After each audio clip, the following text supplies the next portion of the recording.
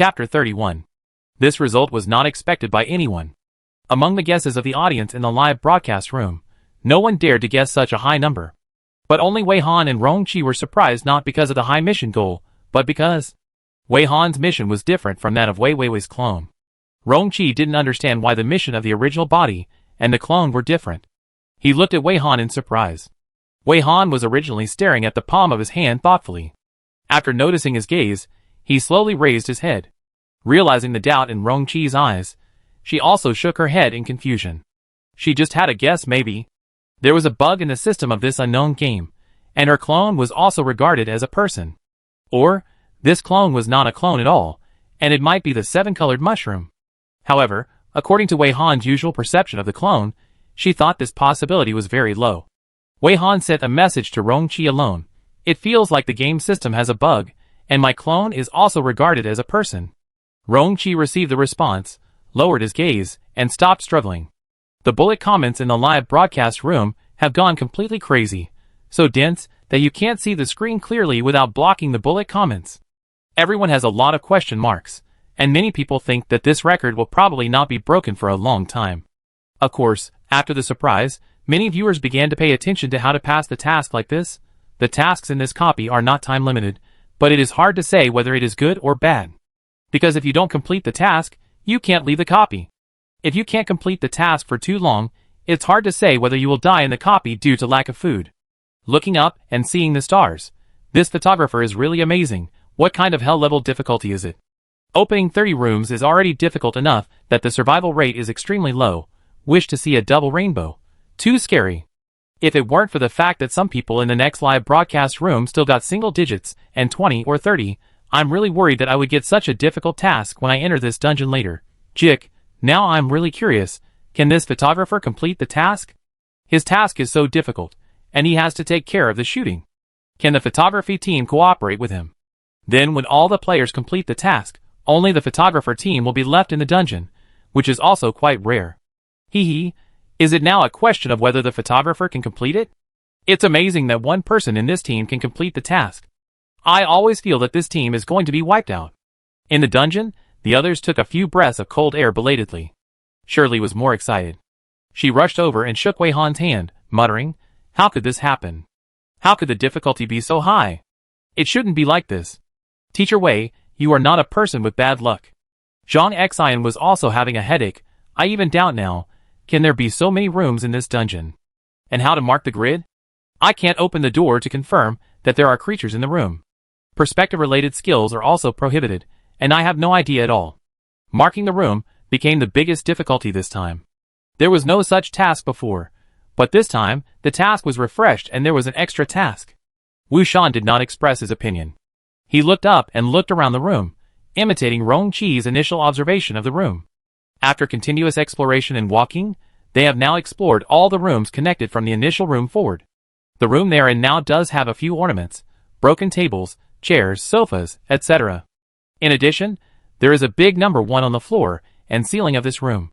Noticing Wu Shan's observation, Mo Hung and Mingna also looked around, and then Mingna pointed to the huge number. I have wanted to ask from the beginning, do you think these numbers are clues? I think some things that appear in the copy are not meaningless. It depends on whether we can find the mystery. Everyone looked at each other and agreed that whether it is useful or not, remember it first, maybe it can inspire something? The mission has been completed, and the initial space has not been explored. Everyone will not delay any more, turn around, and walk straight back to the initial room. They marked the door of the initial room with an asterisk. All the doors connected to the left straight line have been opened, and the room has been explored. Next is the right side in the opposite direction, and then the front and back straight lines, first with the visual starting room as the center, and walk out in a cross shape. This cross is obviously not so symmetrical. It is short on the left and long on the right, long on the top and short on the bottom. With the initial grid as the center, there is 1 room on the left side of the cross, 3 rooms on the right side, 3 rooms on the top, the direction all players are facing, and 1 room on the bottom, the direction players are facing away from. Rong-Chi was the main recorder. He wrote down 1 on the left, 3 on the right, 3 on the top and 1 on the bottom in the notebook he took out. He also drew a schematic diagram and marked the numbers in the rooms 1 by 1. If there are numbers, they will be marked with numbers.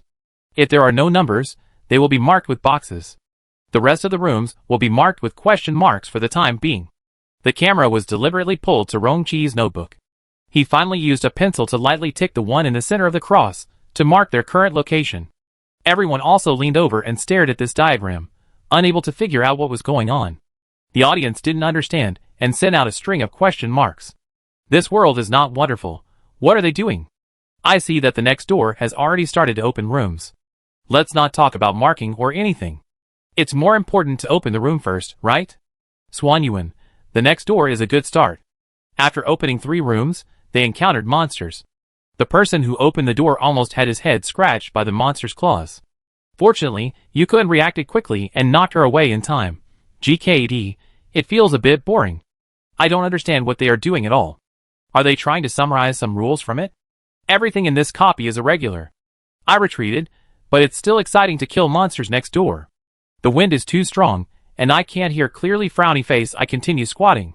I think there should be some rules for marking rooms. If you don't open the door, how can you be sure there are monsters inside? It doesn't seem very rational to rush to open the room now. To be or no to be. Frowny face. Come on, what rational or not, it's always been played like this. This copy is all about luck.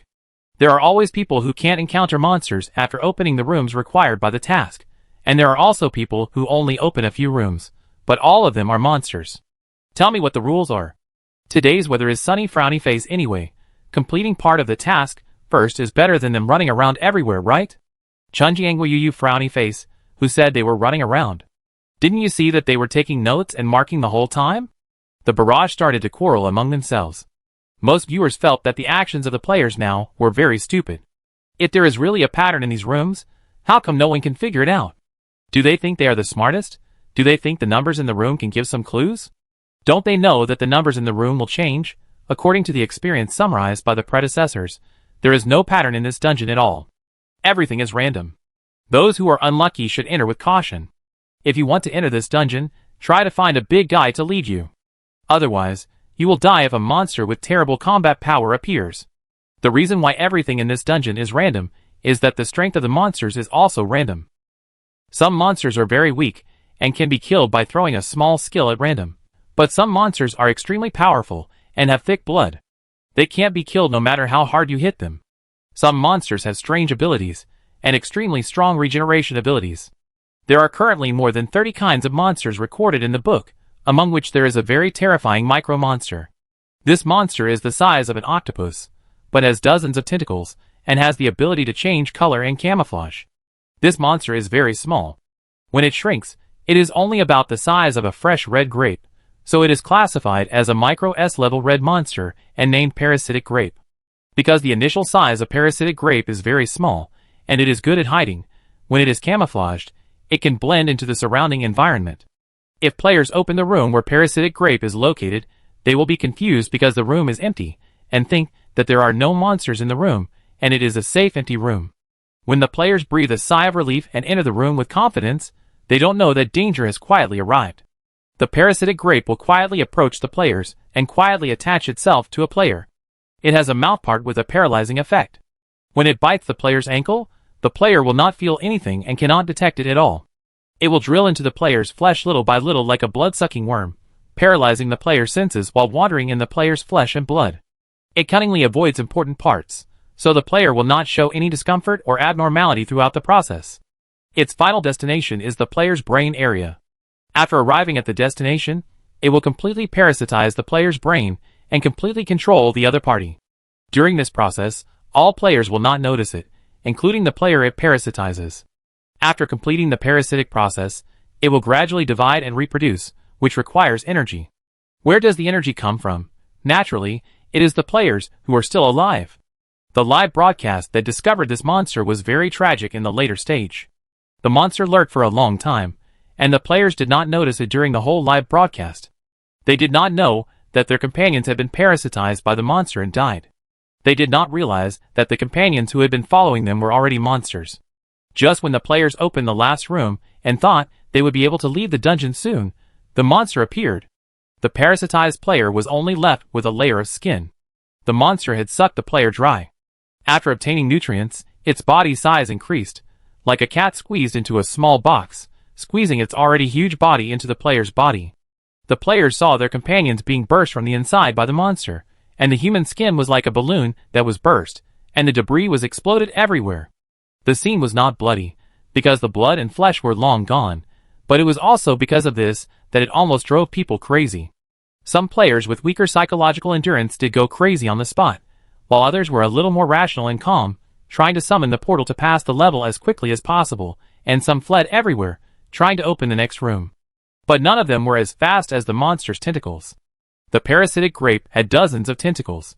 None of the dozen players in the team, including the photography team, could escape its lightning-fast tentacles. At the end of the live broadcast, the camera was running wildly, up and down, and then with a clang, the screen went black, leaving only intertwined screams, and finally, returned to calm. The player team and the photography team were completely wiped out. What did the monster become after devouring so many players? Unknown. Where did the monster go afterwards? Unknown. The information about this monster was obtained by using the lives of all the players, since the monster appeared 3 times. The terrifying thing about this monster is that it is very good at hiding, and cannot be detected in the early stage. Whenever the team encounters this monster, the whole team will be wiped out.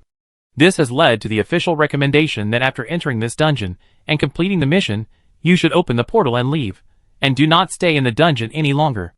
However, this recommendation is rarely implemented by the public, because as a team, no one wants their teammates to leave after completing the mission, leaving them alone in the end. Currently, everyone believes that this monster is probably the final boss of this dungeon, because it is very strong and cunning, and it is rarely seen. This is also consistent with the conjecture that every time the dungeon is refreshed, the boss will return to the initial state. More and more viewers can't understand what the players in Wei Han's live broadcast room are doing, and turn to watch Yukuen's live broadcast. After finally reaching a few thousand online viewers, it soon dropped by half. Yukuen's strategy is completely different from Wei Han's. They have no intention of exploring the initial area, and they firmly believe that there is absolutely no rule in this dungeon. Everything depends on luck. Regarding the order of completing each person's tasks, Yukuen arranges them from less to more. This arrangement makes people with fewer tasks feel more at ease, but the players who are ranked later are a little worried. Especially Qian Yueqiang, she was ranked last. Although Jiang Hongli told her so gently that they would never abandon anyone, Qian Yueqiang always had a bad premonition. Everyone's task requirements are relatively small, and she has so many, she is very panicked, worried that she will drag everyone down. But relying on herself, she really has no confidence to break out, and she has no idea about the task of marking the room. The person who needs to open the least number of rooms is Wei Su. She only needs to open 10 rooms, and she needs to mark the least number of rooms, only 1. 55 minutes into the dungeon, Yukuen and his group stand in front of a door. The number of the room they are in is 1. Standing in the front are Wei Su, Yukuen and Jiang Hongli. Yukuen and Jiang Hongli stand on both sides of Wei Su for protection.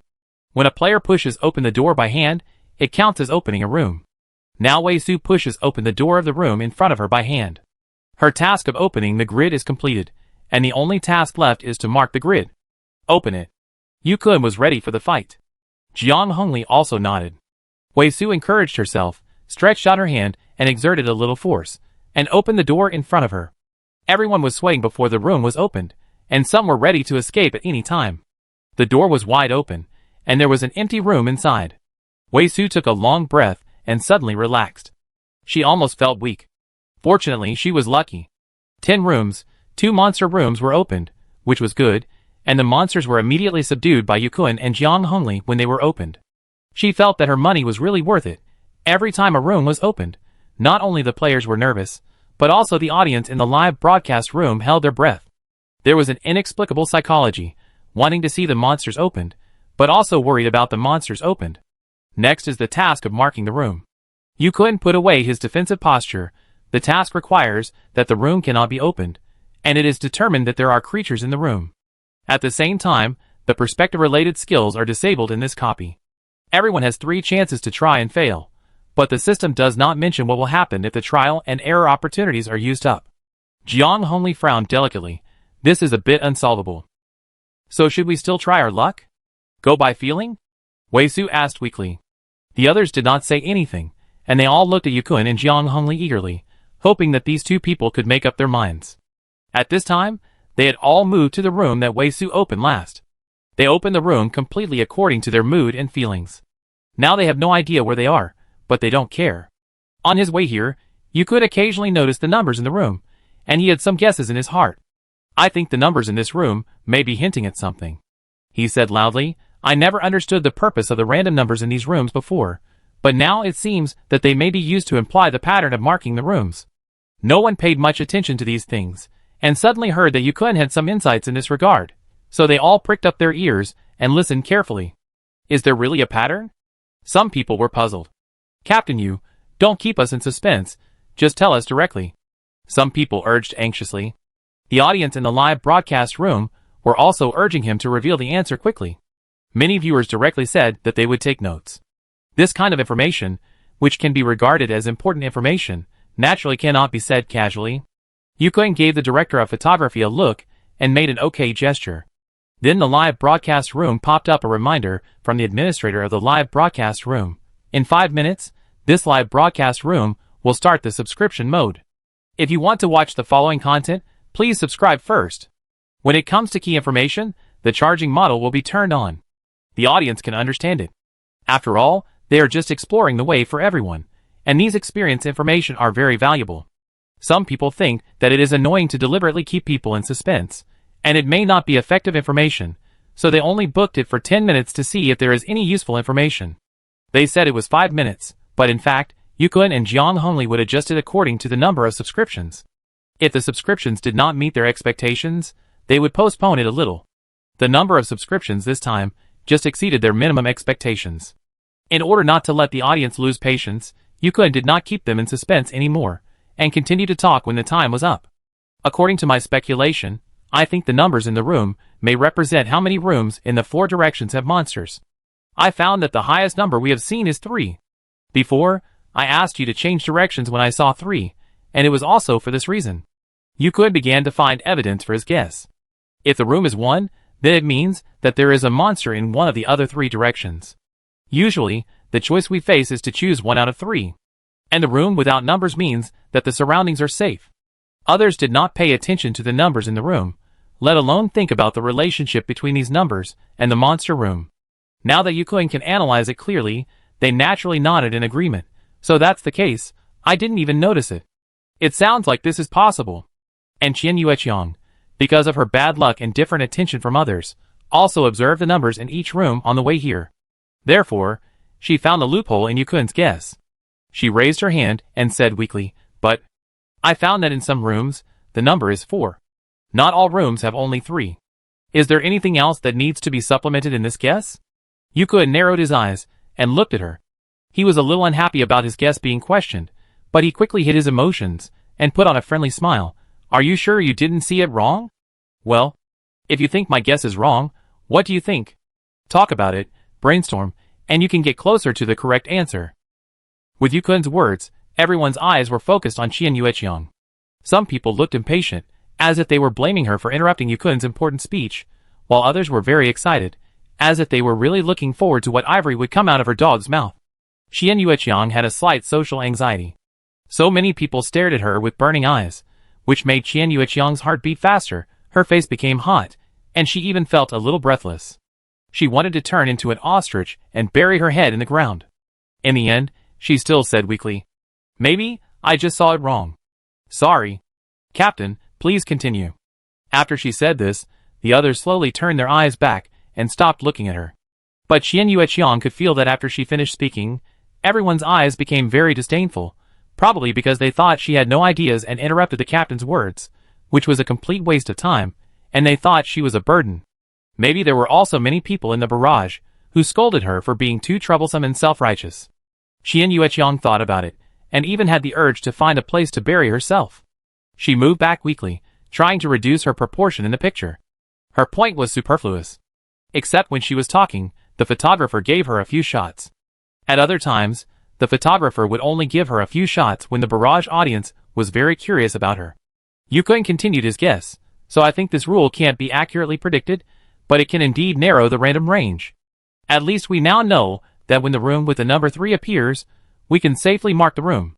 Wei Su immediately understood, then we are going to find the room with the number 3 now. Yukun nodded affirmatively yes. The group turned back to find the room with the number 3. There are relatively few rooms with the number 3, and they didn't make any marks along the way, which is almost like a headless fly running around. They searched for a long time, but couldn't find the room with the number 3. While Yukun was randomly opening rooms, Wei Han's players were still diligently exploring the initial space, and constantly improving the schematic diagram on Rongqi's notebook. Because of this boring exploration process, many viewers in their live broadcast room left again. Only a small number of viewers bet that they would have new discoveries, so they kept insisting. Now there are only 1,000 people left in the live broadcast room. In the end, they went around several times and explored every room in the initial room. They returned to the initial room and displayed the supplementary schematic diagram. This complete and simplified floor plan of the initial area, coupled with the markings of the digital rooms, immediately gave many people a strong sense of déjà vu. Shirley looked at her teammates with complicated eyes, and finally everyone covered their faces, and came up with the same idea. It turned out to be minesweeping.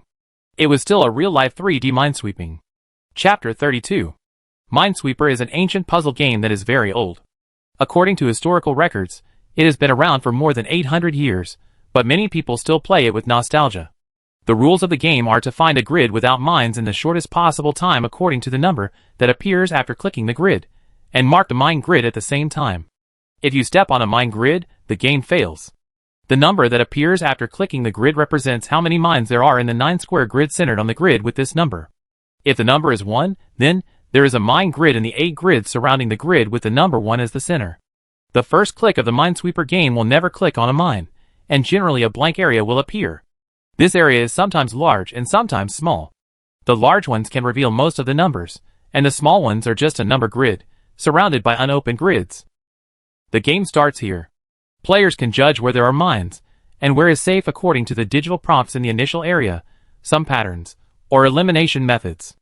After eliminating the mines, continue to speculate outward according to the digital prompts that appear after clicking the grid, and expand the range little by little until all the mines are marked. After figuring out that this copy is essentially a Minesweeper game, Zhang Zinchili and others instantly understood why there are absolutely safe initial rooms and initial areas, what the mission means, and what the monsters correspond to. The marked room in the mission is actually marking the mines, and finding a certain number of mines. In this dungeon, mines are monsters. If you open a room with monsters, it is equivalent to stepping on a mine. In a normal Minesweeper game, the game ends when you step on a mine, but they do not fail when they step on a mine and encounter a monster. If they defeat the monster, the game continues, and if they are defeated by the monster, the game ends. Another difference is that in the dungeon, if the mine is marked correctly, the result will be obtained immediately, but the Minesweeper in the computer game will not know the marking result. If the marking is wrong, it is a step wrong and every step is wrong. At the same time, they have 3 chances to try and fail, but the rules do not say what will happen if the 3 trial and error opportunities are exhausted and the marking is wrong again. According to the rule that there are pitfalls everywhere in the task, everyone believes that if the trial and error opportunities are exhausted and the marking is wrong, it will not be a good thing for the player. According to the Minesweeper rules, the number of rooms marked and the number of rooms opened in the task should be carried out simultaneously. After seeing the schematic diagram, the people who understood it in the live broadcast room also suddenly realized it and exclaimed, "I see in the barrage." Wei Baliner, so that's what's going on. This picture really opened my eyes. My heart is raining, really shocked, and there's an inexplicable sense of absurdity. I know they're not running around meaninglessly. Moto Fish. I'm so shocked that I can't speak. The secret of this sea-level dungeon is finally about to be revealed. I really didn't expect that the answer is actually very simple. It turns out that it's just like this, but so many of us have never figured it out. No big problem. If I had discovered it earlier, this dungeon could basically be passed without any damage. No wonder it's just a sea-level dungeon. It turns out that this is how it should be played. Why has no one thought of doing this until now? These comments have one thing in common, that is, they do not reveal key information. This is also the tacit understanding of everyone. Key information will not be clearly stated unless the host has fully disclosed it. Those comments look like a group of people talking in an encrypted manner. Some viewers who did not understand were directly stunned, just like the melon eating was absent, but when they were distracted, they found that they could not keep up with the rhythm. This kind of audience was already very confused, and at this time someone sent a rebuttal comment. The Little Prince of Piano, don't be happy too early, All unverified speculations are just fantasies. Read on first. Why do people go to school? The more times like this, the more you need to stay calm and rational, and don't blindly believe in your own judgment. Your intuition may sometimes hurt you. I hate Zaoba. That's what I said, but it's really hard to do this in the copy. When will there be mechas? Yes, if everyone can be so calm, there won't be so many unsolved mysteries in the copy until now. Eat more carrots. I decided to stay there for a while, and wait for them to verify step by step. Watching the two groups of viewers chatting back and forth, the netizens who didn't understand anything during the whole process seriously suspected that they were not connected to the internet, otherwise why did they get more and more confused? Dizzy. Wow, take care of the IQ of the little idiot. What are you talking about? Why can't I understand it at all? Be a cat in the next life. Hey. Am I offline? Abstract woman. I also want to be able to understand it in seconds, like the big guys every time. I won't tell you. Don't worry, just keep reading and you will understand. Even if they really don't understand, the players and anchors will definitely tell them. At this time, the live broadcast room screen shows that the players leave the initial room, current coordinates, second vertical column, fourth horizontal row, marked as 2 columns, for rows, walk to the room marked with the number 1 on the left, and tick the new position. The room to the left of the initial room, current coordinates, 1 column, for rows, is the question mark room. According to the rules of Minesweeper, they have been able to determine that the question mark room below this room is a mine room. The calculation process is very simple. It is known that the number in the initial room is 1, which means that there is only 1 mine in the 9-square grid centered on the initial room. In this 9-square grid, only the grid in the lower left corner is not opened, so this room must be a mine. It's very simple, and you can see it at a glance. They made a decision very straightforwardly, and directly discussed choosing one person to come forward and draw a circle. Shirley and John Xian both took the initiative to raise their hands and express their willingness to be the first to try. In the end, John Xian persuaded Shirley to try first. The prompt did not say what to use to draw the circle, so John Xian first tried to draw on the door with his bare hands. After his arm circled around like a compass, a red circle actually appeared on the door. This red circle was as big as a normal-sized swimming ring, and the red pigment reflected was like blood, as if it was slowly flowing, which looked a bit creepy. At the same time, Zhang Xian felt a burning sensation in her palm, and she generously displayed the panel so that everyone could see the task progress reminder on it. Marking completed. Please wait for the judgment result. Originally thought that it would take a long time to wait for the judgment result, but unexpectedly, as soon as they finished reading this reminder, the judgment result popped up on the panel. Congratulations. Marking is correct. Please keep up the good work. As soon as the judgment result came out, everyone looked at each other and breathed a sigh of relief. Only Wei Wei was calm, while Wei Han, who was not in the photo, smiled secretly. Her reaction speed was okay, a little longer than she expected, but it was acceptable. Perhaps they could soon find the second answer to the mystery in this dungeon. Before Wei Han decided to come to this dungeon for filming, she had checked out the location in advance, but as she said, it was her business to check out the location here, and she would not give any spoilers to the players in the live broadcast room. Her next plan was to wait until the players took a break, and then she would let the clone take over, and she would take time off to complete the main body's task.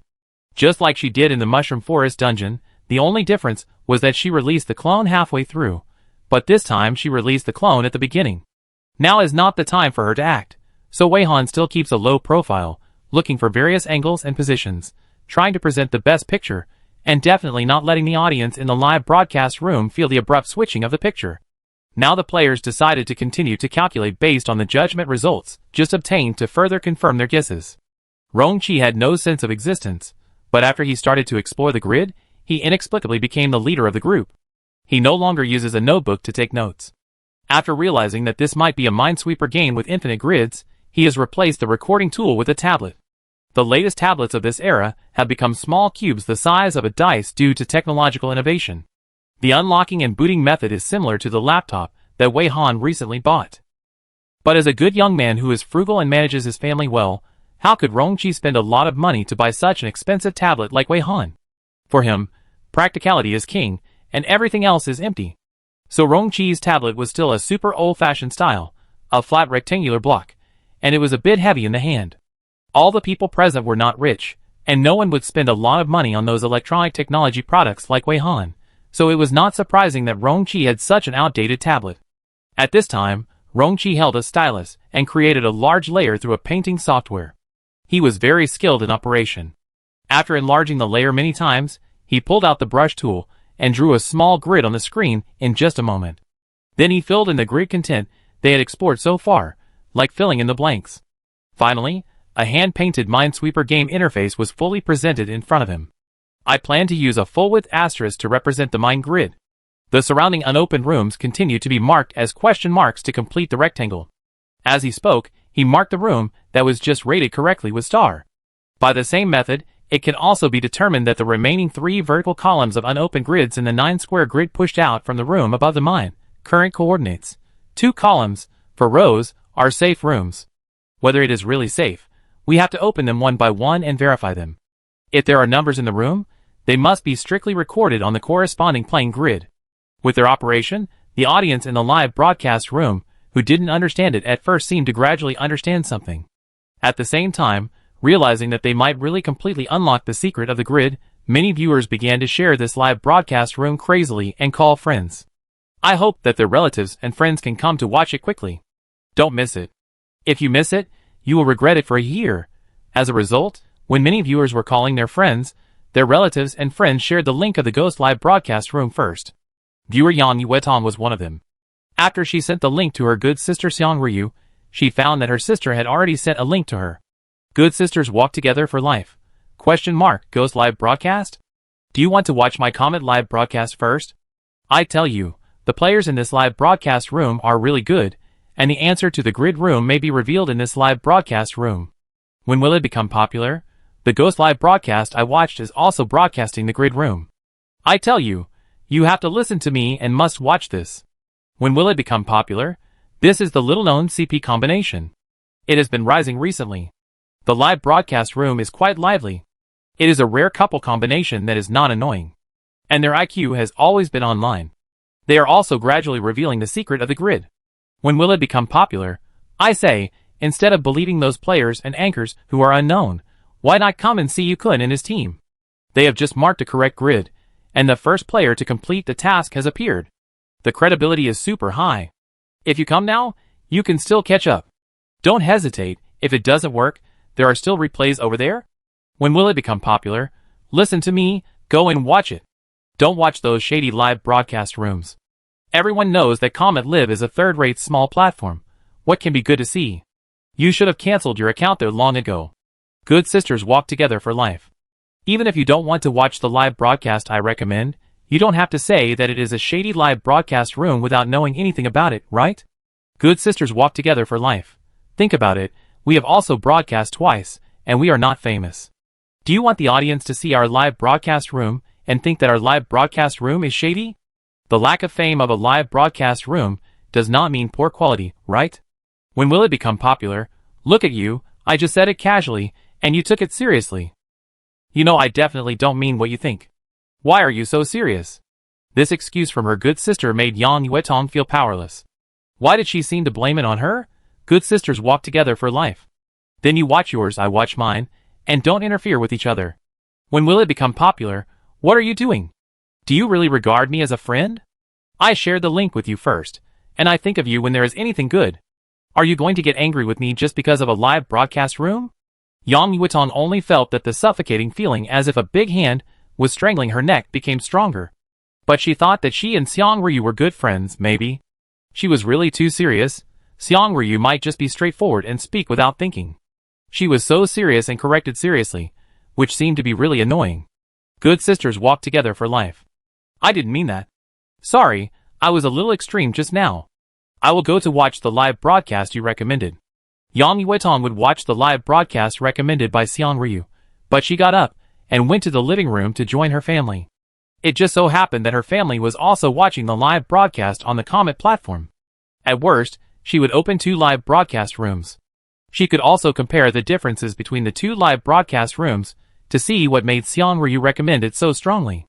Thinking that she apologized first just now, Yang Yuetong felt a little depressed, secretly hoping that the players in the Comet live broadcast room would be better than that CP combination to prove that they were right. In this way, Xiang Ryu would have nothing to say, and maybe Xiang Ryu would have to apologize to her. Similar situations also happened to many other viewers, and the audiences on both sides had different degrees of disputes. Some were persuaded by the other party, and some persuaded the other party. Most of them could not persuade anyone, and they were all secretly looking forward to the live broadcast room they favored to find the correct answer, slap the other party in the face, and let the other party come back to apologize to them. After the enthusiastic audiences called their friends, the online audience of the live broadcast room suddenly exploded. Originally, because Rongqi and others were too bored to explore the room, the number of online viewers dropped to around 1,000, and now it has directly increased to nearly 6,000. And the number of people is still climbing up. It is obvious that Comet Live is a platform with relatively small traffic, but the increase in the number of viewers in their live broadcast room does not make people see that the platform traffic is weak, and it is almost the same as the increase of Kunli Group on the big platform Ghost Live. However, at this time, the live broadcast room was so lively that the players had no time to care about it. They were busy opening the 3 rooms that were temporarily designated as safe. According to this way of playing, this game is really useless, and you need to walk back and forth constantly. The 3 question mark rooms are squeezed together, and can be opened continuously. All 3 rooms are indeed safe. At the same time, all 3 rooms have numbers. After Rongqi marked the numbers, he also marked 2 places with asterisk, and added a few hashtag rooms to indicate that they are temporarily safe rooms to complete the rectangle. The remaining unknown rooms are still question marks. Both verifications got the expected results, but they were very cautious and planned to conduct several more verifications. On the enlarged schematic diagram, the 2 asterisks added in the upper 2 rows are the mine grids obtained according to the Minesweeper rules, and the 6 hashtag added are the safe grids obtained according to the Minesweeper rules. Whether the result is as they speculated, they need to continue to verify, open the room one by one, and check the numbers in the grids tentatively designated as safe. The grids tentatively designated as mines need to be marked to see if the marks are correct. This verification process is actually quite boring, but the audience is now very excited. Some viewers also took pictures of the players' new schematics by snapping, and verified them together across the screen, which is also a magical interaction. Following the players to deduce together, the audience is full of participation, and they wish that the players have 4 legs and can quickly verify all the question mark grids and mine grids on the spot. The verification results come out, one can prove whether their guess is correct, and the other can expand the map and then flip down the grid. For a while, this scene looks like it's really just a minesweeping game with multiple people participating. The anchors are the mice that move automatically on the screen, and the audience are the game players sitting in front of the screen waiting for the mouse to make the next move. After the map is expanded, verification is more troublesome. Each room is not small, and you have to mark while moving forward to avoid getting lost. Most of the time, players are just rushing on the road. The audience didn't feel bored, but they were very anxious and wanted to rush in to walk for them. Ghost Live, Kunli's daily love live. There is no such atmosphere in the live broadcast room. This live broadcast room, which was also recommended for the reason of revealing the mystery of the grid copy, is currently carrying out the task of the second player, who is to mark 3 grids and open 13 grids. With the experience of the first player Wei Su successfully completing the task, the second person's method of doing the task is the same. Or first open the number of rooms specified in the task, and then find the room with the number 3, circle the other 3 doors in the room, wait for the judgment, and the second person's task can be easily completed. They have already opened the 11th room, and then opened 2 rooms, and the second person's task of opening the grid is completed. According to the rules summarized by Yukuin, when you encounter a room with the number 1, you could open it a little bolder, and when you encounter a room with the number 3, you should immediately turn around and change the room. Using this method, they soon encountered a problem. Why is it the room with the number 3 again? It's not time to mark the room yet. Why are there so many rooms with the number 3 suddenly? Are you asking me to do the marking task first? In order to find a room with fewer numbers, the group has no idea how many circles they have gone around, and their feet are almost like noodles. The players are collapsed and howling. The physical difference in level is reflected at this time. The E and F level players, who were not in good physical condition, had to walk with their legs shaking, and had to hold onto the wall, while the D level players just felt a little tired, and the B level players basically didn't feel anything. Many players in this team were only E and F level, and they had come so far completely relying on willpower. Yukuin and Jiang Hongli took a look at the situation of everyone and made a decision. Everyone, rest here for 30 minutes. The photography team should also discuss how to carry out your mission. After the second person's mission is completed later, we will rest for a longer time, and the photography team will use this time to do the mission. This is the difficulty of the follow-up photography team. When the players are in action, the photography team has to follow and shoot. When the players are resting, they don't have much rest time, so they have to use the players' rest time to complete the task. It seems that thanks to the rules summarized by Yukun, the randomness is reduced, allowing them to have a certain degree of initiative.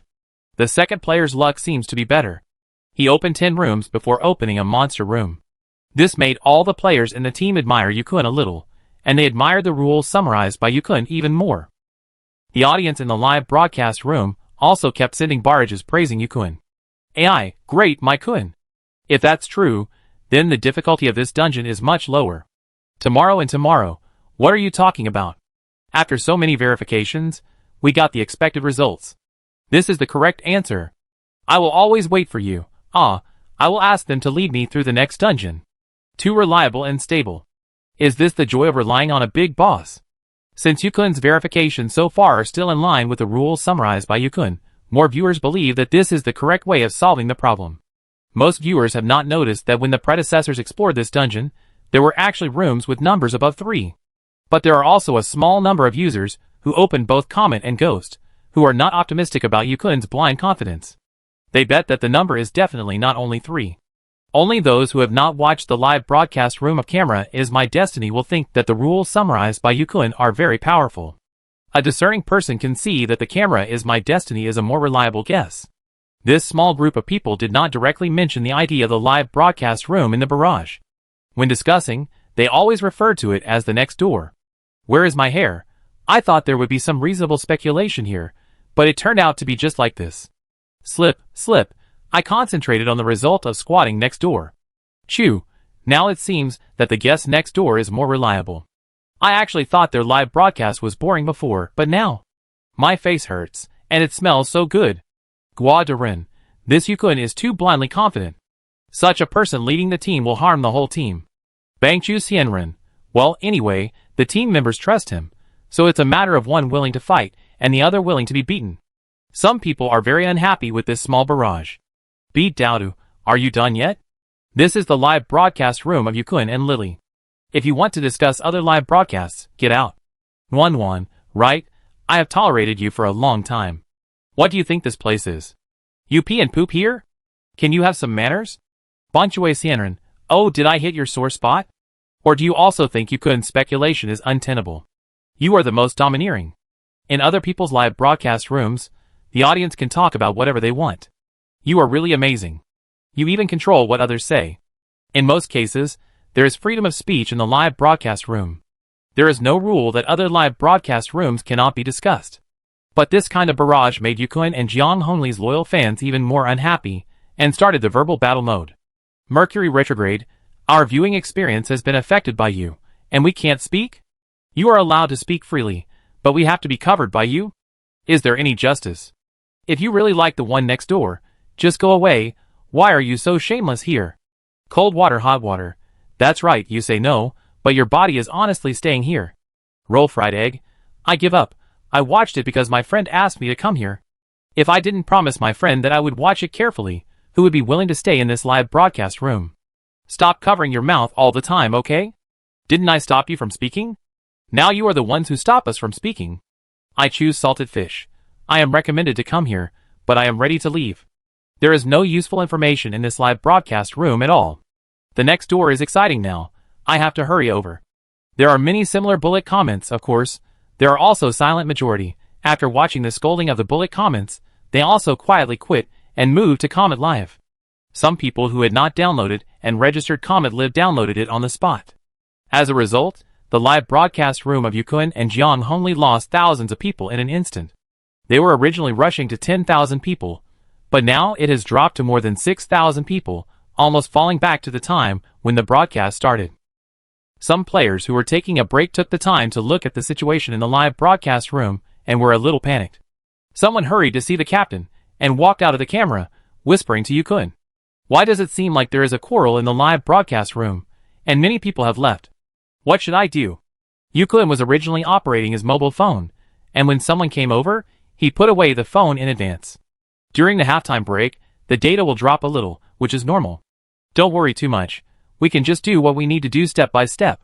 Yukon said this, but in fact, he was very uncertain for the first time.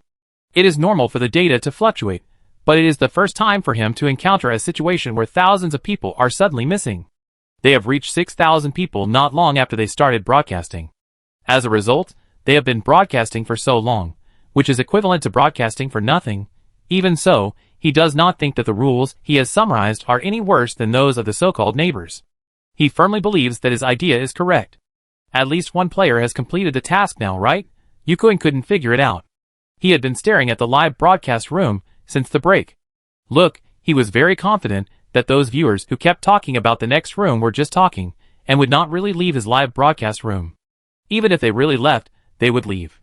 Anyway, there must be only a few dozen people shouting. What kind of waves can they stir up? He also doesn't need such viewers, who crazily mention other live broadcast rooms in his live broadcast room. Who would have thought that only a small number of people would come forward, and the majority would remain silent, and in the end, thousands of people left. He said he would quit, and he really did what he said. Without a trace of dragging his feet, Yukon didn't take the so-called next-door live broadcast room seriously at all. When by chance, when he knew that the players in the neighboring live broadcast room had all completed extremely difficult tasks, he was still thankful that the tasks he had completed were generally simpler, and he also warned the endings of those people in advance. Like most viewers, they all felt that since everyone on their side had completed such a difficult task, it was impossible for them to get out alive. For a team that was destined to die, what was the point of treating it as a competitor? Not to mention that the other party was still broadcasting on a platform with very poor traffic. But now, he has begun to worry about what the so-called neighboring live broadcast room had discovered that would cause. Let so many viewers rush over. A third-rate platform live broadcast room that he didn't take seriously has now become the biggest threat, seeing that the number of people in the live broadcast room was about to fall below 6,000. Yukon couldn't sit still. After comforting the team members, he walked out of the camera and sent a message to his girlfriend. Tushin, this is not a solution. You open a small account and go to comment live to find out the bottom. Ipeng, okay, I just had this idea. Tushin, if you find anything, just contact me directly by mobile phone message. Ipeng, okay. So a viewer with the ID, Kiss Baby, entered the live broadcast room of Camera Is My Destiny. As soon as he came in, he was stunned by the crazy barrage. Chapter 33. The barrage in this live broadcast room is so crazy that if you don't block it, you can't see the picture clearly. A closer look at the number of online people in the upper right corner shows that it is almost over 10,000. But generally speaking, only at least 100,000 online viewers can produce this kind of barrage effect. This live broadcast room is really weird. Are the audience active to this extent? It's just a blind box in the room. What's there to talk about? Crazy. Jiang Hongli didn't understand, and at the same time, she was also very serious. She wanted to see what the players here were broadcasting now. Is it a new monster that is being opened and killed? Or is it a singing and dancing show? In the copy live broadcast, there are also some former idols who try to please the audience with their former business abilities. Maybe it's an illegal operation? In order to see the picture clearly, Jiang Hongli had to temporarily block the crazy barrage. At this time, the picture shows a bird's eye view. The camera should be set up quite high, which is a bit close to the perspective of God. It can be clearly seen that there are a total of 6 players in it, 3 men and 3 women. The scene that Jiang Hongli imagined was not there at all. These 6 players were just walking. No one knew where they were going. They seemed to have a clear direction and a very clear goal. They were not wandering around randomly. If there were any characteristics, at first glance, it could only be seen that these 6 players were very good looking, and the picture quality of this live broadcast room was very high, the camera was very stable, and the picture tracking speed was just right. Based on this, it can be roughly inferred that these players should have hired a very good photography team. But the photography team's shooting effect is just icing on the cake, and the focus is still on the players' actions. Are you kidding me? I'm just walking. Why are the audience going crazy? Jiang Hongli couldn't understand it. Weren't they also on the road when they were looking for a room? I didn't see the audience in their live broadcast room going so crazy. With a strong curiosity and desire to explore, Jiang Hongli decided to open her eyes and read the audience's comments carefully. The moment she opened the comments, the screen was blocked tightly again. The audience was still sending comments crazily, and the number of online viewers broke through 10,000, broke through 12,000, and was still rising. Jiang Hongli struggled to read the information from the overlapping comments. After watching for a long time, I could only see a few sentences. Clause, open quickly. Open quickly, press and hold the screen to speed up the anchors. Squeak, damn, I have rewarded 10 interstellar submarines, hurry up. Don't force me to kneel down and beg you. Shanking Biluo, baby, walk faster. At this moment, I really want to turn into your legs. Plan a dream. I want to rush into the screen and carry them to run. Is there any cure? Ah, it's the first time to play this kind of game. It's so exciting. Although the anchors have tried very hard to hurry, I feel sorry for them being tired. But babies, you can do it. You can go faster. Your potential is far more than this. Jiang Hongli, ? I didn't see any useful information. I just saw that these viewers were really crazy, and each one of them was like taking stimulants. What are they in a hurry for? Normally opening a blind box room. I haven't seen such crazy. Jiang Hongli wanted to look at a few more comments, and her eyes became cross-eyed, because she saw that they were all comments from the audience asking the anchors to rush forward. It was really a blast. This was the first time I saw a live broadcast room where the audience was more active than the anchor. Looking at the posture of these audiences, they really wanted to rush into the dungeon to help the anchors. The more Jiang Hongli looked, the more she frowned. Suddenly, a hand reached out. She put away her phone, looked up alertly, and relaxed after finding that it was Yukuin. What's wrong? Are you uncomfortable? Yukuin touched her head affectionately. Do you want to extend your rest time? Jiang Hongli shook her head meaningfully, just thinking about something. You know, I'm definitely not very tired. But in order to take care of others, maybe I should extend my rest time. This is their way of doing business. One shows concern for their partner, and the other shows their thoughtfulness and kindness. Their loyal fans in the barrage were also shouting that they were giving out sweets, or that Lily was really gentle. Then I go ask others, you continue listening to the songs. Remember to listen to the songs I recommended to you. Yukuin blinked at her. After Yukuin left, Jiang Hongli walked a few steps casually, came out of the camera, and sent a message to Yukuin. Yipeng, I haven't seen the key information yet. At present, I can only see that the audience there is very active, and they are posting some incomprehensible comments. Tushin, then extend the rest time a little bit. Anyway, those E level and F level are too tired to stand up. They are eager to extend the rest time. Yipeng, I just took a look at the data of our live broadcast room. The number of people is still falling, and basically only our basic fans are left. Is it okay to extend the rest time? Tushin, it is more important to figure out what the live broadcast room relies on to attract viewers. After finding the reason, I found a reason and took people to report the live broadcast room. Yipeng, understood. As you could expected, those E level and F level players, who were so tired that they didn't want to move their fingers, agreed to extend the rest time. They also found that the data in the live broadcast room was declining, so they all planned to do something. Yukuin also participated in it to maintain the situation. Jiang Hongli continued to stare at Wei Han's live broadcast room. This time she blocked the barrage, and she didn't expect to see any useful information from the barrage. She just watched what the 6 players were going to do. The 6 players in the picture were always on the road, and occasionally they would get together and lower their heads, as if they were looking at something together. One of them was a very handsome man holding a stylus to take notes, and I didn't know what he was recording. The handsome man might be the captain of the 6 people, and everyone listened to his command. They walked and stopped along the way, observing the surroundings and recording things. It seemed that there was nothing special, but the audience was just crazy. Occasionally, the camera would move away from them, as if to show the changes in the players' sight lines, and follow the players' sight lines around the grid room, so that the audience could clearly see the layout of the room. After staring at it for more than 10 minutes, Jiang Hongli finally found something different.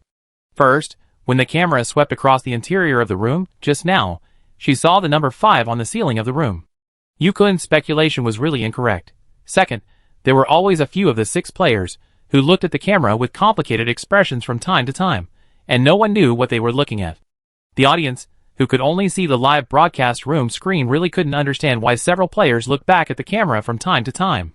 However, the audience who followed the live broadcast from the beginning knew that one player was missing, and that player seemed to be running between the players and the photography team. After leaving the screen, the player named Wei Wei should have gone to help the photographer. Now the camera is relatively high, that is, the photographer is on the shelf or ladder, and Wei Wei helps the photographer push the shelf or ladder, right? The audience's guess was half right. Wei Weiwei did help the photographer with the shooting. But there was no so-called shelf or ladder, because Wei Weiwei herself acted as a shelf. Wei Han took the photo with both feet on Wei Weiwei's shoulders, and the overall look was exactly like acrobatics. Her clone is one with her. Not only can she stand steadily on the other's shoulders, but she can also make the clone's movement speed perfectly adapt to the needs. When the height needs to be adjusted, the clone bends its legs, squats or does a split to lower the height. The clone grabs her feet with both hands and lifts them up to increase the height. These rooms are too empty, and it is impossible to use the giant mushrooms like in the Mushroom Forest dungeon, so I have to use my clone. This shooting posture makes Shirley, who has seen all kinds of cool operations by Teacher Wei, look back frequently. Thinking of the first time they met, Teacher Wei helped Wei Han press his legs. Shirley felt that she seemed to understand vaguely. This is probably the way Teacher Wei and Wei Han cooperate. So far, Shirley believes that she still clearly distinguishes Teacher Wei from Wei Han. She didn't realize that she had already mistaken the person. Wu Shan and Zhang Xian were shocked, but more worried that she would fall. Later, they noticed that she had been shooting for a long time, and was very stable, so they were relieved. It was the first time for Imo Hung and Ming Na to see this scene, and they also looked back the most, for fear that if they didn't pay attention, they would hear the dull sound of landing from the photographer's side. The young couple was worried and puzzled. Has being a photographer become so complicated these days? Or is this photographer so poor that he forced himself to become an all-rounder? What made the young couple even more confused was that Wei Weiwei, whose shoulders were stepped on, didn't look like a strong body. How did she manage to hold a person steadily for such a long time without taking a breath? However, the young couple probably understood the confidence of the photographer who dared to act alone. It seems this photographer does have some skills. But Imo Hung, an honest young man, still felt that even if the photographer could take care of himself, he couldn't let Wei Weiwei do such a hard job alone. What Imo Hung couldn't understand in particular was why the other two men in the team were so calm. Especially the one called Ding Lu. He admired his courage and carefulness in the dungeon, but he also felt that he was a grown man, but he turned a blind eye to the hard work of the girls in the team, which was not manly enough. Girls should be taken good care of. Okay, the main reason was that they had been walking for so long, and he already felt his legs were weak. The photographer must be even more tired carrying the equipment and following in this posture. After Imo Hung and Ming Na lowered their heads to discuss for a while, they decided to propose a break. Well, do you feel tired now? Should we take a break? Imo Hung asked everyone with a smile. As soon as he spoke, Rong Qi and others paused and looked back at them, as if they just remembered that people would get tired after walking for a long time, and said with sudden realization, "Oh, I almost forgot that I need to rest." After surviving in the wilderness of the Mushroom Forest dungeon, their physical fitness has already leaped, which is completely inconsistent with their level. Rong Qi's eyes inadvertently passed by Wei Han, who was stacking people, and he was also complaining in his heart that she always came up with some weird shooting poses. Well, it seems that I am a little tired. It just so happens that this room is a safe grid, and we have also verified a lot of grids, so let's take a break for a while. Rong Qi did not stare at Wei Han. After agreeing to disband and rest, he took out a pile of stools from his skill space, disassembled them one by one, and placed them on the floor. There were exactly 8 stools, 6 players on their side, and 2 on Wei Han's side. Everyone had taken chairs and sat together, waiting for Wei Han and Wei Weiwei to come over, but Wei Han had no intention of coming over, and was still filming seriously. Wei Han didn't move, and Wei Weiwei was even less likely to move. "Teacher Wei, you and Wei Wei come over and take a break together. It just so happens that we also need to analyze and summarize the grids that we just verified." Ming Na persuaded. Imo Hung also added, "Yes, Teacher Wei, you are still carrying a camera, much more tired than us." Because he was still filming, Wei Han didn't want to record his voice into the live broadcast room, so he still used his skills to transmit his voice. "It's okay, I'm not tired. You guys can just go through the dungeon without worrying about me. Just let me shoot well." Wei Han meant to let her shoot silently, quietly, without any sense of presence, and it would be better if she didn't exist. Imo Hung directly misunderstood the other party's intention, thinking that Wei Han refused because the shooting could not be interrupted. "Is it because no one will take turns with you?" Imo Hung stood up and walked towards the camera, approaching Wei Han. "Teacher Wei, let me help you carry the camera for a while. You and Wei Weiwei should not force yourselves, and take a good rest when you need to rest." Wei Han still refused. "No. I don't like others touching my camera." "Thank you for your kindness. Then do you want to let Wei Weiwei take a break?" Mo Hung patted his broad shoulders. With Nana's permission, I can take over Wei Wei's job. Or stand on my shoulders to shoot. Even if Teacher Wei couldn't rest, Mo Hung hoped that he could help a little. Wei Han. He was probably a little overconfident. Even if he did have a nice body and good muscles, he was still far from being able to replace Wei Wei's job. Being looked at by Mo Hung with such confidence and expectation, Wei Han couldn't think of a better reason to refuse and fell silent. Others, except Ming Na, looked at Mo Hung with eyes that said, "How dare you?" Rong Chi even frowned, looking a little unhappy. And what Mo Hung said just now caused the audience in the live broadcast room to type a series of question marks. Such words can be vaguely seen in the dense barrage. I want to be by your side. No. Big brother, what did you just say? Never say thank you. I was completely stunned. Is there something wrong with my ears? He said, stand on my shoulder, right? 10 yuan 3 gene of kindness. It's over, it's over. I was very curious about this Teacher Wei, and now I'm even more curious. What kind of strange person is this Teacher Wei? It's not what I thought. He stood on another person's shoulder to take the photo, right? No, right? Is there really a photographer who takes photos like this? You said purple is beautiful. Too devilish, damn. It interrupted my train of thought. Big brother, you didn't mean to disturb our thinking. Cooking dream, it must be. The answer is about to be checked, and this is a diversion. But I really want to know. Did Teacher Wei really stand on someone else's shoulder to take the photo? Damn, how did he do it? Mo Hang's few words successfully raised the audience's curiosity about photographer Teacher Wei. There are also viewers who have chased the mushroom forest copy wailing. Passerbysion Plus. Everything about the last Teacher Wei has become an eternal unsolved mystery. This is the eternal pain and regret in my heart. Please don't let it become an unsolved mystery this time, okay? I wrote a letter in blood, asking Teacher Wei to appear on camera. Please ask someone to broadcast Teacher Wei's filming status. If we don't mention this, the audience will not be so persistent. Once an audience member mentions this, others will also roar in the barrage. Chun Yin Renren. 2 people wrote a letter in blood. I will die with regret if I don't see Teacher Wei appear on camera. From the 2 people's letter in blood, it was followed by 1,000 people's letter in blood, and more audiences are still continuing to relay, as if trying to turn it into a letter in blood of 10,000 people. This made Jiang Hongli, who opened the barrage again to try to see more information, completely speechless. Some of the audience's barrages still made her confused, but the photographer stood on someone's shoulder to shoot? What a joke. They rely on this kind of mystery to attract the audience. The audience cried and begged, but they didn't even have the intention to respond to the audience's request. They were just deliberately whetting everyone's appetite. Is it difficult to answer whether the photographer really stood on someone else's shoulder to shoot? Jiang Hongli would never admit it, and she was also very curious about it. Everyone was waiting for the follow-up in the live broadcast room, paying attention to the reaction of every player. Jiang Hongli didn't realize that she was here to spy on the enemy, but she was a little too excited and almost followed those crazy barrages.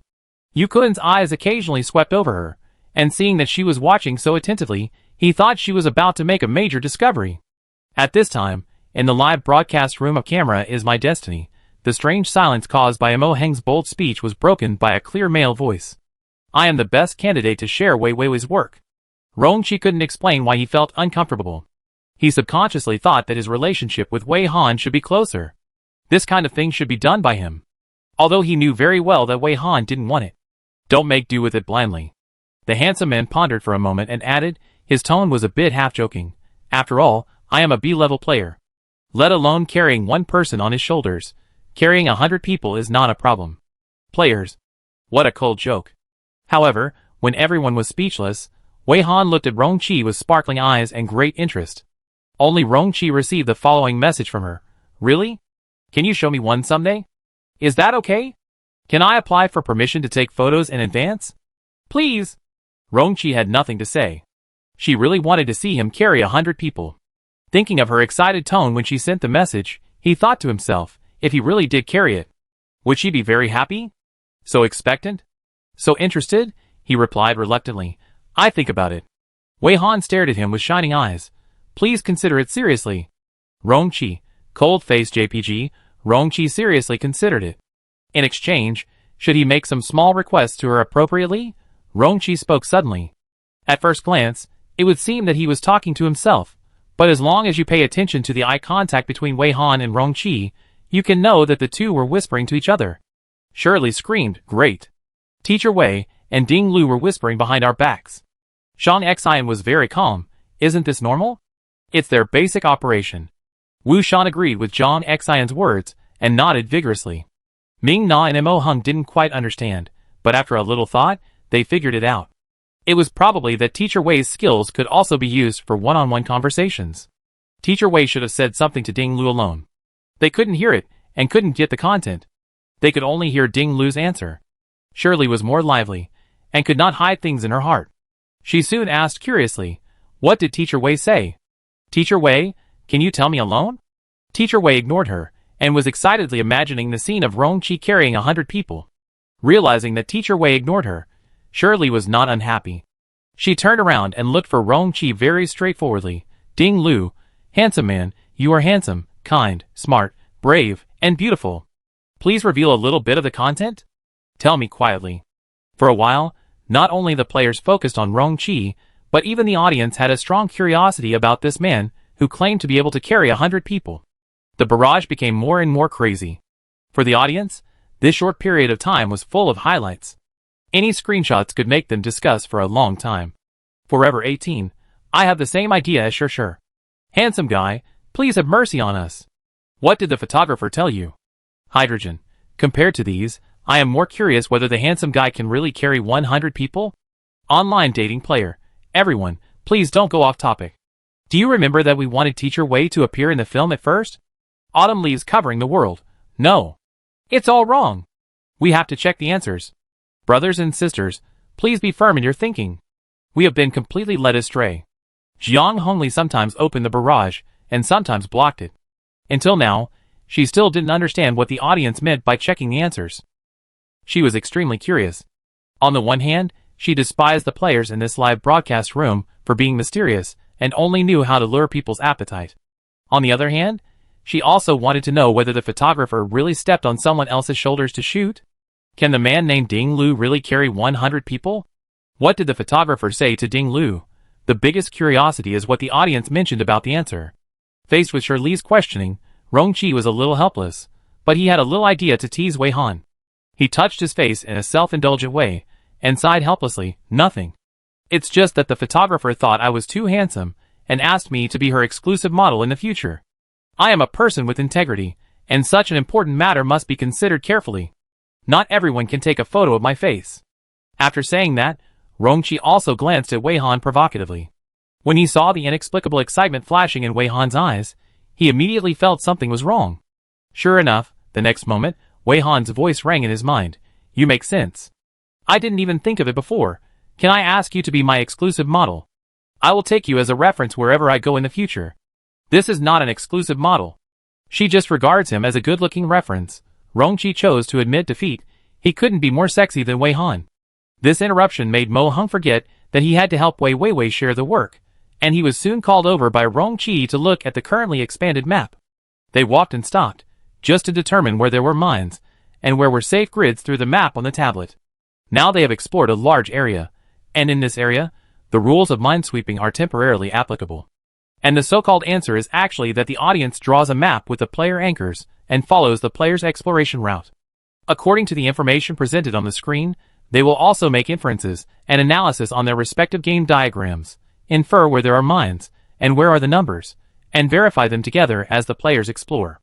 The audience participating in the game all hope to verify the answer quickly and reveal a larger scope, so they will frantically ask the players to move faster and faster on the bullet screen, which is equivalent to the cloud players disliking the real player's automatic mouse moving too slowly. Now that a stage has passed, the audience needs to compare the maps of both sides to see if there are any differences and correct them in time. After all, the players are in the first perspective.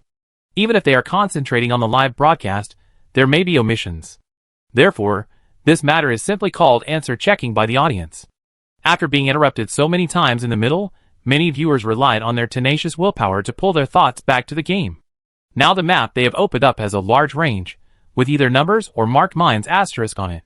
There is also a new safe area in the middle, which is also a place connected together without a mine in the middle. This map has become very complicated and cannot be displayed one by one, let alone the whole map at a glance. But when the camera focuses on the map, the audience still took pictures at a fast speed. The audience was serious about the answer. After all, there were many Minesweeper enthusiasts among the audience, and this copy of the game completely aroused their gaming addiction. This is much more fun and exciting than a simple minigame. Not to mention that there are talented players who can provide laughs and highlights at any time. By this time, Wei Han's live broadcast room had exceeded 20,000 viewers. Jiang Hongli saw it inadvertently and couldn't help but be jealous. This live broadcast room opened on the Comet platform can gain so many active online viewers in such a short time.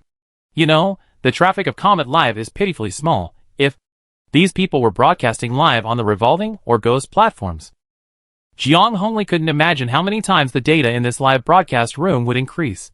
As for the fact that the camera was fixed on a certain pattern for a short while, Jiang Hongli didn't take it too seriously, just thinking that the photographer was switching the screen and casually scanning it. But when she opened the barrage, she found that the barrage had become like this. Are you awesome?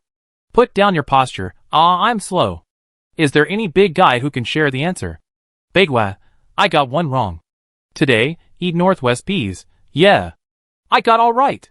I have more than 10 years of experience in playing this game. Take my punch. The novice came late and didn't keep up at all. But I saw the fun. Now I'm playing a small game on the computer while staring at the anchors and trying to keep up with the progress. Crescent Moon, woo-woo, please, can the photographer give me more? The answer at once, the network card stars shed tears, ancestors bless me, wrong question collection, come and gather, can I basically say goodbye to this copy? Good sisters walk together for life. I got 2 wrong, according to the rules, I have used up 2 trial and error opportunities. I have to keep working hard. Jiang Hongli was full of question marks. Why couldn't she understand it even more? Could it be that the picture that paused for a few seconds just now is very important? It's also Jiang Hongli's fault that she has never played the Minesweeper game. If she had played it, she would have figured out everything instantly when the picture just now appeared. Wei Wei stepped on the main body on her shoulder and held the computer in her hand. She had to help watch the live broadcast room, and the barrage information she saw would be directly synchronized to Wei Han. Wei Han knew that many viewers in the live broadcast room did not have time to take pictures of the answers. Screenshots were not allowed in the live broadcast room, so the viewers could only take pictures. Since she knew the audience is wailing, she would not be stingy to give the map some more shots. Anyway, the players were staring at the map, so she could also zoom in a little bit. This zoom in moved the audience to tears, as if they were pooed by the photographer. Obviously, they had so many requests, but the photographer and the players ignored them coldly. Now the photographer simply responded to their request to take another look at the answer, and they cried with gratitude. One Wei, wow, I know that Teacher Wei loves us. She really dotes on us. You didn't come back after you left that day. Thank you, Teacher Wei, you are such a good person. The child finally saw the answer. Live for yourself. From this moment on, I am a true fan of Teacher Wei. No one can change this ironclad fact. Jiang Hongli couldn't understand the touching of these viewers at all. What was there to be touched about? They didn't answer any of the many questions. Now, isn't it just a little sweet treat? But Jiang Hongli is not stupid after all. Even if she didn't understand the picture, she roughly guessed that this was the key to attracting so many viewers in this live broadcast room. She seized the opportunity, blocked the barrage, and took photos with another device. The whole process was in a race against time. She felt the speed of life and death until she was sure that the photos had been taken, and then she breathed a sigh of relief. It doesn't matter if she doesn't understand the purpose of this picture. She can send it to Yukuin, and Yukuin will always understand. Jiang Hongli thought so, and sent the picture to Yukuin. She immediately felt a sharp pain in her head after sending it, which made her frown. Yipeng, I found some information, but I don't understand it very well. You can take a look at this picture. I just noticed that the players in that live broadcast room were staring at this picture and studying it. This picture seems to be drawn by them themselves, not some key information found in the dungeon. After Yukuin noticed the vibration of his phone, he said goodbye to the players and walked towards Jiang Hongli. Xian Yueqiang, who had a weak sense of presence, looked at them for a while, and then stared at her phone again. No one noticed that she was actually watching Wei Han's live broadcast with headphones plugged in. She saw the recommendation through a post in the Northwest Wind forum. This live broadcast was blown up. There are many discussions about this live broadcast room on the Northwest Wind forum now, which inexplicably reminded her of the live broadcast of the Mushroom Forest dungeon that was hotly discussed more than half a year ago. It's really a pity for that live broadcast room and the players. Because the other party happened to be a live broadcaster of the room blind box, and seeing that the players kept praising it, it was very reliable. She and Yueqiang thought of giving it a try, so she downloaded the software, registered an account, and watched it secretly. In fact, she didn't need to watch it secretly. No one would notice her at all. Everyone wanted to get a little camera and try to get in front of the camera, and she would usually be squeezed out of the camera. She and Yueqiang thought that she had more tasks than everyone in the team combined, plus the bad premonition in her heart. She always felt that she had to make plans for herself in advance and find a way out. Unexpectedly, the situation in the live broadcast room was much more reliable than she expected. It also made her sure that seeing the room with the number 4 was not her illusion. Although she missed some classes and didn't fully grasp the knowledge points because she started live broadcasting at a late stage, she soon gradually understood the excitement of the audience. She was also looking forward to the answer link, but she was restricted by the current situation and could not play games with the players in the live broadcast room over there. She could only try to take a picture of the map as soon as possible when the answer was given, and then think about it carefully. Perhaps it was this point that made her suddenly notice Jiang Hongli, who had been hiding outside the camera, and she also saw Jiang Hongli hurriedly taking pictures of her mobile phone with another device. She and Yueqiang didn't know what she was thinking. She subconsciously recorded the process of this person taking pictures from a distance. She felt that these two people were very strange, but she couldn't say it for a while. She and Yueqiang even made a bold guess. Could Jiang Hongli also be watching the live broadcast room of the camera Is My Destiny? Suddenly seeing Yukun walking over, she and Yueqiang became more alert. Although Qian Yueqiang is a bit soft, she is not without temper.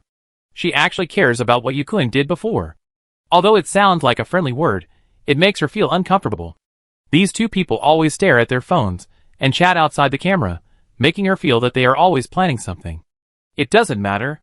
It doesn't matter, Qian Yueqiang comforted herself. Even if they want to abandon her because she has too many tasks, she relies on the information in the live broadcast room of the camera Is My Destiny. As long as she spends more time, she should be able to complete the task slowly. After Yukun came over, he also chatted with Jiang Hongli for a few words in a covert manner, and then ended the topic. Yukun took out his mobile phone, as if he wanted to watch something with his girlfriend, and put his head close to his girlfriend and stared at the mobile phone together. In fact, Yukun immediately realized the seriousness of the matter after receiving the picture sent by Jiang Hongli, and immediately wanted to analyze the picture carefully, so that he could look at the picture well and not arouse suspicion. The two of them were very close, and from a distance, they looked like a young couple being affectionate. The sound of their communication was also very soft, so soft that in an environment where everyone was discussing and talking, other people would not hear it. Tell me the situation in detail. Yukun leaned on her shoulder. Jiang Hongli told him the general findings in a very soft voice. The more Yukun listened, the darker his face became. He forced himself to swallow a mouthful of blood. Finally, he seemed to have thought of something and suddenly relaxed a little. Do you know what that picture means? Jiang Hongli covered her aching head, observed the subtle changes in her expression, and asked tentatively. It's a small minesweeper game. Yukun raised his hand and wiped his mouth carelessly. There was a little red on his hand, which rubbed against his clothes slightly. Yukun thought of the key as soon as he saw the picture. His voice was a little hoarse, and there was blood between his teeth when his mouth opened and closed. I didn't expect them to be so lucky and found something. Jiang Hongli told the unsigned people about the situation in the photographer Is My Destiny live broadcast room, which was a breach of contract. Those who were informed also accepted the punishment, so they all received different degrees of breach of contract punishment. Yukun felt a fishy taste in his throat, and to avoid being exposed, he forced himself to swallow the blood back, while Jiang Hongli felt a sharp pain in his head. Jiang Hongli silently refuted Yukun's words in her heart, thinking about the amount of tasks that team had. Can it be said that they were lucky? But even if they found this, judging from their amount of tasks, the possibility of them completing the task is still very low. Yukun smiled silently. You go to the group to find someone to report that live broadcast room for brushing data. The prevalence of copy live broadcasts also caused many problems at the beginning, among which brushing data and data falsification are very serious problems. Everyone has zero tolerance for brushing data. As long as it is reported for brushing data, the live broadcast room will be automatically temporarily frozen. The audience can exit the live broadcast room, but they are not allowed to enter the live broadcast room until the official investigation results come out. If there is no brushing data, the live broadcast room will be unfrozen, and a certain amount of compensation will be given to the live broadcast room. The punishment for the reporter is to lock the account for half a year, unable to log in, and not allowed to watch any live broadcast on this platform during this period. If the data is brushed, then the live broadcast room will be locked, and the platform's commission from the live broadcast room's income will be increased, and the reporter will have a certain reward. All Yukun wants is that the live broadcast room is frozen and the data is stagnant. As for whether the other party really brushed the data, it doesn't matter. People on their side don't often watch live broadcasts on the Comet platform. The account has been locked for only half a year, which is almost equal to zero cost. Yukun and Jiang Hongli have some groups that do not have glamorous jobs. In these groups, some tasks can be posted anonymously. Even if the tasks are very immoral and mean, someone will do it. They just called on some people to report a live broadcast room, which is nothing at all. When he learned the secrets in the copy from there, Yukun had already thought of a complete plan. First, he reported the data brushing method to freeze the live broadcast room, so that new viewers could no longer enter the live broadcast room. Then he also pretended to overturn the previous guest through observation and thinking, and then naturally threw out the minesweeping rules, and led the audience to minesweep step by step. After the live broadcast room over there was frozen, and could not be entered, the audience could only flock to his side. It would take at least a day for the judgment result of the live broadcast room over there to come out. After knowing the rules, one day was enough for them to complete the dungeon. After all, the amount of tasks on their side was basically small. By then, the live broadcast room would be almost cold. Jiang Hongli nodded to him quietly. Through his first arrangement, he could think of his overall plan. Although he was reluctant to admit that the discovery of the live broadcast room over there was indeed more correct, but who cares? As long as others don't know that they got the information from that live broadcast room, it's fine. Are they the only ones allowed to think of the same information? If others think of it, they are just copying them? The two of them didn't think of letting the audience know that they got the information from watching the live broadcast over there. In fact, some player anchors will get information from the same type of live broadcasts in the same time period during the live broadcast, which is equivalent to mutual assistance. Anyway, you have to pay to watch it, and you are also an audience. Although this behavior is not good on the surface, no audience will criticize it, and everyone can understand it. But this is indeed a bit cheap, which will cause their personality to collapse a bit. They want the audience to think that they thought of it after thinking, observing and correcting. Xian Yueqiang stared at the two people whispering to each other for a long time. I don't know what shameful things they are communicating. Some of their actions are very inconsistent. I don't understand why one of them suddenly wiped his mouth and the other covered his head. Are they feeling unwell? Xian Yueqiang couldn't figure out the answer, but the bad premonition became stronger.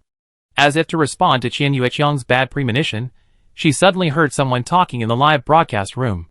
It was the lively girl named Li Shi, who was straightforward and generous, the type she envied and yearned for. Ah? Teacher Wei, what did you say? Our live broadcast room was temporarily frozen because it was reported for cheating data. Li Shi's tone was particularly surprised. Xian Yueqiang also roughly knew that the photographer seemed to have a special way of communication, so it was not surprising that the player suddenly responded to the photographer. There will be someone on the photography team to monitor the situation in the live broadcast room, so if something happens in the live broadcast room, the photography team will be the first to know. Xian Yueqiang felt it was ridiculous. The camera was my destiny. This live broadcast room was actually reported for data manipulation. This was the best joke she had ever heard. Just because the audience participation was too high and the comments were crazy, we can't think that they were all hired water army. Where can we hire such water army? The audience in the live broadcast room also had the same indignant thoughts. After learning that the live broadcast room was actually reported for data manipulation, many people began to express their unhappy thoughts after being full of question marks. Among these comments, there was one comment with a very clear style. The comment will definitely shine again. Brothers and sisters, don't worry, I am the comment boss, wait for me, I will immediately check which bastard is blackening our teacher Wei. I will let them know. They have offended someone they shouldn't have offended. Chapter 34. The comet will surely shine again. This strange barrage did not attract anyone's attention, and was quickly blocked. Because now everyone in the barrage is scolding the reporter, and cursing the other party's ancestors. The barrage has become so chaotic that even if you stare at it, you can't get any results. The audience doesn't care whether they can see other people's barrages clearly. They just want to vent their inner unhappiness and output crazily. It can only be roughly divided into several categories, and the most are scolding the reporter. Things have changed. Ah, reporter, come out, I will never beat you to death. A little wildflower. Are you crazy or something? I haven't seen those zombie live broadcast rooms report. What are you doing staring at our live broadcast room? Haven't you seen the big scene of everyone posting barrages? I really want to see you again. I give up. Reporter, open your dog eyes and look at the activity level of this live broadcast room. You tell me that the data is fake? We are not human. We are zombies, right? Life is not easy. Because we are too active, you think we are water army? Haha. Please pay my water army fee first. Some people are thankful because they just pull people in, and they may not catch up later. The audience whose relatives and friends did not catch up also complained. Physics trouble, caught up. Fortunately, my home internet speed is fast. The broken game is about to end. I probably used up all my luck in this life. Players and anchors, don't rest. I will rest for you on behalf of everyone. You guys should move. Xianqian, you have been resting for more than 10 minutes. Stand up quickly. Even the donkeys in the production team dare not rest like this. Hao Ritian, you are so scary. The capitalists will cry when they see you. Green sleeves reduce fragrance. My relatives and friends who didn't catch up are now more resentful than ghosts in 800 years. Now I have been blamed by relatives and friends. Why didn't I share it earlier? Spreading hands. Who would have thought that there would be idiots who would report such a live broadcast room? Yang Zhou Pangma. Although I caught up, my dad was stopped outside. Now everyone is struggling whether to ignore the penalty for breach of contract and let my dad know what happened in the live broadcast room through oral broadcast. There are also some viewers who may have some connection trying to solve the problem. It's not difficult for me. I see if I can find a big guy who knows network technology to crack this frozen state. The second generation rich man lying flat. My uncle is the boss of the platform. Wait for me, I go find him right away. This second generation rich man lying flat, named Hao Ji, was lying on the soft sofa at home at this time. After sending the barrage, he stared at the live broadcast room while taking out another mobile phone to call her uncle. As soon as the call was connected, her uncle scolded her. What are you doing? I'm busy here and don't have time to play with you. Hao Ji and her uncle are the same as their peers. Their usual mode of getting along is quarreling. The uncle inherited the Comet platform from his mother 2 years ago. He is very concerned about the development of the Comet platform and dreams of being able to completely revitalize the Comet live broadcast all day long. The last Mushroom Forest copy also attracted the attention of her uncle, but it was a pity that just when the uncle was about to escort this live broadcast room, the platform was suddenly attacked, and it took a long time to repair it. It was attacked again just after the repair, and it was repeatedly, which was a very obvious deliberate behavior. My uncle still feels resentful about what happened at that time. He thinks that it must be the enemy who is causing trouble, fearing that their comet will rise. He feels very guilty for not being able to protect that live broadcast room. After the platform was attacked that time, the platform's protection measures were greatly upgraded, with the purpose of not encountering the same helplessness and humiliation again. What's the difference between this and being stepped on the face and beaten on the ground by others? Uncle, don't act like you've choked on gunpowder. I'm looking for you this time for something important. A live broadcast I watched was maliciously reported. This live broadcast room may be the hope for your comet to shine again. You must think of a way to not let this live broadcast room die like this. Hao Ji shouted hurriedly. Her explanation made her uncle even more excited. You must be talking about the photographer who is my destiny. What a coincidence. I'm already dealing with it. Don't bother me if you have nothing to do. Let me concentrate on it. Damn, what kind of rubbish is actually messing with my comet's hope? The uncle shouted very loudly, enough to see how bad his mood was. Hao Ji knew that this live broadcast room was so lively, her uncle couldn't have been unaware. It turned out that he had already fallen into the trap. Since her uncle was already dealing with it, Hao Ji was relieved. Even if her uncle's tone was not good, she didn't take it to heart. Her uncle was just such a hot-tempered person. Okay, deal with it quickly, I won't bother you. Finish it quickly. I still have a whole group of 1,000 friends waiting to be invited. Hao Ji can be regarded as a super social bull. Her hobby is to make many friends. So she has so many relatives and friends in the group of 1,000. Got it. Hang up. Don't look for me if you have anything. The uncle hung up without any nostalgia. Knowing that her uncle was already handling it, Hao Ji was completely relieved. She threw away her phone and immediately continued to watch the live broadcast. She didn't want to miss a single minute of this live broadcast room. After the players found out that their live broadcast room was maliciously reported for data manipulation, they didn't seem to be as angry as the audience. After Shirley learned that the live broadcast room was reported for data manipulation, she asked how many viewers there were in the live broadcast room now. No way, they were busy walking through the grids to open rooms, recording numbers, and reasoning about the next mines and safety grids, and really didn't think about checking the live broadcast data. Wei Han told the situation of the live broadcast room truthfully. As of the time of freezing, the number of viewers in our live broadcast room reached 26,123. This data surprised everyone, so everyone's anger about being frozen was diluted, and they were all surprised at the number of people in the live broadcast room for a while. The most shocked were Mingna and Imo Hung. When they chose to act with the team here, they had already given up pursuing the popularity of the live broadcast room. They thought that following them to support each other and being able to complete the dungeon well would be a gain. It is normal for them to think so. First of all, there are no players with fixed fans in this live broadcast room, and it will not bring its own popularity. Secondly, they open the live broadcast room on the Comet platform, a live broadcast platform that is considered a third-rate platform and has almost zero traffic. These 2 points have determined that the live broadcast data this time will be very bleak. They have not asked about the data of the live broadcast room, not because they have forgotten about it, but because they have no expectations. What is the difference between 10 viewers or 100 viewers? It is better to concentrate on breaking through the dungeon and improving yourself. Think about this terrifying amount of tasks. If you don't find the truth about this dungeon, you really don't know how to complete it. Even if they found out the truth about the dungeon, they would break their legs if they had to walk such a large area on foot.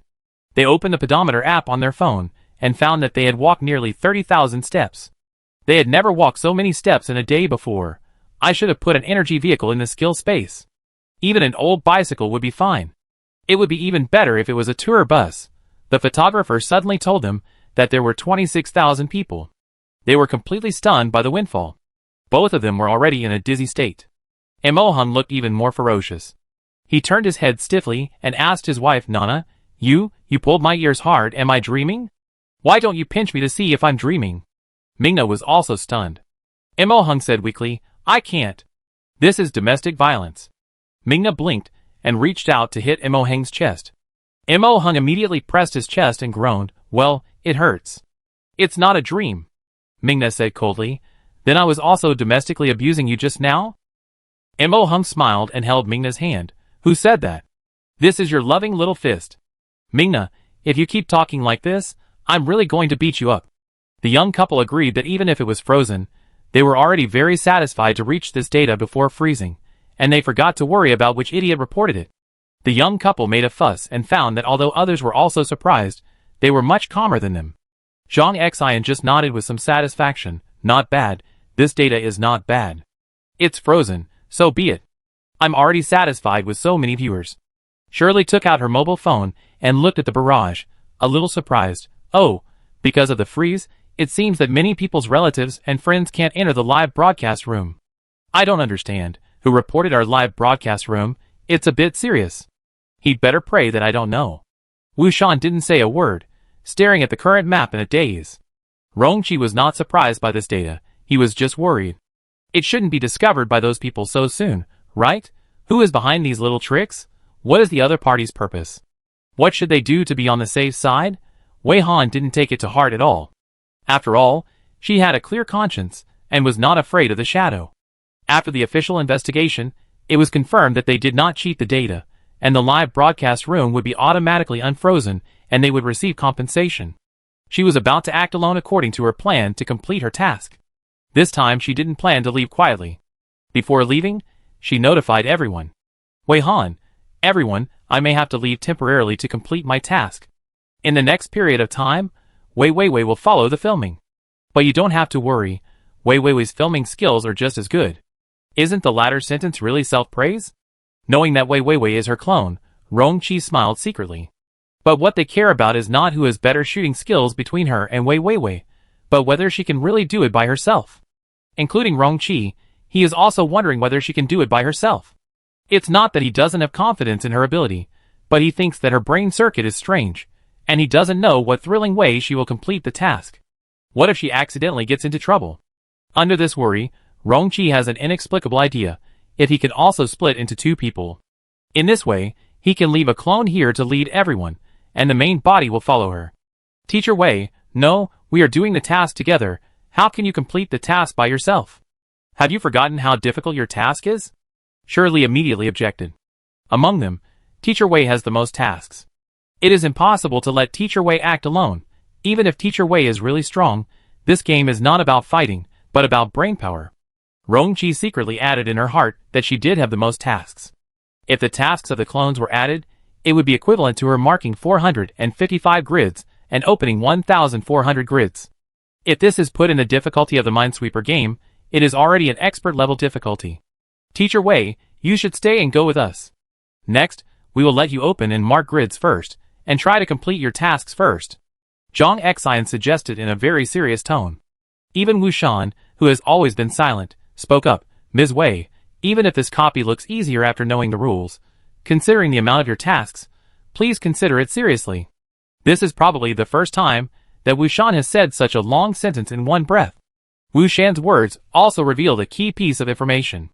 The audience noticed that Teacher Wei, whom they thought was a man, was actually a woman. She was a very rare female photographer. No wonder that hand was so beautiful. It should be a girl's hand. The audience was too shocked and ignored the fact that the female photographer wanted to take the risk alone.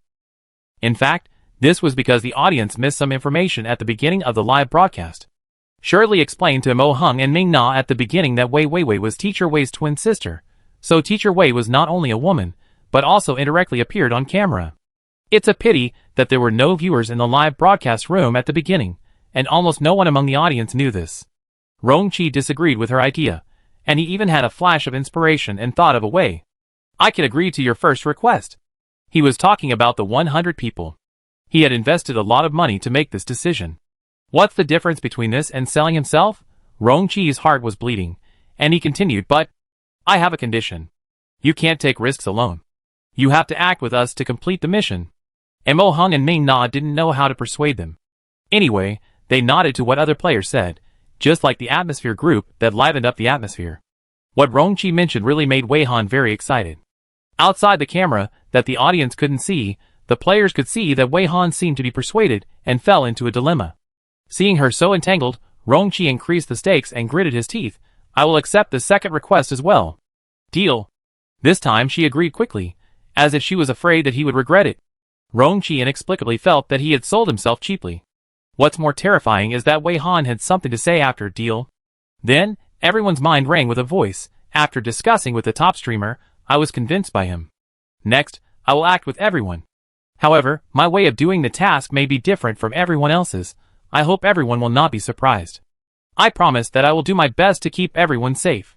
Shinli thought a little sourly that Rongqi actually persuaded him to stop. No wonder Rongqi had to change his appearance to look like his original appearance. He must be thinking of using his sex appeal to attract Teacher Wei. So cunning, Zhang Xian and Wu Shan felt that Rongqi had made a huge sacrifice. He really worked hard. Mo Hung and Ming Na looked at each other, and both felt that there was an inexplicable undercurrent between Teacher Wei and handsome Ding Lu. But what they were more curious about was why Teacher Wei said that her way of doing tasks was different from everyone else's. Isn't it just to clear the mines according to the rules of minesweeping, marking mines while opening safe grids? Can I ask, Teacher Wei, what is your way of doing tasks? Ming Na asked weakly. She heard everyone use honorifics to address Wei Bushi, so she subconsciously followed and called Teacher Wei. Wei Han thought about it and explained, it's probably similar to you knowing the rules and wanting to avoid dangerous rooms through the rules. And I want to use the rules to find the room with monsters? You don't want to open the monster room and go around it, but I just want to open the monster room, so I will try to filter out the room with monsters. Wei Han further explained, I want to collect all kinds of monsters, summarize them, and measure and analyze them in various aspects. I am very curious about how many strange monsters there will be, what else the monsters can look like, and what abilities they have. Just like in the Mushroom Forest dungeon, Wei Han originally made an incomplete encyclopedia of giant mushrooms, Volume 1. Now she will not enter the Mushroom Forest dungeon again in the short term, so the plan is temporarily shelved. Coming to the Grid dungeon, she considered making a small collection of Grid monsters, Volume 1, as she urgently needed a large number of monster species samples. In fact, this is also a manifestation of Wei Han's collecting habit. Her collecting habit is not only reflected in her collecting skills. She is very curious about many things in the dungeon, and wants to understand everything about the dungeon. This also means that for others, knowing the rules of minesweeping, and another rule, they will definitely avoid monsters, stay away from monsters, and stay in an absolutely safe state. But for Wei Han, she needs to use these rules to find a room that definitely has monsters. After the judgment result comes out, she will open the monster room, fight with the monster, and take pictures of the monster's data quality. Along the way, the group also marked a lot of mine grids, which were full of monsters, which made Wei Han look forward to it. She planned to open those grids one by one when she acted alone to see what kind of monster she could get, and record the monster's information while fighting the monster. This way of playing would be relatively convenient if she was alone. But dragging a team of so many people, Wei Han was a little entangled. However, if you think about it carefully, having more people is not all a disadvantage. Having more people can record more information about monsters.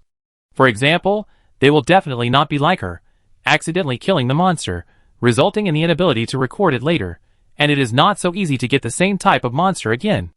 Their attack methods are very personal, and she can record more fighting data. The problem is that if they encounter a monster that is too strong, they may get hurt. If they don't go with her, they could have not opened those monster grids, which can avoid 99% of the damage. After repeated struggles, Wei Han chose to inform them in advance and see if they can accept it. As soon as she finished reminding, Shirley was full of expectations and said excitedly, "Wow!" In other words, this is the real meaning of opening a blind box. It turns out that this is a monster blind box. Then I hope I can open a pink monster, which is very girly. It must make people want to kill it. I'm already itching to enter the dungeon, and I still have to fight monsters. Wei Han, huh? The others also suddenly realized it. Zhang Xian nodded in agreement, so the setting of opening a blind box is used here. It would be great if I could open a monster that is not recorded in the book. That means my luck is still good. I should also stretch my muscles. I don't know what kind of monster I will open. Wu Shan also joined in the fun. Rong Qi's eyes were firm. No matter what monster we open, we will beat it to death. From now on, we will let the monsters in this grid world know that their good days are over. Mo Hung and Ming Na trembled. What are they talking about? Why do they sound like they are talking about something terrible? It's not what they think. It's definitely not. Wei Han's few words directly made a 180-degree turn in the style of exploring the dungeon so far. The audience was also dumbfounded. They thought that they would no longer need to open any blind boxes after finding the rules of this dungeon. All along, they only needed to do mental calculations and the physical work of walking to complete this dungeon relatively easily. If there is a means of transportation in the skill space, it will be even easier. Many viewers thought of this first and took notes. If you want to enter this dungeon, you must bring a means of transportation. As a result, they actually use the setting of opening a blind box for this kind of thing. Others are trying every means to avoid monsters. They are also afraid of opening a monster grid. What do they want to do? Isn't this just sweeping mines to find monster grids? What else do they say about letting the monsters in the grid world know that their good days are over? What kind of a rebellious statement is this? Although the statement is very rebellious and arrogant, and even like a cannon fodder character's declaration of self-destruction, the audience was severely stimulated. They even felt particularly happy for no reason. This made the new audience, who were lucky enough to continue to stay in the live broadcast room, or squeezed in at the last minute, so excited that they didn't want to type, and they were crazy about question marks and exclamation marks. Only these two symbols can express their true emotions at the moment. Of course, realizing that this live broadcast room is about to enter a new stage, the discussion about this live broadcast room also exploded directly on the forum. The title is probably like this. This is the first time I know that a dungeon can be played like this. This is the first live broadcast that makes me feel like I'm making a lot of money, since I watched the dungeon live broadcast. It's so fierce, I thought they found the secret, and it was the climax, but it was just the beginning. The excitement is still to come. Go, go, go! This is how it should be. This is the dungeon live broadcast I want to see. Humans will never let those monsters squeeze them. This attracted the curiosity of many netizens who had never heard of this live broadcast room, and some netizens who failed to enter the live broadcast room before it was frozen were even more resentful. Under a certain post, a netizen was very confused. What are you talking about? Which live broadcast room is so exciting? It's a hooligan if you don't leave your ID. Then Xing Feiyang, a netizen who didn't catch up with the live broadcast room, replied very sadly, "It's useless to tell you. I don't know which colleague was jealous of the data of the other live broadcast room, and actually reported that the other person was brushing the data.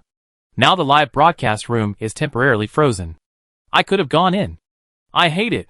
Some people noticed the data manipulation mentioned by this netizen and were a little concerned about it. Are you sure it wasn't manipulated? It's hard to say if the result is not out yet, right? This kind of questioning made the netizens who wanted to enter the live broadcast room but were blocked from entering even more dissatisfied. The data is good because the broadcast is good and of high quality, and the secret of the grid copy is revealed. Because everyone saw the answer, they were very active and participated very much. Please stop talking, I didn't catch up. Why is my internet so slow? Xing Feiyang. Wow, I'm crying, my internet is not slow, but my takeaway has arrived, I just went to get it. Damn it, I'm not in the mood to eat takeaway now, it's tasteless. What happened in the live broadcast room? I really want to know, I'm so anxious. As we chatted about this topic, I don't know how it turned into a lot of people writing in blood, begging kind-hearted people to post the progress of the live broadcast, so that those who were blocked outside could open their eyes. The text broadcast of the live broadcast is also a breach of contract, and will be punished by the contract. At the same time, netizens who watch the text broadcast will also be listed as breach of contract, and will be punished to some extent. It can be said that this is a behavior that is completely unprofitable to anyone, so no one is willing to do this kind of thing. However, the enthusiasm of netizens was too high, and they didn't care about the penalty for breach of contract. If it was shared by so many people, at most they would just have a nosebleed or spit blood. Netizens said they could bear it, and could make up for it by eating 2 more buckets of chicken legs. The voices were so high that there was really a warrior who couldn't stand the vanity of being sought after by thousands of people, and expressed his willingness to open a post to broadcast it. This warrior said that he was a C-level player with a physique far above the average level, so that everyone didn't have to worry about him. So, a netizen with the idea of Daohao Zhu Mingzi opened a post in the Zibifing player forum, broadcasting the situation in the live broadcast room of the camera is my destiny, which attracted a lot of attention. Those netizens who didn't catch up with the live broadcast room rushed to it quickly. Before the host finished editing the text, netizens had already occupied hundreds of floors quickly. This made the host, Taoist named Zhu Mingzi, who was sitting cross-legged on the sofa, bleed from his nose while editing the text message. He casually took 2 rolls of toilet paper to plug his nose, and broadcast the message tenaciously despite his disability. When the host finished editing the message and sent it out, netizens had already covered the post to 1,000 layers. As soon as the message was sent out, the host vomited blood with a wow, staining the light-colored sofa red. The host's family walked into the living room and saw this scene, and they wanted to call the emergency number in a panic. But the host wiped the corner of his mouth and raised his hand to stop his family's actions, saying that it was not a big problem, and he could continue to broadcast. So the host vomited blood while broadcasting live, and the audience either had nosebleeds, or blood tears, or blood spilled from the corners of their mouths. In this state, they still watched the broadcast excitedly, and the more they watched, the more excited they were, and they madly thanked the host in the post. The replies and discussions in the post showed this weird state. Who told you to lie down? This message is worth 90. It's worth it. It's worth it. You have to work harder. My nosebleed is like a faucet that can't be turned off. But it doesn't matter. Tens of thousands of supplements are ready. I can work as long as the anchors can. As long as I don't die from working hard, I will work until I die. It's better to be a monkey. Too exciting. I haven't watched live broadcasts in this way. I don't have the money to enter the live broadcast room, but I can watch live broadcasts through this method. I suddenly feel that the blood I shed is quite valuable. Don't kneel. Thank you. I give you a small reward.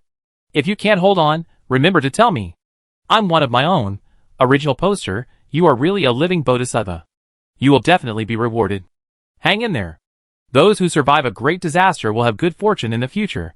I want to drink ginseng soup, 10 miles of winter wind. It's worth it. It's really worth it.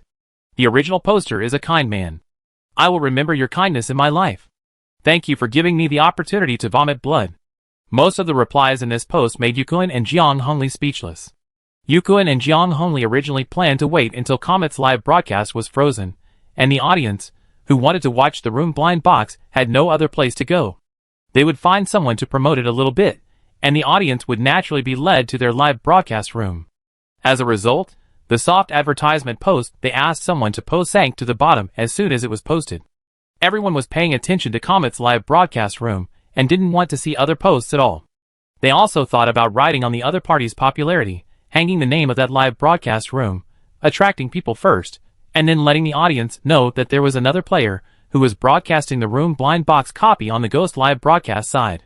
As a result, netizens bluntly stated that the players who wanted to watch Comet's live broadcast were not so persistent because they were broadcasting the room blind box, but just because they wanted to see those people. If it weren't for them, there would be no such sense of anticipation. This attitude clearly shows that they are die-hard fans.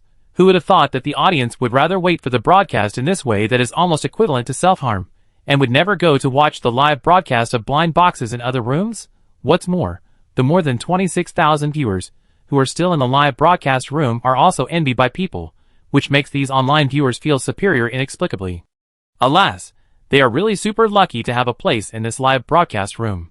If the account is not bound and cannot be transferred out, the ticket to enter the live broadcast room can be sold at a sky-high price. More and more netizens are jumping into the pit. If the live broadcast room on the Comet platform has not been frozen, the audience may have exceeded 100,000 at least now. Yukuen and Jiang Hongli are very puzzled. They are not doing this to help each other attract traffic. How come after this live broadcast room was frozen, the popularity has risen to a new level? It's ridiculous. What's more, the number of viewers in their live broadcast room is still gradually decreasing, and it will soon fall below 5,000. Everything went wrong, so that both of them could hardly hide their emotions and almost revealed their inner irritability. But both of them also reached a consensus. Fortunately, the situation was not completely bad. I don't know what medicine the Comet team suddenly took. It is obvious that they can win by relying on the Minesweeper rules, but now they are actively opening the monster room and fighting with monsters. It is true that they attracted a wave of viewers because of this bold decision, but unfortunately the frozen live broadcast room does not support the influx of viewers, and with this kind of suicidal behavior, it won't be long before they will become the dead souls under the claws of monsters. They can still proceed according to the plan, starting with Yukun realizing that his idea is incorrect and turning his idea back to the Minesweeper rules. When they were very irritable, Qian Yueqiang was still observing them secretly. Seeing them go from being determined to win, to being slightly irritable and furious, to being full of confidence, and seeing their physical discomfort, Qian Yueqiang was increasingly confused about what they were secretly planning. The situation in the live broadcast room was not optimistic. Yukuen and Jiang Hongli did not dare to continue resting and decided to immediately move on to discovering the rules of minesweeping. Yukuen regained his warm smile, stepped forward and clapped his hands to organize the players. Okay, everyone, the break time is over. Let's move on. After saying that, he suddenly took out a pen and a notebook from the skill space. I just reviewed the path we took and found something wrong. I will verify it more later. Maybe there will be some new discoveries. This made the players, who wanted to complain about the short rest time, instantly perk up, and looked at Yukun with a look of expectation and admiration. Qian Yueqiang was also a little curious. Would Yukun make any new discoveries? It seemed that because the players in the live broadcast room began to take action, the data in Yukun's live broadcast room began to rise. Yukun and Jiang Hongli continued to explore the area with the players. Yukun began to take notes in his notebook. After a while, he would cover his mouth with his hand and cough lightly, as if he was very uncomfortable. This scene made Qian Yueqiang feel very familiar. Isn't this the handsome guy in Comet Live originally? Did they use the same method? It's just that they are more focused and pleasing to the eye, without so many small movements. Yukun has been in the dungeon for so long, and now he remembers to take notes? Qian Yueqiang always feels that it is not simple. She decided to observe secretly. Yukun led the team to explore some empty rooms again, and his action of taking notes in the notebook also attracted the attention of other players. Captain, what are you taking notes on? Yes, is it related to your new discovery? Facing these questions, Yukun covered his mouth with a notebook and said mysteriously, keep it secret first. I have to make sure this is right first, before I can tell you. After getting the reply, the players suddenly laughed and waited for the captain to reveal the answer. As his behavior progressed, the penalty for breach of contract was gradually increasing. He already had a mouth full of rust. When he opened his mouth to speak, he would be seen with a mouth full of bright red, and he had to cover it with something. This made Yukun feel irritated. If this was still within the scope of breach of contract, then he couldn't tell the players in the team this information at all. As long as they say it, other players will also be listed as defaulters. When they are punished, they will immediately understand what is going on. The audience watching their live broadcast and getting information from here will also become defaulters. Punishment is completely inevitable. At that time, they will simply confess without being punished. After all the calculations, They have always taken it for granted and missed the most important point. The scope of default is so wide. How did the Comet Live broadcasting platform set up the contract? This is simply a bully contract. Yukun is so depressed that he wants to vomit blood. The default penalty reminds them all the time. He thought of this, and Jiang Hongli naturally realized it. Jiang Hongli's face turned pale in an instant, and she looked at him with a helpless and hesitant look. Yukun changed the plan almost immediately. They must rely on the information in the live broadcast room to complete the task and leave this copy. At the same time, their personalities must not collapse. They also have to become the hottest CP combination, and the careers of the two must not be broken here. In order to climb to the top, no matter how much sacrifice is made, it is worth it. Therefore, the information obtained from the live broadcast on the Comet platform must not be known to the players in the team, let alone the audience. Having already mastered the key information, they can take the initiative to create some accidents, which may cause the photography team's filming equipment to be damaged and unable to continue filming. It may also cause some unlucky players to be buried here. In short, the two of them will get out alive. By then, what happened in the dungeon after the live broadcast was interrupted can be fabricated by them at will. Their personalities will not collapse, but they can stir up a wave of popularity. Comet Live. The camera is my destiny in the live broadcast room. In stark contrast to the previous peaceful walking style, what is now presented is the scene of players fighting with a monster that looks like a super jellyfish. It is not accurate to say that it is a fight, because only Shirley is fighting this giant jellyfish monster. Except for the photographer, everyone else is hiding nearby, watching and chatting. If they eat a bag of melon seeds, they are just like the intelligence team at the entrance of the village. The bell-shaped body of this jellyfish-like monster is almost transparent, but there is an organ in the body that is red, which looks like a transparent raincoat on the outside of the red organ. It is also a pink monster, which pokes Shirley's excitement. She rushes to fight with this monster. The giant jellyfish monster is very huge. Its almost transparent body almost fills the ceiling of the entire room, and many slender tentacles hang down from the edge of the lower umbrella. At this time, these tentacles are dancing wildly, trying to catch the flying figure. But the movement of these tentacles was too slow for that figure. Shirley had fought faster mushrooms in the Mushroom Forest dungeon, and the speed of this giant jellyfish was not enough for her to warm up. Shirley kept moving in a seemingly irregular manner, circling around, letting the tentacles chase her without fighting back. In the end, all the tentacles of the giant jellyfish were unknowingly tangled into a dead knot, but the giant jellyfish was able to float in the air, and even if the tentacles were tangled, it would not fall down. It was just that this brainless creature really had no cells to think about how to untie the knotted tentacles, and it turned around in a hurry, making the dead knot tighter and tighter. Shirley was fed up, so she turned around and jumped out of the range of the big jellyfish's umbrella, turned back, and made a gesture of throwing things with one hand, and released one of her skills, Sparks. Some swaying small flames fell lightly on the transparent umbrella of the big jellyfish like falling fireworks. The moment they touched, they burst into a ball of fire, gathered together with other fireballs, and the fire surrounded the big jellyfish. The big jellyfish struggled frantically, bumping around in the room, and a lot of unknown liquid sizzled out because of the fire. The liquid splashed with the movement of the big jellyfish, and everyone had to hide temporarily. Wei Wei moved like a ghost. While avoiding the liquid, she also used a small test tube to collect a small tube of unknown liquid, and even took the time to write a label and stick it on the test tube. The size of the giant jellyfish was gradually getting smaller, but it was precisely because of its shrinking size that it found an opportunity to escape from the room. Its trajectory in the room was not random, but it was deliberately looking for a route to escape from the room. In order to avoid the liquid thrown off its body, the players did not pay attention for a moment, and it actually crashed the door of the next room and escaped to the next room. Everyone rushed over immediately, but found that their worries were unnecessary. The skill cast by Shirley was not weak. The fire could not be extinguished by running away. Before the skill expired, the fire would not be easily extinguished. When they rushed over, the giant jellyfish was only a pool of water. Wei Wei did not waste this small pool of water, and also carefully collected it in a special container. No one disturbed Wei Wei's concentration, and they looked at her actions curiously. Perhaps this was what Teacher Wei mentioned about collecting monster data? Shirley felt a little sorry. Should she fight the giant jellyfish for a while longer? As they watched, the players, all focused on the floor, watched the number in the room change from 4 to 6. The second unsolved mystery in the grid copy also misled all the players, making them wonder how to summarize the pattern.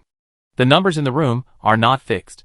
Sometimes the numbers will decrease or increase, and sometimes the numbers will jump wildly as if they were broken. Chapter 35. Looking at this scene, no one was very shocked, but they all thought to themselves, it's finally here. They had all made strategies in advance, and they were familiar with some basic situations in the dungeon, and they knew that the numbers in the grid room would change. This is also the reason why even if they figured out the minesweeping rules, they still positioned this discovery as tentative. They did not expect to rely on this rule to go all the way. In fact, when they were exploring the minesweeping rules, they each speculated on the reasons for the changes in numbers, and waited for this phenomenon to appear so that they could verify it. After Wei Wei collected the things she needed, she quietly returned to Wei Han. Now Wei Han was riding on the shoulders of the clone, shooting at a height half a person higher than a normal person. The camera very faithfully showed the audience the process of the number changes, which made the audience, who could still stay in the live broadcast room, crazy again. It's time to eat, hurry up, here it comes, finally here. Is it possible that Sure and the others can crack the secret? I'm looking forward to it. Cook dog attack. I really cried, and I'm thankful for my luck again, otherwise I would definitely be one of the people who vomited blood in the post, missing IFA. Don't mention it, my brother didn't make it, and he's also vomiting blood while watching the post. It's so scary. My brother was watching the broadcast, with blood all over his mouth and laughing at the phone nervously, with an excited expression. My mother was almost scared by him and picked up a kitchen knife and threw it at him. The patient's condition is very stable. It's normal, my girlfriend didn't make it, and I'm telling her verbally now, and we're both blocked noses. I was worried about her and didn't want to broadcast to her, but she was angry with me and said that if I didn't broadcast to her, she would break up with me. I wonder what happened to the host who broadcast text in the forum. Is he still alive? Do kittens also have troubles? Squat, squat, squat, so looking forward to it.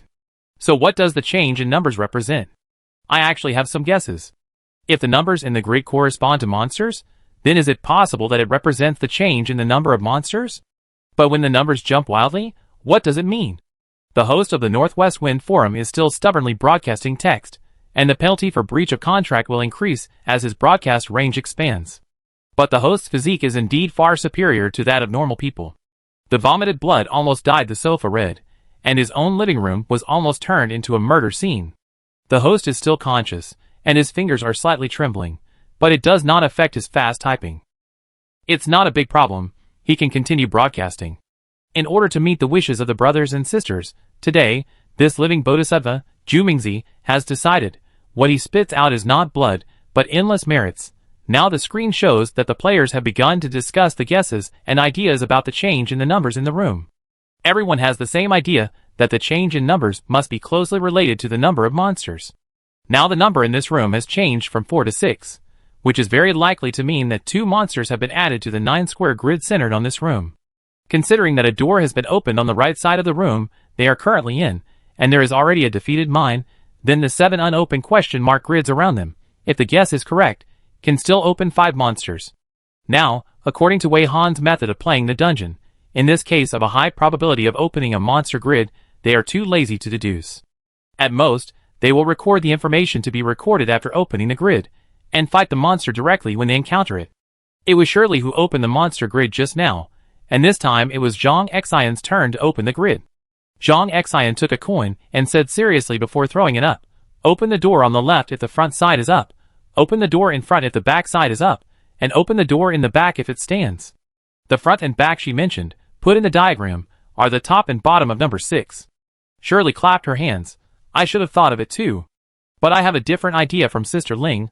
I want to use electronic dice, hee. Wu Shan took out a sunflower from the skill space and began to break the petals, counting the left, right, front and back. Mingna and Mo Hang's legs were already shaking, leaning against each other tightly and shaking constantly. What kind of people are they following? Why are they all more abnormal than the other? Rongqi is also abnormal. He keeps raising his hands and arms, changing various arm positions. If you don't know him, you might think he is doing some metaphysical superstition and trying to summon something strange. In fact, Rongqi just wanted to carry 100 people for Wei Han to see how he could carry them steadily. The weight is not a problem for him. The difficulty lies in what shape of arhat he should stack. Wei stared at Zhang Xian's coin. Before the coin fell to the ground, Wei glared slightly. Huh? Shirley looked at the coin standing steadily on the smooth floor in surprise. It actually stood. Jean Xian stepped forward doubtfully and reached out to pick up the coin. The coin was a little cold in her hand, she said, then opened the door behind. Before opening the door, Jean Xian decided to make a mark to confirm whether there was a monster in the grid. It didn't matter if it was wrong, there were 3 trial and error opportunities anyway. Jean Xian drew a circle using the old method, and then waited for the system to judge. Everyone stared at Jean Xian's task panel interface, and then they saw that the task prompt seemed to be stuck. Congratulations. Congratulations. Congratulations. I'm very sorry. Marking error. You have accumulated 1 mark error, and there are 2 trial and error opportunities left. Please cherish the trial and error opportunities and mark carefully. A big X was marked on the blood-red circle on the door. This was the first time they had made a mark error since they started the task. The task prompt was also very intriguing. The word congratulations was stuck for a long time, and it was obvious that the mark was correct at the beginning of the judgment. Then the situation in the room changed. The biggest possibility was the monster ran out of the room, so the room that originally had monsters became a room without monsters, and the marking result turned into a mark failure. But Rongqi first glanced at Wei Han, then turned around to look at the number in the room, and found that the number had changed again, from 6 to 5. These discoveries made him think differently. Zhang Xian, Shirley, and Wu Shan looked at each other in tacit understanding, then took a few steps forward at the same time, almost copying and pasting the movements, and kicked the door in front of them with 3 feet together. Bang!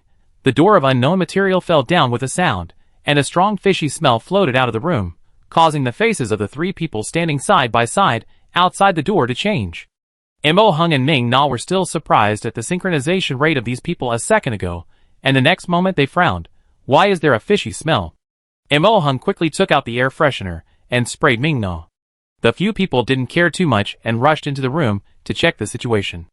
As soon as they stepped through the door and saw the situation in the room, they were a little stunned. There was only a huge monster corpse in the room. The disgusting fishy smell came from the dark green liquid flowing out of the corpse, which was probably the blood of the monster. This monster roughly looked like a giant turtle. The whole body was light brown. I don't know if the monster's blood is drained out, causing the monster to fade. However, the monster's tortoise shell is not a hard bone. It looks like some pieces of meat with crisscrossing scars on it. The monster also has 3 heads, 8 legs, and 2 tails. The monster is completely dead, and its huge body is like a small mountain piled up in the room. Several people covered their mouths and noses, avoiding the dark green liquid on the ground, and planned to walk around the monster, carefully observing the monster, trying to find the cause of its death. Wei Weiwei and Wei Han started to stack up again. This time, Wei Weiwei grabbed Wei Han's feet with both hands and lifted her up very high, but it was still not enough. To take a picture of the whole body of this monster, it would have to be higher. There was really no other way, so she could only use that skill.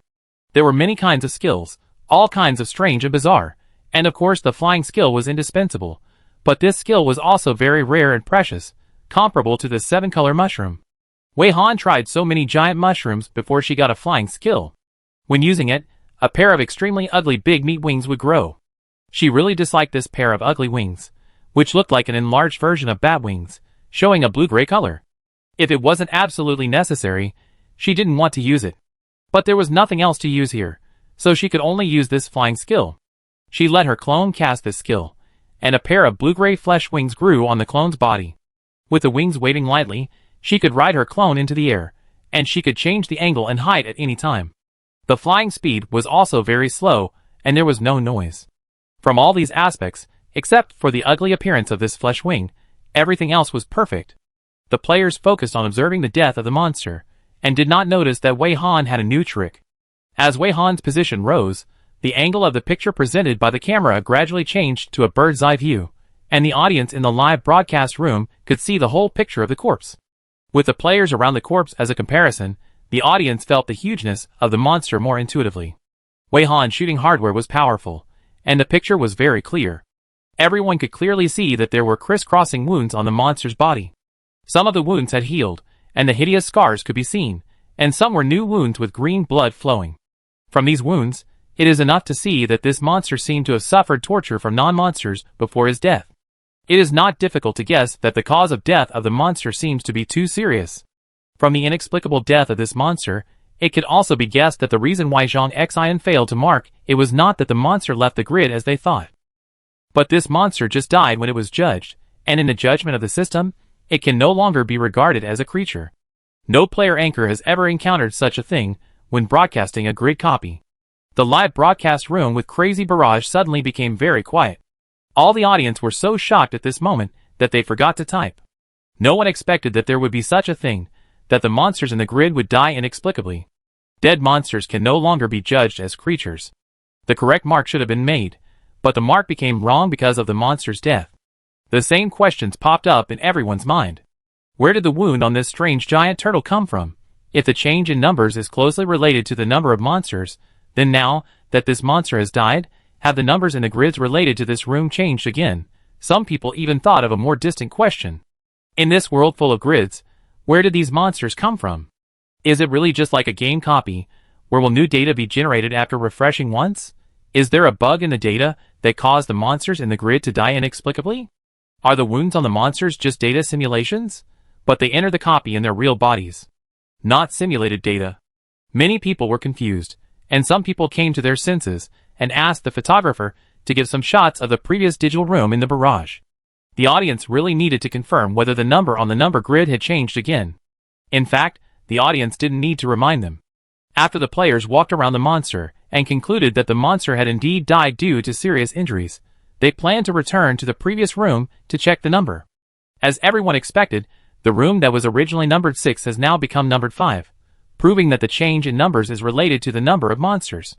According to this speculation, when the numbers jump back and forth, it is very likely that the monsters are also jumping back and forth between life and death. It can be roughly understood that the monsters in the grid are dying and coming back to life in a superficial sense.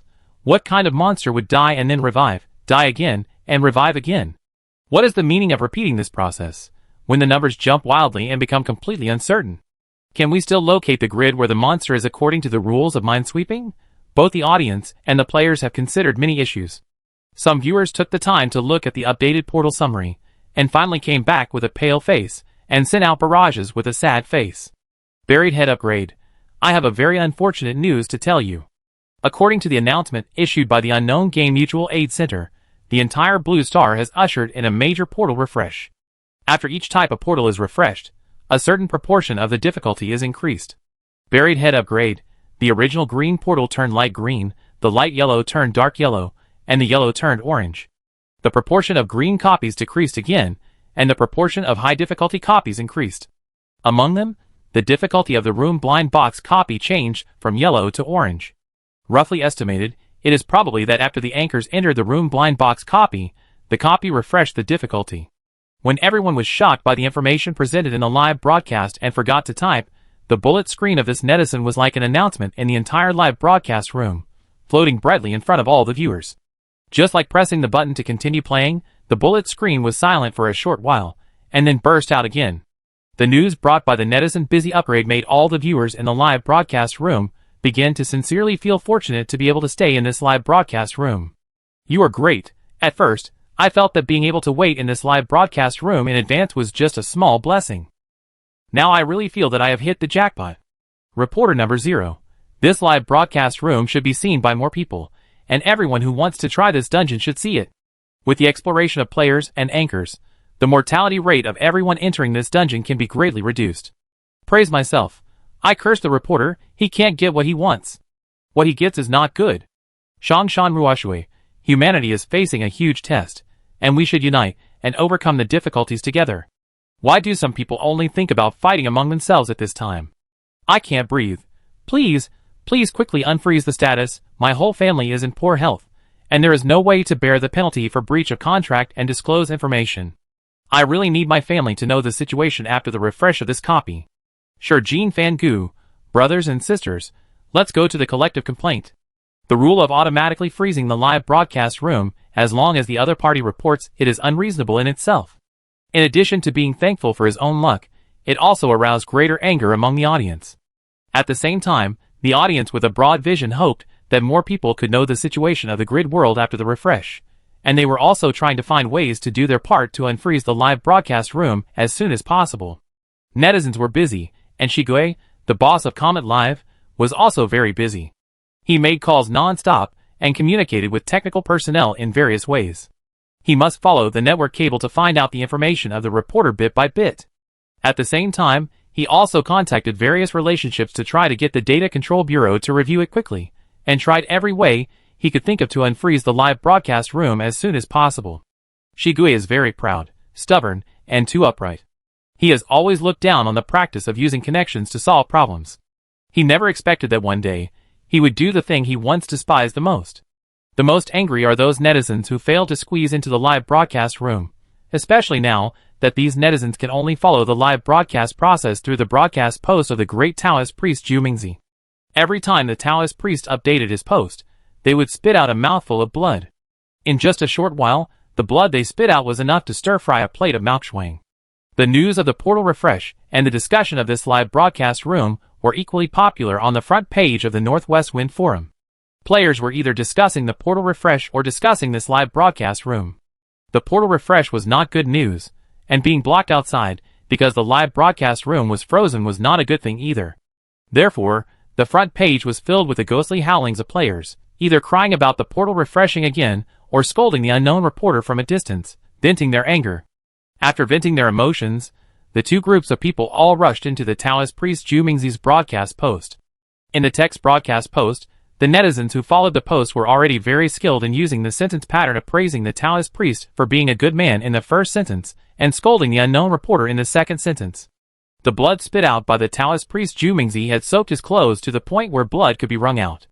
But even though he vomited so much blood, the Taoist's face didn't change much. He was still rosy and energetic. He became more and more excited as he broadcast. It seems that Taoist Zhu Mingzi's physique is really strong. Originally, the Taoist sat cross-legged on the sofa, but now he squatted, with his toes slightly on tiptoe. From time to time, he shook his legs because of his excitement, and looked like a street gangster. The players who were broadcasting live were busy with the dungeon, and didn't know that their live broadcast caused such a big sensation in reality. If Wei Han knew that these people were trying so hard to know the situation in the live broadcast room, Wei Han would persuade them speechlessly that they could buy the recorded video later. Why rush at this moment? But many netizens are just eager for this moment. They are so anxious. They just think that it is worth it to know it 1 second earlier, no matter how much blood they bleed.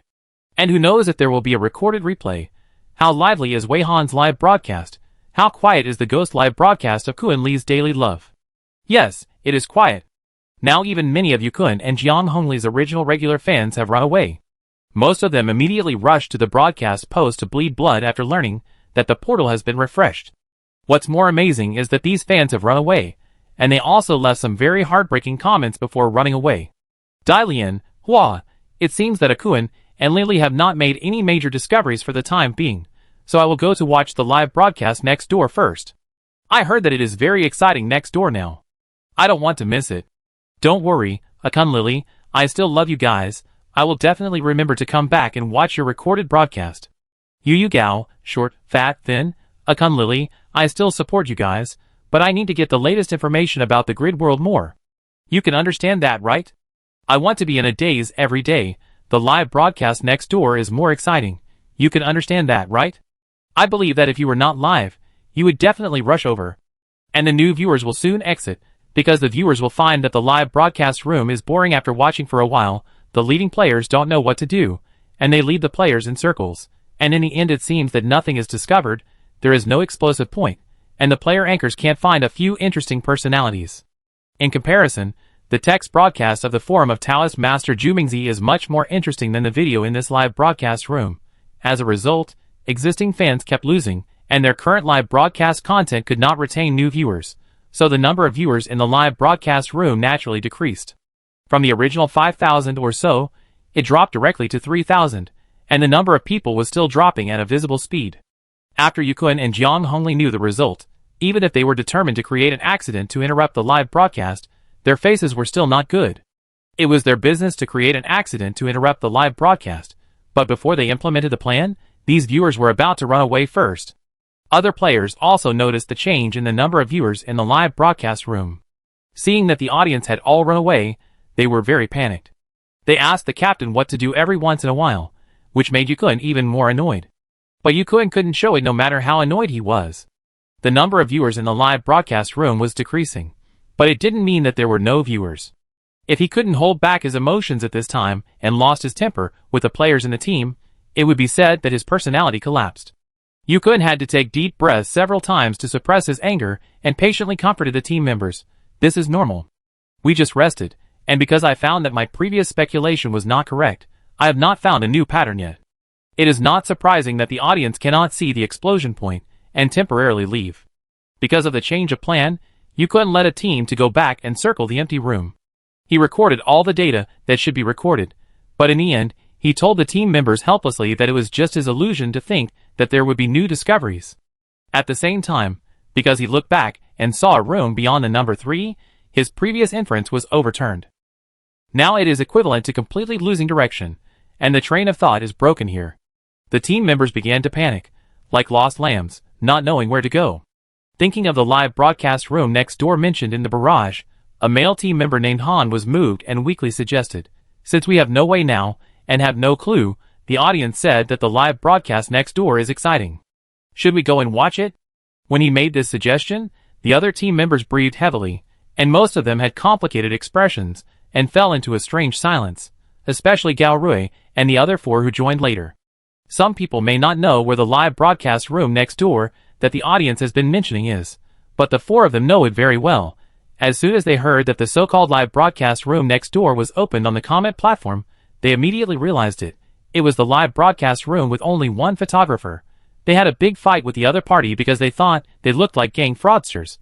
And then, they came here. Who would have thought that at the beginning? The situation here was very good, with thousands of viewers just after the broadcast, but it has been going downhill. I thought that if they came here and it was safe, they would not feel bad about spending more money. But now it looks like. Why do they waste their money?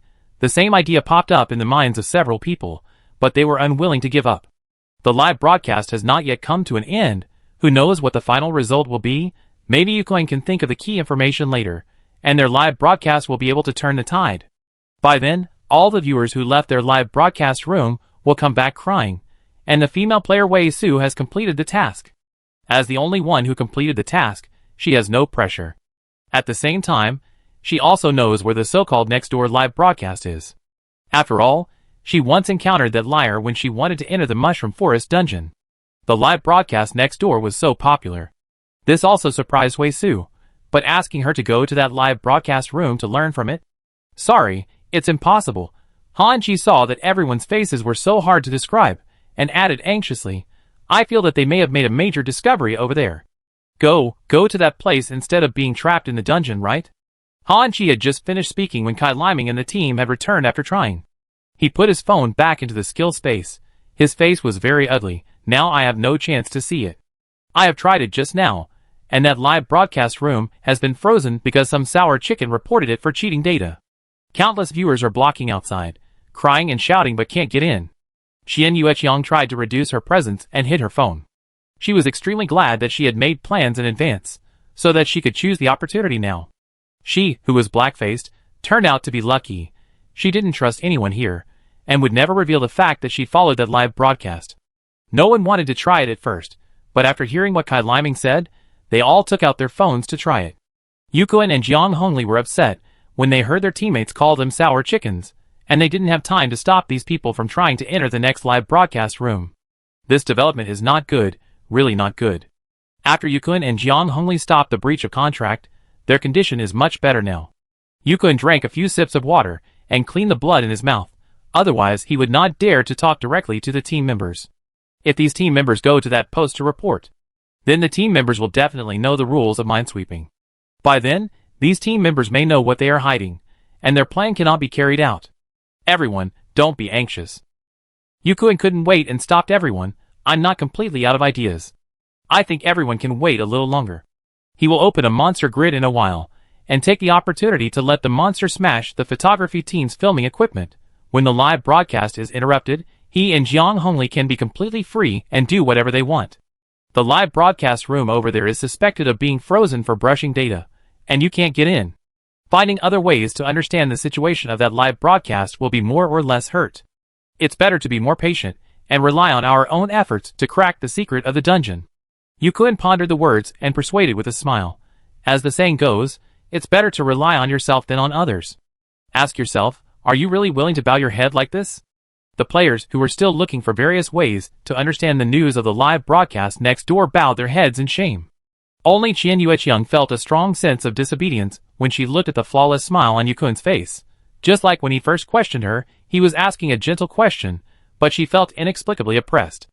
And now it has been completely confirmed that his guess is wrong, and he has not apologized to her, so she can ignore it, but she has just observed all his actions, and found that he just took everyone around so many times, and made those records, which was basically calculating the monster grids and number grids according to the Minesweeper rules.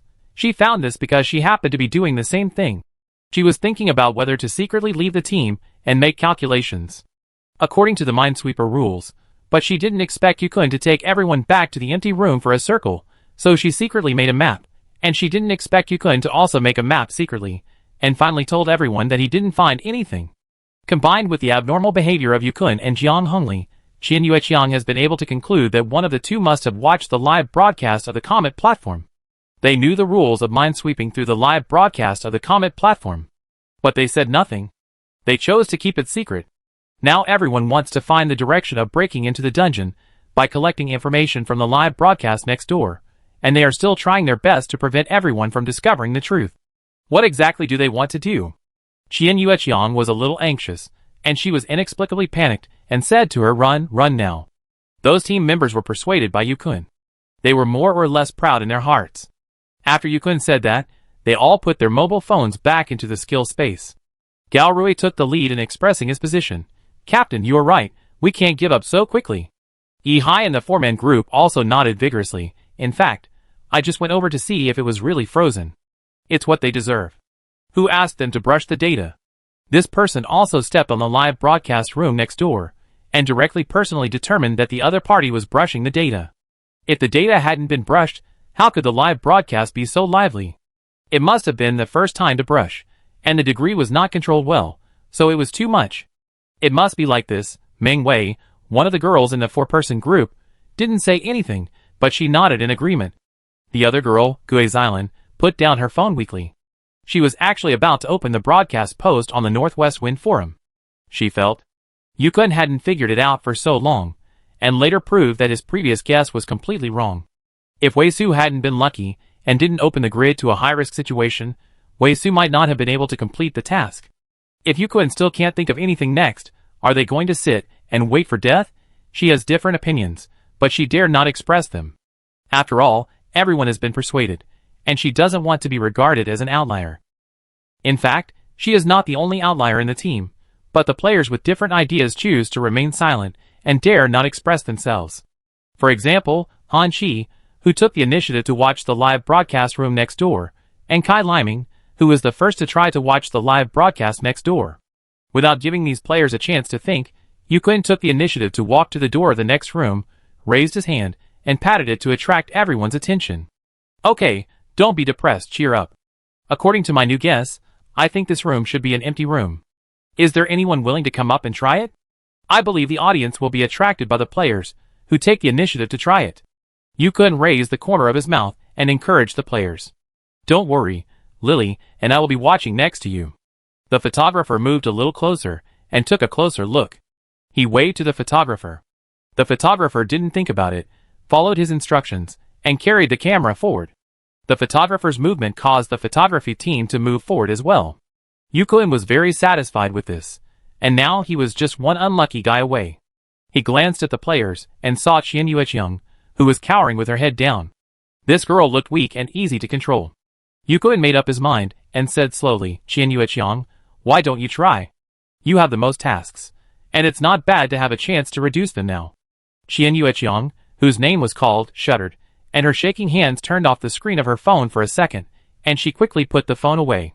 She was actually looking down at the diagram she had drawn. The room pointed out by Yukun was definitely not an empty room. It was a 100% monster grid. He must have known that it was a monster grid. But he lied to everyone that it was an empty room. He was deliberately deceiving people to open a monster grid. Everyone's eyes were once again focused on her. Qian Yueqiang was experiencing more intense tension than last time. Her legs were shaking wildly, and the blood on her face was gone. She looked particularly pitiful. Han Qi and Kai Liming, the two young men, couldn't bear to watch it. Han Chi took the initiative to step forward and said, "Let me open it." Kai Liming stopped him and said, "You are only F level, I am at least E level, let me do it." The two bravely stood up, very manly, and the audience in the live broadcast room praised them. And, what a man! How can you let a girl take the lead? A real man should protect the weak. Dow to Pigeon Feather, I always thought you two were ordinary, but now I understand that you are actually good people. To Yanla, I will thank you on behalf of that girl first, it's really great. Look at the pitiful look of the girl, she must be scared. Captain Yu is really mean, actually teasing her like this. Seeing that taking the initiative to stand up can actually attract fans, the other male players can't stand it. As a player with a slightly higher level, Gao Rui directly blocked Han Chi and Kai Liming. Let me, a D-level player, come, you E and F players don't come to join in the fun, just hide behind me. The level doesn't matter, anyway, there are B-level Captain Yu and Sister Lily next to them, and the monsters they opened before were easily solved by them. Yi-Hai spread his hands. You could only needed a loser to open the door. It seemed that letting the girl come up would not work. It would make him look too mean. Yes. Yi-Hai, you are right. Yukun nodded in agreement. Are you willing to open the door? Yi-Hai wanted to open the door to show off, so he stood up to refute. Now that Yukun called his name, he naturally nodded immediately to show that he was very happy. Yi-Hai was very proud to be able to fight for this opportunity. He walked forward with his head held high, and walked between Yukun and Jiang Hongli. Qian Yueqiang stared nervously, and moved back a little bit. She looked at Yi-Hai as if she was looking at a fool. She had never seen anyone who could be so proud on the execution ground. Han Chi and Kai Liming noticed her movements and smiled at her. Don't be afraid. Although we are not very strong, we will never abandon you at the critical moment.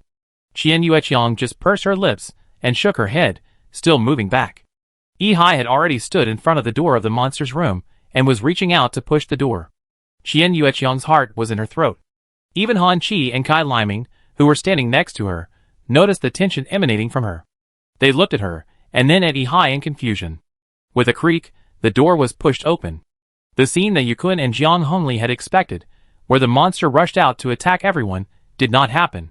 The room seemed empty. Jiang Hongli looked at Yukun in surprise. How could he have made a mistake? Yukun indicated with his eyes that there might be something wrong with his calculation process. It doesn't matter. It doesn't matter if you make a mistake once. Just don't make a mistake next time.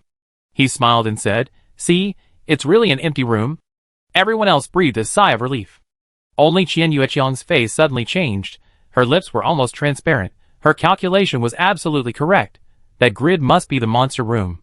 If you open the monster room and find nothing inside, you will think it is an empty room. In fact, Qian Yueqiang did not hesitate this time. Her face was pale, and she turned around and ran away regardless of everything. Chapter 36. Originally, the other players did not notice Qian Yueqiang's actions, but the two men next to Qian Yueqiang happened to pay attention to her, so they noticed that she ran away at the first time. Hey! Girl, why are you running? There are no monsters. Don't run around alone, it's dangerous. Han Chi shouted a few times, and found that the other party's pace did not slow down, so he subconsciously followed. Kai Liming inexplicably cared about Qian Yueqiang's performance, and shouted, "You two don't run around." Then he left the team without permission and chased after her. Gue Xilan's legs moved, and before she took any action, she heard Ming Wei beside her speechlessly. Why care about someone who insists on dying? She is so cowardly, why come to challenge the dungeon? Are you really not going to chase them back? Gue Xilan wanted to say that Qian Yueqiang was weird, but she changed her words after all. That girl ran away, so what are those two guys thinking? Do they want to be the flower protectors? Don't you think they are qualified? Gao Rui was not able to open the door and show himself just now, so he is in a bad mood now. Naturally, he can't say anything good about Qian Yueqiang's incident. Yukun said with a sad face, I actually want to catch up with them, but as the captain, I have to take care of the main force first. Alas, I hope they don't open rooms randomly. If they only stay in this area, we should meet again later. Yi-Hai got the opportunity to show off from Yukun just now. Now he is thinking about flattering Yukun, so he caters to Yukun's statement and angrily blames those who ran away without permission.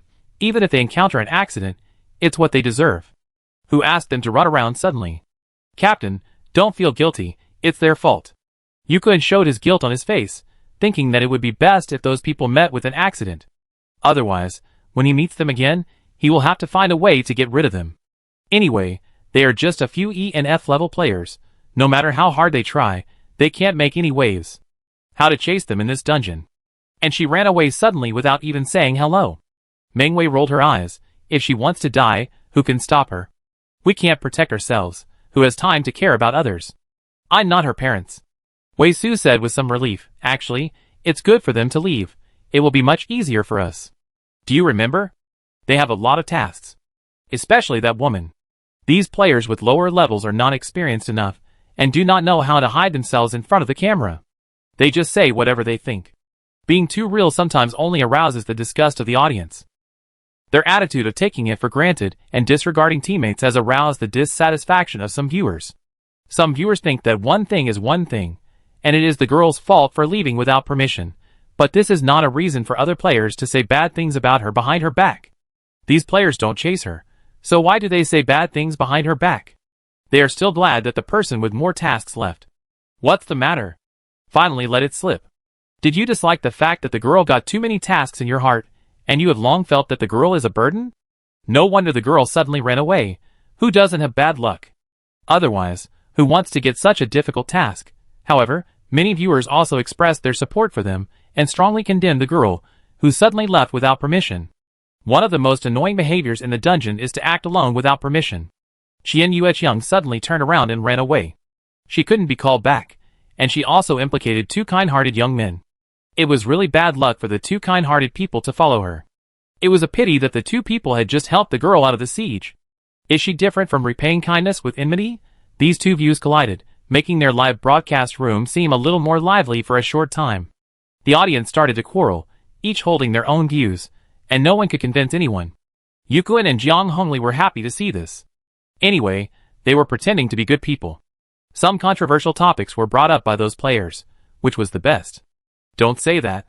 Yukuin came out at the right time to dissuade them from their increasingly excessive rhetoric. She must have her reasons for leaving suddenly. Maybe she was really too scared. Everyone will have such a time. Let's put ourselves in their shoes. Jiang Hongli also came out to show her character. Let me try to contact her on my phone later. Fortunately, I left all of your contact information just in case. Don't worry, we won't abandon anyone easily. Yukuin immediately cooperated. You are just right. When you contact her, tell her not to open a room randomly. If possible, try to wait for us at the original place. After all our tasks are completed, we will go to find them. So Yukuin and Jiang Hongli formed a sharp contrast with other players. The barrage was originally arguing, but now everyone praised Yukuin and Jiang Hongli for their broad-mindedness, kindness, and vision. Other players, who noticed the comments in the live broadcast room, immediately changed their words and said, "Alas, there is nothing we can do now. Actually, I was just too worried about them, and I said the wrong thing because I was too quick-witted. I hope she will be obedient when I contact her." Looking at such a timid and fragile girl, she is inexplicably brave at this time. Several people seemed to feel very sorry, and said one thing after another, trying to save their image a little. Everyone just felt funny about Qian Yueqiang being scared away by an empty room. This girl was really contradictory. She was so scared of a room without monsters, so she turned around and ran away by herself, and was not afraid of wandering alone in the dungeon? At this time, the person they were discussing had already run away for a long time, and Han Qi and Kai Liming had to try their best to catch up.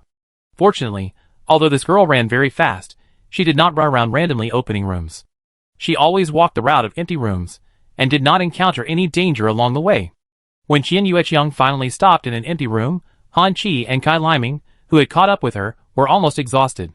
I really didn't expect that this girl, who looked so delicate, could beat two grown men. However, Qian Yueqiang ran so far to escape for her life, and she herself was not much better. She just estimated that this distance should be a little safer, so she stopped. She couldn't go on. If she didn't rest, she would faint directly. It wasn't until she lay on the cold floor that she realized that someone was following her. She heard two heavy breathing sounds in the room, and she was almost scared to death. She was so exhausted that she couldn't even make a sound when she was frightened. She turned her head stiffly, and found that the people following her were not Yukuin and Jiang Hongli as she thought. Several people were so tired that they just wanted to breathe heavily, and had no strength to speak. For a while, several people stared at each other. Qian Yueqiang was full of shock, while Han Qi and Kai Liming were not only shocked by the girl's amazing physical strength, but also wondered why the girl looked at them in surprise. Han Qi was afraid that she would continue to run, So he panted and tried to persuade her intermittently. Please don't run, our legs are almost broken by you. Qian Yueqiang also breathed, why did you follow me? Kai Liming recovered a little, I saw you suddenly ran away by yourself, and I was worried that you were in danger. Don't be afraid, there are no monsters in the room that he opened just now. Let's go back quickly, if we go back now, we should still be able to catch up. No! Before Kai Liming finished speaking, Qian Yueqiang refused loudly, and shook her head frantically. I will never go back. I will never go back even if I die. I didn't expect her reaction to be so big, and Han Qi and Kai Liming were confused. Han Qi didn't understand. Wasn't she running because she was afraid of the monster in the room? Kai Liming considered a possibility. Could it be that Qian Yueqiang knew something? Why don't you go back? Han Qi asked directly. We can take care of each other if we are together. Sister Qiangwei, do you know something? Kai Liming also followed some comments and called Qian Yueqiang's sister Qiangwei. This girl's name is really hard to remember, but it is much easier to remember if you remember it as Qiangwei. Qian Yueqiang did not correct Kai Liming's address. She was now struggling with other issues. She originally thought that even if someone caught up with her, it must be Yukuan and Jiang Hongli who came to silence her. She never expected that two people would follow her because they were worried about her. But are these two people trustworthy? What if they were actually secretly instructed by Yukuan and Jiang Hongli? Anyway, I won't go back. I don't need your worry. If you want to go back by yourself, don't take me with you. Qian Yueqiang has decided to go through the dungeon alone, and no one can persuade her. She doesn't drag others down, and others don't want to plot against her. Then you have to tell us why you don't want to go back. Kai Liming was puzzled. I just don't want to play the dungeon with you. Qian Yueqiang made up a reason. Anyway, I want to live, and I won't go back there again. Shouldn't it be safer there? Han Qi found that he was getting more and more confused. Qian Yueqiang didn't want to explain anymore. She slowly straightened up, and first touched her whole body, to make sure there was no foreign object on her body that didn't belong to her. Then she pursed her lips, and took out her mobile phone to record here, with a newly created spreadsheet file. So many grids have been transferred, and the map needs to be redrawn. She didn't have so many hardware devices as Ding Lu, so she could only think of a way to simulate many grids with her mobile phone. She thought it was also good to use a spreadsheet to record, which was much more convenient than Ding Lu's tablet drawing method. First explore the surrounding empty rooms, and make a basic space map. Thinking about the existence of the parasitic grape, Qian Yueqiang felt more desperate. Before they understood the mind-sweeping rules of the dungeon, Yukuan and Jiang Hongli led them to blindly snipe so many grids. If a room they had opened before actually had a parasitic grape lurking, with her F-level strength, she could only wait to die. Qian Yueqiang didn't want to do nothing and just wait to die. At least she had to try hard before considering giving up. With the demonstration of the players and anchors in the live broadcast room of the camera is my destiny, Qian Yueqiang is now more determined and is proceeding with her plan step by step and in an orderly manner. She wanted to explore in the opposite direction, so she decided to mainly explore the direction ahead and might eventually return to the initial space where they had just landed in this dungeon. It would be perfect to go back there. Han Qi and Kai Liming found that they couldn't understand the actions of this girl, but they didn't really want to go back like this. The two looked at each other and made a tacit decision. Just stay and observe. As long as the girl doesn't drive them away, they will follow her shamelessly. Although following her may cause all the money they spent to go down the drain, both of them believe in their intuition more. This girl's actions are definitely not mindless. For the time being, they can't be sure what she has discovered, but they inexplicably feel that this girl seems to be more reliable than Yukuan and Jiang Hongli. Just think of it as paying Yukuan and Jiang Hongli to practice with them, and paying the photography team as a lesson learned. If you can still get out of this copy alive, remember it in the future, it is better to rely on yourself than on others. The so-called practice partners are not all that reliable. Qian Yueqiang was concentrating on taking notes, while Han Qi and Kai Liming carefully observed and analyzed her actions. She would occasionally look back at them, only frowning, but not saying anything to drive them away. Han Qi and Kai Liming watched Qian Yueqiang looking up at the numbers, poking at her phone, nodding and shaking her head, and finally standing in front of an unopened door, stretching out her hand to draw a circle in the air in front of the door. Is she marking the grid? Han Qi and Kai Liming were both shocked. She marked it without hesitation, as if she was very sure that this grid could be marked. Is she really confident? There are 3 chances for trial and error. If you use one, you will have one less. Each time is precious. Several people waited nervously, and finally the result came out, and a blood-red tick appeared on the circle. The mark is correct. It is actually correct. Seeing her confident look, we know that she didn't rely on luck to bet right, but through some reasoning, she deduced the exact result. Seeing this result, Han Chi and Kai Liming were more excited than Qian Yueqiang. Both of them were not stupid, so they naturally thought of the biggest possibility at the first time. Have you seen the live broadcast in the next room? Han Chi took a few steps forward and asked in a deep voice. Qian Yueqiang's back suddenly froze, but she did not respond. Instead, she held her phone and calculated other rooms by herself. Sister Qiangwei, don't worry, we won't laugh at you. It's embarrassing to say that I actually want to watch it. I just wanted to watch the legendary broadcast post. Kai Liming scratched his head and said naively. Yes. I was the first one to say that I wanted to watch it, but I was completely refuted. Han Chi smiled helplessly. I think if other live broadcast rooms have discovered key information, it wouldn't be shameful for us to go and see it, right?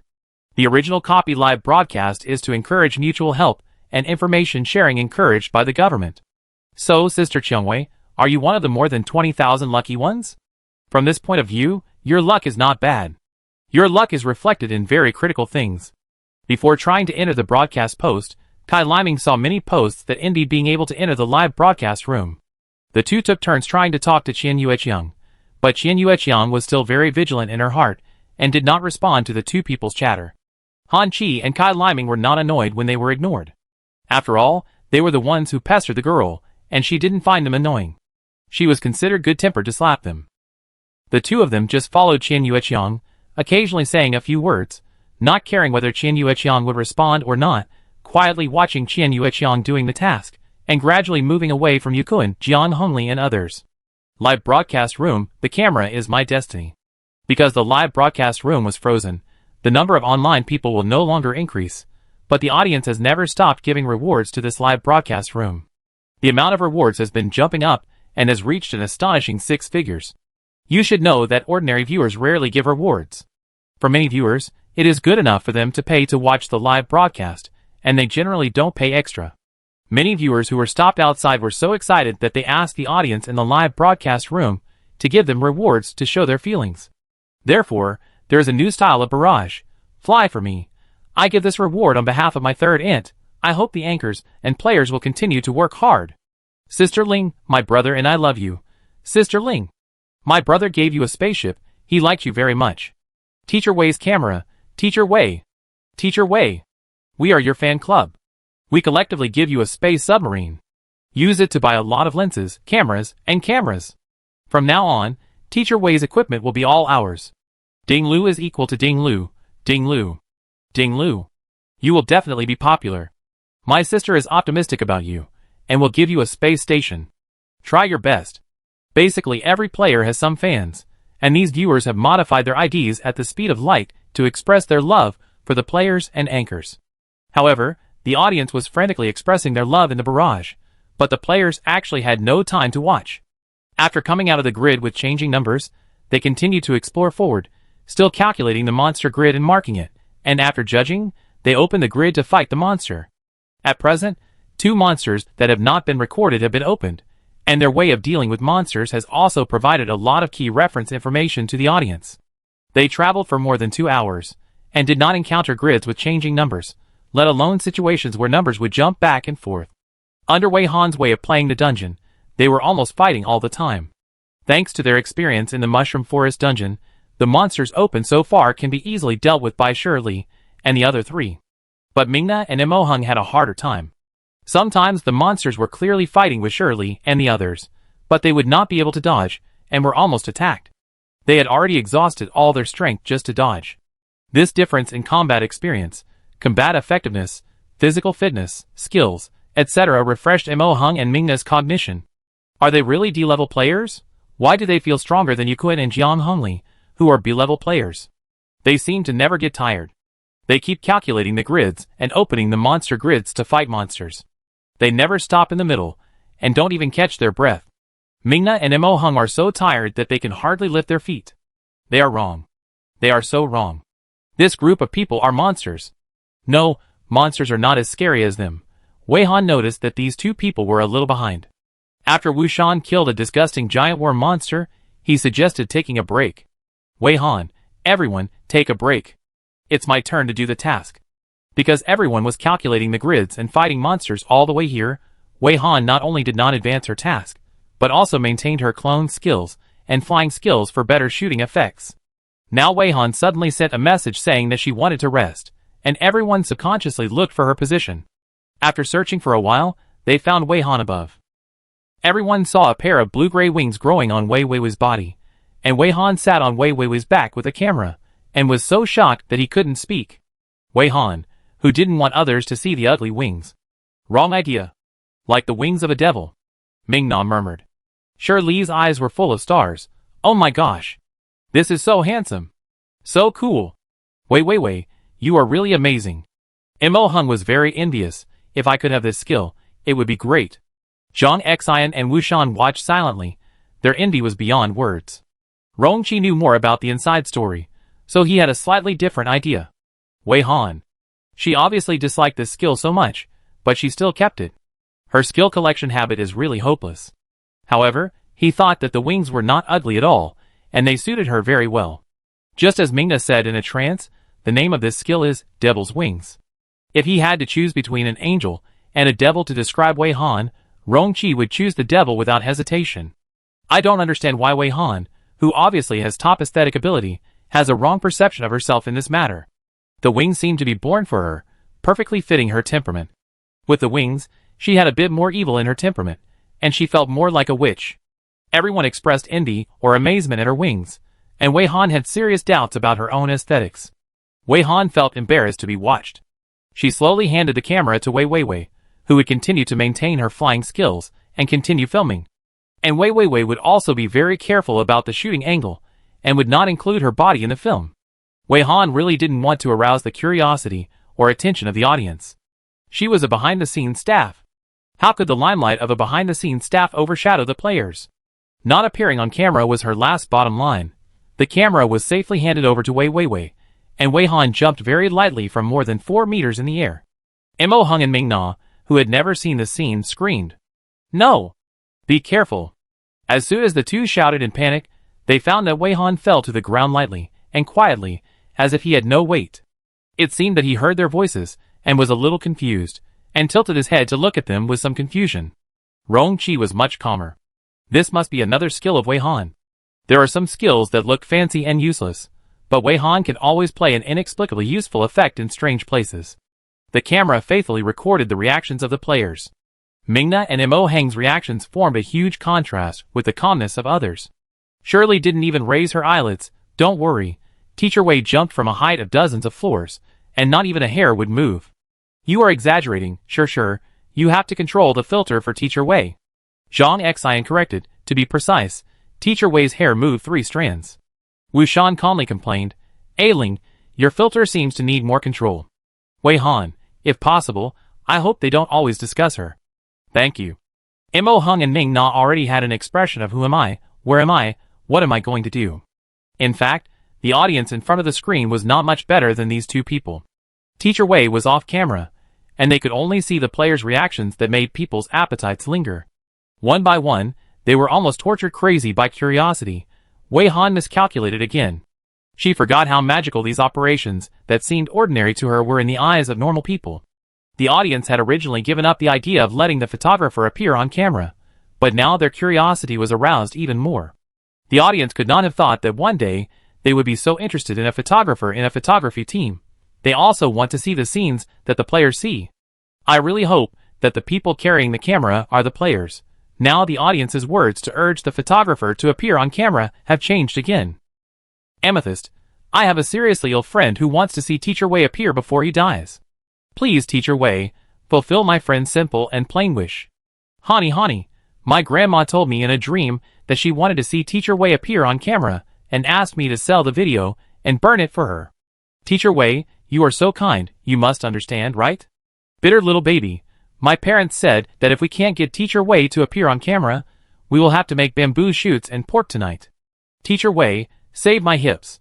But it's still the same. No matter how the audience urges, it's useless, because now there are no players staring at the bullet screen in the live broadcast room. Of course, Wei Han didn't want to meet this request. Why should she, a photographer, appear on camera? I repeat, Not appearing on camera is her bottom line.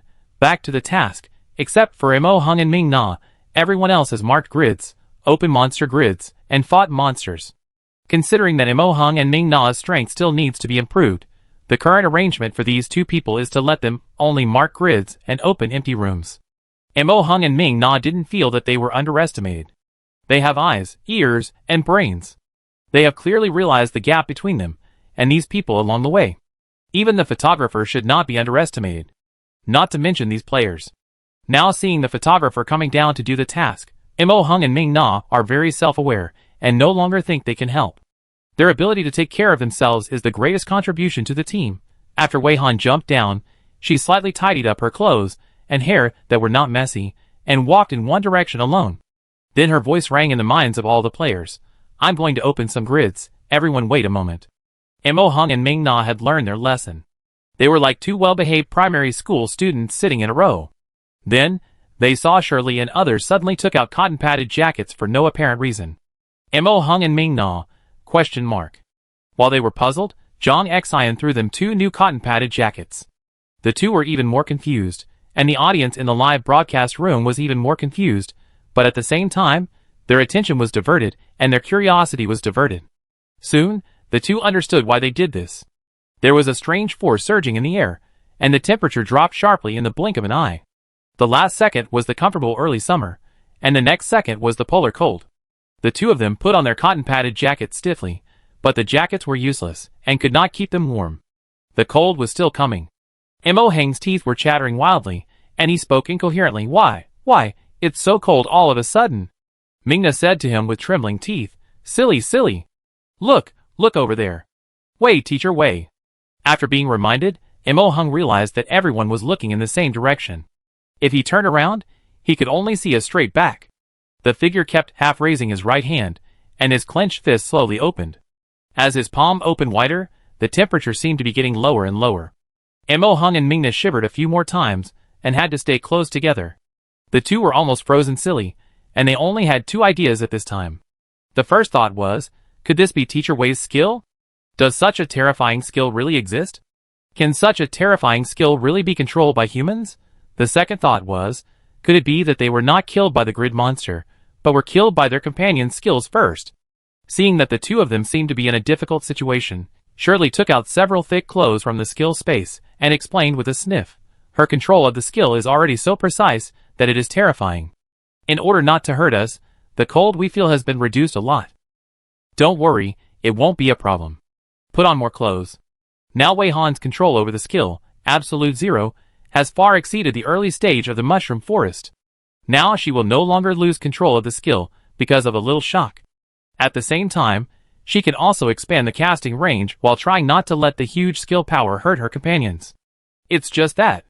The power is too strong. Even after being reduced, it is still a low temperature that normal humans cannot bear. Shirley and her friends have gained a lot of skills through various exercises in the Mushroom Forest. They have improved their physical strength and have opened up a big gap with normal humans. So they can still bear it, but Mo Hung and Ming Na will have the illusion that they may be frozen to death. Looking at the two people shivering, Shirley said apologetically, I'm so sorry, my fire skills are crushed and restrained in her skill range, and I can't help you warm up the fire.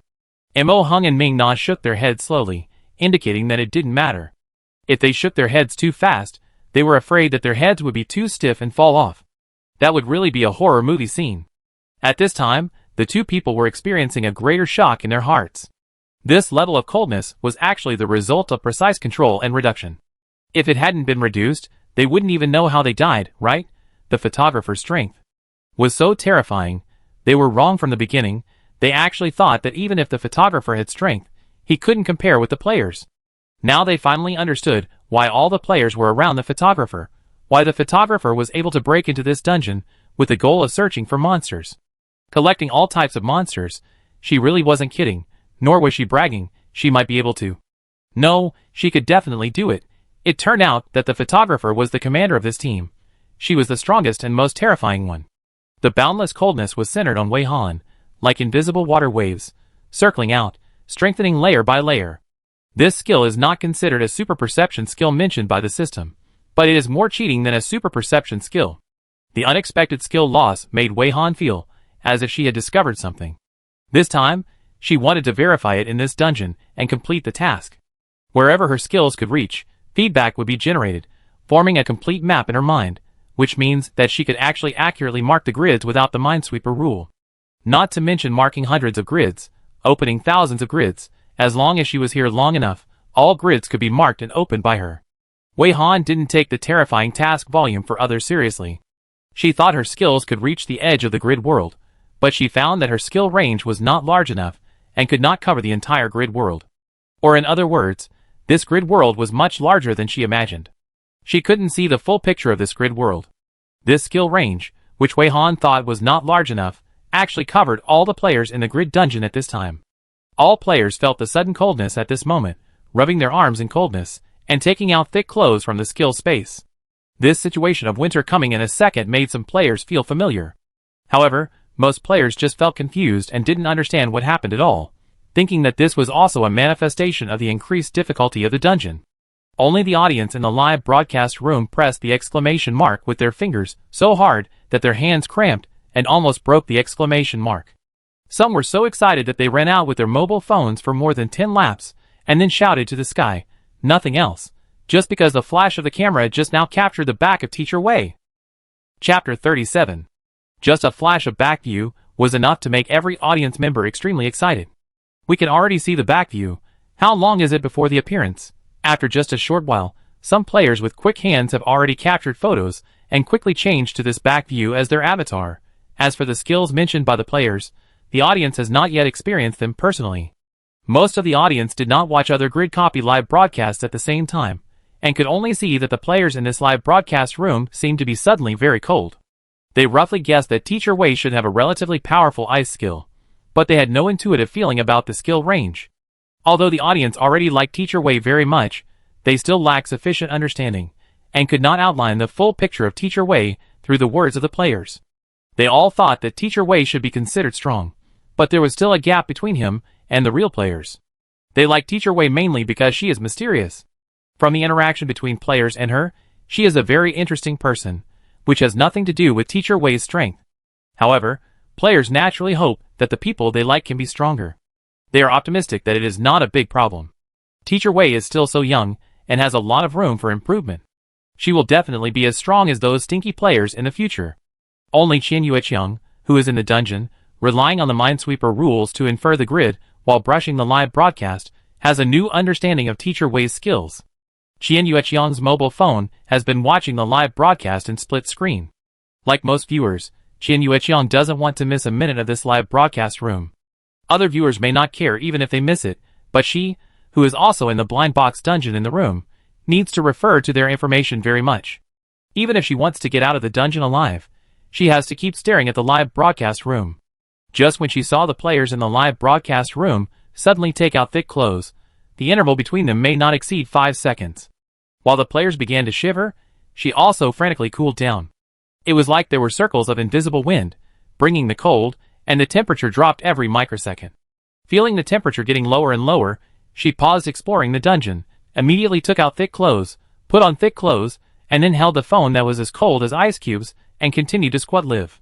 Because she was too unlucky, she would make full preparations before entering the dungeon every time, so there were still a lot of thick clothes in the skill space. Then she saw one of the female players mentioned in the live broadcast that she had a terrifyingly precise control ability of skills. After realizing that this scene of winter was from Teacher Wei, Qian Yueqiang felt that compared with the precise control and terrifying effect, the casting range of this skill was more terrifying. God knows how far she is from Teacher Wei now, and she was actually affected by the skill. Judging from her own luck, she didn't think she was so lucky to be close to Teacher Wei and them. Qian Yueqiang was also getting more and more curious about Teacher Wei, and gradually became like a fanatical fan, urging her to appear on camera, eager for her to show her face. If the identities could be swapped, and the players could go behind the scenes to shoot, and let Teacher Wei appear on camera, that would be a lifelong dream. This also led to Qian Yueqiang realizing that the camera swept past and captured Teacher Wei's back, and she was so surprised that she jumped up on the spot and screamed silently, "It's Teacher Wei, ah! The back is so beautiful. Handsome and beautiful." This scared the two grown men who followed her. Han Chi and Kai Liming also stuffed some clothes into their skill spaces. They knew they were weak, so they tried to be as prepared as possible, and they definitely had to bring more clothes. But even with thick clothes, they could only hunch their heads and bend their backs, unable to stand the cold. They didn't know that Qian Yueqiang jumped up because of the surprise in the live broadcast room. They thought that Qian Yueqiang couldn't stand the cold more than them. It was not surprising to have such a guess. After all, Qian Yueqiang was a thin girl, and it was normal for her to be unable to tolerate the cold. Han Qi gritted his teeth and took off his thick clothes and handed them to her. "Qianwei's sister, put on your clothes quickly. Don't get cold," he shouted loudly, and the volume didn't sound like giving clothes away, but more like snatching clothes. Qian Yueqiang was wearing headphones, and it just took such a loud volume for her to hear. She was puzzled, and when she turned around, she saw a man in a black down jacket and a man shivering in a thin sweater. "You look cold, put on your clothes quickly," Han Qi emphasized again, thinking that she didn't hear clearly just now. At this time, Kai Liming also took off his thick sweater without hesitation. Without the warm sweater, Kai Liming immediately started to chatter, "Come on, put on a sweater inside, it's warmer, warmer." Qian Yueqiang was speechless when she saw the two of them curled up, like shrimps, because of the cold. Who was colder? What were they doing? They were obviously cold themselves, so why did they give her clothes? Qian Yueqiang had never experienced the care of her teammates in the dungeon. She couldn't believe that there would really be people supporting and helping each other in the dungeon. She was indeed cold, but not so cold that she needed them to give her clothes. "Aren't you colder?" After such a long time, Qian Yueqiang finally responded to their words. Han Qi forced himself to straighten his back, trying to prove that he was not very cold. "I'm fine, not very cold." "Achoo. Qian Yueqiang, Kai Liming also wanted to prove it, but he couldn't hide his trembling teeth at all, and even if he tried to be strong, he would be seen through at a glance. "I'm not as cold as you think." Qian Yueqiang sighed helplessly.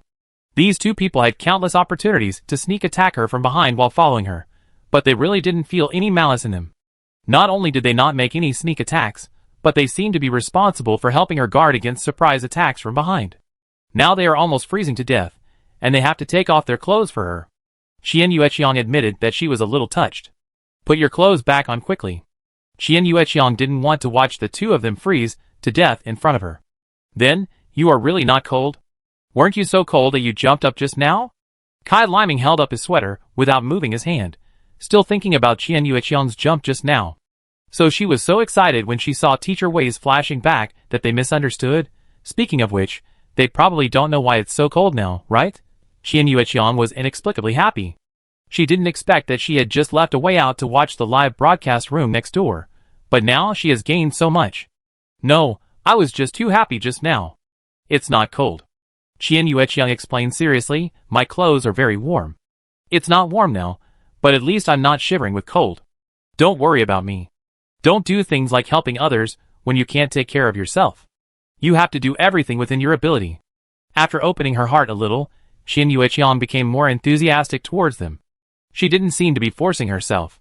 She just jumped a little, but her face was rosy, and she was in good spirits. She looked very excited. Han Qi and Kai Liming believed that she was not lying. They quickly put their clothes back on. Both of them stopped shaking instantly. Then they came to their senses. The girl was willing to pay attention to them now. Han Qi rubbed his hands excitedly. "I don't know what's going on. This time the room blind box is too weird.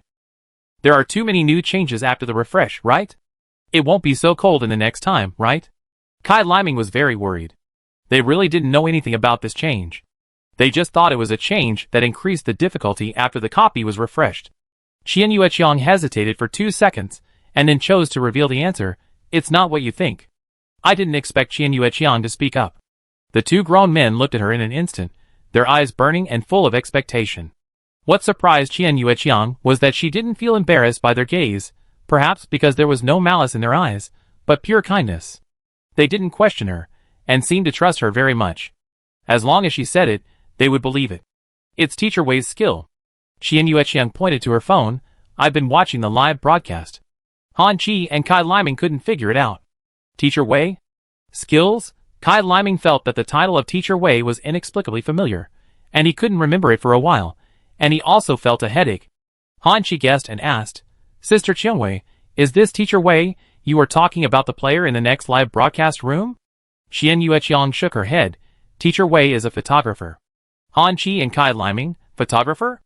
How exciting is the next live broadcast room? They actually missed it perfectly. In just a few words, Han Chi and Kai Liming's curiosity was successfully aroused. They once again condemned the idiot who reported the live broadcast room in their hearts. If the live broadcast room had not been frozen, they would have been able to watch the live broadcast long ago. The information that Sister Chiangwei obtained from that live broadcast room allowed her to complete the task all the way to now. It is roughly estimated that she has completed almost 1/3 of the task. It has been very smooth, which is enough to prove how reliable that live broadcast room is. Xian Yueqiang felt a little uncomfortable. She thought it might be a notice of penalty for breach of contract. She shook her head regretfully and said, "I don't know the contract breach conditions set by this platform. I don't think I can say more. Anyway, we have left Yukun's team now. You can watch the text broadcast of that fierce guy. But be prepared for the penalty for breach of contract." Is this also considered a breach of contract? Han Chi and Kai Liming also felt that the scope of this contract was really a bit wide.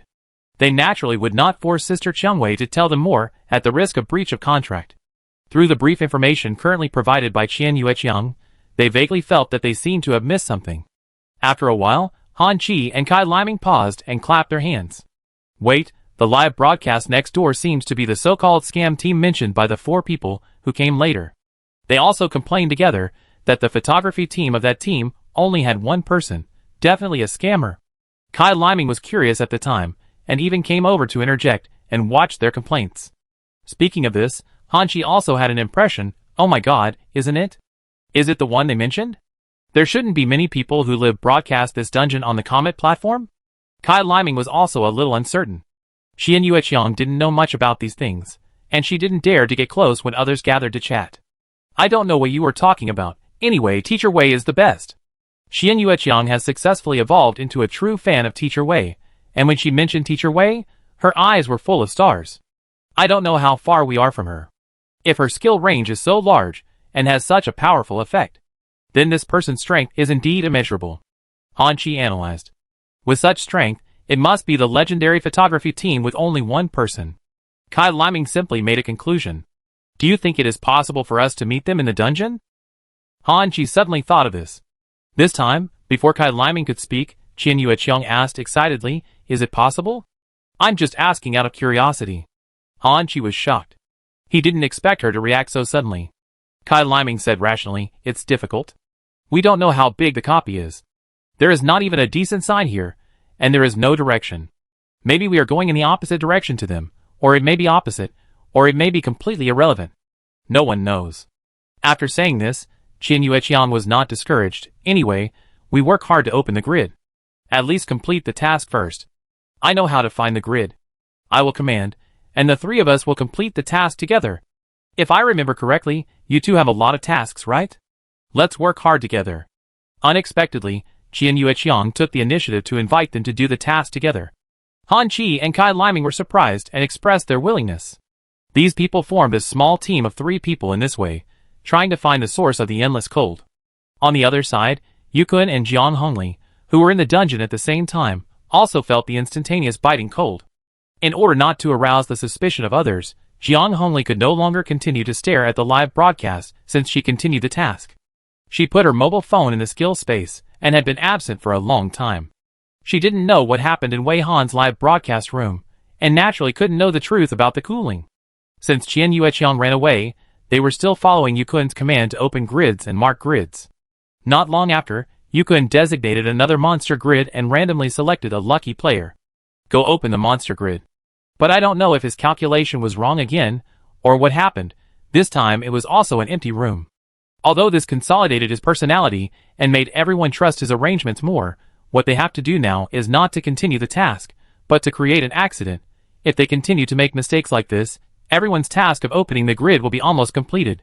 The 3 consecutive monster rooms he calculated were empty, which made Yukun begin to doubt whether his calculation was wrong from the beginning. Then, winter came. The temperature in the copy dropped sharply, and they were suddenly thrown into the ice and snow polar region. Everyone fumbled out the warm clothes in the skill space. The camera crew was shaken several times by the sudden drop in temperature. Even after putting on warm clothes, they still couldn't keep the camera steady. Everyone was cold, but after Yukun looked around at the team members, he found that a few of them seemed to be shaking particularly badly. Gao Rui, Ihai, Wei Su, what's wrong with you guys? You guys are wearing the thickest clothes. Why are you colder than the others? Yukun asked by name. The people whose names were called raised their heads stiffly. Perhaps it was Yukun's illusion that their eyes were a little stuck, and they didn't follow their movements.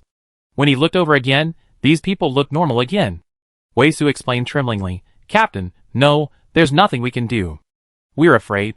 Afraid of that, afraid of the cold. Yes, our physiques are relatively weak, there's nothing we can do. Gao Rui nodded quickly. Ihai just nodded silently. He seemed to have become much quieter since he pushed open the door of the empty room. Yukun was a little confused. Ihai is an F-level player, so it's understandable that his physique is poor. You two are both E-level players, and you can both be so cold. Your basic physique is indeed a little below average. You should exercise more often. Meng Wei and Gui Xilan listened to the conversation between the few people and looked at each other in confusion. Why did they remember that the two men's physiques were much better than theirs? They didn't look as cold as those two men? Maybe some people are not resistant to cold. Jiang Hongli took out another mobile phone and checked the situation in their live broadcast room.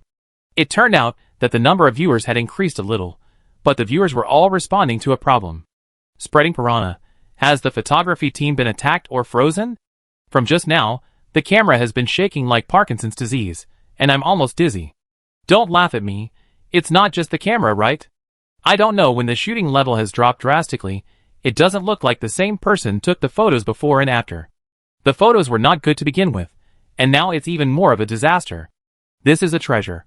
Perhaps the photography team should consider changing people to shoot. Maybe the current photographer has reached the limit. Shouldn't this kind of division of labor and cooperation be discussed within the team a long time ago? How can such a low-level mistake be made? Seeing these comments, Jiang Hongli also looked over to the photography team and found that the photographer carrying the camera was indeed shaking, and the shaking amplitude and rhythm were the same as Gao Rui and the others. How could the camera not shake? Are these people's physical conditions so poor? Is it that serious? Although Jiang Hongli didn't care much about the data in the live broadcast room, she still had to respond to the comments as much as possible. They won't stop broadcasting after leaving here. They must not relax when it comes to maintaining their image. Photographer, can you guys pay a little more attention? The audience said the camera was shaking. Can you guys change the camera? The current photographer is really tired, right? In fact, Jiang Hongli didn't know how long the current photographer had been following the shooting, but she had to express her opinion anyway. The photography team was also puzzled. The current photographer was the one with the best physique and the highest shooting level in the team, and he had just been replaced and started shooting for less than 30 minutes. But there was no other way. The deputy captain had already said so, so they had to replace someone. Fortunately, there were enough people carrying the cameras, so it wouldn't be a problem to replace them now. Seeing that the photographer had been replaced, Jiang Hongli breathed a sigh of relief and said apologetically, I'm really sorry to force you. We didn't expect that the dungeon would suddenly become extremely cold. After we get out, we will add an additional shooting fee. Jiang Hongli strengthened her character setting, and thought that she would see everyone praising her in the barrage, but she saw that many people in the barrage were laughing. Ha ha, who could have expected that? It seems that they don't know the truth about the extremely cold weather. It's the end of the world and I still have to do my homework. Fortunately, I opened 2 accounts at the same time. Ha ha, I can actually see such a wonderful linkage. No romance, get lost. Hee, I am a mean person and I like to see players who have never seen the world. See you again on Monday. No, isn't it scary? That range is so large. Kukuwengsu, fuck. It's really scary when I think about it. I dare not think about it. You guys say, it shouldn't be possible? No way. Is there a possibility that they are actually very close? Chang Xingming, is it possible to see them bump into each other? I really want to see it. I wonder how it will be considered as a breach of contract if I see it. Ha, is this a bug in the contract? Jiang Hongli's head is full of question marks, and she is about to vomit blood. Why is no one praising her for being beautiful and kind? They are all discussing irrelevant topics. Why can't she understand these comments at all? Don't tell her that it has something to do with the live broadcast of the Comet platform again. She was broadcasting live and leading the team, so it was impossible for her to stare at the live broadcast room. She didn't know what she missed. Jiang Hongli felt a sense of loneliness, as if she had been left behind by the world. The only thing that could be understood from the barrage was that some viewers seemed to know very well how the coldness of the copy was produced at this time. Is it someone's skill, it's a lie. How could such a terrible skill exist? Even if it really exists, it depends on whether it can be controlled well. How many people were reluctant to use powerful skills after getting them? But the skills went out of control and killed themselves instead. Seeing Jiang Hongli staring at her phone and doubting her life, Yukun touched her shoulder, and the head of the photography team also heard the question from the headset, asking them about the quality of the live broadcast room and whether there was any camera shaking. Jiang Hongli came back to her senses and took a look at the live broadcast room. After changing someone to shoot, the picture has now returned to normal, and no audience continues to complain about the picture problem. She put down her phone, but she was still thinking about the live broadcast room next door mentioned in the barrage. What happened there? The situation here is not good. Yukun's mind-sweeping reasoning accuracy is too low. He has mistaken an empty room for a monster room several times. Jiang Hongli wondered whether she should be allowed to do the deduction. If it keeps dragging on like this, how long will it take? They could have come slowly, but the environment of the copy suddenly changed, and the temperature was so low. It is not known how long this low temperature will last. There is not much time left for them. Who knows whether they will complete the plan first, or be frozen or starve to death here first? Whose turn is it to open the grid next? Yukun lowered his head and deleted and subtracted on his phone, and recalculated the next monster grid, deciding that he must not make any mistakes this time. As soon as he finished speaking, he heard Jiang Hongli's stern scolding. "What are you doing? Don't open the door without permission." After hearing the voice, Yukun followed Jiang Hongli's gaze, and saw that Yi was clearly scolded by Jiang Hongli, but he still pushed open a door without permission. After being yelled at by Jiang Hongli, he pushed the door open and said slowly, "I think this is an empty room." No monster rushed out. It seemed that it was indeed an empty room, but this could not be a legitimate reason for this person to act without permission. Yukun walked over quickly, took a look in the room, and confirmed that it was an empty room. Hua turned back and criticized Yi harshly. "Do you think it's an empty room, so you can act on your own? Before you act, at least tell us. If this is not an empty room, but a monster room, we will all be implicated by you." That's what he said, but Yukun felt sorry in his heart. Why is it an empty room? If a monster is opened, he doesn't have to arrange it. Yi lowered his head, and it seems that his attitude of admitting his mistakes is okay. Gao Rui urged at this time, "Don't waste time. Let's continue to open the grid quickly." Wei Su also held the same attitude. Yes, it's so cold now, who knows how long we can hold on. I think it's good to continue to move forward in the direction of Yi. The words of these two people always made Yukun feel an inexplicable sense of disobedience. When did the relationship between these people become so good? And why are they suddenly so active and proactive in doing tasks? Could it be that these people have noticed his and Jiang Hongli's plan? I think the direction you mentioned is not good. I have a bad feeling. You have to trust my intuition. My intuition is always accurate. Yukun already felt that they were suspicious, and would not listen to their suggestions. The initiative must always be in his hands. He pointed in the opposite direction. "I am the captain. Considering the safety of all team members, you'd better cooperate with my arrangements. If there is any unauthorized room opening behavior in the future, I will ask the unauthorized person to leave the team for the sake of responsibility for the team." Several people lowered their heads, looked at each other for a few times, exchanged glances, and then said him in unison. The abnormality of these people made Yukun quite concerned, and then he found that they seemed very reluctant to go in the direction he pointed. Under his pressure to move in this direction, they seemed uncomfortable all over, and were very resistant to going in the direction he specified. It was really strange. Could it be that these people really discovered what he and Jiang Hongli were thinking? Yukun decided to observe for a while longer. The direction he decided to move forward was determined by their resistance. The more they resisted, the more he wanted to go. He wanted to see what these people were doing. After the skill, Absolute Zero, was cast, Wei Han slowly lowered her half-raised hand. She closed her eyes, and took a deep breath, integrating all the feedback she received. The duration of the skill effect also increased, as she became more proficient in controlling the skill. It would last for about 3 days now. After 3 days, the temperature within the skill range would gradually rise. This is also the reason why Wei Han did not use this skill when she came to scout the site. First, it will have an impact on the players in the dungeon. Whether it is a good or bad impact, it is better to have an impact once than twice. Second, she is worried that it will alert the monsters, and make them escape in advance or kill themselves in advance.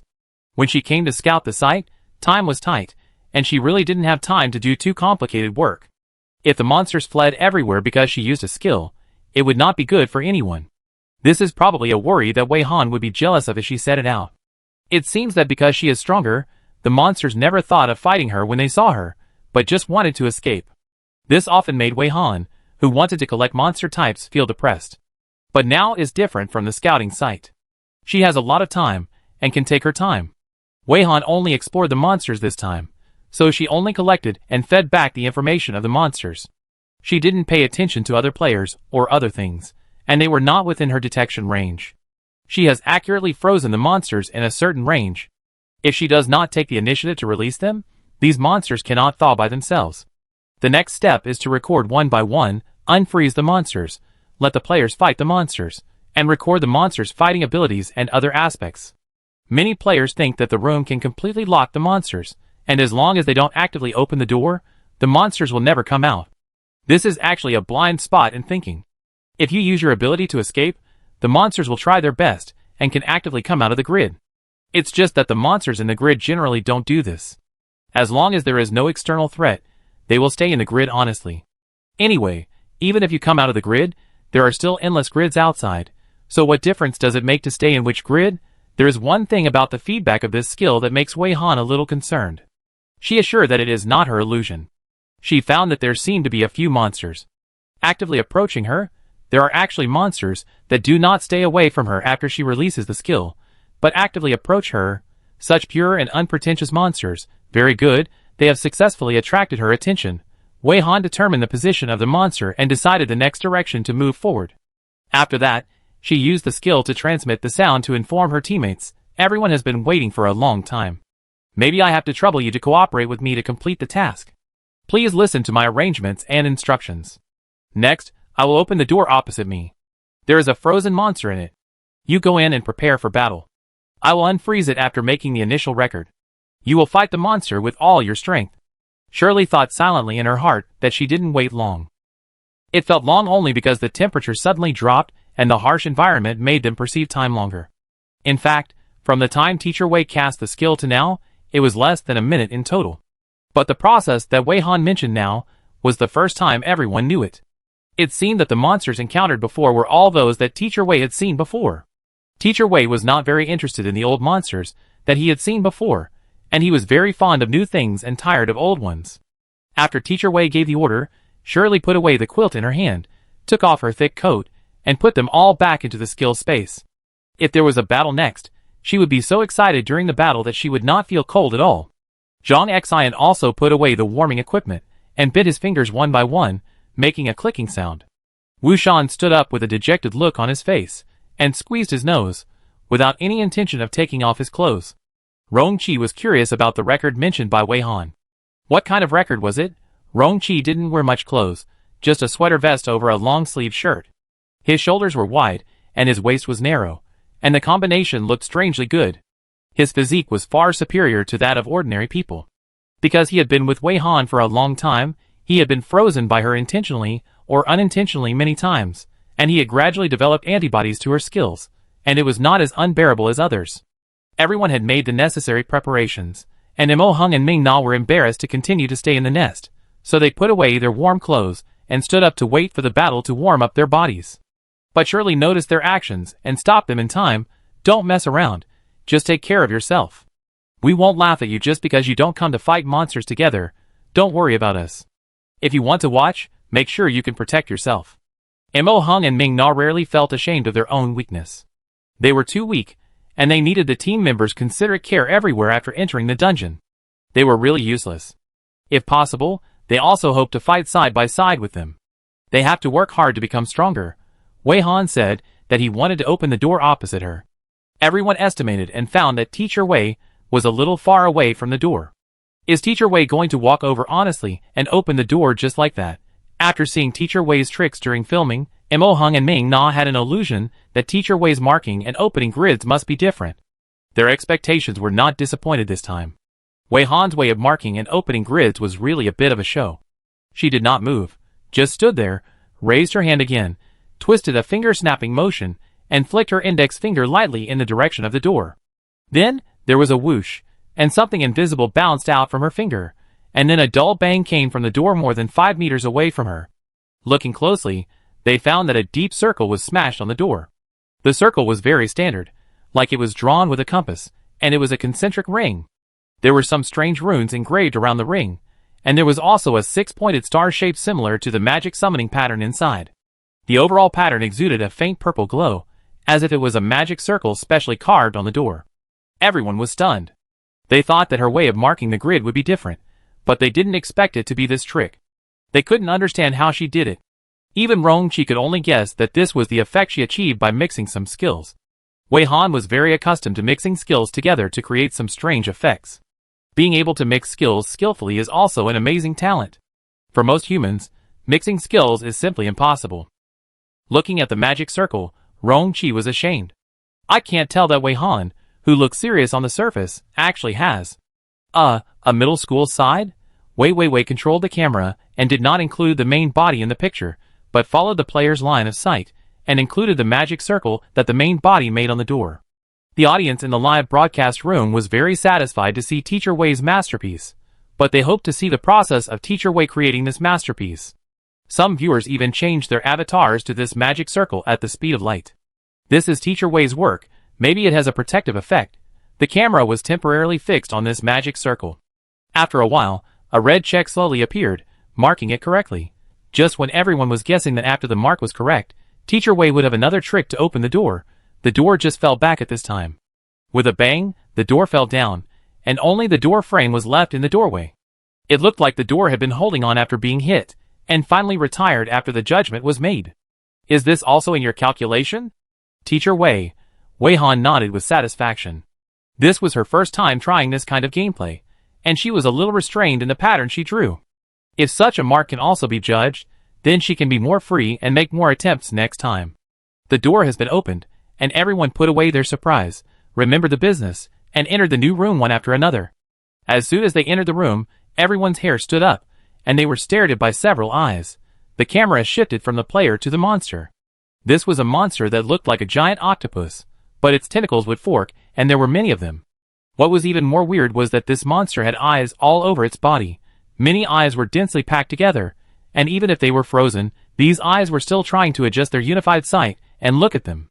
This made Zhang Xian, who had trypophobia, pale, but the faces of others who did not have trypophobia were not much better. The appearance of this monster was too shocking. The viewers who had trypophobia in the live broadcast room almost vomited, but fortunately the camera time for this monster was not long. Basically just let them see it clearly, and then quickly turned away.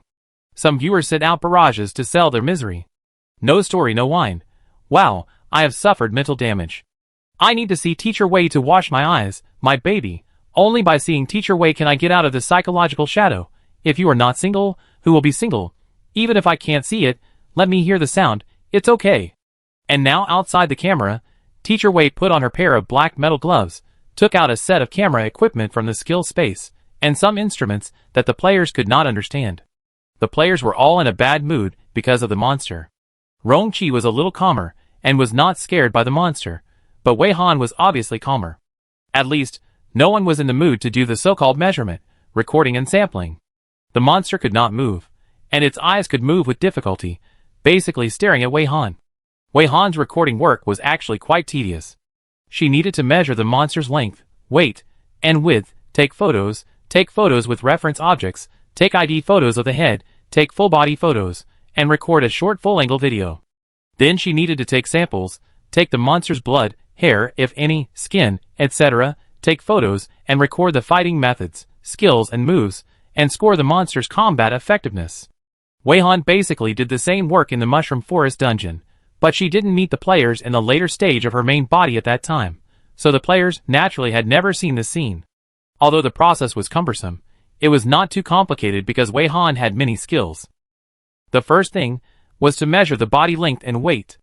At this time, all the tentacles of the giant octopus monster were spread out on the floor, which was not convenient for measurement.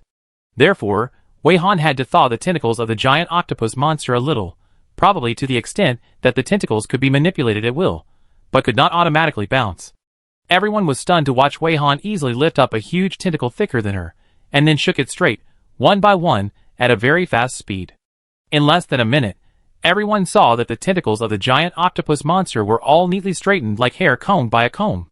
The monster was forced to use all the tentacles to touch the ground to support its body, just like being forced to stand in a military posture. A terrifying and ferocious monster, just like a giant toy, could only allow Wei Han to manipulate it into the movements she needed. At this time, everyone realized that this monster was really tall when it stood up, and its round hat-like head was almost touching the ceiling. Wei Han had some measurement skills, which were useless to others, but Wei Han just needed them. The measurement skills were activated, and a ruler was like a vine growing from the floor, climbing up little by little, and finally growing to the same height as the monster.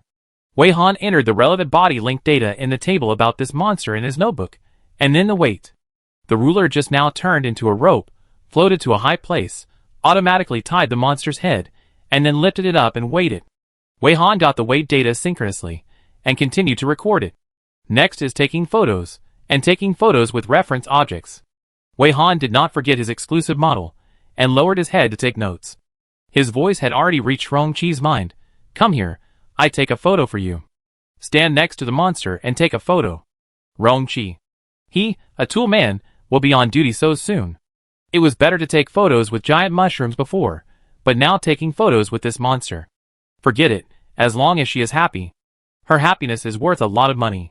Besides, this is also a pit he dug for himself, and he can't blame others, who made him be clever for no reason. Rong-Chi walked over resignedly, and stood next to the tentacles. He was stared at by those eyeballs that were moving with difficulty. Rong-Chi was in a bad mood, and secretly poked the eyeballs with his skills. Anyway, the monster couldn't move now, so he poked it whenever he wanted. The poked monster's eyeball. Wei Han has now carried out her photography equipment, which is numerous, and of a wide variety of types. Seeing her equipment, everyone thought that photography is indeed a hobby for the poor. Then it was her job, taking pictures. It was not easy to find the angle. She kept jumping up and down, and the players' eyes followed her movements. After the shooting was done, the next step was to take samples. Wei Han originally thought that taking a pair of eyes would be enough, but when she took the eyes, she looked carefully and found that each pair of eyes on this monster was different. Some eyes were larger, and not round in shape. They were triangles that she had never seen before. Wei Han became interested and looked carefully again. She found that there were also rectangular, elliptical, trapezoidal, irregular, polygonal. In addition, the shapes and colors of the black eyeballs of these eyes were also diverse. She found a heart-shaped one among them, and the color was pink, not to mention the different pupil shapes. There are so many types of eyes. The collector DNA is very excited. This is a treasure monster. Wei Han immediately sent a message to the players. "I'm sorry. I will deal with this monster myself. You guys take a break and wait for me." Rong-Chi just returned to the team. When he heard Wei Han's suppressed excitement, his eyebrows jumped. He always felt that she was going to make trouble. Then, everyone saw Wei Han took out a sharp knife and gestured at one of the monster's eyes. If you only stare at that pair of eyes, you will find that it is a pair of very beautiful big eyes. The eyeballs are blue like gems, and there are radial crack patterns around the light blue vertical pupils. Wei Han carefully held the knife next to the eyes for comparison, as if he was struggling with where to start. The other eyes around him stared at Wei Han in unison, and their fierce eyes issued silent threats, but Wei Han ignored them, and focused on struggling. They could clearly see that the look in the eyes changed from anger at the beginning to surprise, and finally only horror. Now they didn't know if it was their illusion, but the eyes seemed to have started to shed tears. Wei Han said, "Huh?" confirming the guess that the monster would cry. She was very surprised by the monster's tears, so surprised that she forgot to use her skills to transmit the sound, and said directly with a slightly chuckled tone, "It seems to be more beautiful when it cries. Since it can cry more, I love to watch. I just collected the tears to see if the ingredients of the tears from each pair of eyes are different." She suddenly thought of something and whispered softly, "Speaking of which, there seems to be a legendary ancient dish, which is roasted eyes. I don't know if your eyes can be eaten, how to deal with them, what they will taste like, and whether each pair of eyes will taste different." A devil's whisper successfully made all the monster's eyes start to shed tears, and for a while, it rained heavily in the room. Shirley and others hurriedly opened umbrellas and took various protective measures. "You are worthy of being Teacher Wei." Mo Hung and Ming not doubted their lives. "Who is the monster?" Rong-Chi helplessly held his forehead. He knew that this guy was going to mess around again. Chapter 38. The audience in the live broadcast room only found that after the devilish speech of the melodious female voice ended, it suddenly started to rain in the screen. The players shielded themselves from the rain, while looking in the same direction with different expressions. It is not difficult to guess that the person the players are looking at is the much anticipated Teacher Wei himself. The camera lens has not been following the player's anchor sight, and the clever audience immediately realized that the voiceover just now came from the Teacher Wei they had been calling for. This turned out to be Teacher Wei's voice. This is a heavenly sound. They are so happy. After Teacher Wei's back appeared on the screen, they also saw Teacher Wei's paintings, and now even heard Teacher Wei's beautiful voice. Then everyone began to carefully recall what Teacher Wei said with this melodious and crisp voice, and they wanted to use an eightfold mirror to analyze every word. Teacher Wei rides on me. Teacher Wei is talking to a monster? Damn it! I actually envy a monster. What's there to talk to a monster about? Teacher Wei, come and talk to us. I cry for you to see. Ah, I look good when I cry. Teacher Wei, come and see me. I will cry as long as you let me cry. Look at me. I can cry so hard. Put on some clothes. Teacher Wei seems to be speaking devilish words with a heavenly voice, but I love it. So unique. Eating master. The eyes that Teacher Wei is talking about must be the eyes of the monster with eyes just now, right? What a unique angle. I remember that there is indeed an ancient food called roasted pig eyes in ancient books. But roasting the monster's eyes. Is it still a bit too heavy? I don't use logic. It is reasonable to speculate that Teacher Wei was fighting with the monster, and Teacher Wei unilaterally crushed the monster and made the monster cry. Then Teacher Wei got too excited and forgot to switch modes, so he accidentally turned on the microphone. Seeing the monster crying, Teacher Wei was in a good mood, so he stimulated the monster badly, and then the monster was scared and cried. The rain we saw was actually the tears from the monster's many eyes? Listen to me. Kneel down to the reasoning master upstairs. I really suddenly understand. Thank you, reasoning man. You are so bad, I love you so much. Thank you, reasoning man, but I still want to see Teacher Wei directly. I am really a greedy person. Seeing Teacher Wei's back, collecting her paintings, and hearing her voice, I am not satisfied. I still want to see Teacher Wei's heroic figure. Wei will not turn the camera to the main body. No matter how the audience cries, she will ruthlessly fix the camera on the players. The audience can only make various guesses based on the players' expressions and eyes, and they are so anxious that they want to rush into the screen. Damn it, why does Teacher Wei have to be a photographer? In the aggrieved rain of tears of the monster, although Wei Han is in the center of the rain, not a single tear can get close to her body. There is an air wall around her body, which perfectly blocks the rain. Wei Han is a little disgusted with this rain of tears. She cried like this after just a few words. Is this monster's psychological endurance too poor? As a monster, how can you be so psychologically weak? How can you be a monster?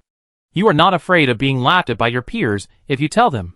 Wei Han was annoyed by the tears, but she was not completely unaware of it. From the monster's reaction, it can be guessed that this monster can understand what she said. In the Mushroom Forest dungeon, she tried roughly and confirmed that the giant mushrooms in the Mushroom Forest dungeon cannot understand human language. Based on this discovery, Wei Han decided to try to use the skill to transmit sound to see if she can transmit what she wants to say to the monster's brain. As a result, she found that the skill to transmit sound could not establish a link. There was a wall in the middle. Just like the situation in the Mushroom Forest dungeon, she could not use the skill to transmit sound to the giant mushrooms. She just realized that she accidentally opened the microphone, making her voice become the voiceover in the live broadcast. She would not allow this kind of mistake to happen in her live broadcast room. Originally, after realizing it, she had planned not to make any sound. But now she can only test whether the monster can understand human language by speaking directly. Between the effect of the live broadcast room and verifying the guess, Wei Han chose the latter. The monster's tears were really exaggerated. In just a short while, there was already a shallow layer of water on the floor of the room, and it was still spreading outside the room. Wei Han took a deep breath and said impatiently, "You cried too much.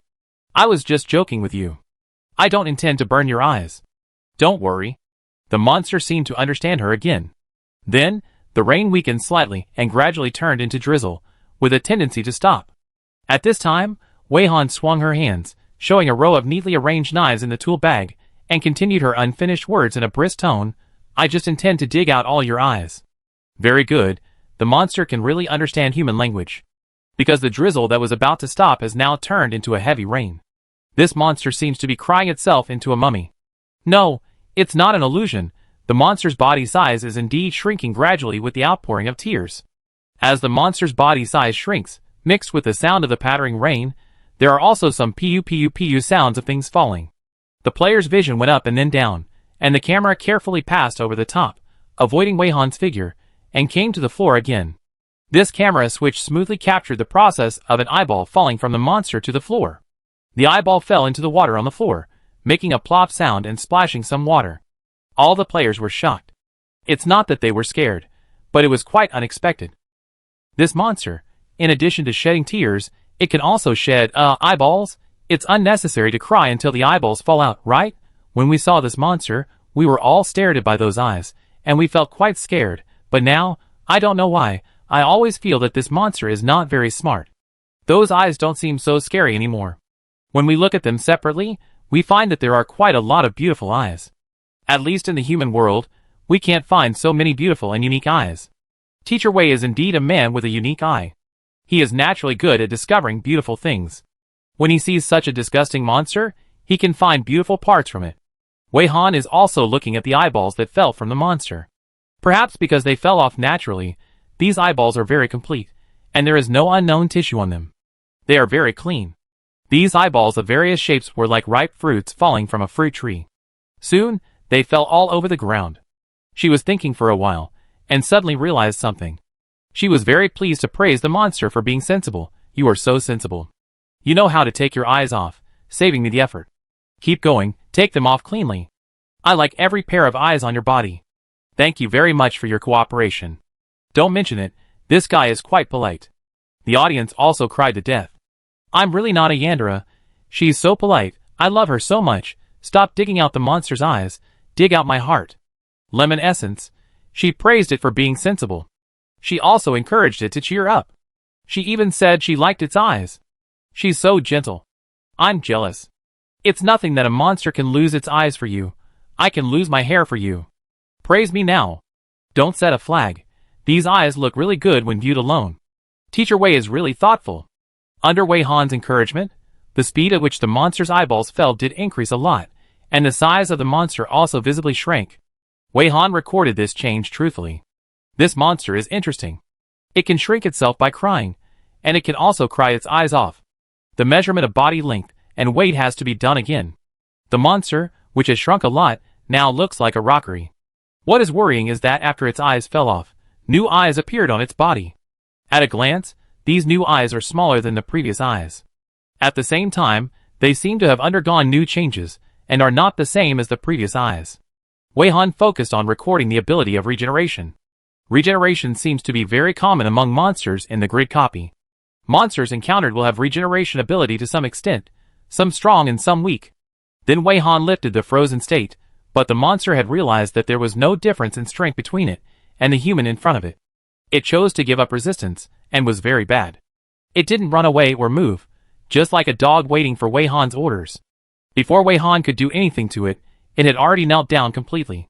Wei Han wanted to lift the frozen state and wait for it to take the initiative to attack, so as to test the combat ability of this monster. As a result, after waiting for a while, it was still standing there, and the newly grown eyes were all at a uniform loss, as if it had lost its direction and didn't know what it should do. What's wrong with this monster? It's too unmonster-like. Stand at attention. Wei Han was annoyed when he saw it, and subconsciously lectured, how can you be a monster? Look at you, your eyes are blank and your movements are timid. How can you be a monster? Show me the aura of a monster. The monster really stood at attention subconsciously, but his eyes were still not fierce or fierce. Instead, he looked at Wei Han eagerly. This made the players, who were watching, shake their heads and talk about it. Surely, this is not okay. Your eyes are weird. When you open your eyes, they are full of innocence, not scary at all. Zhang Xian, your eyes should be firm, understand? Be fierce. Wu Shan, you can't be a jerk. Mo Hung and Ming Na were led astray by these people, and also said a few words. Mo Hung, as a monster, you can't cry easily. Ming Na, don't forget your duty as a monster. Rongqi felt that he was probably the only normal person. He doubted whether Wei Han had some strange infectious power that always led people around him astray. He had no choice but to persuade. Save it, monsters are already ashamed of what you say. Can you be more normal? Then he said with excitement and encouragement, you have weird eyes, don't listen to them. As a monster, your appearance is ugly and unique, you have already won at the starting line. I teach you. Can't your eyes fall off? In the future, you can use your eyes as weapons, throw your eyes at people when you meet them, and you will scare them. Maybe you will kill them or knock them unconscious. Do you understand? Others? ? Why do you seem to be the most abnormal one? Even Wei Han was speechless by Rongqi. She warned the eye monster very seriously. Don't listen to him. Your eyes are so beautiful. How can you throw them away to give them to others? I think you can try to throw your tentacles. Anyway, your tentacles can regenerate. The most important thing is that your tentacles are more practical, less ornamental, and have no collection value. The monster's eyes were full of confusion, and it was already doubting that the monster had reborn. When several people were doing this part, Wei Weiwei also used exquisite lens conversion technology to avoid Wei Han, while capturing the monster's posture and the player's comments. Therefore, the audience in the live broadcast room can intuitively see that the players are becoming more and more devilish under the leadership of Teacher Wei, and the monster is just as the players described, without any monster temperament. This monster really doesn't look as scary as it did at the beginning. The audience also found that the monsters in the dungeon were not as scary as they thought, and they could even communicate with them. After defeating them, they could play with them to increase the fun.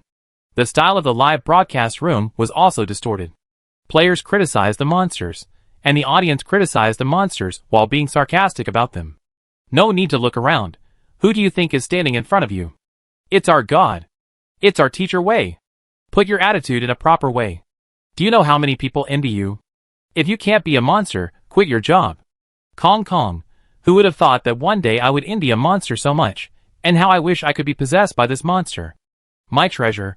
The question is, this monster, or the monster in the blind box in the room, can it understand human language?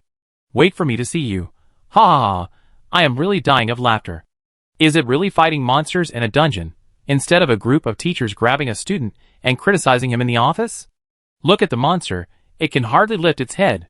Eat hot pot in summer. Ding Lu is so kind. You must be good at inspiring education, right?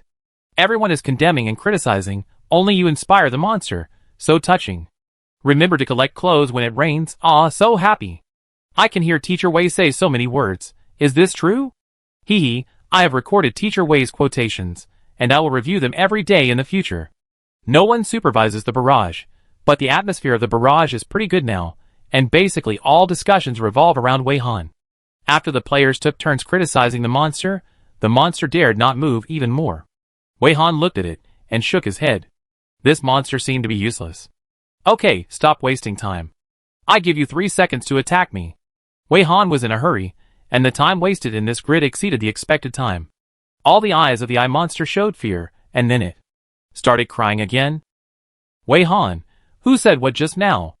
As a monster, you can't cry easily. I won't kill you. Wei Han promised helplessly, I am a peace-loving person, and will not kill easily. Just 2 simple moves.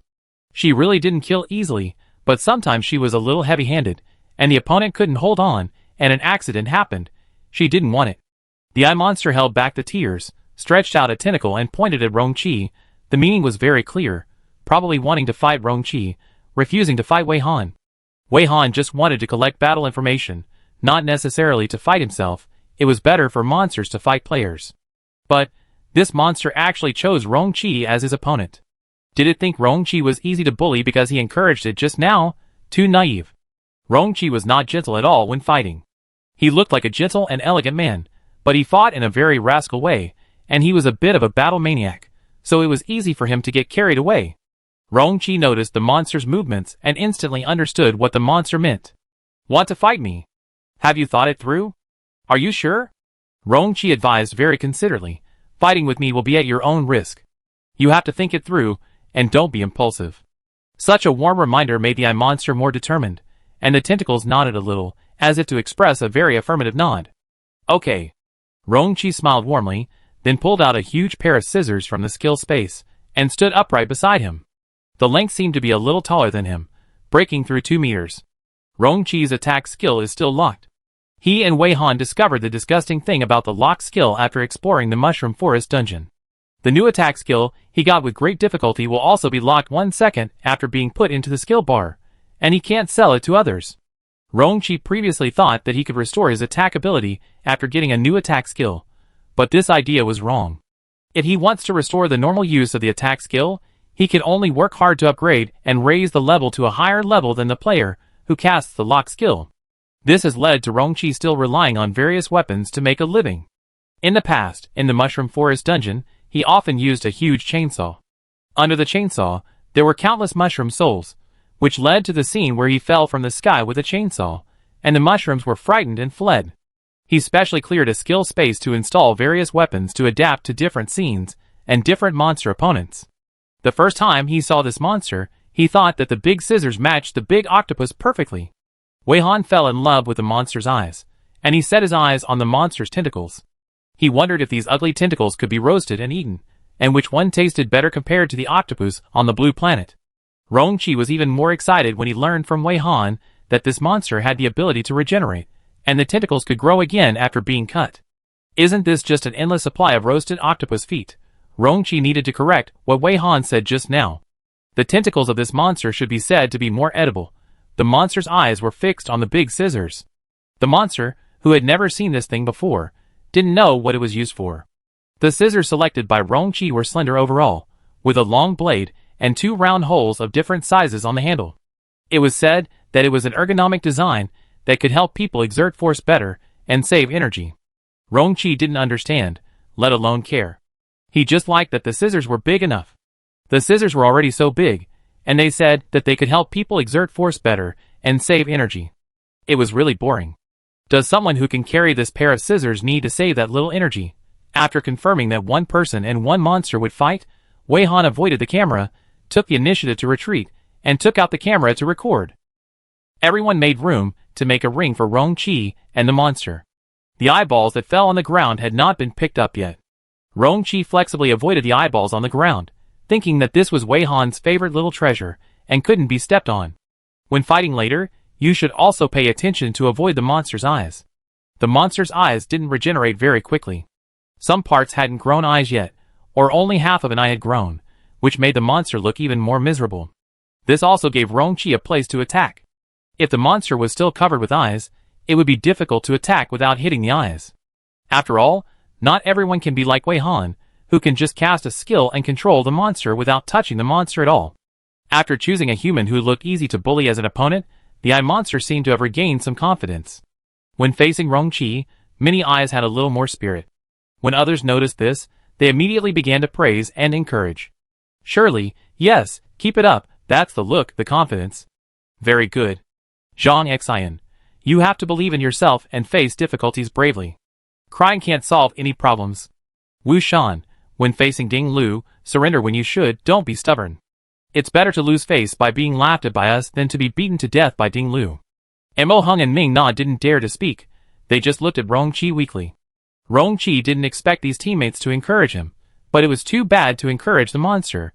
After being encouraged, the monster was more motivated. After getting ready, it took the initiative to attack with a tentacle that had secretly moved behind Rongqi, pointing at Rongqi's heart. Rongqi had already noticed it, turned around instantly, and blocked the huge scissors in front of him. With a snap, the monster's tentacles fell to the floor, twisted twice by inertia, and then stopped moving. The cut tentacle was as long as an arm. It had just fallen off, and was still fresh. Rongqi noticed the cross-section of the tentacle, and found that it was simply an enlarged version of an octopus leg. It would be so satisfying if it could be eaten. The monster didn't care about having one tentacle cut off, but it seemed to understand what Rongqi's hand was used for, and had begun to try to avoid Rongqi's big scissors. Judging from the monster's attack speed, Rongqi had roughly figured out the monster's strength. It was really hard to describe. He knew that Wei Han was recording the monster's fighting style and combat power and other data, so he took the time to tell Wei Han. The combat power value is 15,200 points. My evaluation is that it is fragile and can't withstand a single blow. Wei Han nodded and took notes. Seeing that this monster cries all the time, it can be guessed that its combat power is not very strong. Shirley and the other two also had expressions of sudden enlightenment, but Mo Hung and Ming Na were confused again. Although this monster does seem to be a little unintelligent, it is not fragile and can't withstand a single blow, right? At least Mo Hung and Ming Na asked themselves, just as the eye monster's sneak attack tentacle just now. With their reaction speed, they absolutely could not dodge it. At most, they can barely dodge it, and they have to pay the price of injury. People like them are normal, right? That's right? This team must be abnormally strong. Not too weak, the monster can understand human language, and also understands Rong-Chi's evaluation that is almost equivalent to humiliation. It finally has some blood. Very unhappy, he sped up his attack. The monster's attack method is to wave its tentacles, and use them to attack at a faster speed, or stab or entangle the opponent, which is a relatively simple physical attack. The speed of this monster is too slow in Rong-Chi's opinion, so Rong-Chi can not only easily cut off the tentacles that the monster stabbed one by one, but also collect all the cut tentacles, and put them in the skill space specially used to store food. Occasionally, he would help Wei Han pick up the eyeballs on the ground and help sort them into pairs, because after the monster's eyeballs fell, all kinds of eyes were mixed together, and it was not known which one was a pair with which one, and they had to be matched and classified.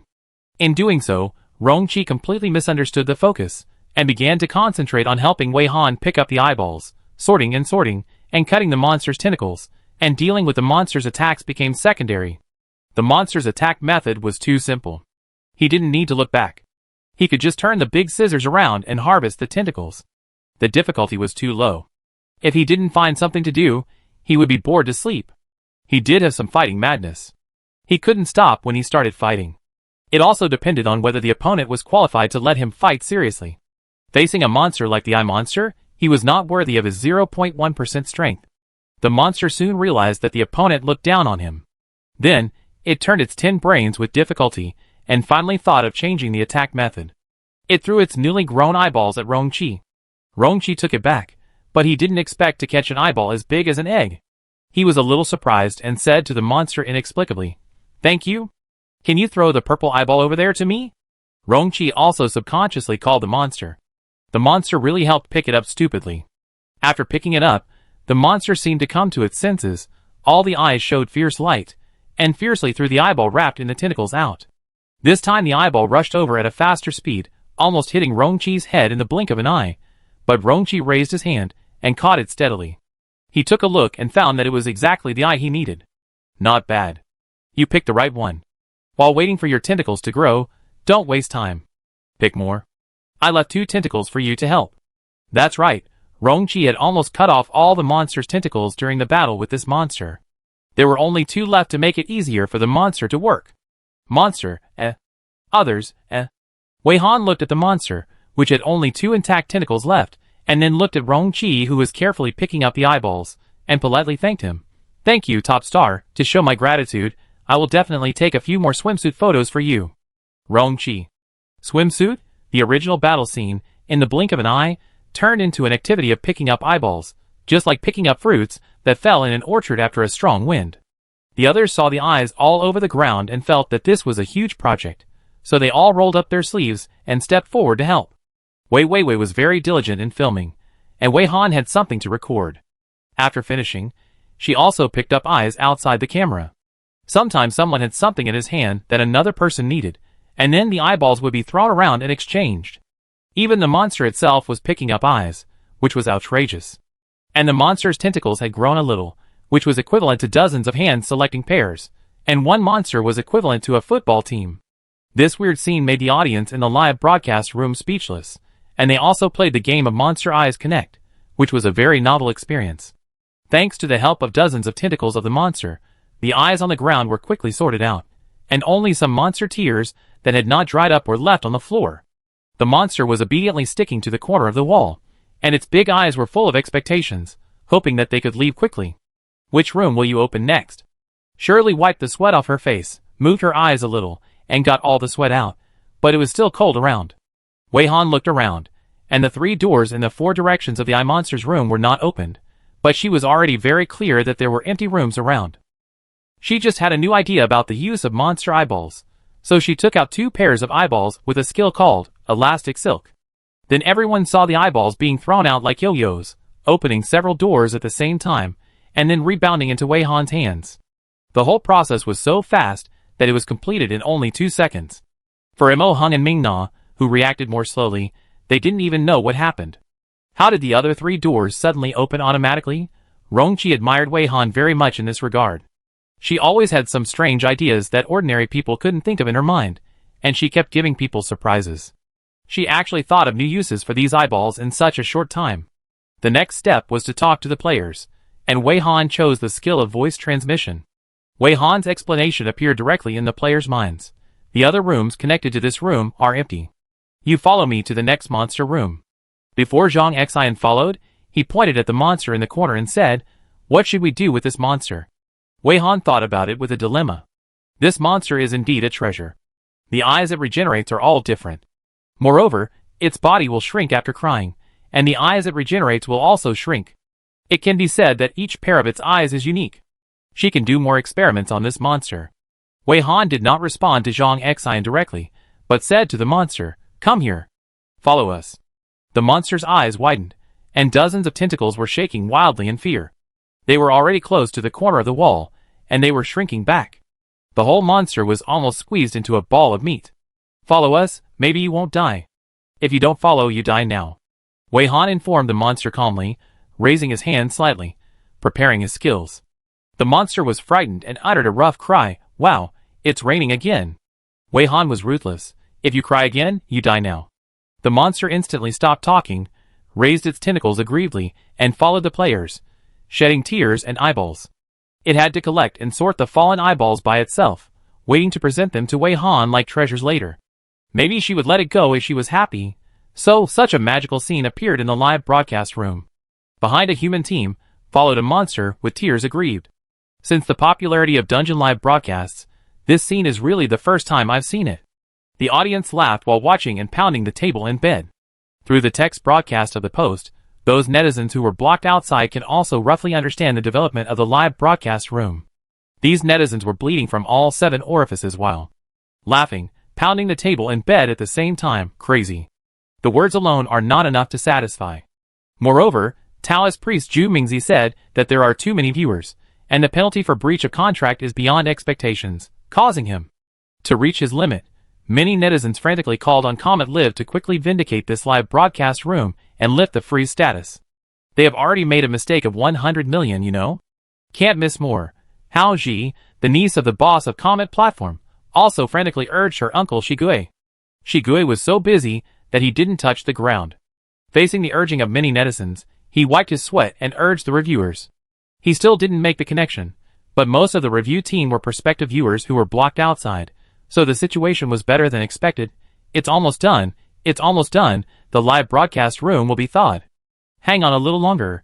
In the same dungeon, Qian Yueqiang, who had been watching the live broadcast, had no tables, chairs or beds to hit in the empty room, so she chose to hit the wall crazily. After working with her for so long, Han Qi and Kai Liming could already guess the excitement of the live broadcast room by her reaction. Seeing that her hands were red from hitting the wall excitedly, Han Qi reluctantly took out the ointment from the skill space and took the initiative to help her apply the ointment. His movements were very polite, and he didn't touch any places that shouldn't be touched. Kai Liming raised his eyebrows a little gossipy. Qian Yueqiang didn't seem to have any gender concept. When her opposite-sex companion helped her apply the ointment on her hands, she just thanked him with sparkling eyes after she came back to her senses. "I can understand that you are very excited to watch the live broadcast. If you really want to hit something, don't hit a hard object like the wall, hit my abdominal muscles. My abdominal muscles will not be harder than the wall no matter how hard they are," Han Qi said half-jokingly. Kai Liming. "Hey," Qian Yueqiang smiled. After she got away from Yukuan, she became more cheerful. She noticed that Kai Liming was also holding a mobile phone, and was a little curious. "Kai Liming, what are you watching?" Kai Liming glanced at the screen of his mobile phone, watching Yukuan's live broadcast. "Anyway, I can't enter Teacher Wei's live broadcast, so I see if anything happened on Yukuan's side." Han Qi didn't expect this, and he also came over. "Did you find anything?" Kai Liming stared at the few people in the screen who looked guilty and huddled, and thought for a moment. Yes. Some people are very strange. Qian Yueqiang didn't move her eyes away from Teacher Wei's live broadcast room. When she heard what he said, she just asked, "What's strange?" "Gao Rui, Yi Hai and Wei Su are very strange." Kai Liming analyzed. Didn't the temperature suddenly drop before? Everyone was cold and immediately took out warm clothes to put on. But these people were obviously wearing the thickest clothes, but they were shaking more than anyone else. Then you could also notice that after asking the reason, they all answered that their physique was relatively poor. "We were originally a team with Wei Su." Think carefully, is Wei Su's physique really poor? And don't forget that Gao Rui is a D-level player. The other two people said that they had poor physiques, which might be reasonable, but D-level players are not good at all. will be reduced to the same physique as E and F level players. Qian Yueqiang was multitasking, and nodded vigorously when she heard Kai Liming's words. Han Qi also thought this was very strange. It is indeed very abnormal. Then they tried to actively choose the direction to open the room, but were quickly stopped by Yu Kun. Yu Kun said that he would follow his arrangements. Now I don't know which direction Yu Kun is heading, but I can see that these three people are getting more and more guilty, more and more afraid, restless, and resistant, as if they are getting closer to some terrifying existence little by little. Kai Liming tried his best to describe it accurately. Han Qi pinched his chin and thought deeply, and Qian Yueqiang felt that Kai Liming's statement was somehow familiar to her. She was basically sure that Yu Kun had opened a parasitic grape, and one of them must have been parasitized silently. As a result, there are 3 abnormal people now.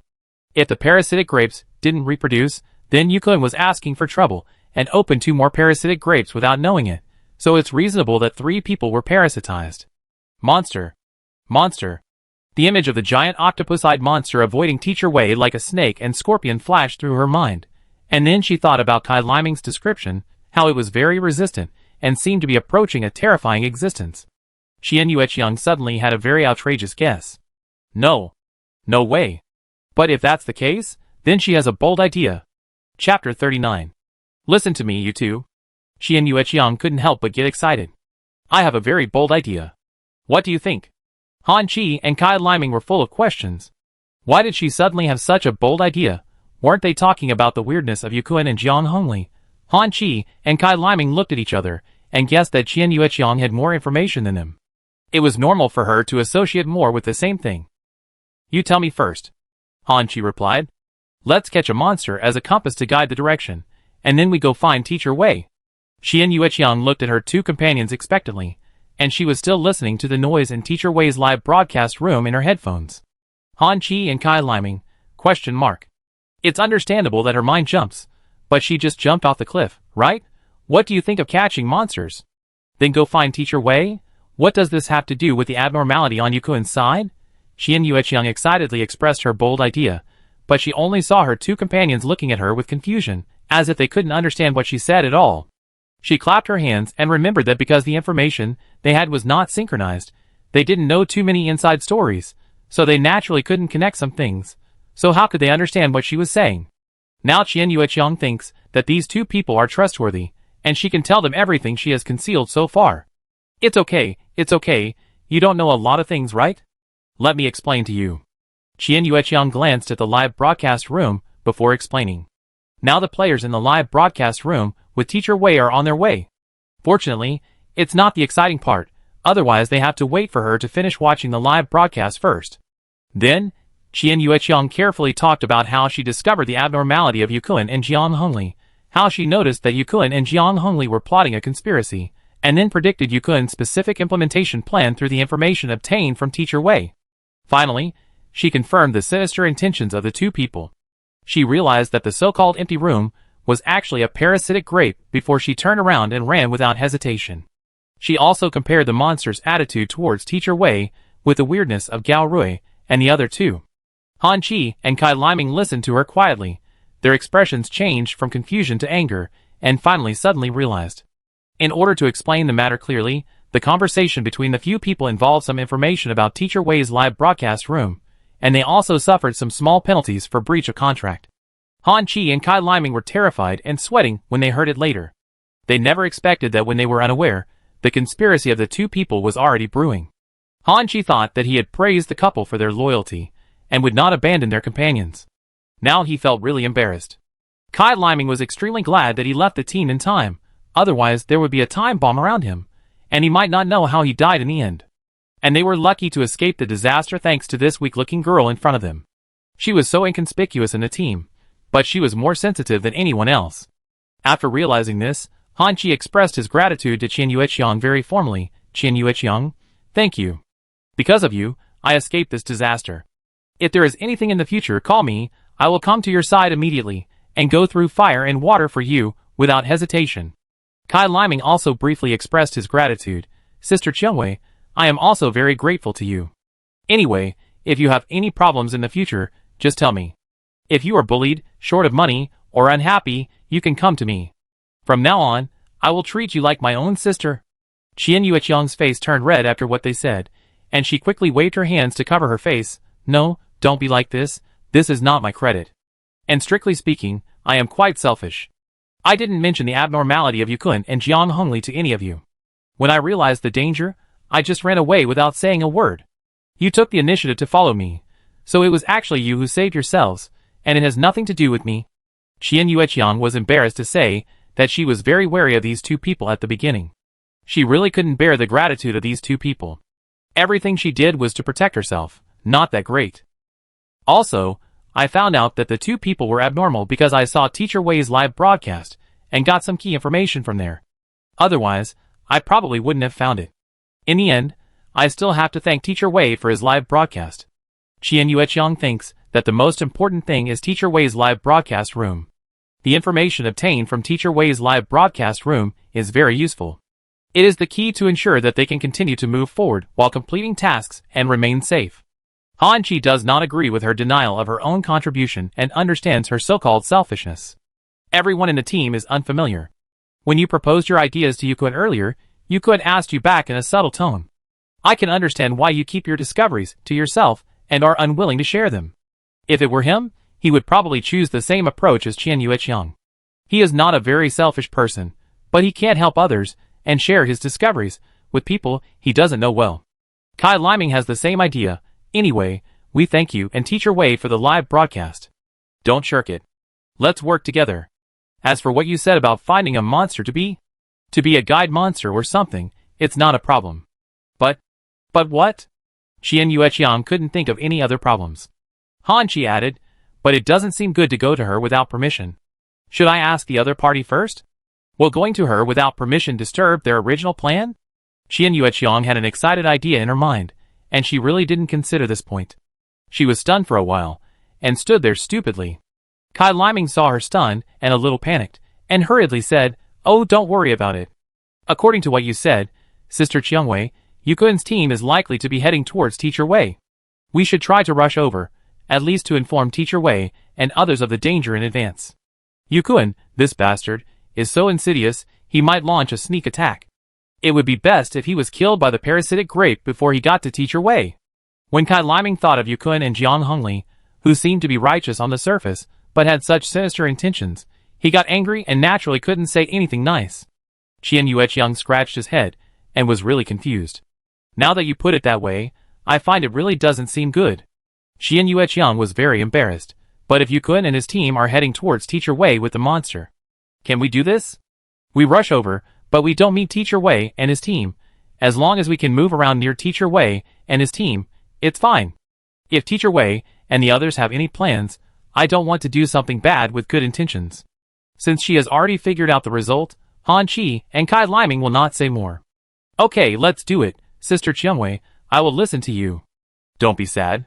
If you accidentally run into Teacher Wei and make Teacher Wei and the others unhappy, let me take the blame alone. Kai Liming patted her shoulder. Han Qi looked up at the numbers in the room. So what should we do next? Should we find the monster room first, then open the grid, subdue the monster, and then drag the monster away? The number in this room is 6. Han Qi and Kai Liming don't know the rules of minesweeping yet, but they know that Qian Yueqiang has been judging the grid by numbers. Qian Yueqiang stood up with a mobile phone and said, Yes, find the monster grid, mark it first, and after the judgment result comes out, we will randomly open a monster grid. It depends on luck what kind of monster you open. But don't worry, I will take a peek first, and if I find something wrong, I will close the door immediately. They are now in a room with the number 6, which means there are 6 monsters in the 9-square grid centered on this room. 2 rooms have been opened in the 9-square grid, so there are monsters in 6 of the 7 rooms. Qian Yueqiang first deduced all the monster rooms and marked them. After the judgment results came out, she would open the door of the monster room. Qian Yueqiang has practiced minesweeping to perfection, and she never missed a mark. After discussion, the task of opening the door to peek at the monster was given to Kai Liming, because among the 3 of them, only Kai Liming had a higher level. This is also very dangerous. If there is a fierce and aggressive monster behind the door, it is likely to be killed instantly. When several people were carrying out this step, they dared not breathe and even wanted to hold their heartbeats. Qian Yueqiang really didn't think that she would do such a rebellious thing. She was like the players in Teacher Wei's live broadcast room. She could avoid monsters, but she still took the initiative to provoke animals. Teacher Wei's live broadcast room is really poisonous. It has led her astray imperceptibly. In order to ensure that Kai Liming can retreat as soon as possible, Kai Liming will lean forward to open a small gap, and Qian Yueqiang and Han Qi will pull his clothes from behind, so that he can lean forward 45 degrees and still maintain balance. Kai Liming actually didn't want to be carried from behind like this. But these two people didn't agree. Opening the door of the first monster room, Kai Liming saw through the crack of the door a sturdy monster's back, which looked like a half-mechanical monster, holding an object larger than a human to train its muscles. The muscles of the biological half of its body seemed to be harder than its mechanical arm. Kai Liming closed the door silently, and turned to shake his head at his companion. Next. Transferring to the door of the next room, Kai Liming just pushed the door, and heard the movement inside like an earthquake. 3 people, Okay, the next one, at least the door was not opened and no one was noticed. After a series of operations, 5 monster rooms were secretly opened, and they all looked like ferocious giant monsters that could kill the 3 of them with one punch. Now they have been going around in a big circle, and came to the last monster room with the correct mark. If the monsters in this room are still hard to fight, they can only look for the next batch of monster rooms. They still put on a posture of 2 people pulling the hem of one person behind them, so that Kai Liming could keep a 45-degree forward posture. This time, Kai Liming cautiously opened a small gap, took a look, closed the door, and was stunned. Then, he opened the door and took another look. This time he looked longer. This made the 2 people who were pulling him from behind anxious. Why did they react like this? What did they see? Finally, Kai Liming closed the door again. Seeing that he would not open the door again, the 2 let him stand, and let go of the hands holding his hem. There is no hope for this monster? Han Qi asked. Qian Yueqiang took out her phone again. There's nothing we can do. Let's look for it again. Kai Liming still didn't come back to his senses. He blinked and said, it's not a monster. Han Qi, ah? Qian Yueqiang frowned. What did you say? Kai Liming slapped his cheeks with both hands. He was a little anxious to confirm. Do you think there are monsters that have the ability to make people hallucinate? Or maybe there are monsters that have the ability to change their form? Will the monsters turn into human appearance to confuse others? In the room with numbers, the numbers represent the number of monsters, right? We marked it successfully. So there are actually monsters in this room, right? Kai Liming was very skeptical about life. The 2 gradually understood what he meant. Qian Yueqiang flipped out the task panel and carefully checked the task instructions. Mark the grid. If there is a creature in it, it is marked correctly. Creature. It says creature, not monster. Qian Yueqiang looked at Kai Liming, who had a complicated expression. You are in this room. Do you see a person inside? Kai Liming nodded solemnly. A man? He should be in a coma, lying on the floor. The room is empty, nothing. In a coma? Qian Yueqiang felt something flash. She immediately looked up to see the current number in the room, and took out her phone to compare with the records in the phone. The map was complicated, and it took a little more time to find the corresponding. On the grid map of the mobile phone, the number on this grid is 3, but now it has actually become 2. Very good, now they have also encountered a jumping number. Qian Yueqiang was about to say that the unknown creature in the room was not in a coma, but was dead, but at this time, before she retracted her sight, she saw that the number in the room returned to 3. What's wrong? Han Qi found that her face was not right. Qian Yueqiang made a silent gesture and waited quietly. Sure enough, after a while, about 5 minutes, the number jumped to 2, and after another 3 minutes, the number returned to 3. Correction, what they encountered was not a number that would change, but a number that would jump back and forth. The unknown creature in that grid cycled back and forth between life and death, living for 5 minutes and dying for 3 minutes. So it can be basically confirmed that it was just a monster with a human appearance, not a human. Qian Yueqiang thought of Teacher Wei's desire to explore and curiosity about monsters, and immediately made a bold decision. So, let's take the monster in this grid to find Teacher Wei. Yukun and his team, who had been moving at a constant speed, did not know that the distance between them and the players in the next live broadcast room was gradually shortening. However, as the distance got closer, Gao Rui, Yi Hai and Wei Su's reactions became stronger and stronger, and now even the other members of the team found that something was wrong with them. No, it was not just these 3 people who were wrong. There seemed to be someone in the photography team who was behaving strangely. Yukun continued to determine the direction based on the degree of resistance of these people. Okay, let's open this room next. Yi Hai's face was pale at this time, and he stepped forward to persuade. Should we stop for a while? Or find those people who ran away? Right. Or I go find them. Galrui also nodded repeatedly. I go find them too. I'm worried about them. Wei-Su also joined in the fun. I sign up too. It's really not safe for the three of them to move. Even the abnormal photographer in the photography team seemed to be a little restless. Ming Wei and Gui Xilan still remember clearly how these people reacted after the three people left the team. Now they are actually worried about them. At first, they were the most angry and disdainful. Are you all okay? When they just ran away, you were the ones who spoke the most harshly. Ming Wei stared at them with questioning eyes. Gui Xilan couldn't understand. Didn't you say at first that they deserved what happened to them after they ran away? What are you doing?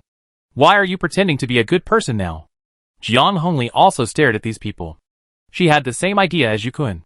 She also thought that these people might have noticed her and Yukun's plan, so they were guilty throughout the whole process and now wanted to run away alone. It's okay to let Qin Yueqiang and the others go, because they don't know anything anyway, and they have so many tasks to complete, so whether they can leave the dungeon alive is another matter. But these people can never be let go, and they have to find an opportunity to get rid of them. Jiang Hongli was still annoyed when she mentioned this.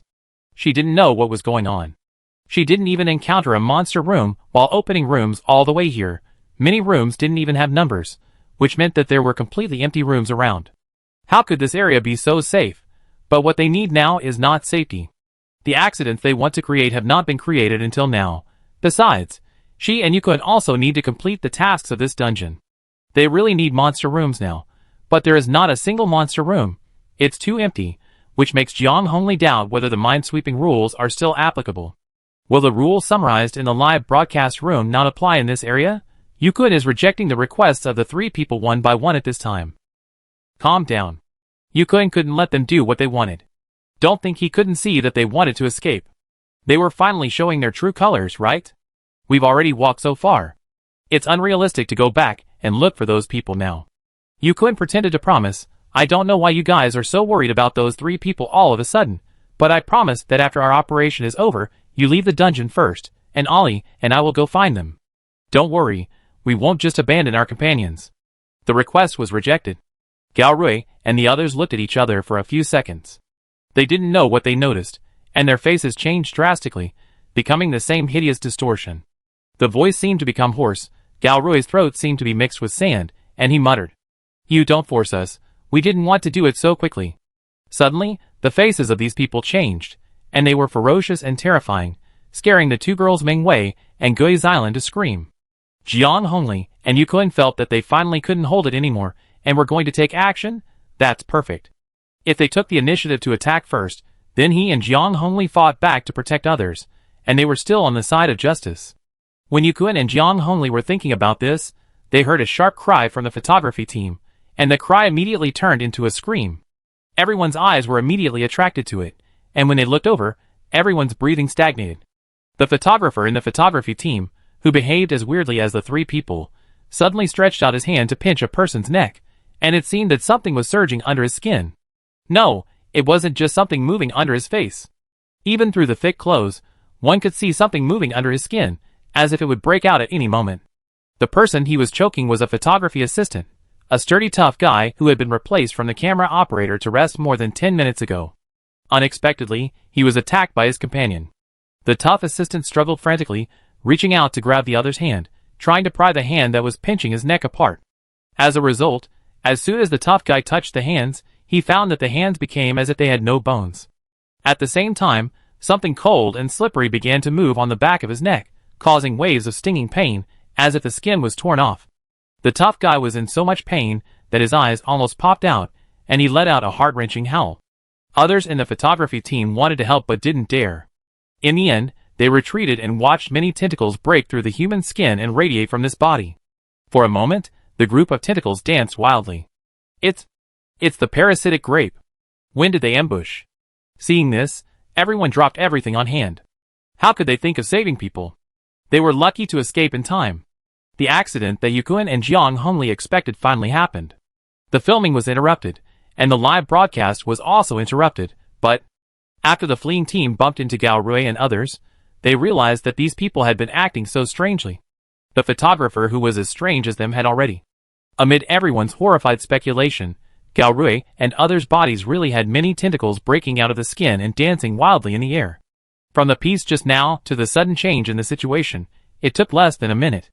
Most of the team could only flee everywhere, and the scene was completely chaotic. Meng Wei and Gui Xilan were running, and their ankles were suddenly entangled by tentacles. They fell forward, and then were hung upside down by the tentacles. After they were lifted up, they saw Yukun and Jiang Hongli cutting off the tentacles and moving outside from high in the sky. The two of them stood back to back, protecting each other's backs. Together, they were able to resist these crazy tentacles. Their reaction speed was also good, and they were able to block the tentacles before they pierced them. Seeing that they still had the strength to fight back, Meng Wei and Gui Xilan seemed to have seen hope, and hurriedly shouted, "Captain! Sister Li, we are here! Help!" Their cries for help were very loud, echoing in the room, and Yukun and Jiang Hongli definitely couldn't have missed hearing them. But Yukun and Jiang Hongli didn't even raise their eyes, let alone look up at them. Meng Wei couldn't believe that they were being ignored. Could these two people have wanted to run away alone? They paid them to come as sparring partners. One of the duties of a sparring partner is to protect them. Aren't these two people very loyal, and would never abandon their companions? Look at us! We are here, help! The burning pain from the ankles caught by the monster's tentacles made Meng Wei burst into tears, and her voice was filled with sobs. Gui Xilan also screamed, "Don't pretend not to hear. You must have heard it. Why didn't you come to save us? Even if you look back at us." But no matter how angry they cried for help, Yukun and Jiang Hongli did not change their route. They only cared about getting out of the siege and ignored their cries. Instead, the captain of the photography team jumped up, holding a long sword, and chopped down with one sword, cutting off the tentacles that bound their ankles. The two fell back to the ground in an instant, crawling on the ground and trying to crawl out, and they didn't have time to thank the photography captain. It's really ridiculous. The photography captain is level C, and now he is doing his best to protect his team members, and he is already injured. Yukun and Jiang Hongli, who are level B, clearly promised not to abandon any team members, but now they are running faster than anyone else. They didn't pay much attention to the photography captain, but now this person has no obligation to save them, but he still took action. The photography captain cut off the tentacles of the two parasitic grapes, attracting the attention of the two monsters. Now the monsters are concentrating their strength to attack him, giving Meng Wei and Gui Xilan some time to breathe and run out at their fastest speed. But this speed, which they thought was already as fast as they could, was about the same as a turtle's crawling in the eyes of the monster's tentacles. They had only crawled less than 5 meters when two tentacles as thick as arms came over so fast that they were only two shadows, and instantly pierced their hearts. The tentacles twitched and twitched, like a pump, sucking their blood from their hearts. Both of them looked down at their chests in disbelief. Their body temperatures were gradually dropping, and they could feel their lives slipping away. But realizing that they were less than 3 meters away from the two, they ignored the tentacles, lay on the floor, and crawled inch by inch, leaving 2 bloody marks on the floor. With a sense of resentment, they actually crawled to the vicinity of Yukun and Jiang Hongli. A malicious smile appeared on their pale faces, and one of them stretched out a bloody hand, suddenly grabbed the other's foot, and held it tightly without letting go. Neither Yukun nor Jiang Hongli expected something to suddenly grab their ankles. They were so scared that their hearts almost stopped beating. When they looked down, they saw tentacles brushing over their heads. Damn, it was those two women. Meng Wei and Gui Xilan raised their heads and grinned at them with horror before finally dying, but their hands were still tightly grasping their ankles. Yukun and Jiang Hongli shook their feet in disgust, trying to shake off the hands of the two people, but the monster's tentacles touched them instead. The rhythm of the two was disrupted, and Yukun and Jiang Hongli began to swing their weapons without any rules, attacking indiscriminately whether it was the tentacles that stretched out or the corpses on the ground. Soon, the tentacles didn't hit much, but the 2 corpses that died with their eyes open were almost cut into pieces by them. There were only 3 people left in the photography team, including the captain, and they were protected by the bloody captain, and they couldn't hold on for long. In the chaos, no one noticed that the numbers on the floor and ceiling of this room were changing. Wei Han and his group on the other side immediately noticed that the number on this grid was jumping after stepping into the new grid, which quickly decreased from 18 to 16, then dropped to 14, and finally stopped at 10 temporarily. Every number that jumped in this grid was something they had never seen before. Wasn't it only 7 at most? Along the way, they saw fewer and fewer monsters. Could it be that they were all concentrated here? While everyone was still confused, Wei Han stared at the number. She gently twisted her hanging hand, and slowly released the skill, absolute 0, with concentration. Because the last skill was still there, no one could notice it. Then she quietly and slowly withdrew from the crowd. The players couldn't guess the answer to the riddle, and were about to find Teacher Wei, and then saw the number jump from 10 to 14, and then from 14 to 13. What does this mean? Shirley ruffled her hair. We have never seen numbers above 2 digits, have we? Does Teacher Wei have any ideas? Zhang Xian began to look for Teacher Wei. Then everyone started looking, and when they found it, everyone looked at each other, and the eye monster held its fallen eyes, and stared at its own eyes. Where is Teacher Wei? How could such a dazzling Teacher Wei disappear just like that? Chapter 40. The players in the live broadcast began to call for Teacher Wei one after another. The audience could only see the camera switch to the scattered players, but every player was looking for Teacher Wei. Mo Hun and Mingna both put their hands together and made a trumpet shape around their mouths, and their voices were loud. Teacher Wei, where are you? Teacher Wei, please say something. Then it was Shirley. She didn't know where the equipment came from. She made a small loudspeaker in the shape of a morning glory, which was the legendary Little Bee. Now the Little Bee has been upgraded with various technologies, and can be made into various cute shapes. The morning glory was facing her own mouth, and then Shirley's voice spread throughout the room. Teacher Wei, please come back soon. How can I live without you? Zhang Xian also joined in the fun. She recorded a sentence, then played the recording on her mobile phone and increased the volume. Teacher Wei, you can rest assured to do what you want to do. I will lead the team well. Wait for you to come back to inspect the results. Wu Shan helped the eye monster pick up the fallen eyeball and looked at her in surprise. Shirley was also full of questions, while Mo Hung and Ming Na were embarrassed. Rongqi dragged out a whole set of audio equipment from the skill space at this time. One after another, large audio equipment taller than a person stood on the floor, as if he was going to hold a concert here. His face was not very good. While adjusting the volume with the microphone, he glanced at the camera provocatively. Wei had not retracted her wings yet, and was flying in the air with a camera to shoot. Wei, If she didn't say anything, would this guy let his voice spread throughout the entire copy? The audience in the live broadcast room almost died of laughter. The audience was not so anxious. Anyway, whether Teacher Wei ran or not, they could not see Teacher Wei in the screen. My head. So where did Teacher Wei go? Alas, I couldn't see Teacher Wei in the first place, and now there is even less hope. Shy, Teacher Wei, you are not kind. You said that you would act together with everyone. Why are you running away now? Are you not convinced? The top handsome guy really made me laugh to death. The look he gave the camera just now was at least 100 pounds of rebelliousness. Who knows? I will go to other live broadcast rooms right now. Is it possible to hear the voice of handsome Ding Lu from other live broadcast rooms? Ha, the sound of marbles upstairs. I opened 2 live broadcasts. The live broadcast of the same copy on the Ghost live broadcast side was interrupted just now. I don't know what they did, but they actually opened the parasitic grapes. It's terrible. I hope Teacher Wei and the others can hold out a little longer. Teacher Wei will be fine if he runs away alone, right? Don't run into the parasitic grapes. Grass-pulling master. Alas, yes, even if they are strong, it is hard to say whether they can escape from the parasitic grapes. The camera stayed on Rongqi for a while, and finally Wei used her skills to send him a message. With our room as the center of the plain 9-square grid, I am now in the upper room, and I plan to go to the upper left corner room to confirm something. By the way, there are still some things wandering around this 9-square grid. You should be careful to confirm and deal with them. Wei, you can go and see what those things are doing first, and then come to me. I'm very sorry. I broke the contract. I promised to give you 2 more swimsuit photos. You can choose the theme and location. Rongqi. How obsessed is this person with swimsuit photos? It seems that Rongqi was too speechless, making Wei Han think that he was too angry to speak. Wei was a little entangled this time. It's impossible for me to make a movie for you for free.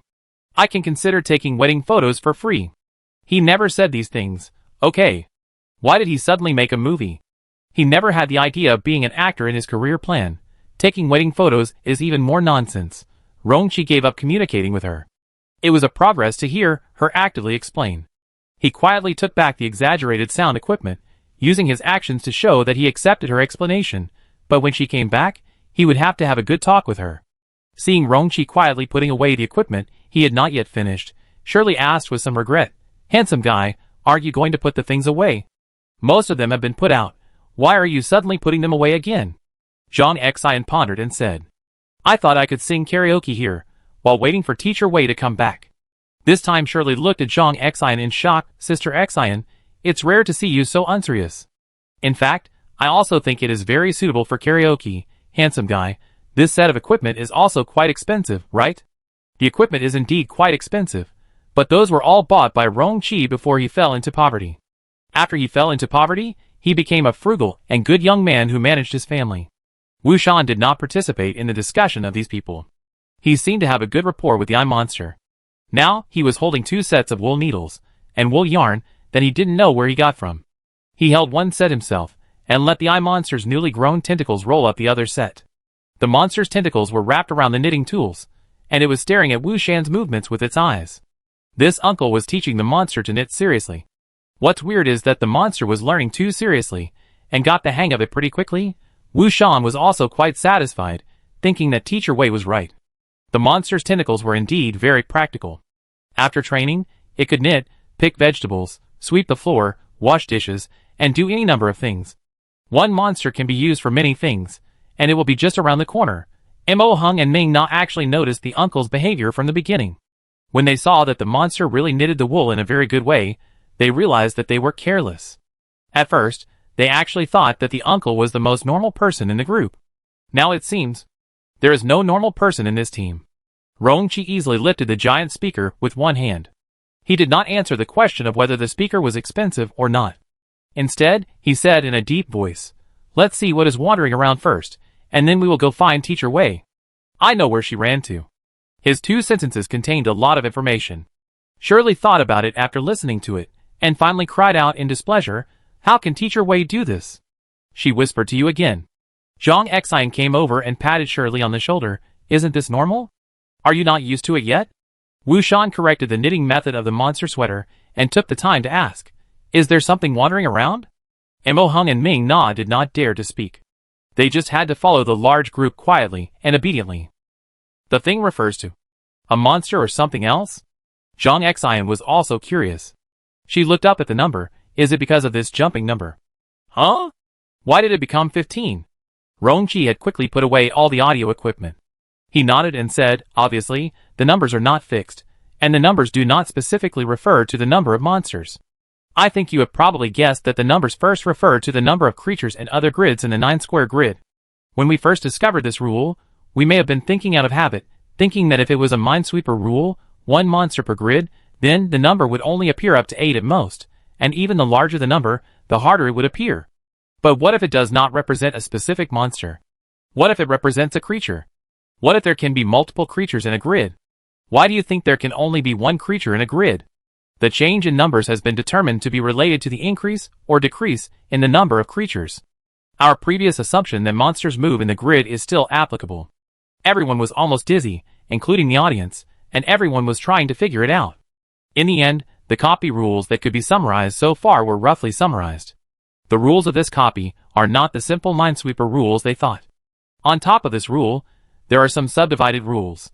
First of all, when the Minesweeper rules apply, the numbers in the room are not the number of monsters in the 9-square grid, but the number of creatures. When the creatures move or their life states change, the numbers will change. Secondly, based on the previous rule, it can be known that the numbers in the number grid are not limited to less than 8 like in Minesweeper. If there are enough creatures in the surrounding grids, it is normal to have 2-digit, 3-digit, 4-digit, or even infinite numbers. Finally, the creatures in the center grid will not be counted, but if a creature in the center grid moves to other grids, it will be counted.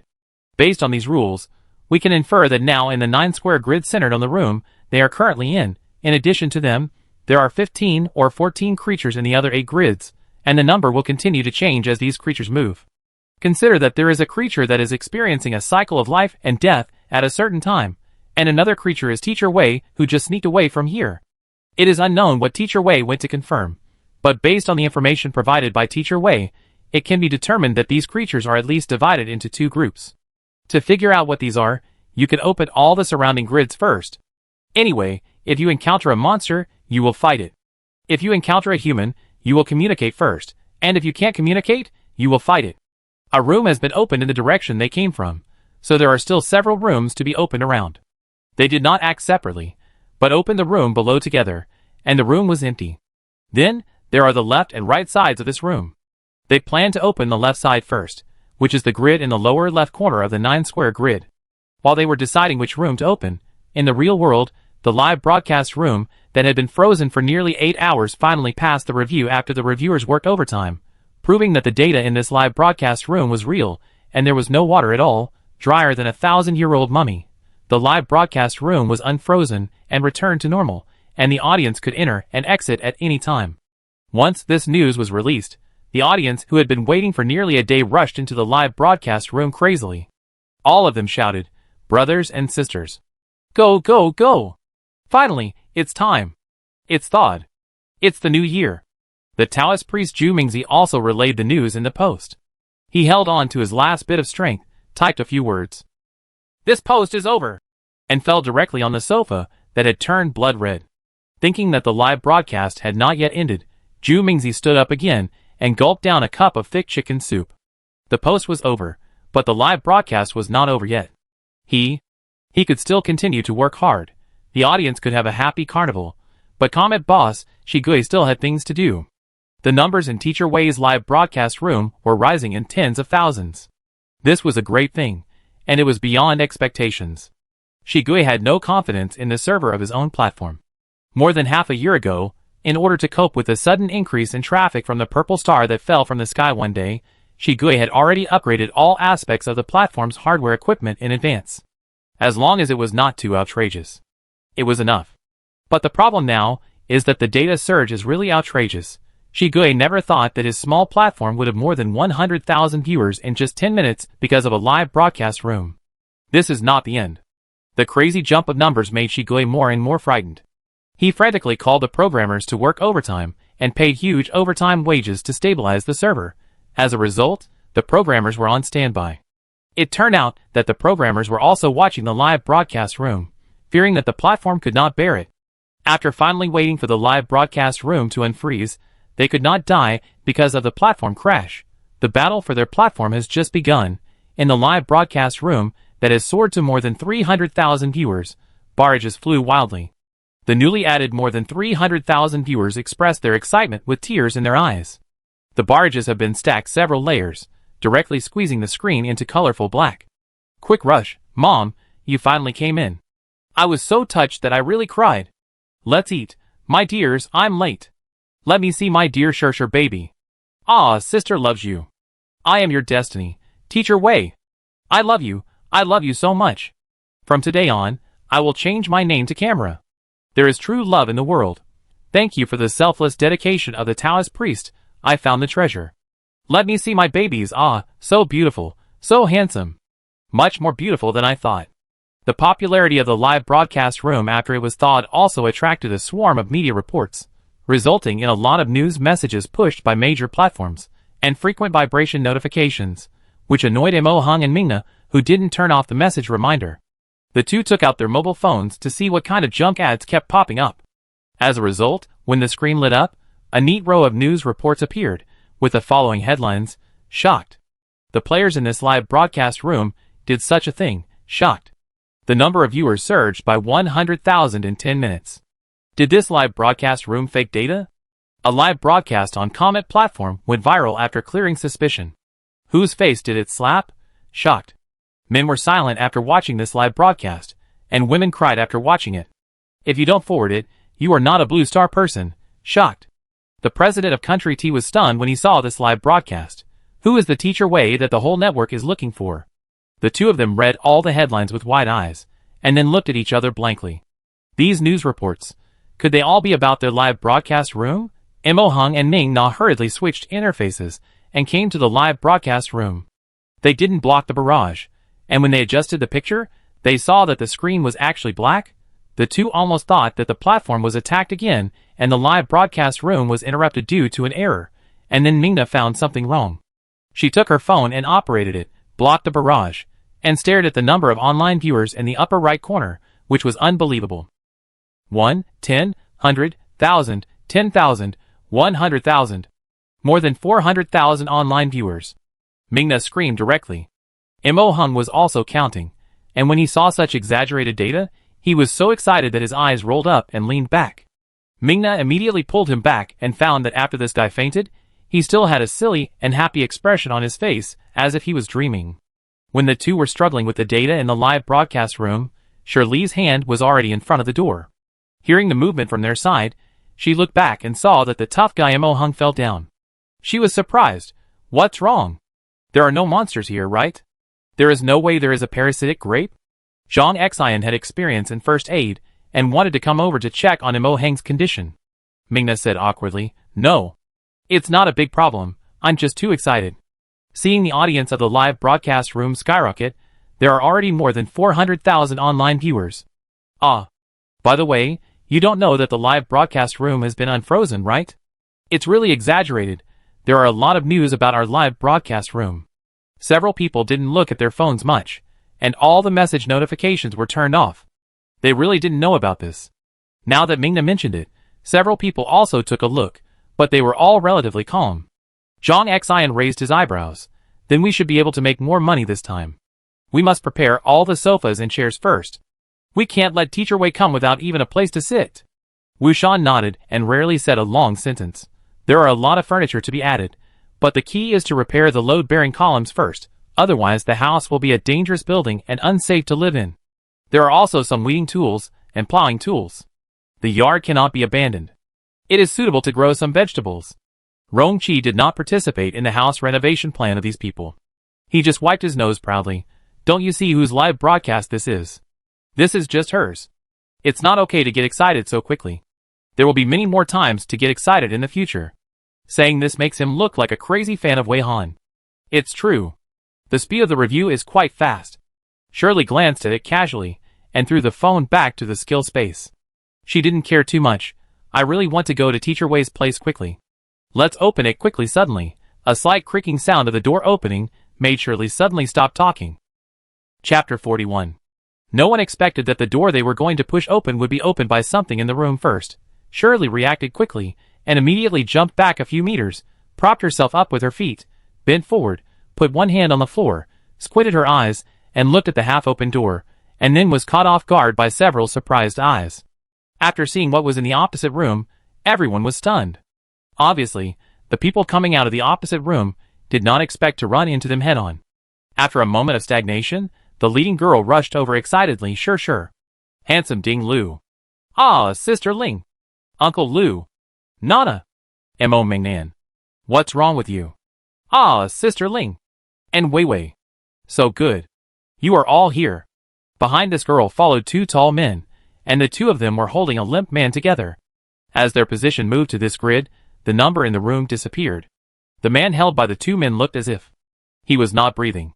This strange girl rushed towards them excitedly, and called them by this name. They thought about it, and immediately realized that this girl was probably one of the viewers in their live broadcast room.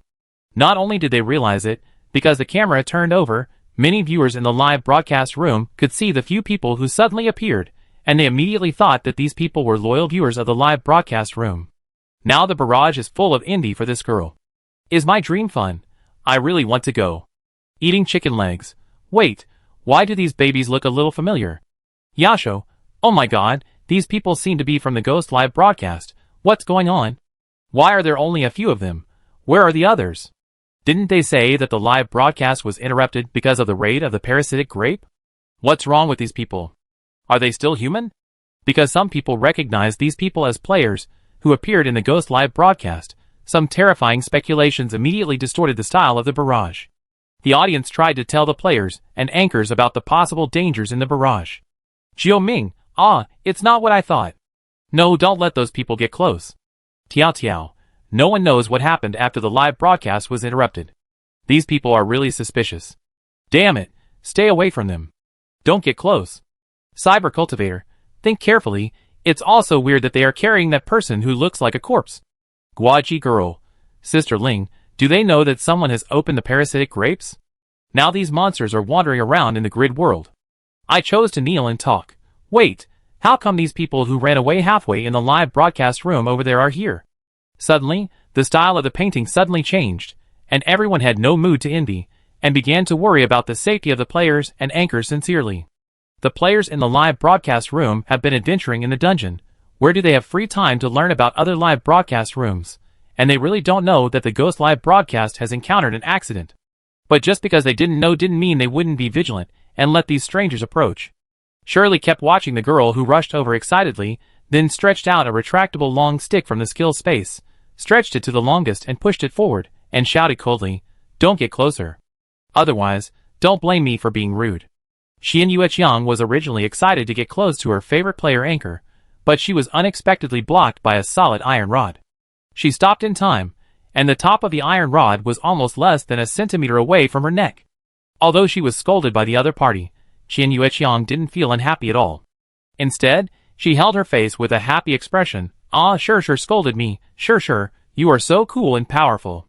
Xian Yueqiang has always hoped that she could become a girl like Li Shi. When watching the live broadcast, she felt that she was yearning for her. Now that she has seen her in person, she finds that she is even more powerful than what she saw in the video. A harsh scolding almost made her kneel down. Too amazing. She is worthy of being her second goddess. The first goddess is naturally Teacher Wei. Shirley, After Shirley stopped Xian Yueqiang, who was the leader, Han Qi and Kai Liming, who were supporting people behind them, also stopped and looked ahead in confusion, and their eyes accidentally crossed with theirs. Several people stepped forward cautiously, and looked carefully at the 3 men and 1 woman. Among them, everyone's attention was basically on the man, with a drooping head. "Where are you guys from? What are your names? Who are you from? What's the matter with the 2 men holding the person? Tell the truth." Zhang Xian stepped forward and asked sternly. It turned out that the other side was so vigilant because they came for no apparent reason. Xian Yueqiang could understand their vigilance. After all, if she suddenly met a few people and called her name, she would also be cautious. "I'm so sorry. I was so excited that I forgot to introduce myself. My name is Xian Yueqiang." Xian Yueqiang pointed at herself. "The 2 people holding that thing behind me are my companions. One of them is called Han Qi. The other one is named Kai Liming. We should be considered." How should I put it? Xian Yueqiang found that she couldn't continue. Han Qi then helped to add, "We should be considered to have entered this dungeon at about the same time as you, through another portal entrance. There were others who came in with us. I don't know if you have heard of a couple called Kunli. We were originally with a team led by them. After Shirley and the others entered the dungeon, they were focused on their own adventures and didn't pay attention to other people's live broadcasts." After hearing Han Qi's explanation, everyone was still confused and was completely unfamiliar with all the information Han Qi mentioned. In fact, at the beginning, in Wei Han's live broadcast room, some viewers mentioned Kun Li's live broadcast room. It's just that the players here don't pay attention to the barrage at all, and they don't know anything about the fact that the audience in the real world intentionally or unintentionally compared the 2 live broadcast rooms at the beginning. Seeing that Xian Yueqiang and Han Qi didn't get to the point for a long time, Kai Liming directly said, "When you just entered the live broadcast, did a few people dislike the fact that your photography team only had 1 photographer and chose to withdraw voluntarily? It happened that the people on Wei Han's side were quite impressed by this matter." Shirley was a little surprised. "How did you know? Those few people didn't run to your side? They seem to have said something about finding a better team and a better photography team at that time." Ming Na supported Mo Hung, who had not yet woken up, and immediately thought of the arrogant backs of those people when they left before entering the dungeon. Ming Na is quite strong, so it is not difficult for her to support her boyfriend. It looks quite easy, and even looks like she can lift her boyfriend up like a barbell. What they are talking about now is the blind spot of all viewers before the live broadcast started. This makes the audience smell the scent of gossip. It turns out that there is really a little connection between the 2 teams. The careful audience noticed the key words. Because the photography team only has 1 photographer, they chose to quit. Only 1 photographer. Why is it always you? Wait, did I hear it right? The guy said that he disliked that Teacher Wei's photography team only has 1 photographer, right? Flowering period super standby. Really? It's so exaggerated. I am a true fan of Teacher Wei, and I dare not believe it. Cat and dog, I don't believe it. I really don't believe it. This is impossible. Teacher Wei is indeed very interesting and powerful, but it is absolutely impossible. Are they joking or communicating with each other in secret? Lil Red Heart, but they seem to be quite serious. Even if the audience noticed that the player mentioned that Teacher Wei's photography team only had 1 person, they couldn't believe it at all. This kind of thing is too absurd. Even the fans who like Teacher Wei think it is bragging. The players don't know about the discussion in the live broadcast room, and the conversation is still going on. Kai Liming nodded affirmatively. You are right. The names of those people are Gao Rui, Yihai, Meng Wei, and Gui Xilan. Do you have any impression? Surely, Zhang Xian and others have no impression. After all, they only met for a short time. But Mingna and the others had been in contact for a little longer, so they remembered clearly. She nodded hurriedly. Yes, that's them. Did they really run to your side? Then why are you separated from them now? At this point, the faces of several people became serious. We are here to tell you about this. You haven't met Yukun and the others yet. We should have caught up, right? Qian Yueqiang also became nervous and looked around several times. I have been watching the live broadcast just now. Do you know where Teacher Wei went? Where is she? I didn't meet her, but why are you so nervous? Shirley was still confused. We previously speculated that they were taking the parasitic grapes to Teacher Wei's location. Although this is just a coincidence, we are really worried that after they get here, the parasitic grapes will launch a surprise attack on you. Qian Yueqiang no longer wasted time and spoke quickly. But we are watching their live broadcast at the same time and found that the parasitic grapes have already launched an attack. That team is now in danger. We don't know if the parasitic grapes will still lurk around, so we want to come and tell you. Han Chi helped to supplement.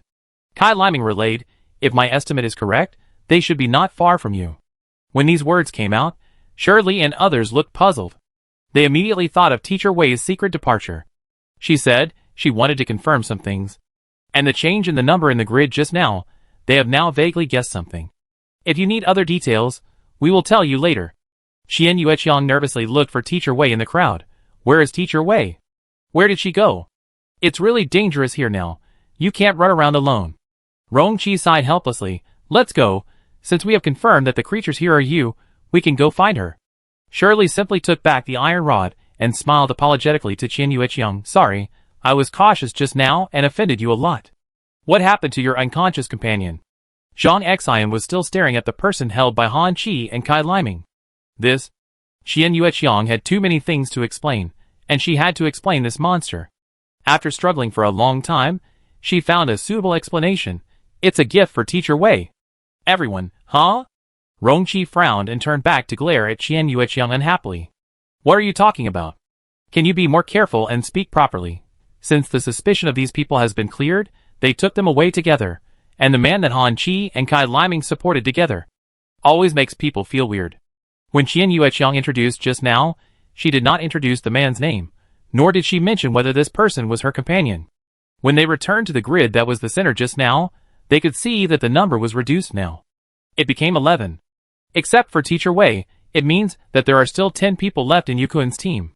Qian Yueqiang has been watching the live broadcast, and she was not too surprised to come to this two-digit grid. Through the live broadcast, she knew what was going on. After arriving at the center grid, the group continued to go up. In the middle, Qian Yueqiang kept talking to Shirley and others, and was also curiously looking at the eye monster, who seemed particularly obedient now. After discovering that the eye monster was actually wearing a scarf, Qian Yueqiang's eyes almost popped out. A closer look revealed that the eyeballs of this eye monster were really beautiful in color, and could be used as works of art, although it was a bit unconventional to use real eyes as works of art. In order to understand the situation of these people and Yukun, Shirley and Zhang Xian also asked Qian Yueqiang questions and exchanged information with each other. When they came to the room above the central grid, they found that there were traces of some creatures living in this room, and there was something on the floor that fell all the way to the room on the right. The room on the right? The door was ajar, and it was not difficult to guess that it was Teacher Wei who came to open it. The team immediately rushed over, and Zhang Xian squatted down to pick up the things scattered on the ground, only to find that these were some spikes as thick as iron nails, which looked like they fell from some creatures. They were not metal, but more like the thorns of some plants. Everyone rushed to open the door, and Zhang Xian did not hesitate too much, and immediately caught up with the team. This time, it was Rongqi who stood in the front, and was about to open the door. To be honest, the door was only half closed, but standing outside, one could not hear any sound from inside, and could not judge what was going on inside. Will Teacher Wei be inside? Is the parasitic grape inside? Compared to Rongqi's worries, Qian Yueqiang and the other two were more concerned about what Teacher Wei would look like. Will they be so lucky to see Teacher Wei's true appearance? Rongqi pushed the half-closed door open with force, and the door opened completely in an instant. Everyone crowded at the door, and looked inside nervously. It was expected that Teacher Wei had already bumped into Yukun and others, so everyone thought that when the door was opened, they would see the scene of Teacher Wei fighting with the parasitic grape. Even Shirley, Zhang Xian, and Wu Shan were ready to attack and could help Teacher Wei at any time. However, there was no fighting scene in the room. There were only several people tied up, divided into two groups, one man and one woman on one side, and 3 men on the other side. All 5 people were injured and seriously injured. It seemed that they were seriously injured and unconscious. Several people were motionless.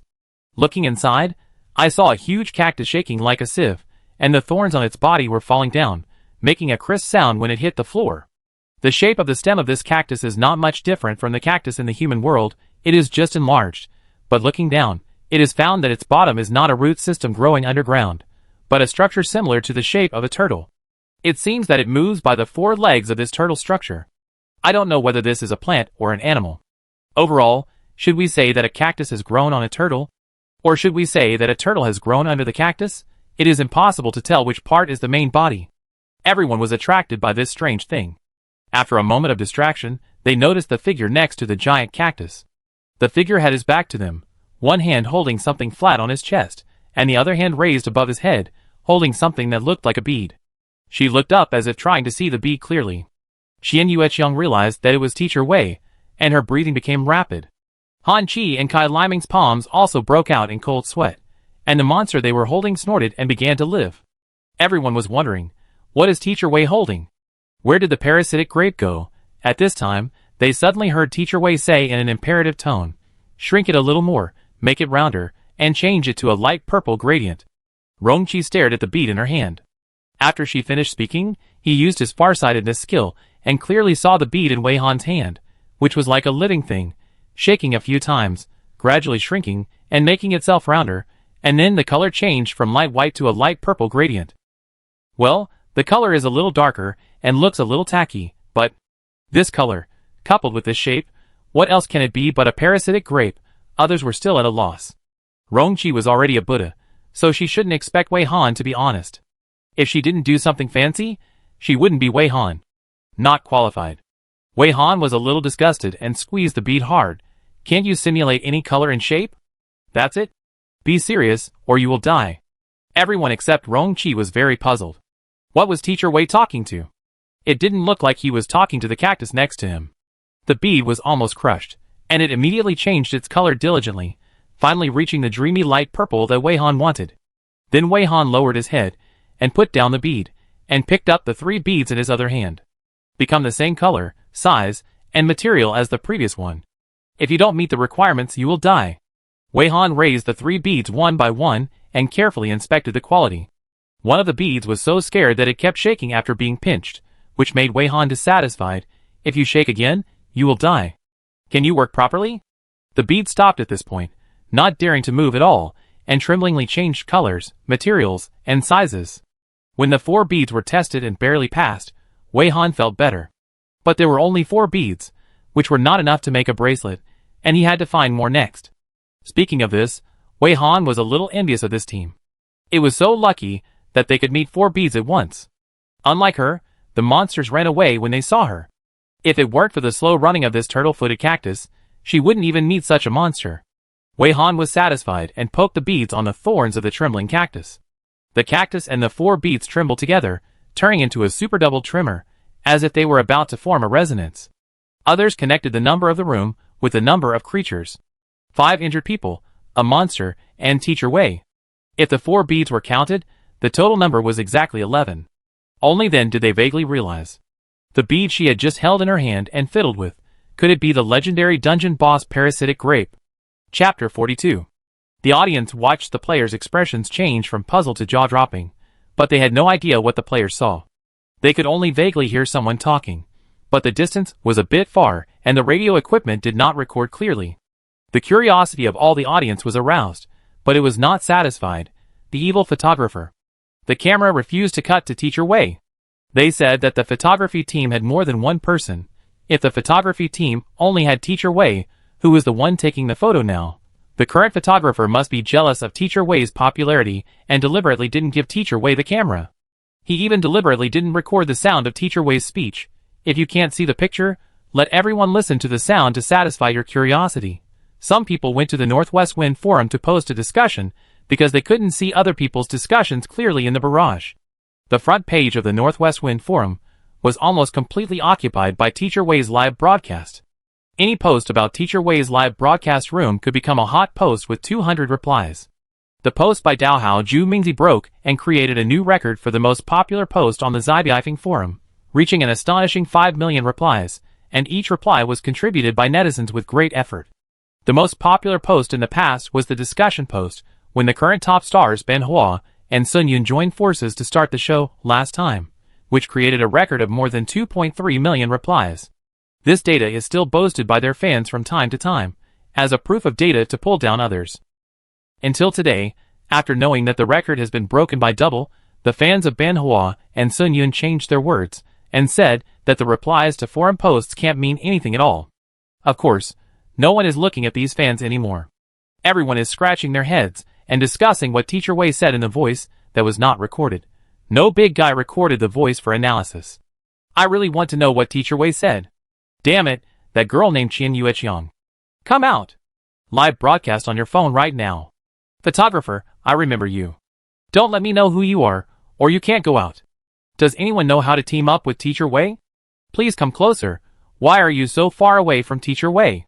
Not only are people discussing in the forums, but those media who are eyeing the popularity also came here to smell the traffic. Some shocking headlines and headline-grabbing news pushes were everywhere. Hundreds of thousands of people were eager to know what she said. This woman's words made many mysterious people throw away millions. This woman's words made the president of country T unable to sit still. Becoming a public enemy, what heinous crime did this photographer commit? After the live broadcast room was unblocked, their influence on the real world was constantly expanding.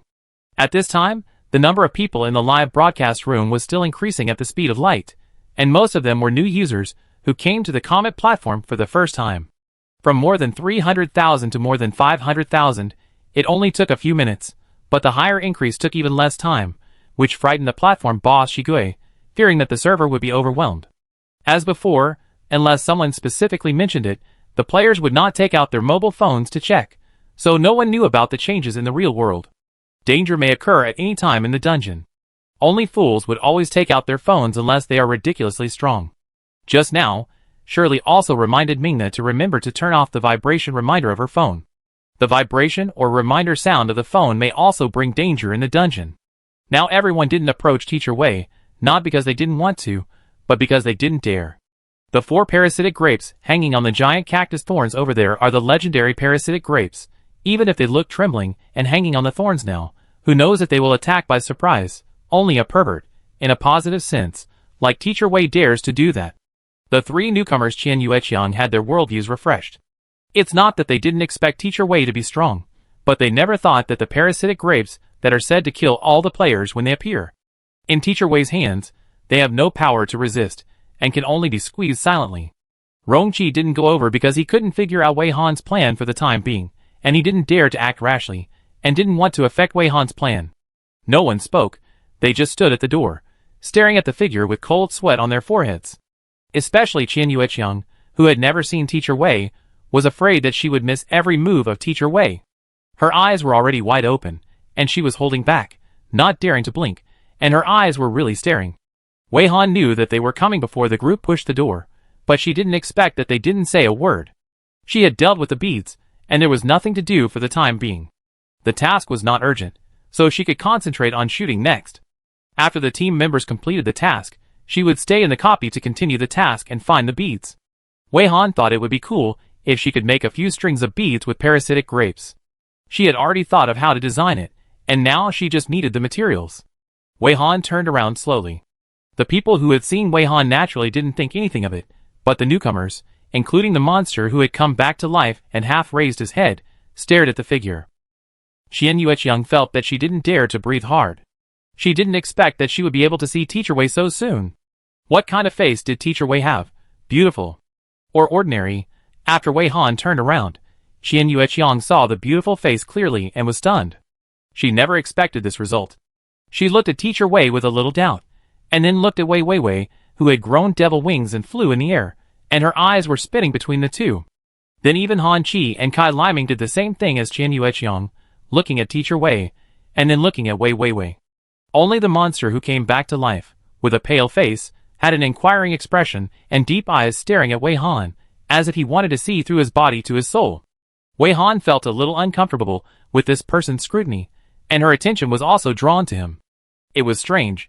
She felt that this person seemed to be able to see through her disguise. Suddenly, 3 players in the picture began to look outside the camera, and then looked up at the camera. The audience immediately realized that the reason for this action was that these people were looking at Teacher Wei, and then at the photographer, and their eyes were moving between these 2 people.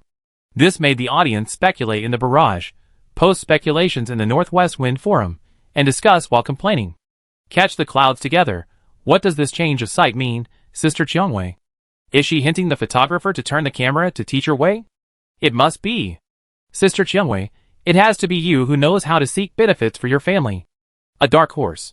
I think it seems that there is some connection between Teacher Wei and the photographer? Is it their looks? Or is there some other reason? Red-haired witch, I am really anxious. Please give me a quick death.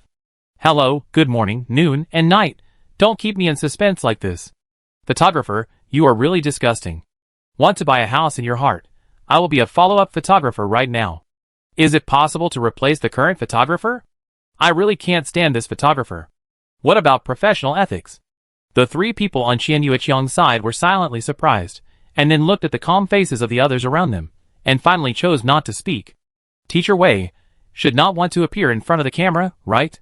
Then, they'd better not reveal any information. However, they only now discovered that Teacher Wei and Wei Weiwei looked exactly the same. They were twins, and Wei Weiwei had appeared on camera. In fact, it was indirectly equivalent to Teacher Wei also appearing on camera. They did not expect that such a strong Teacher Wei would actually look very quiet and beautiful, with a calm and indifferent temperament. It was completely impossible to tell that she would be a wolf Mia, a variant of a ruthless person, who spoke harsh words to monsters in a calm tone. It was really hard to imagine what Teacher Wei would look like when she fought. They only knew that their eyes were strangely unable to move away from her. When everyone did not dare to act rashly, Han Chi and Kai Liming suddenly found that the monster they were holding with both hands moved, and made a very clear hum in this quiet environment. You. As soon as he made a sound, Han Chi and Kai Liming were frightened, and suddenly let go of their hands. They each pulled Qian Yueqiang's wrist and retreated. Rong Qi didn't expect that the 3 of them were so wary of this man, who had just woken up from a coma. They were also startled and took a few steps back. It was a bit strange. Wasn't the man they had been holding their companion? Now that his companion woke up, they actually retreated at the first time? The monster had come to life. Even if Han Chi and Kai Liming let go of his hands, he shook twice and stood steadily. Then he slowly straightened up, and they realized that he was almost as tall as Rong Qi. At this time, his eyes fell directly on Wei Han, and he walked towards Wei Han with slow steps barefoot. Teacher Wei, be careful. Qian Yueqiang shouted worriedly, that's not a human, it's a monster. We found that he would cycle between life and death for a few minutes, and thought that Teacher Wei might be interested in him, so we brought him here. He didn't make a sound or resist all the way here, just like a puppet. We thought he wouldn't react to anything. Han Chi also explained with lingering fear. We didn't know that this monster could make human sounds and language.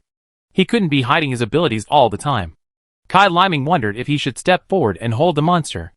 Qian Yueqiang also hurriedly took a few steps forward, blaming herself very much. I'm sorry, Teacher Wei, I rush up and hug him now, and I pull him away even if I die. Han Chi and Kai Liming also wanted to help, but all 3 were blocked by Rong Qi. Ding Lu handsome guy. Qian Yueqiang looked at him blankly. The other 2 also looked at him. Rong Qi didn't understand why he was called Ding Lu handsome guy. Couldn't he pronounce his alias without the handsome guy at the end? Everyone stand by here. That monster will be handled by me and Teacher Wei. He really didn't expect Qian Yueqiang and his men to be so fierce that they actually dragged a monster they didn't know at all. But, cycling between life and death for a few minutes? This ability is really weird and makes people very curious. Rong Qi looked at Wei Han, and saw the familiar excited expression on his face. What did Qian Yueqiang say before? Is this monster a gift for Wei Han? Qian Yueqiang really accidentally gave Wei Han a gift that Wei Han might be very satisfied with. Now not only was the monster approaching Wei Han, but Wei Han also raised his eyebrows, and took a few steps forward. In the blink of an eye, he was standing in front of the monster. Rong Qi also took a few big steps, and ran over to block the monster. The monster and Wei Han were already face to face. Wei Han was observing the monster, and the monster was also observing Wei Han in reverse. Wei Han soon found that the way the monster looked at her changed into a feeling of, as if he knew her and was quite familiar with her. But Wei Han was sure that this person's face had never appeared in her memory, unless this person used the disguise skill. Is it a monster? Wei Han was a little confused. The creature in front of her gave her the feeling that it was not a pure monster, but also not a pure human. It was more like a fusion of monster and human. Just now, she also heard the monster make human language sounds. So they can communicate. If they can communicate, Wei Han doesn't want to do it. It seems that the other party has no intention of doing it to her. Do you know me? Wei Han touched her face after she changed her appearance. She changed her appearance, not her real appearance. The relationship network of this face is still very simple and narrow. This is the second time she has come to the dungeon after changing her appearance, but she didn't meet this monster last time. It is impossible that no monster has seen her. Cough cough cough.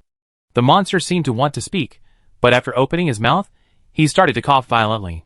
Wei Han used absolute zero to freeze the droplets coughed out by this monster to prevent the monster from attacking in secret.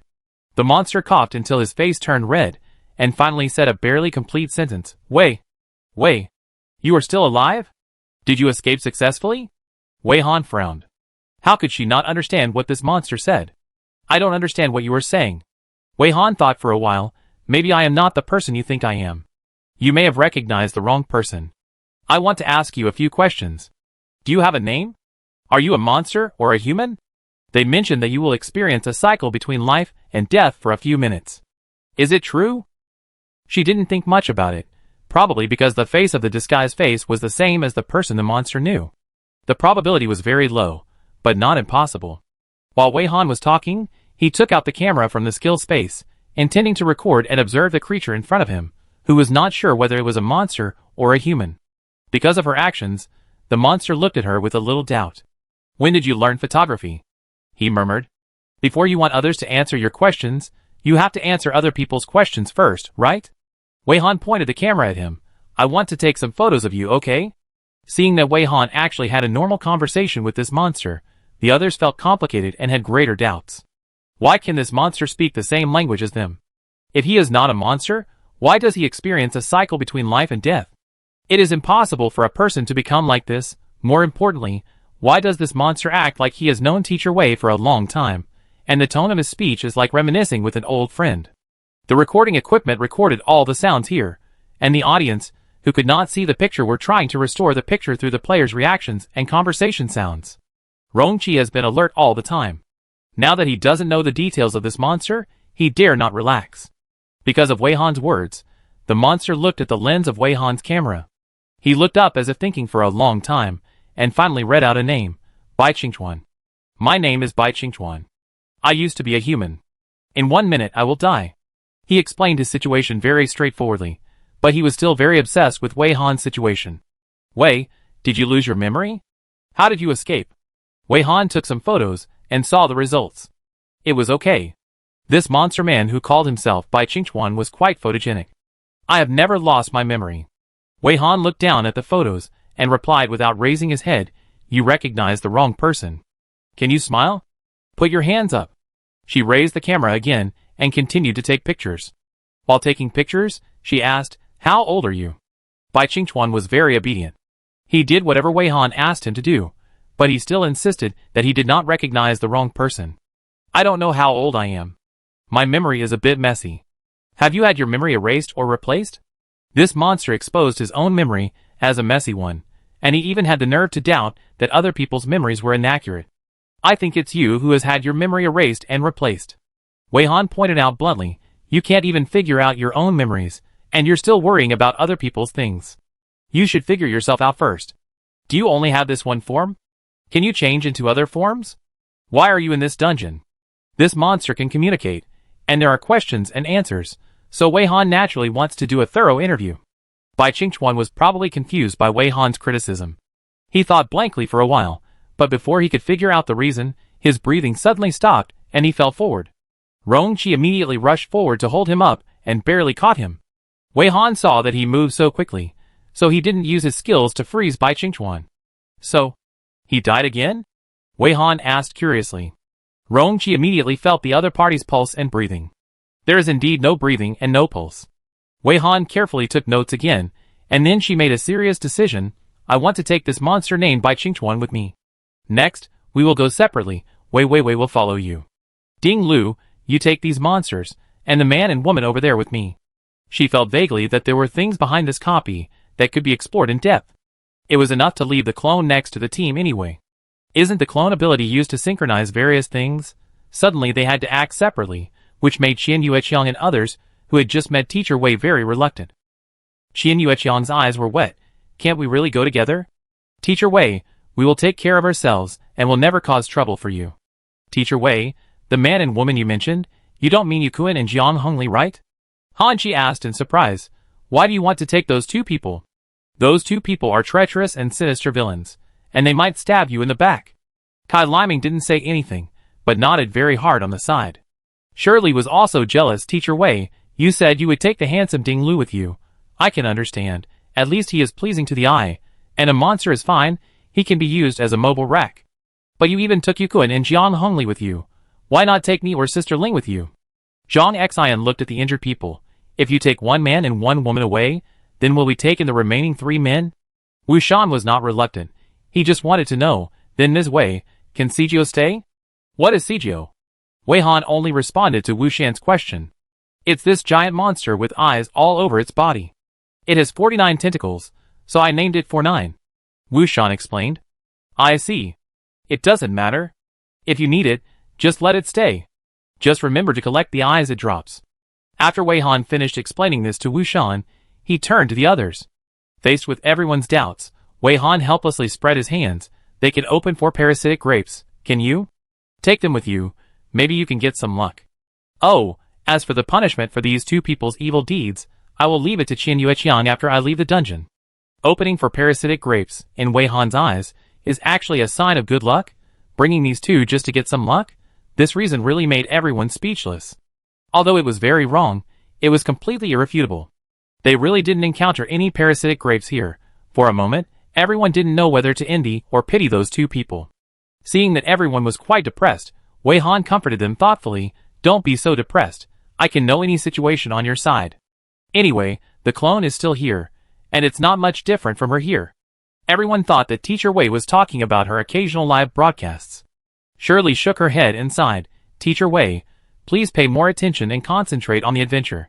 We will try to catch some parasitic grapes for you. Zhang Xian was very motivated. Qian Yueqiang and the others looked at Mingna, and saw the same kind of seriousness in each other's eyes. The team on Teacher Wei's side was indeed not normal, and they seemed to be gradually being led astray. So, under Wei Han's arrangement, the group that had just gathered was divided into 2 groups again, each heading in different directions to explore and complete tasks. The clone Wei Wei's side is the trio of Shirley, Zhang Xian and Wu Shan, plus the couple Mo Heng Mingna, and the trio of Qian Yueqiang, Han Qi and Kai Liming, as well as the few surviving photographers from Yukuan's live broadcast team. The last few people were injured and unable to move, so they were carried by the tentacles of the monster Sijio. The original Wei Han was with Rongqi, and Rongqi carried by Qingchuan, the temporarily mysterious monster. Yukuan and Jiang Hongli, who were frozen by Wei Han's skills after being injured, were wrapped by the back of the tentacle of a parasitic grape that was allowed to grow larger and taken away together. The team finally followed a slow-moving turtlefoot cactus, on the thorns of which were 3 parasitic grapes that were not allowed to move. After the large team was divided into 2 small teams, the audience was also very regretful and pity, begging Teacher Wei to open another live broadcast in the barrage and forum. This is of course impossible. After howling for a long time, the audience could only continue to stare at the original live broadcast. It was a pity that Teacher Wei was not there. They really wanted to see Teacher Wei, but this did not mean that other players in the live broadcast room were not welcome. The attraction of this live broadcast room was not just Teacher Wei alone. Other players in the live broadcast room were also very popular, and the audience also loved to watch. Therefore, Teacher Wei's departure only temporarily slowed down the growth of the audience in the live broadcast room, and then a large number of viewers continued to pour in. The camera followed Zhang Xinchili, and turned in the opposite direction of Wei Han. Wei Han came to a new empty room, and there were traces of some kind of creature living in the room. Before the two of them finished observing the environment, The 3 minutes were up, and Bai Qingchuan, who was carried on Rong Qi's shoulders, resumed breathing. This person can only live for 5 minutes, and it takes time to wake up from death to life. Wei Han felt that time was running out, and almost watched the watch, waiting for this monster to come back to life. Rong Qi put him down, and sat down against the wall, and Bai Qingchuan slowly opened his eyes. Wei Han squatted down in front of Bai Qingchuan and continued the interview. "Excuse me, are you alive? Do you remember the questions I asked before you died? It doesn't matter if you don't remember, I will repeat it. Do you only have this one form? Can you change into other forms? Why are you in this copy?" She held a recorder and a small notebook and a camera on her shoulder. "Hurry up. There are still 4 minutes and 15 seconds and you will die again." Bai Qingchuan, Rong Qi rarely saw others being speechless by Wei Han, and she felt good in a bad way. To be honest, Wei Han is now like a living devil. She has died and come back to life, but she still hasn't forgotten her interview. Bai Qingchuan's memory between the cycles of life and death is roughly coherent.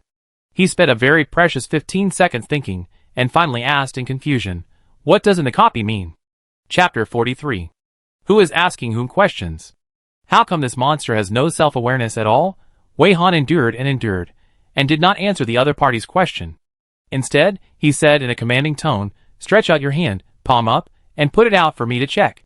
Bai Qingchuan did as he was told. His 2 hands looked no different from those of normal humans. On the right-hand side of his open palm, he saw a familiar icon. It's just that the color of this icon seems a little light, and it overlaps with another unclear pattern, so it's impossible to see clearly what the 2 overlapping icons look like. Wei Han just suddenly had a flash of inspiration, and thought of this blue star icon that has appeared on everyone's hands since the appearance of the copy. He wanted to see if this monster who used to be a human would have the same pattern on his palm. Now it seems that there is a pattern, but it seems to be different from theirs. It's not that he has 2 patterns overlapping each other. Wei Han is thinking that his icon that looks like a blue star seems to be different from their blue star. Does this blue star icon on the palm represent something? Interesting. Wei Han didn't expect to find something like this. She suspected that she would find more if she continued to explore. Thinking of this, Wei Han raised her camera and asked Bai Qingchuan not to take his hand away while taking a few photos. Okay, keep doing this. Sorry, I may need to touch your hand. Don't worry, I put on sterilized gloves." After taking the photos, Wei Han gently touched the 2 overlapping icons on Bai Qingchuan's palm with her gloved hand. The pattern was clicked, and it seemed to move. But then Wei Han's gloves also made a sizzling sound, and her fingers felt numb. She was electrocuted. Bai Qingchuan's basketball star icon actually has a skill similar to safe. For automatic protection, the icon cannot be clicked, and no interface pops up. Wei Han retracted her hand, and turned to see Rong Qi coming over. He was staring at her hand that had just been electrocuted, and only the glove was emitting a little white smoke. "Why are you so reckless?" He seemed helpless. "What else do you want to try? Let me do it for you. Just stand quietly and record it. It's okay. This automatic protection skill is not very advanced." Wei Han recorded this discovery on the page. "Bai Qingchuan, can you click on the pattern on your palm yourself?" Bai Qingchuan was very cooperative, and he always stared at Wei Han, with that kind of focused and inquiring eyes, clearly not believing that he recognized the wrong person. He used his left hand to click on the pattern on the palm of his right hand. After he clicked it himself, the protection skill was not activated, and the interface popped up successfully. But the interface was garbled. Wei Han took out the camera and took a photo, and the interface suddenly disappeared. Bai Qingchuan fell down softly and lost his life. 5 minutes later, he died again. Wei Han, this battery life is really too short. Wei Han wanted to see the palm of Bai Qingchuan's hand after death, with the gloves that had been electrocuted just now. Rong Qi noticed this idea, and he blocked her hand, and helped her to spread Bai Qingchuan's hands for her to see. At this time, Bai Qingchuan's palms were clean, with nothing on them. It was enough to prove that Bai Qingchuan died very cleanly and thoroughly. Wei Han, as Rong Qi said, was concentrating on recording the new discovery. After recording, she nodded to Rong Qi. "It's done. How is it? What impression do you have of this monster? He doesn't seem to think he recognized the wrong person." Rong Qi didn't know much about Wei Han's past. He knew Wei Han from when she fell into the mushroom forest. Where was she teleported to the mushroom forest? She didn't mention it, and he didn't ask. Before the game copy invaded reality and descended on the whole world, what was her original identity? What kind of experience did she have? He didn't know at all. Is it possible that you have seen it outside the grid world?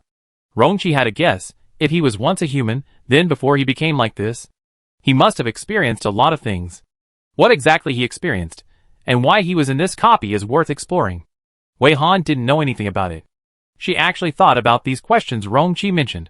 She confessed, I have thought about all the things you said, but I don't think I have ever lost my memory.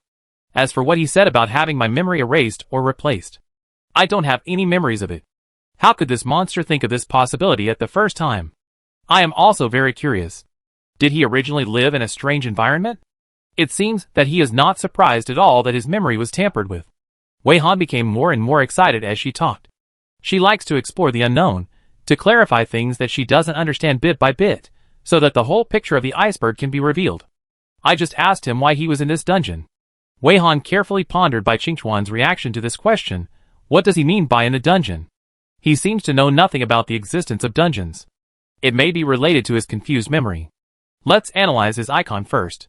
Generally speaking, Wei Han doesn't like to discuss his guesses with others. But if this person is Rongqi, it doesn't matter. Rongqi's ideas are very meaningful, and he is also a good person and trustworthy.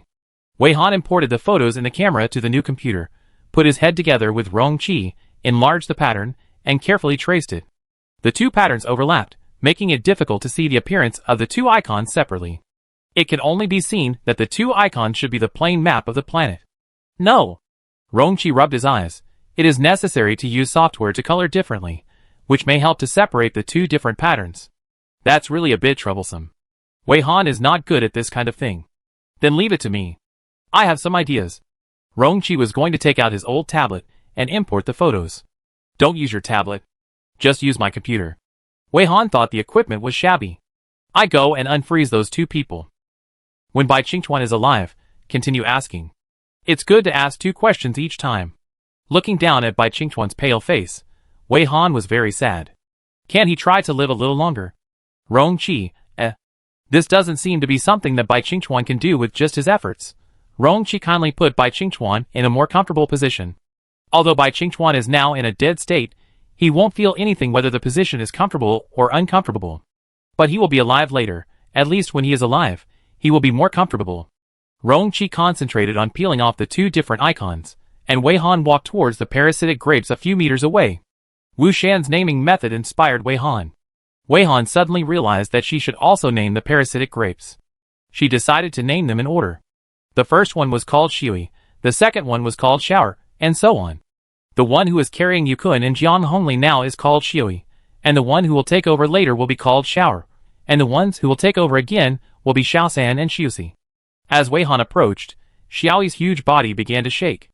It had no eyes, and seemed to have no part that could be called a face, but its performance used all the cells in its body to express its resistance to Wei Han's approach.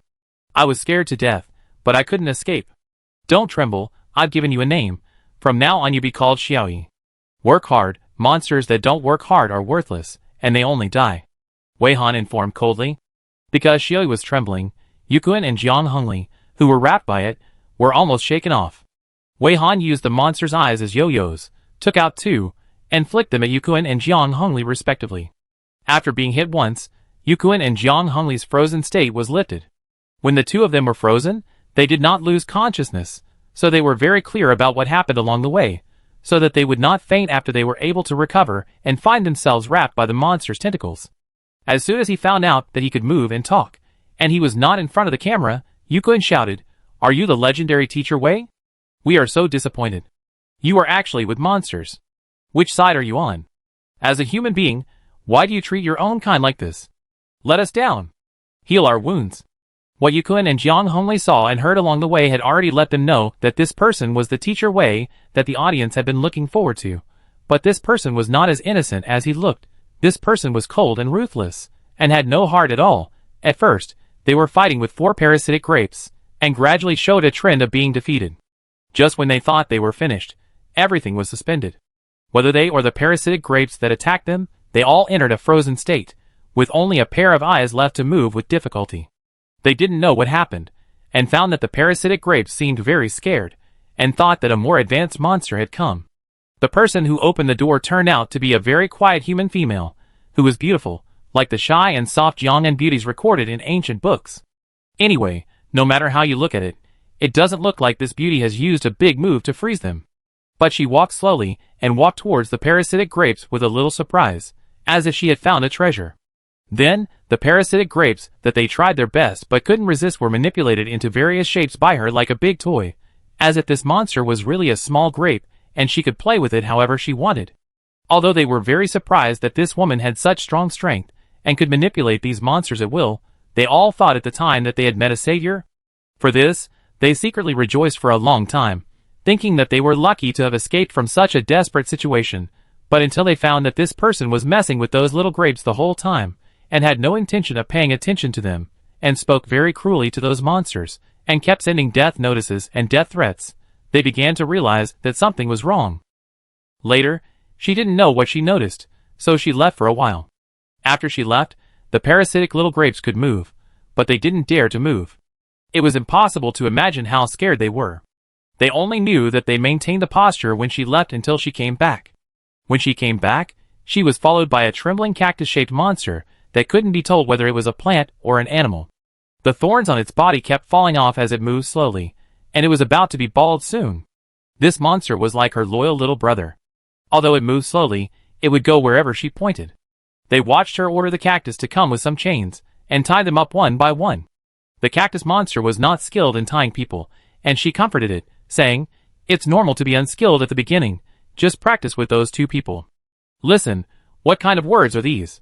It's strange to let the monster tie up its own compatriots, and let the monster use its own compatriots as props to practice tying people. Is this what a human can say?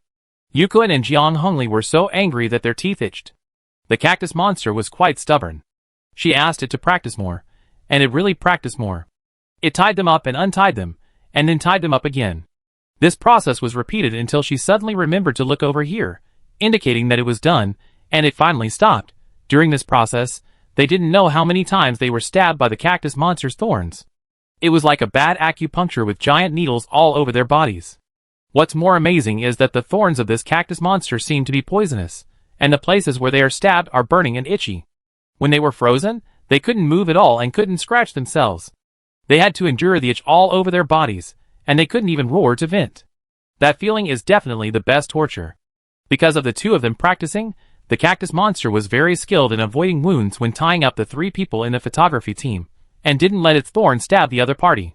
They were itching to bang their heads against the wall, but the three people over there were fine. This experience has successfully changed Yukun and Jiang Hongli's view of this woman. She is not a savior at all.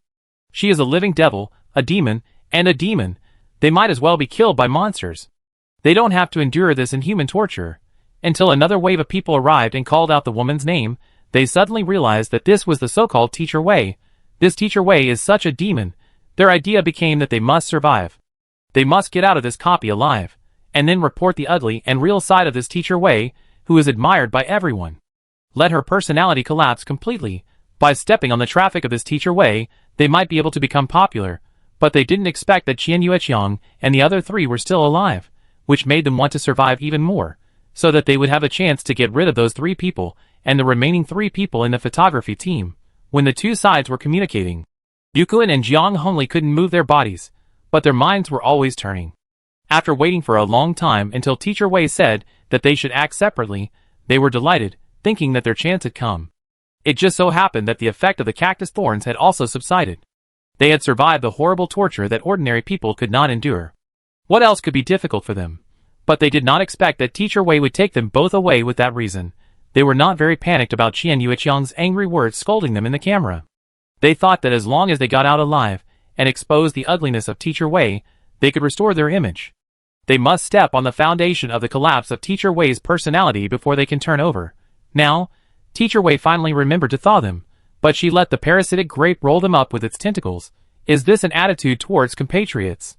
What's the difference between this and treating them as objects? So, when Yukun found that he could move and speak, he immediately vented his anger and scolded Teacher Wei, who was a beast in human form. After recalling the tragic experience along the way, Jiang Hongli followed Yukun and cursed angrily. Do you know what you have done to us? You don't know how much pain and torture we have suffered because of you. You are that Teacher Wei, right? Do the audiences who like you know that you are such a person? Are you worthy of the audience's love for you? Wei Han was a little surprised. The two of them had good physical strength. They were frozen for so long and tortured by the poison of the turtle-foot cactus in the middle of the process. Once they were thawed, they were still so lively and full of energy when they scolded people. Facing Jiang Hongli's angry rebuke, Wei Han made a serious mistake in his focus. Don't accuse me. Who said I didn't know how much pain and torture you suffered? Did the turtle-foot cactus secretly stab you from behind? Her mention of the turtle-foot cactus frightened the cactus, and shook its whole body to express its denial. It's not, it doesn't have it. Jiang Hongli and Yukuan couldn't believe that this woman knew how much pain they had endured, and she remained indifferent. Did you do it on purpose? Yukuan's eyes were red with anger, as if he wanted to kill Wei Han with his eyes. Are you a human or a ghost? You actually tortured your compatriots maliciously. Are you still a human being?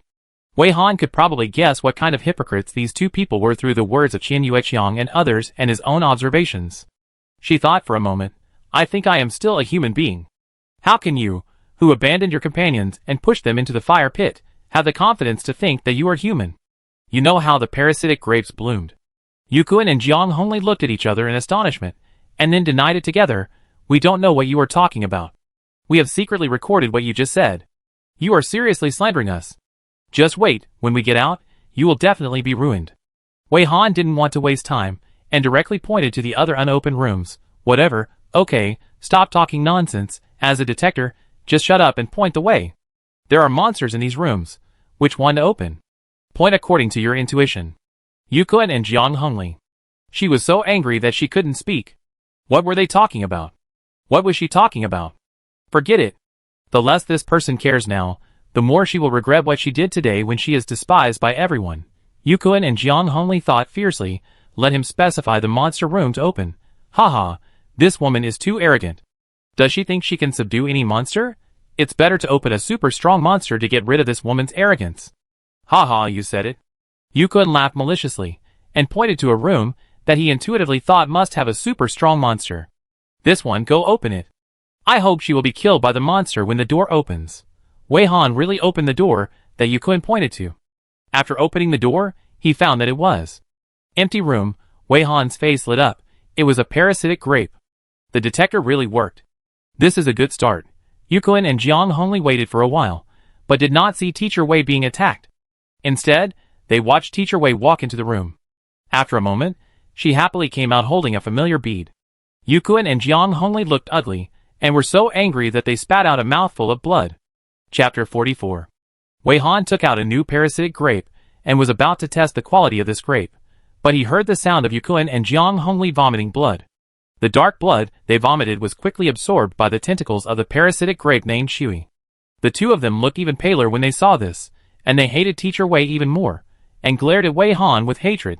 Wei Han didn't care much, and said happily, it's good to spit out the blood. Do you feel much better? You will definitely be more energetic next time. You can only be arrogant now. Wait until we get out, and see if you can still laugh. Yukuan glared at her fiercely. When they were not in front of the camera, Yukuan and Jiang Hongli did not hide their true nature at all, which was completely opposite to their appearance in front of the camera. For this person's cruel words, Wei Han just smiled meaningfully. Jiang Hongli was unhappy and followed suit to vent her anger. What are you laughing at? What's so funny about that? Wait for the whole network to blacken you, and make you a street rat that everyone wants to beat. Wei Han glanced at them, raised her hand, and waved it gently, and the two were frozen again. Who would have thought that she would do this suddenly? Yukuan and Jiang Hongli still had angry expressions, and couldn't move again. Sure enough, it's better to thaw when needed and freeze when not needed. Otherwise, it's really noisy. At this moment, Bai Qingchuan was going to live again, and Wei Han was still thinking about asking questions. Rongqi stared at the virtual screen on the computer and concentrated on controlling the virtual mouse. Seeing how focused he was, Wei Han thought that Yukuan and Jiang Hongli shouldn't keep yelling. She walked to Bai Qingchuan, squatted down, and temporarily pressed the parasitic grape on the back of her hand. The parasitic grape was forced to suck on the back of Wei Han's hand with its mouth parts, but she didn't dare to bite hard, not even a little red mark. After 3 minutes of death, Bai Qingchuan was alive again. However, every time he came back to life, he was confused for nearly half a minute, and his consciousness could not be clear immediately. This phenomenon was also recorded by Wei Han. She initially suspected that it was the influence of the death period. During the 3 minutes of death, there may be insufficient blood supply, cells began to lose activity, organs failed, etc. So when he came back to life, his body also needed time to recover. Repeating this process like this will cause him to be in a state of confusion, which is indeed very likely. Alive? Wei Han gently picked up Bai Qingchuan's hand with her gloved hand, opened the palm, and saw the two overlapping icons that looked like faded. This time, she didn't need to say anything. After she stared at it for a while, Bai Qingchuan took the initiative to pull out his hand and click the icon on his palm. The familiar player interface popped up again, but this time it was still garbled, and no information could be understood. She suspected that it was a privacy setting, so she asked Bai Qingchuan, who was also staring at the interface, "What can you see on this virtual screen that popped up in your palm?" "What I see here is garbled." Bai Qingchuan's answer made Wei Han confused, and he said, "I don't know. Are there any words on it?" Wei Han changed his words. "I don't understand," he replied quickly this time. "How much do you remember about your past experiences? You mistook me for someone else. What is your relationship with that person?" Wei Han did not continue to ask the same question. When she could not get any result, she immediately changed to the next question. She had many more questions to ask this monster.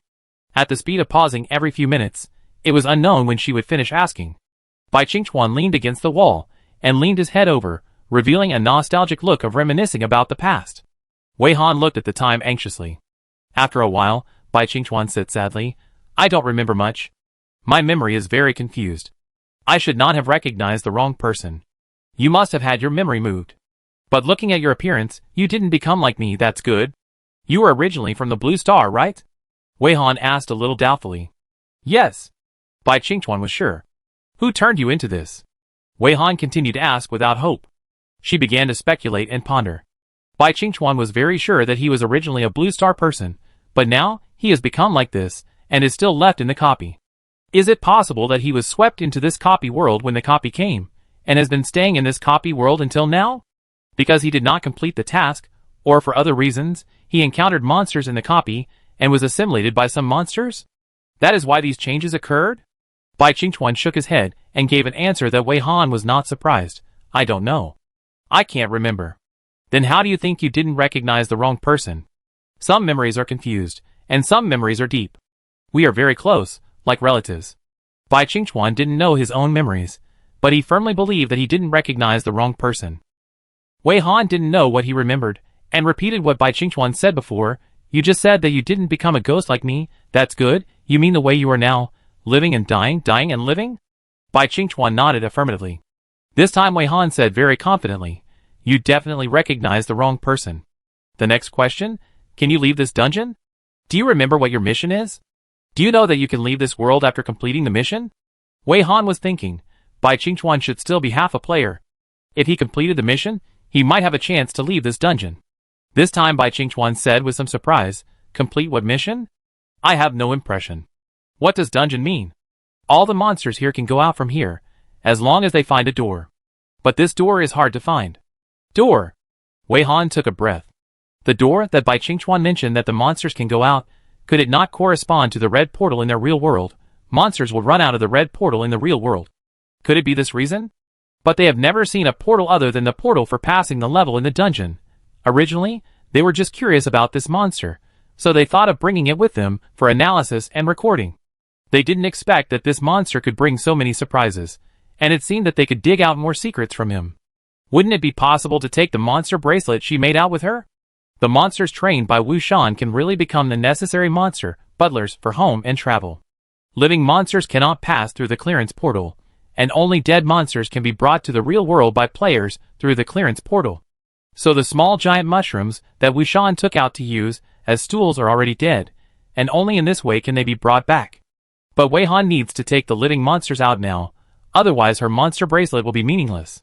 Wei Han suppressed her excitement, and prepared to tell Bai Qingchuan about the dungeon and the advent of the game. She thought that when the game just came, he was sent to this dungeon world by a randomly appearing portal, just like her at the beginning.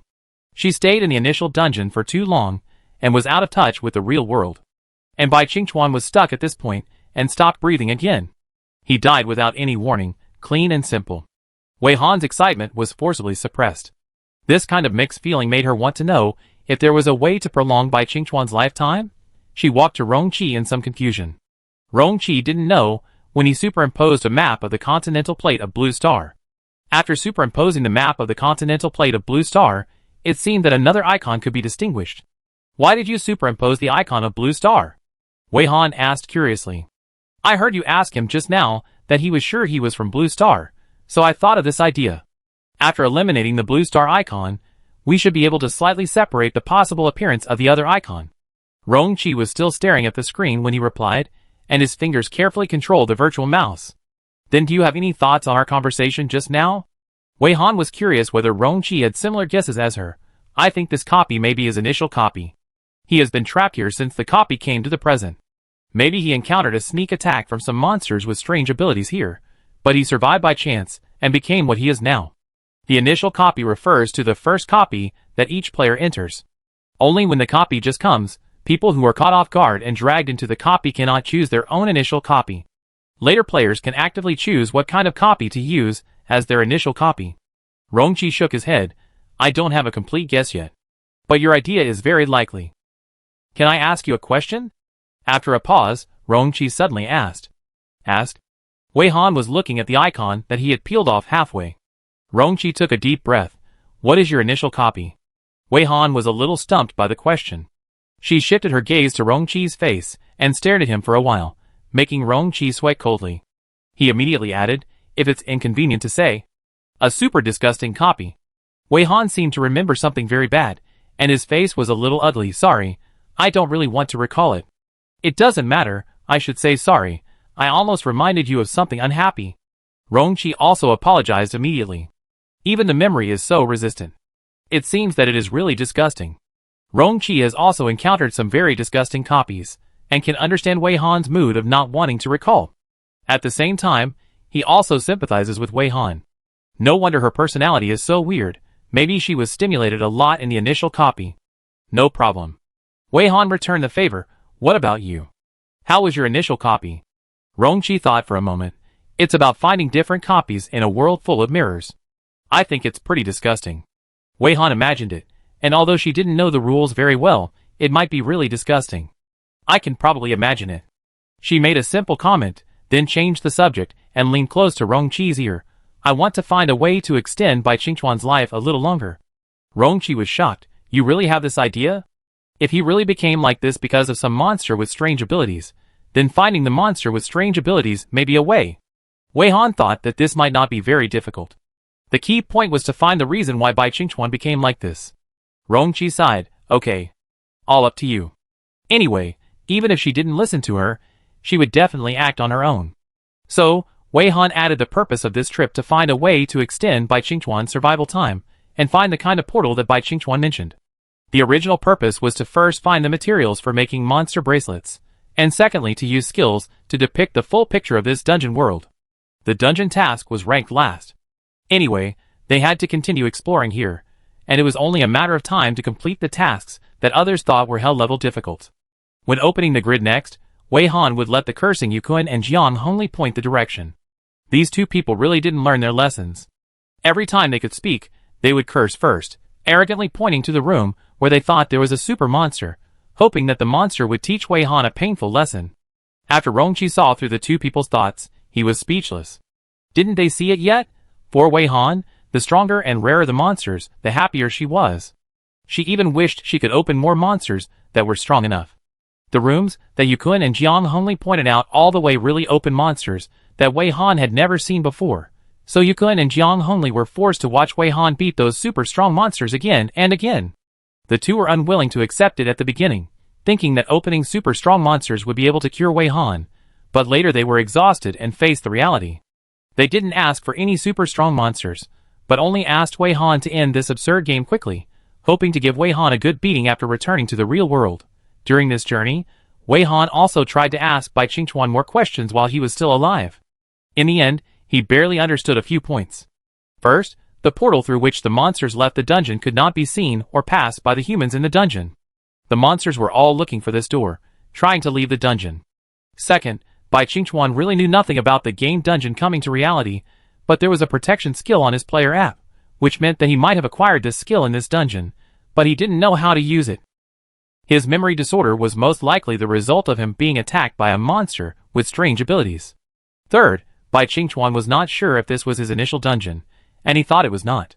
Fourth, in Bai Qingchuan's current memory, he and Wei Han were half-siblings, and they were not relatives, but they were more like relatives. Bai Qingchuan seemed to be able to see through the disguise skill, and suspected that it was the effect of one of his skills. Fifth, some monsters in this dungeon could understand human language, while others could not, and the pattern was unknown. It is very rare for someone like Bai Qingchuan to be able to communicate normally. The probability is perhaps 1 in 10 million. They are lucky to meet Bai Qingchuan by chance. The above information needs to be added with a premise. Bai Qingchuan's memory is very problematic. It does not mean that the information he provides based on his memory is true and useful. It needs to be verified one by one. Later, for some unknown reason, perhaps because Bai Qingchuan used his brain, the brain cells that died and lived again and died again were overwhelmed and chose to stop. His consciousness was chaotic for longer and longer, and it was even difficult to communicate. Living has become just living, not much better than being a vegetable. In the end, Wei Han no longer dared to talk to him when he was awake, and the exploration of unknown secrets was forced to stop. Prolonging his survival time was imminent. Through the true or false information provided by Bai Qingchuan, they completed the task, marked the grid, opened the grid, caught monsters, and defeated monsters one by one, perfecting Wei Han's Grid Monster Collection, Volume 1, and brought along monsters that they thought could be of some use, and asked these monsters to help keep an eye on them, and find the portal for them to leave this copy. As they moved forward, Yukuan and Jiang Hongli realized the madness of this woman. There were more and more monsters around them. They were like animals in a zoo, being curiously watched by these monsters. And she seemed to want to bring this monster to the real world. Everyone was on guard against the monsters that ran out of the red door, but she took the initiative to bring the monster to the real world. What crime should she be convicted of? Yukuan and Jiang Hongli thought they had caught more of her handles, and she would definitely not be arrogant for long. When Wei Han was advancing, the clone Wei Weiwei was also very smooth. Because of the memory synchronization, Wei Han could also know that they had opened a lot of new monsters. Surely, Zhang Xian and Wu Shan were also strong in combat, and it was just as easy to deal with the monsters. What Wei Han didn't understand was that these people didn't know what they were thinking. When they encountered monsters they had never seen before, they rushed up, as if they were afraid that the monsters would be snatched away by others. Especially when they opened the parasitic grapes, their eyes lit up, and they were more excited than seeing gold. After Teacher Wei left, they also let loose a little, and made a small change to the style of the live broadcast room. In order to allow viewers who have never been to this dungeon to easily deal with monsters when they come here, they will analyze the monsters after catching them, analyzing what kind of monster it is, what abilities it has, what methods will be very easy to deal with, what attacks of this monster need to be paid attention to, etc. So after Teacher Wei left, the players turned the live broadcast into a popular science teaching video with their own personality characteristics. The audience took notes in front of the screen with note-taking tools, and the barrage became like this. Sunny baby, I learned it. It turns out that as long as you make a loud noise, you can scare this monster to death. Ha ha ha, is this the setting of the Nian Beast? Lia, it's great. If I didn't know that the weakness of this monster is the red ball on its head, I would really fight monsters to the point of doubting my life. Xiaogo and I shun Jiaola, ha ha ha, I laughed to death. Why does the jumping monster keep jumping? Because when it walks, its 30 pairs of legs turn in the same direction. Each walks separately, and the legs will fight. The noob is crying, I have the confidence to go through this dungeon.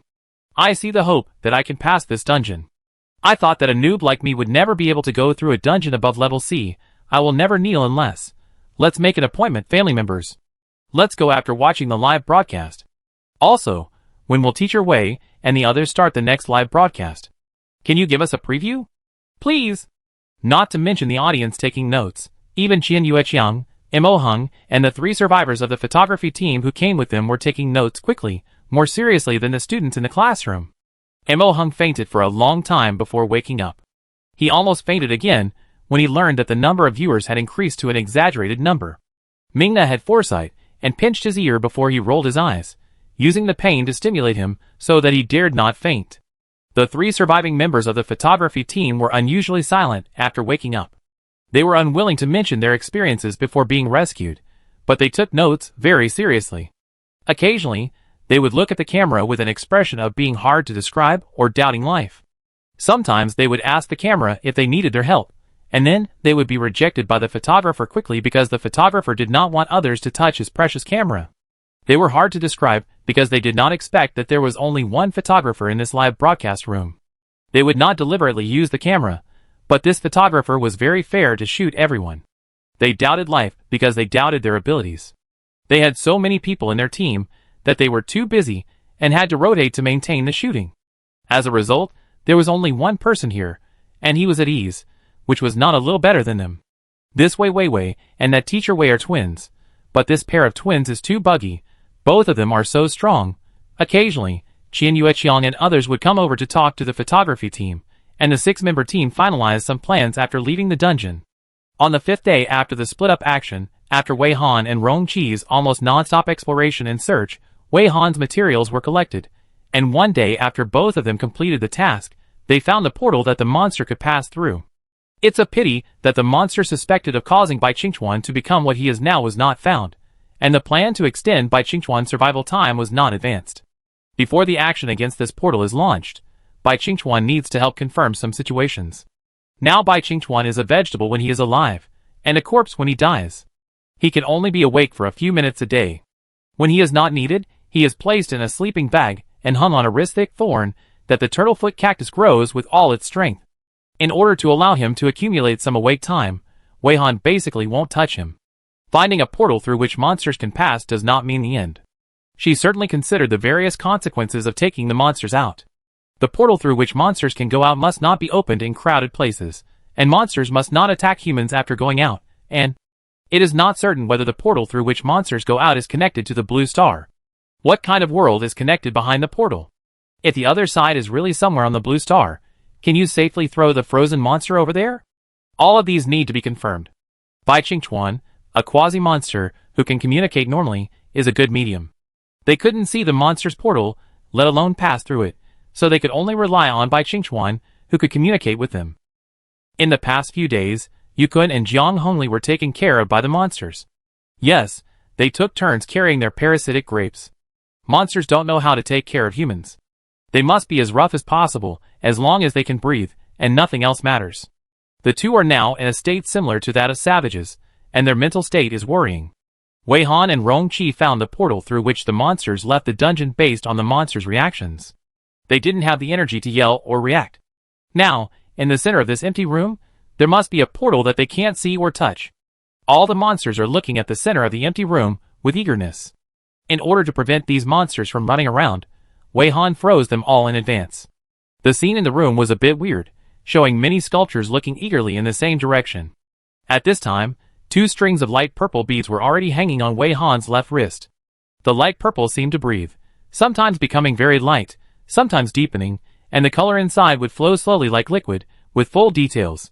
She put on gloves and walked to the sleeping bag hanging on the thorns of the turtlefoot cactus. Seeing that Bai Qingchuan was breathing, she gently shook the sleeping bag. After Bai Qingchuan opened his eyes, Rong Qi, who followed behind him, took him out of the sleeping bag. "Can you stand firmly?" Rong Qi asked. Bai Qingchuan pushed Rong Qi's hand away and rubbed his head. "Not bad. Want me to help? Ah, you found the portal." He looked up and saw the portal. In Bai Qingchuan's vision, there was a huge portal standing in the center of the room. The door was in the shape of a circular arch. The decorative wall next to it was carved with human figures in white and flashing green light. He seemed to be attracted unconsciously, and walked towards the portal subconsciously. When Rong Qi pulled him back, Bai Qingchuan realized that he was about to cross the portal.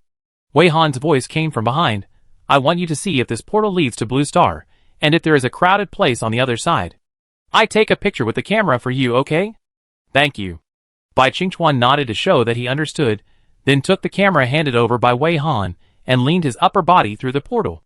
In the eyes of Wei Han and Rong Qi, they could only see that Bai Qingchuan's upper body suddenly disappeared, leaving only the body below the waist standing strangely in the same place. The two waited patiently for a while. Bai Qingchuan staggered back, and his upper body reappeared, but the camera slipped from his weak hands. Wei Han's heartbeat almost stopped, his pupils shrank, and his skills were cast quickly. Fortunately, the camera was frozen before it fell to the ground. Rong Qi held Bai Qingchuan and sniffed his breath, and sure enough, he was dead again. After charging for so long, the battery life was only for a while. Rongqi could understand Wei Han's desire to prolong the survival time of this monster more and more. Putting Bai Qingchuan back into the sleeping bag, Rongqi came over and looked at the photos taken by Bai Qingchuan with Wei Han.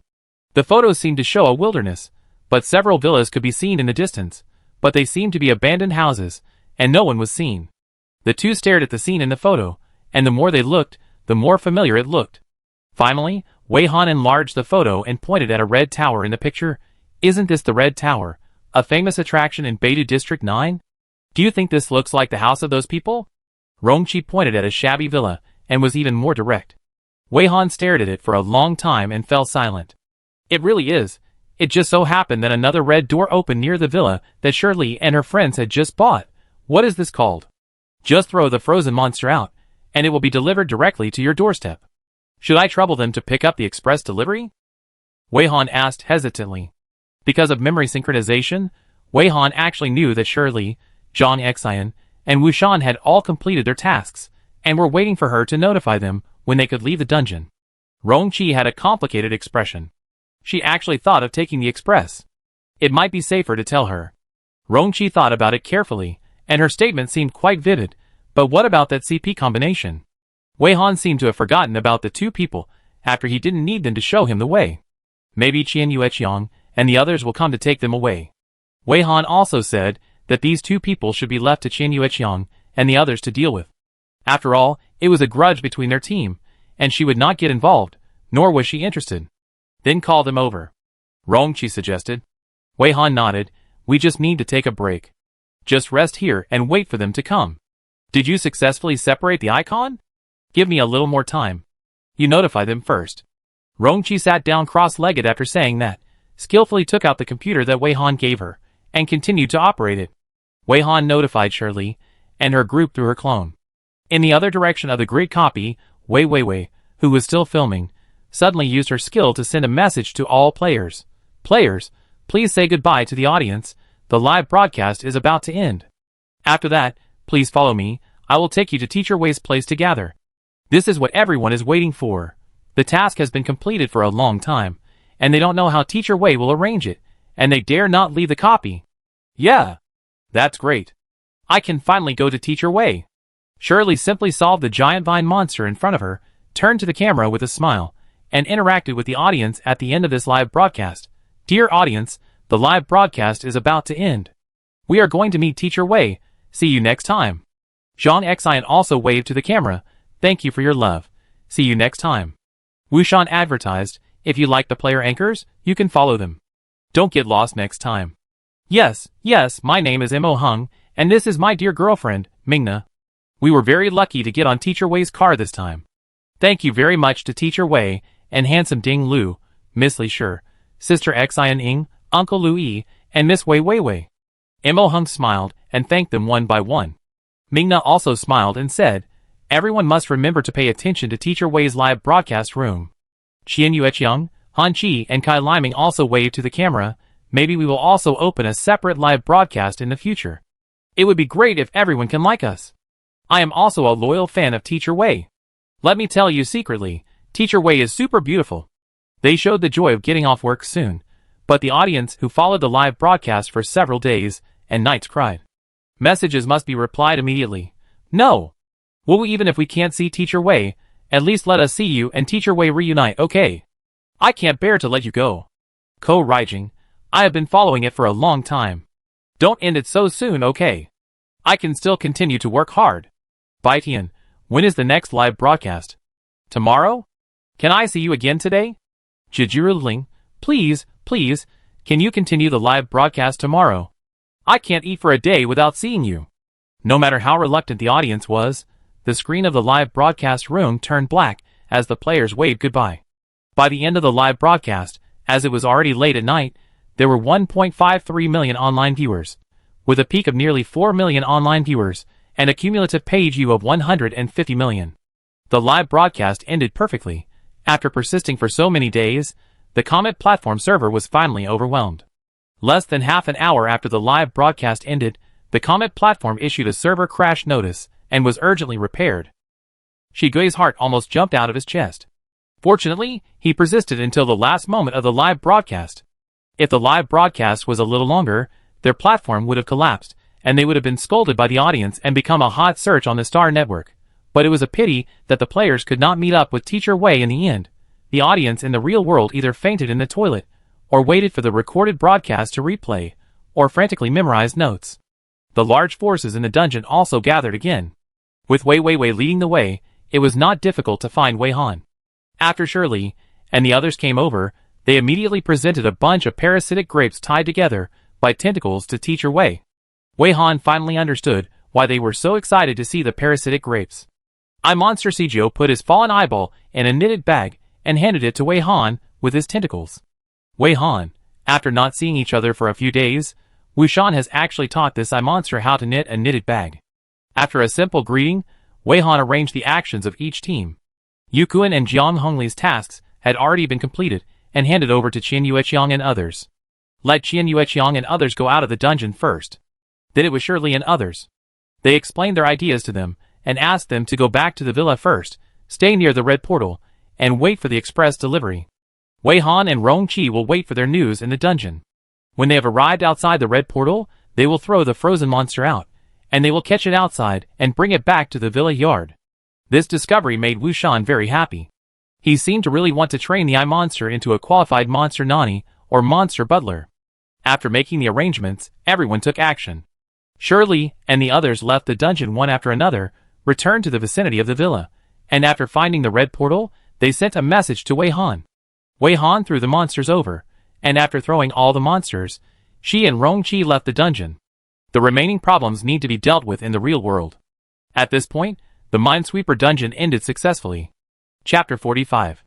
At the abandoned old station in the middle of the night, on the rusty rails, the faint light of the portal flickered quietly between white and orange in the night.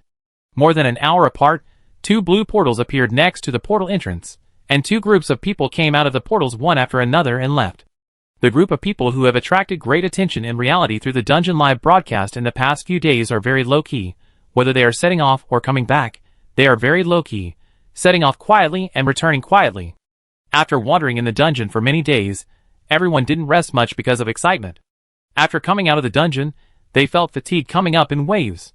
Shirley and her group returned to the dilapidated villa, and after helping to place the frozen monsters thrown by Teacher Wei, they fell directly on the sofa in the living room and fell asleep, without waiting for Wei Han and Rong Qi to come. When Wei Han and Rong Qi rushed here, they only saw the neatly stacked monster sculptures in the yard, and occasionally heard snoring from the leaky villa. Realizing that they were all tired and had fallen asleep, Wei Han did not intend to disturb their rest. She even asked Rong Qi, "Do you want to take a rest?" Rong Qi shook his head. "I don't get tired that easily. Do you need any help?" After leaving the dungeon, the two of them should return to their respective residences, but many discoveries in the grid dungeon still need to be discussed by the two of them, so it is more appropriate for them to stay together for the time being. It happens to be the middle of the night, and I want to try these monsters to see if they are useful. Wei Han took out her mobile phone, which was also the latest mobile phone. Because it was a new technological breakthrough, the price was ridiculously expensive. This so-called mobile phone was made into a silver bead, slightly larger than the string of beads she was wearing. She was using her mobile phone to check the nearby red portals, and a map appeared on the virtual screen, with small red dots popping up on it. Someone at the Unknown Game Mutual Aid Center would collect information about the portals, divided into white portals and red portals, so that players who wanted to enter the dungeon could know the nearby portals in time, and people could avoid the existing red portals in advance. Rong Qi didn't understand her plan for a while, but didn't disturb her, just waited quietly. Wei Han found a few nearby red portals, and chose some red portals that no one had cleared monsters from. They were easy to find, because the red portals that hadn't cleared monsters would have very obvious special marks. Then she picked out some of the frozen monsters, and took them away later. Before leaving, she looked at the portal not far from the villa, and said to Rong Qi, who was looking at her, "Rong Qi, can you please stay here and guard it for a while? This red portal should have monsters from the grid copy coming out one after another. If there are monsters coming out, please help to deal with them. Whether you kill them directly or knock them out and tie them up, it's up to you." Wei Han thought for a while. "If you think you can make these monsters we threw out listen to you and fight against the new monsters, I will thaw the remaining monsters." Rong Qi vaguely knew what she was thinking. He bent his fingers and turned his neck, and several clicking sounds were heard. "No need. I haven't done any serious activities in the copy, and now is the perfect time. Go ahead. Be careful, if you make too big a move, it might be troublesome. Wei Han blinked, and that slightly eye-catching face instantly became ordinary. She smiled at Rong-Chi with this ordinary face, a little cunning. Rong-Chi was a little helpless. He found that Wei Han was very serious to others, but sometimes she seemed to be a little naughty to him. He was stunned. Wei Han had already walked away with those monsters, and only her figure was seen from afar. He realized that the monsters she selected were all able to scale up, and the rest could not scale up, and they stood in the yard with huge bodies. Wei Han did not unfreeze the skill, and they were still like sculptures, motionless. The red portal not far away seemed to be surging, and he no longer hesitated, and rushed over immediately, deciding to give the first lucky monster a surprise to open the door and kill. In the silent night, most people had fallen asleep. A black figure shuttled quickly between buildings, and even the afterimage was difficult to capture. From the populated city to the deserted suburbs, Wei Han gently landed on the cross on the top of an abandoned church and took in the scenery below. Then, Wei Han took out the camera. Her occupational disease came back. When she saw a beautiful scenery, she always wanted to take out the camera to take pictures, and use the camera to record everything she had seen. After taking the photo, Wei Han swooped over to a red portal in her field of vision. She had already seen the monster running out of this red portal. It was a monster she had never seen before. Its appearance was so unique that she didn't know how to describe it. If she really had to say it, it was quite abstract. Some are like a pile of cubes piled up without any rules, and you can't tell the head and tail, and you can't understand the structure. The colors are messy, and there is no aesthetic combination. The bright and distinct pieces are very clear. Some are like different creatures put together with different parts.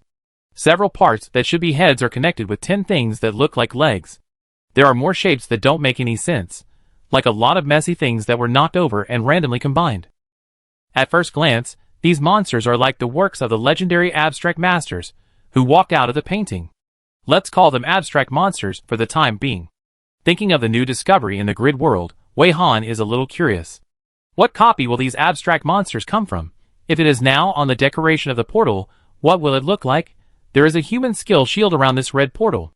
It is because of this shield that the monsters inside cannot come out, and can only wander around the red portal, and humans will not mistakenly enter it.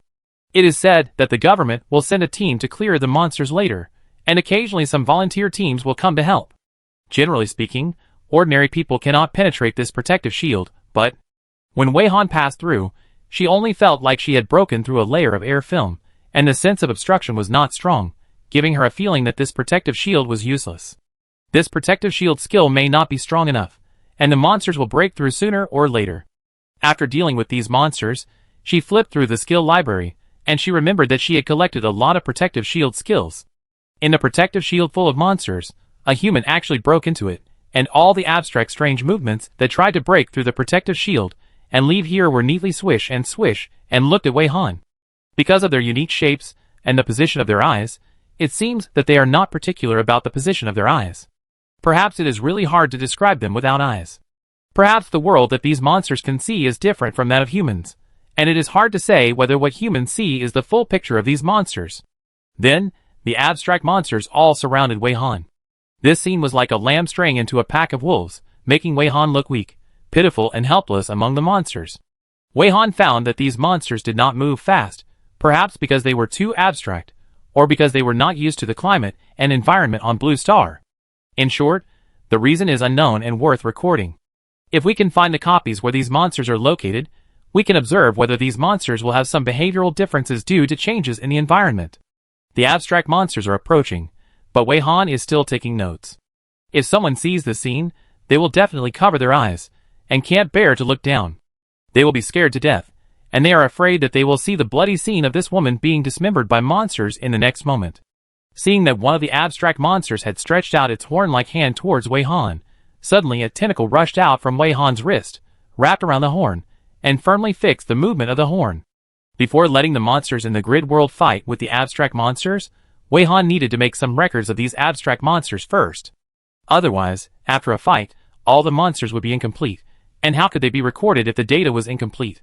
For this reason, Wei Han cast Absolute Zero once in this small area to freeze all the monsters first. Then she released the monsters she brought out from the grid world, and let these monsters move the abstract monsters one by one, so that she could take pictures, record, etc. After doing all this, a pair of blue-gray wings suddenly grew out from Wei Han's back. The wings fluttered gently, and she rose into the air, holding a camera in her hand, and whispered, "Hey, it doesn't make any sense. Her skills are not unlocked by this. She just pretends to be awesome alone. Anyway, there is no one around. All monsters are thawed, pause ends, and continue playing. The melee between monsters officially begins. The monsters in the grid world wrestle with the monsters that ran out of the red portal numbered BD9253. If it weren't for Wei Han's trick, these monsters would probably have a hard time meeting each other. The monsters that Wei Han brought out from the grid world seemed to be slightly better than the abstract monsters. The abstract monsters move slowly, and can only be beaten by the grid monsters.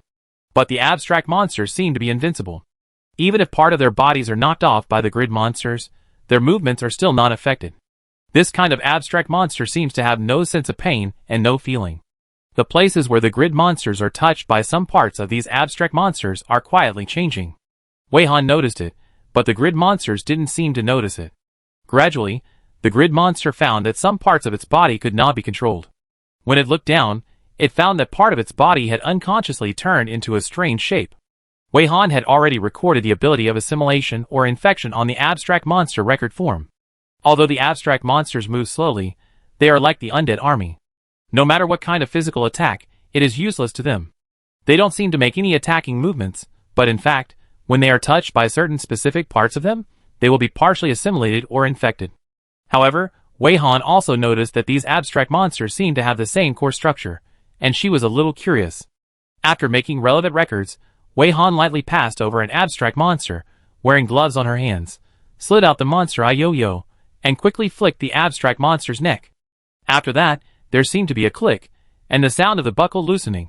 The part hit by Wei Han shattered, and a crystal with a faint glow automatically popped out. Then the monster seemed to lose its support and fell down, turning into parts scattered all over the ground, much like a building block was pulled out of a key piece and scattered all over the ground. It was a bit interesting, and Wei Han became playful. The grid monsters were basically assimilated. The monsters brought by Wei Han not only did not help, but also increased the number of hostile monsters. This was similar to shooting oneself in the foot for others, but it did not bother Wei Han. Instead, she was glad that she brought more monsters and made more toys for herself. Afterwards, a figure was seen so fast that only a shadow remained, darting from one side to the other. Some glimmering crystals fell from time to time, and were hastily picked up by tentacles that could not keep up with the figure's speed. Some of the cores of the abstract monsters still needed to unlock several codes, just like a Lubon lock built in. Wei Han was even more surprised and had more fun. The result of playing so hard was that Wei Han solved all these abstract monsters in less than 15 minutes. The body parts of the abstract monsters were scattered all over the ground, and there was no place to land. Fortunately, Wei Han had wings and could fly into the air. Logically speaking, the red portal had not disappeared, and monsters would continue to run out after a while, and there should be a certain refresh time. Wei Han hadn't had enough fun yet, so she wanted to stay there for a while and wait for the next wave of monsters. As a result, she finally waited for the red portal to send out waves, only to see an abstract monster that looked like a string of candied haws sticking out 8 spherical limbs, and after looking at the broken parts on the ground, it retracted in a flash. Wei Han, who was about to pull the monster out, said, "Eh." She had a bad feeling about what was going on. 15 minutes passed, and there was no movement at the red portal. Half an hour passed, and there was still no movement at the red portal. 2 rounds of refresh time had passed, and no monsters had come out. Wei Han sighed. She knew it. That string of candied haws must have done a good thing, and it must have retracted to prevent other abstract monsters from coming over. She couldn't get through the red portal again, otherwise she would have taken the initiative to go over and have fun. Helplessly, Wei Han had to change to another red portal, and the grid monsters brought by it were all annihilated, but she was not satisfied yet. Anyway, thinking about the monsters that came out of the red portal in the real world can not only satisfy her desire to explore, but also help humans deal with these monsters, which can be regarded as killing 2 birds with 1 stone. Wei Han did not forget to pull out a protective shield skill from the skill library. After putting a new protective shield around the red portal, she waved her wings, shook her hair, and walked away gracefully, leaving only the building blocks on the ground. Nearly half an hour after Wei Han left, several military hovercrafts rushed to the scene and hovered in the air. The guards on the hovercrafts were carrying various weapons. The skylight of the hovercraft was lowered, turning it into an open-top hovercraft. Everyone in the car had their muscles tensed, and the atmosphere was tense. Then they aimed their weapons at the red portal, and prepared to launch an attack. This is the guard team sent by the government of Country T. Their daily duty is to eliminate the monsters in the red portals, and protect the safety of residents. The protective shield of the red portal numbered BD9253 is the skill of Tangdi, the captain of this team. When a protective skill is broken, the skill caster can sense it. The specific manifestation varies from person to person. Some people will feel a tingling in the palm of their hands, some will feel a heartache, and some will feel a tingling in the brain. Tangdi's skill was broken, and the manifestation was a tingling in the palm of his hand. After Tangdi noticed that the protective shield was broken, he jumped up from the bed in a hurry and quickly pressed the alarm bell. When all the team members heard the alarm bell, they immediately dressed neatly, grabbed their weapons, and gathered as quickly as possible. It took nearly an hour to get from the dormitory to here, but they drove the hover car at a life and death speed, compressing the journey time to half an hour. The red portal numbered BD9253 appeared 3 days ago. The monster that came out of it was very strange. No attack was effective. Even if the monster was broken into 2 halves, it could still move. People who were touched by the monster were turned into the same kind of monster. Their team had lost several companions because of dealing with these monsters. It happened that several difficult red portals appeared at the same time in the past few days, and they could only run between several portals.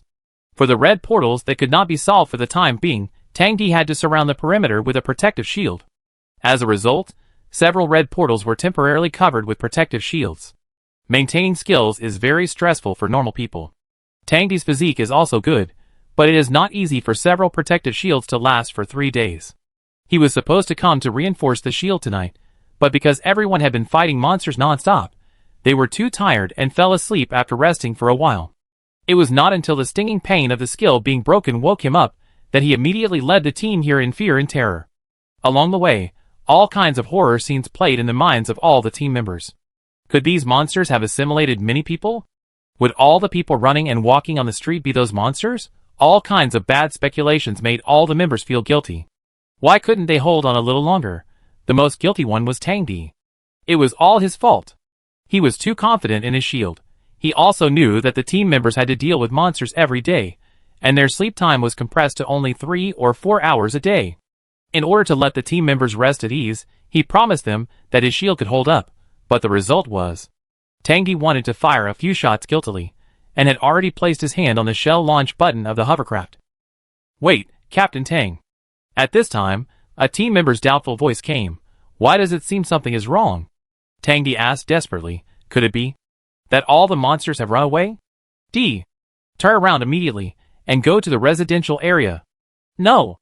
Another team member also spoke up. "The monsters do seem to be gone, but they don't look like they have all run away. Captain Tang, take a look." After the team member said this, he immediately took out a telescope from the skill space. The more he looked, the wider his mouth opened, which made Tangdi feel even colder.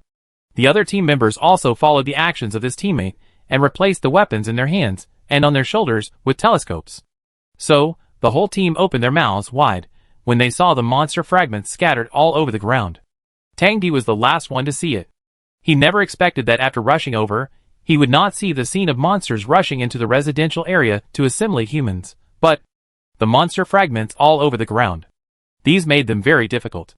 The monster that they had been thinking of using this rotten life to exchange for one at the limit turned into fragments all over the ground. What on earth did it do it? Is it a monster that can do this? Or a human? If it was done by a monster, Tangdi dared not think, will there be a future for mankind? If it was done by a monster, then this person must be the hope of all mankind. The faces of the other team members were not good either. They dared not imagine whether it was a good thing or a bad thing behind this. One of the team members asked tremblingly, "Captain Tang now, what should we do?" Tangdi was about to answer, but suddenly felt a familiar tingling pain in his palm, and another protective shield was broken. His eyes were stern, and he looked in a certain direction silently. "BD9 red portal number 289, go there immediately." The distance of this portal is not close. Even if they drive the hovercraft at full speed, it will still take half an hour. The movement speed of that terrifying existence is so fast. Despite this, he still has to catch up. He must find out whether the one with such terrifying fighting power is a monster or a human. Chapter 46. A one-sided chase game that Wei Han himself was not aware of began.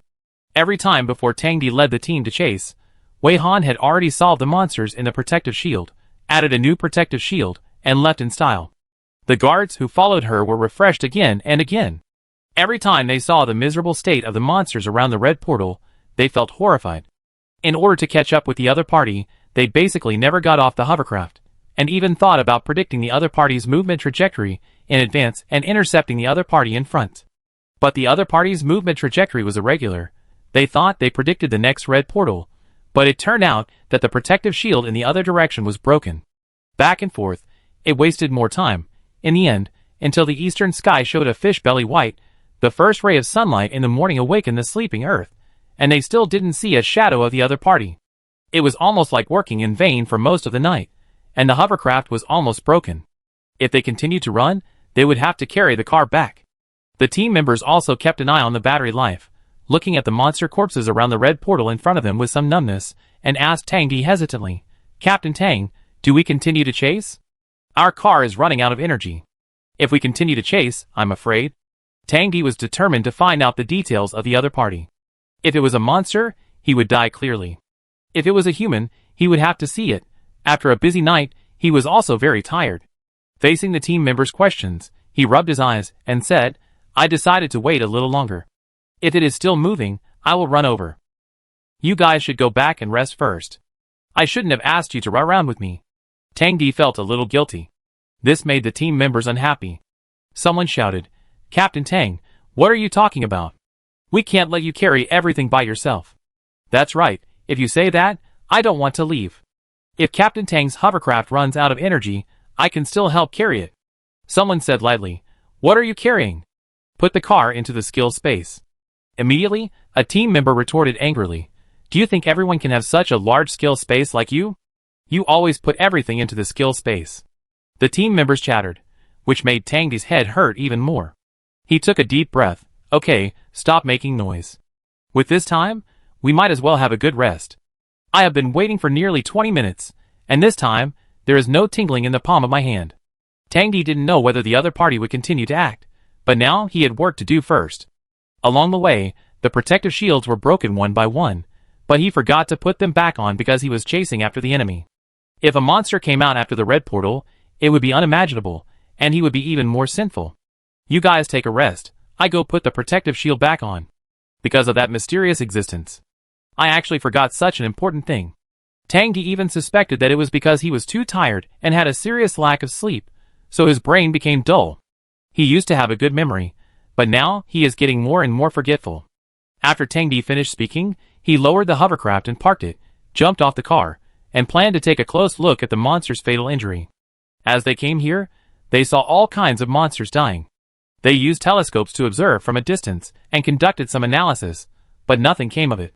He was thinking now whether he could observe it from a close distance, and it would be great if he could make some new discoveries. As Tang Di was walking, he was caught off guard and bumped into a transparent wall. Not only was he blocked, but he also bumped into it, and his eyes were full of stars. His nose felt hot, so he reached under his nose and touched it, and it actually made his nose bleed. Others didn't expect Tang Di to bump into it so hard, and they all asked nervously, "What's wrong, Captain Tang, are you okay? What's going on?" Tang Di took out 2 tissues to plug his nostrils, and instead of responding to the questions of the team members, he reached out and touched the void in front of him. To the naked eye, he seemed to be touching the air, but his action did touch something substantial. There was indeed an invisible wall in front of him, separating him. This discovery was a sudden turn of events, and Tang Di suddenly became excited. The others were all puzzled when they saw him touching the air excitedly. Some of them were brave, and took a few steps forward. Then, like Tang Di, they also bumped into the invisible wall. "Fuck, what is this? It's too hard." The team members covered their noses. It was no different from hitting a steel plate. As a result, everyone ran over to touch the air. In the end, a terrible guess emerged in everyone's mind. This void that felt like a steel plate wall when bumped into, could it be a skill shield? Everyone thought of the same thing. The team looked at each other, and finally retreated in unison. After a few seconds of silence, Tang Di still drove the hovercraft silently. The others got on other hovercrafts and drove a little further away. Then Tang Di activated the shells on the hovercraft, and fired more than a dozen shells. The shells were blocked by the invisible wall. When they hit the shield, only some thick smoke came out, and the shield did not move at all. The other team members watched nervously. After the captain finished firing, they rushed over to check the place that had been bombarded. As a result, there was not even a dent in that place. After so many bombs, it just seemed to be tickled. The deputy team took out the walkie-talkie and said to Tangdi. It didn't move at all, not a trace left. Get out of the way, I changed to more powerful ammunition. Tangdi had guessed that this might be left by the mysterious existence, but he just wanted to see how strong the shield was. This time he planned to change the laser cannon. The others were also very curious about the strength of the shield. After receiving the captain's order, they quickly dispersed. A laser with a dazzling light rushed towards the shield. After touching the shield, the light seemed to be cut off by an invisible thing, and could not penetrate into the inside. This result was unbelievable to everyone. They all clearly realized that this protective shield was likely to be stronger than they thought. The laser cannon tried for nearly 3 minutes, but the transparent protective shield did not change at all, making them feel as if they were mocked by the air. If it is a test, this should be enough, the deputy captain murmured. This result was already amazing. And more importantly, after confirming that it was a protective shield, they could follow this line of thought to confirm that the mysterious person behind these things was a human. A human who is strong enough to be called a monster. Tangdi could hardly restrain his villain-like laughter. It's really great. God bless mankind. Heroes have emerged in troubled times since ancient times, and our savior hero has finally appeared. Others, is the captain crazy? However, it's no wonder that the captain is so excited. If such a master appeared among humans, it might really change a lot of things. The team struggled to put away their excitement, and temporarily lost the direction of tracking. They also turned back to check the previous red portal. As expected, the red portals that were emptied of monsters were all covered with new protective shields, without exception. What's even more weird is that no monsters ran out of these portals, not even one. But looking at the monster corpses in the protective shield, Tangdi and his team could probably guess the reason. The monsters were not stupid, were they? As soon as they emerged from the portal, they saw corpses of their kind all over the ground. They were so scared that they dared not come out. This was probably the intention of the hero, to leave the corpse of the monster. As expected, he was the hope of all mankind, and was thorough in his work. Since the monsters in these red portals had been cleared, they synchronized the results to the portal statistics website. The difficult red portals that appeared in the past few days were solved overnight. The first person to notice this was Tangdi's superior, Captain Equan. Equan was a very responsible person. He arrived at the office before work time. As soon as he turned on the computer, he saw that the status of several red portals had been refreshed. Equan still remembered that Team Wu, led by Tangdi, was in a mess because of these red portals, and was ready for a tragic sacrifice. Now seeing the status of these red portals updated, Equan's forehead was throbbing, worrying whether Team Wu had sacrificed the entire team to get this result. Equan almost held his breath, and dialed the number to Tangdi. Grief was brewing in his chest. When the other party didn't answer the call, his heart sank a little bit. Finally, after half a minute, the other party answered the call. But the person who answered the phone was not Tangdi. Equan probably remembered that this voice was a newcomer in Tangdi's team. Hello? Captain He? Equan suppressed the heaviness in his heart and said in a relatively calm voice, I saw that the red gates you are responsible for have refreshed their status. Didn't I tell you? Don't force yourself. I will request other teams to come to support today. Now, what is the situation? There are still a few people alive. Are they all okay? I will. Before Equan finished speaking, he was interrupted by the newcomer. Captain He, what are you talking about? Of course we are alive. Everyone is fine. Will this newcomer have a mental breakdown facing the scene of the whole team being destroyed? Equan muttered in his heart sadly, everyone is fine. So why is it this newcomer who answered the phone? Your current mental state is very worrying. Where are you now? I asked someone to pick you up. Equan didn't want to provoke this newcomer anymore, so he didn't dare to say more. The new guy was confused. Captain He, what are you talking about? We are now at the red portal number 356 in BD9, and are registering the status of this red portal. Please wait a moment. Captain Tang will register it soon. I will return the phone to Captain Tang. Equan moved the mouse and refreshed the page. He saw that the red door mentioned by the newcomer had indeed changed its status to the cleared status. Is Tangdi still there? He was just registering the red door status and had no time to answer the phone? Equan was puzzled. The red doors that refreshed their status this morning were more brutal than each other. How could he not know when? How could Tangdi's team be able to do it? Could they clear all the monsters overnight? Did they make progress behind his back? Before He Quan could figure out the result, the newcomer had returned the phone to Tang Di, and Tang Di's voice really came through. He Quan didn't believe it. He was worried that the team was framing him. Don't do such a thing of deceiving the superiors and hiding the truth from the subordinates. Did they really clear the monsters? So, He Quan hung up the phone as soon as he heard Tang Di's voice, and then made a video call. The functions of mobile phones nowadays are very comprehensive. Video calls can be traditional video calls, as well as holographic video calls. He Quan chose the holographic call, so that he could be immersed in the environment on the other side. Tang Di was also puzzled. He thought the team had hung up accidentally. He was thinking about calling again, but he received a holographic video call request from Team He. Why make a holographic video call for no reason? This kind of call is precious. Tang Di muttered, but still answered it quickly. When the holographic call was answered, it appeared that He Quan's body was projected on their side, and their environment was projected on He Quan's side. When the holographic projection was turned on, He Quan found that they were really near the red portal number 356 of BD9. It seemed that except for the green shadows under their eyes due to lack of sleep, there was no external injury at all. They would be full of energy after a good sleep. After He Quan connected to the holographic call, his projection first looked around these people, and his eyes made the whole team uncomfortable. Captain He, what's that look in your eyes? The team members couldn't stand it, and asked speechlessly. When did you become so awesome? Killing so many ferocious red gates in one night? He Quan thought to himself, is this team going to ascend? At this time, Tang Di walked up a few steps. Captain He, we are just about to report this to you. Listen to me. Tang Di told He Quan what they had found from early morning to now. He Quan's expression changed again and again, from fear to dullness, and finally showed ecstasy similar to Tang Di's before. He excitedly grabbed Tang Di in the air. Are you telling the truth? Are you sure? Is there really such a person? Tang Di thought for a moment and corrected himself. Whether it is one person or a group of people, I don't know. But there is such a person, and there is this solid protective shield as proof. Captain He, I can show you.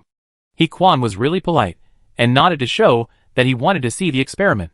Tang Di stepped forward again and drove the hover car. After it was lifted into the air, He Quan's projection also moved over. He Quan could see the miserable monsters around the red portal more clearly from a high place, which made him gasp. After that, Tang Di activated the highest attack shell of the hover car. The result was the same as the previous test, and it was completely unable to shake the protective shield. God bless mankind. Seeing this result, He Quan also sighed with Tang Di. We humans are really saved. He. All the monsters in the copy are dead. He. Tang Di. Is that how I laughed just now? Others nodded vigorously. It's much more exaggerated than Captain He. Tang Di, He Quan's excitement was hard to calm down. He paced back and forth, muttering, we have to find this expert. We also want to let the world know that there is such a godlike existence among us humans. We must boost everyone's morale. Long live humanity. I will contact the media right away to build momentum. You guys come back first, and wait for my order. He Quan is a man of action. He does what he says. Once he has an idea, he will do it immediately. The holographic call automatically hung up as He Quan walked away. Seeing Captain He's excitement, everyone looked at each other. Is this really okay? Will there be any problems? Only Tang Di raised his hand excitedly and said, monsters, die. Long live humanity. Team members, very good, the captain has been inspired. At around 7 in the morning, Wei Han, who had been away for a night, stepped on the dew and returned to the courtyard of Shirley's villa. The three of them must be exhausted. Wei Han had been out for so long, and they were still not awake. But the monster named Sijio had already gotten up and was busy in the kitchen. It seemed that he had actually made a decent breakfast. It was not that Wei Han looked at it on purpose, but there was a hole in the wall of the kitchen, and Wei Han saw it when he passed by. Because Wei Han glanced at it, Sijio trembled all over and tremblingly raised a basket of steamed dumplings to her. The steamed dumplings were not very good looking, but they looked like they should be edible. Considering that it was just a monster, it could be said to be very good. As a kitchen bomber, Wei Han felt that she was not as good as monsters. Monsters can learn to cook in such a short time. She tried very hard to cook, but she always bombed the kitchen. How did Wu Shan teach her? It seems that she needs to ask Wu Shan for advice when she has time. Wei Han silently rejected Sijio's steamed buns, but just plucked a pair of beautiful eyes from its tentacles. Monster Sijio. This monster's eyes are quite solid, made of glass balls. Wei Han rolled his eyeballs like a walnut, and when he looked up, he saw Rongqi coming over. The red portal in the distance was surrounded by monster corpses, which was probably his record for the night. These monsters only know how to attack when they come out, and they can't communicate and can't understand human language. After more than an hour of chopping, when there were monster corpses outside, the monsters behind them shrank back as soon as they appeared. I have been here for so long in vain. Rongqi seemed to be complaining. Wei Han blinked and said, "Why bother guarding? Just put up a protective shield." Rongqi glared at her. "I don't have that skill. Not everyone has all the skills like her, okay?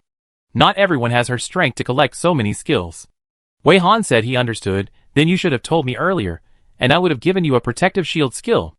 You were tired last night." Rongqi didn't need her to give him any skills. "No, keep them for yourself. I will find the skills I need myself. But you have bad luck, and you can't get good skills." Wei Han's hand drew a circle in the air, and then bounced in the direction of the red door, and a small protective shield was created. "Rongqi, you don't have to be so hurtful. What are your plans next? Don't you want to find a place to rest?" Rongqi also has no fixed residence. He plans to find a place to sleep and eat after he has had enough sleep. "I need to think about this." Wei Han came back from the wave. He was in high spirits and didn't want to rest. "Well, you fight these monsters first, and I take notes, okay? Then we find a place to rest together, and look at the gains of this live broadcast, and share the money with everyone." Rongqi really didn't dare to think that she would be willing to rest with him. "Then I listen to you.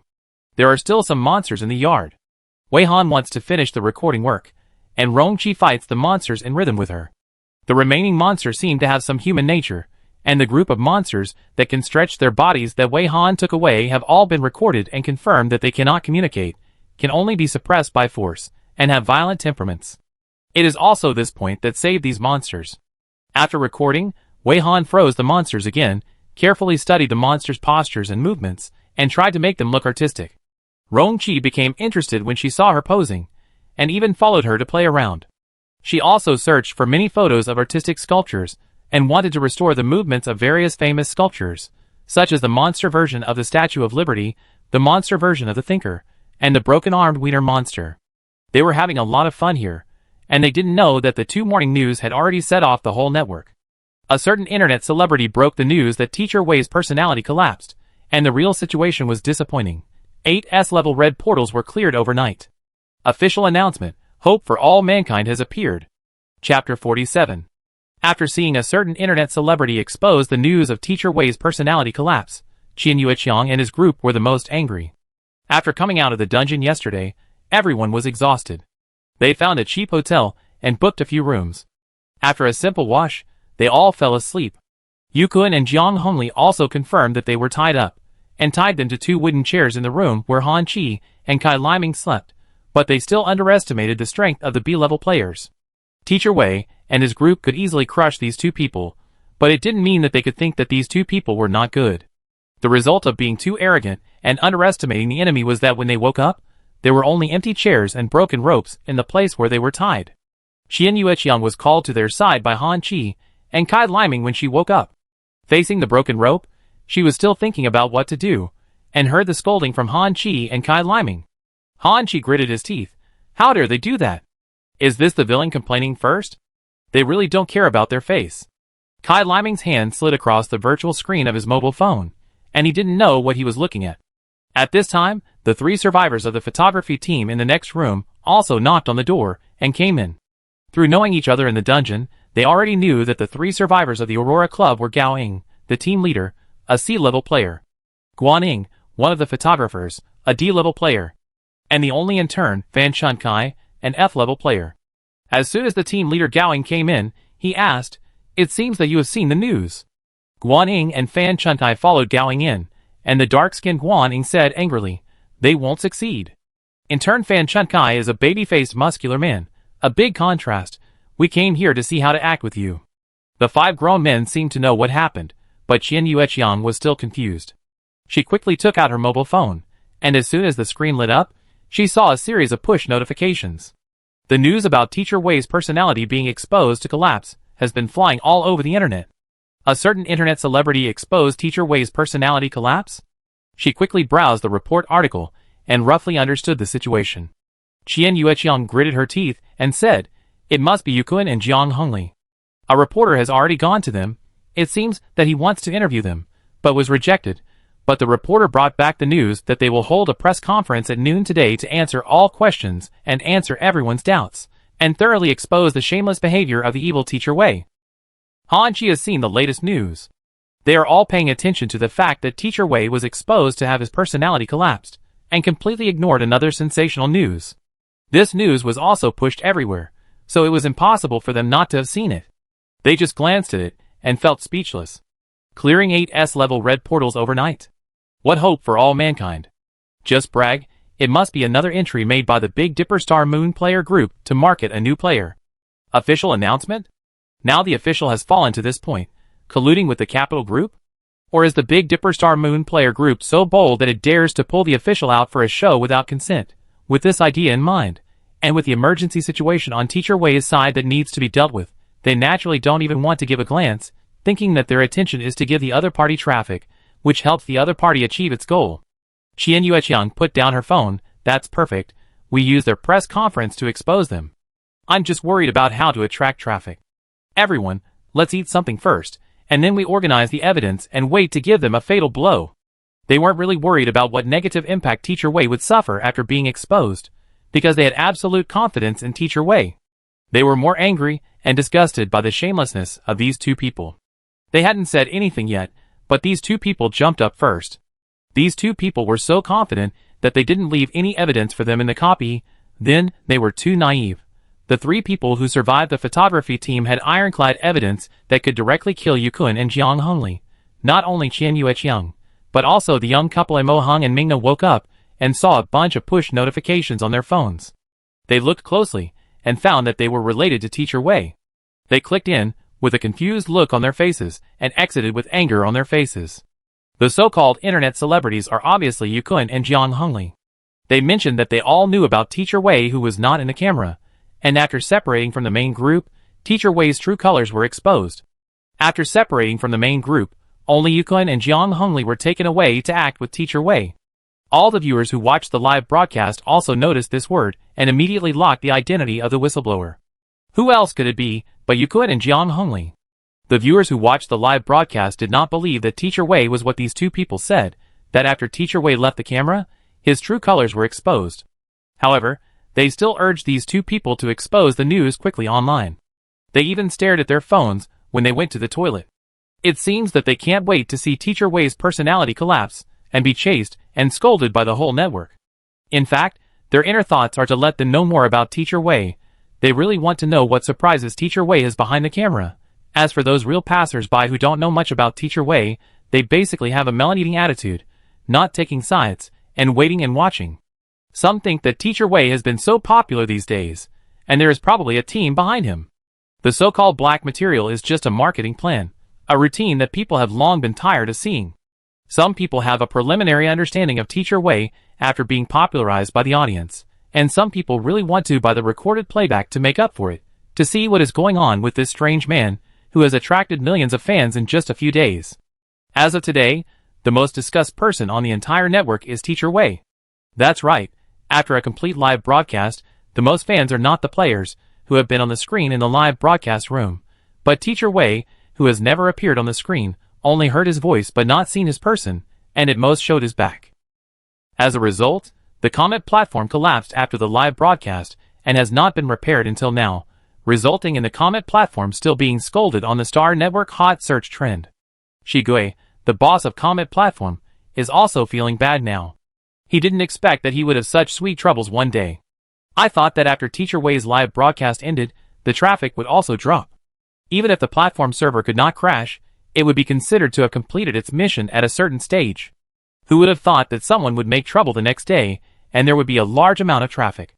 Shigui was angry at the idiot who broke the news and frantically looked for someone to repair the platform. At the same time, he was squatting to find out what ivory these two idiots could spit out of their dog mouths, and whether they could let him know more about teacher Wei. He hoped that teacher Wei would not be affected. He also planned to go to teacher Wei to discuss cooperation. The other two big platforms must have also set their sights on teacher Wei. Shigui had little confidence in his own small platform, and he didn't know what kind of luck his platform had to get the favor of this Purple Star's debut. Now the fire of hope has been lit, but whether he can keep this strong light of hope depends on whether he can negotiate a cooperation with Teacher Wei before the other two platforms. He urgently needs to deal with all the things, and then gather all his strength to find Teacher Wei.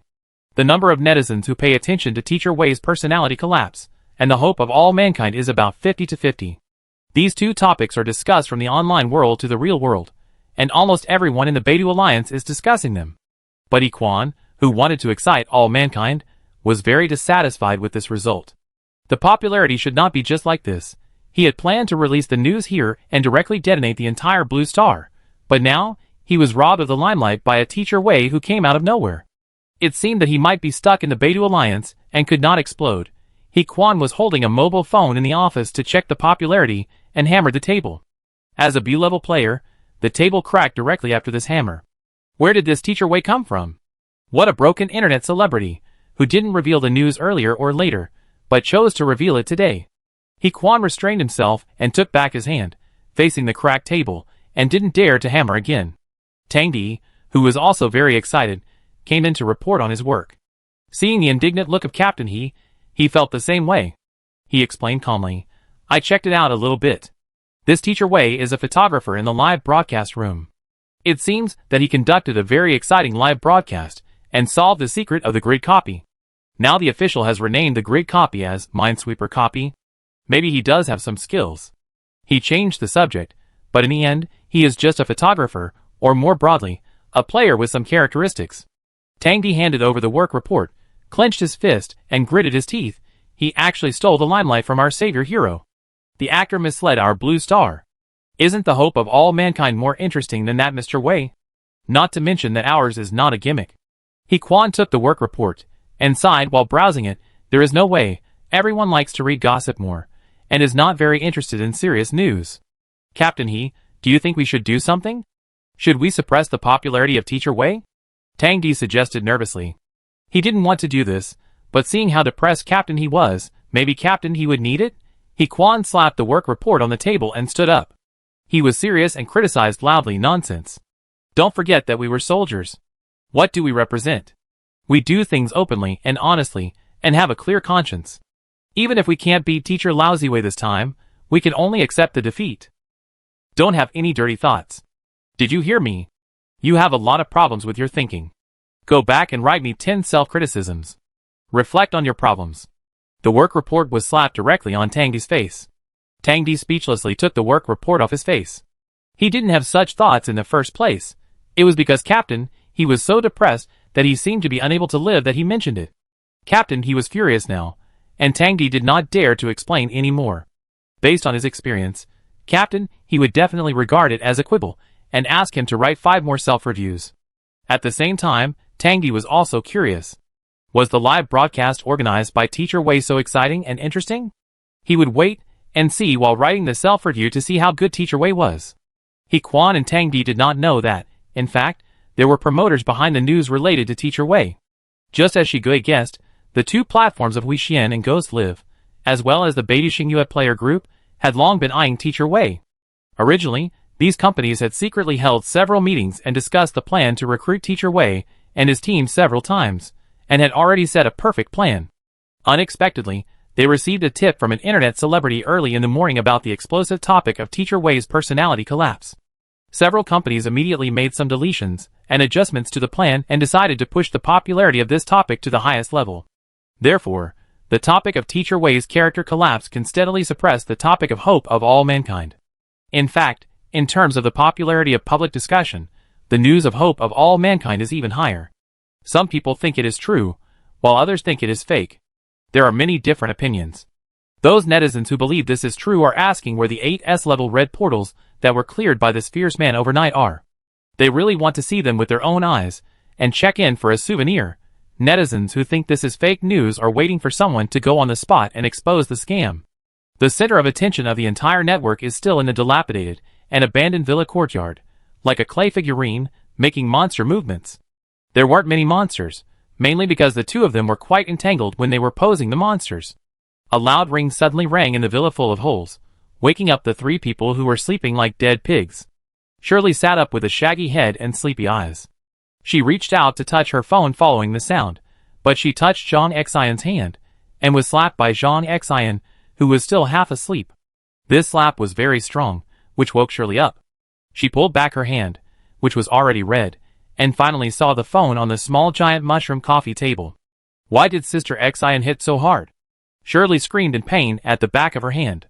The virtual screen on the phone popped up, showing that it was a call from the contact Mingna. They had exchanged contact information in the dungeon, so that they could continue to play the dungeon together in the future if needed. Shirley thought Mingna and Mo Hung were so aggressive that they were going to ask them to continue the dungeon after they just finished it. Hey! Nana, what's wrong? Shirley's voice was lazy, and you could tell she had just woken up. Mingna yelled over there, sure. Did you just wake up? Oh my god, you don't know what happened. Teacher Wei's personality collapsed because of those two idiots, and it's now on the hot search. We have to think of a way. These two people are actually planning to hold a press conference at noon. Are they crazy? Mingna was very anxious and had no idea what to do. Does Teacher Wei know about this? Is he affected?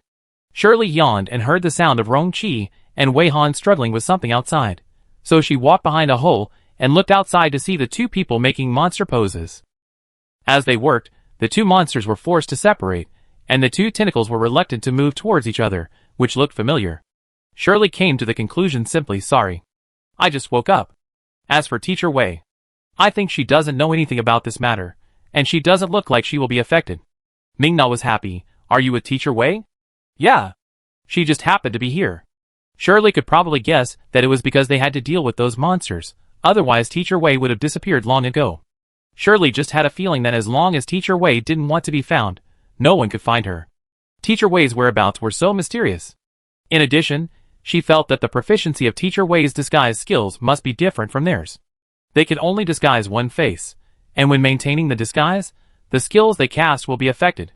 Because when maintaining the disguise, casting some skills, although it is not strictly speaking a mixed use of skills, will also pull each other, which is a great burden on mental strength. Shirley doubted that Teacher Wei could change his face in the blink of an eye. She was afraid that she had never seen Teacher Wei's true appearance. Shirley's thoughts drifted away, but Mingna's voice pulled her back. That's great. Can you tell Teacher Wei about this news as soon as possible? Let Teacher Wei find a way to deal with it in advance, Mingna said anxiously. Okay. Shirley also thought that she should tell Teacher Wei, thank you for calling to inform us. Otherwise, when we wake up naturally, I'm afraid that Teacher Wei's black material will be all over the place. Don't be so polite. We were able to get out of the dungeon thanks to you.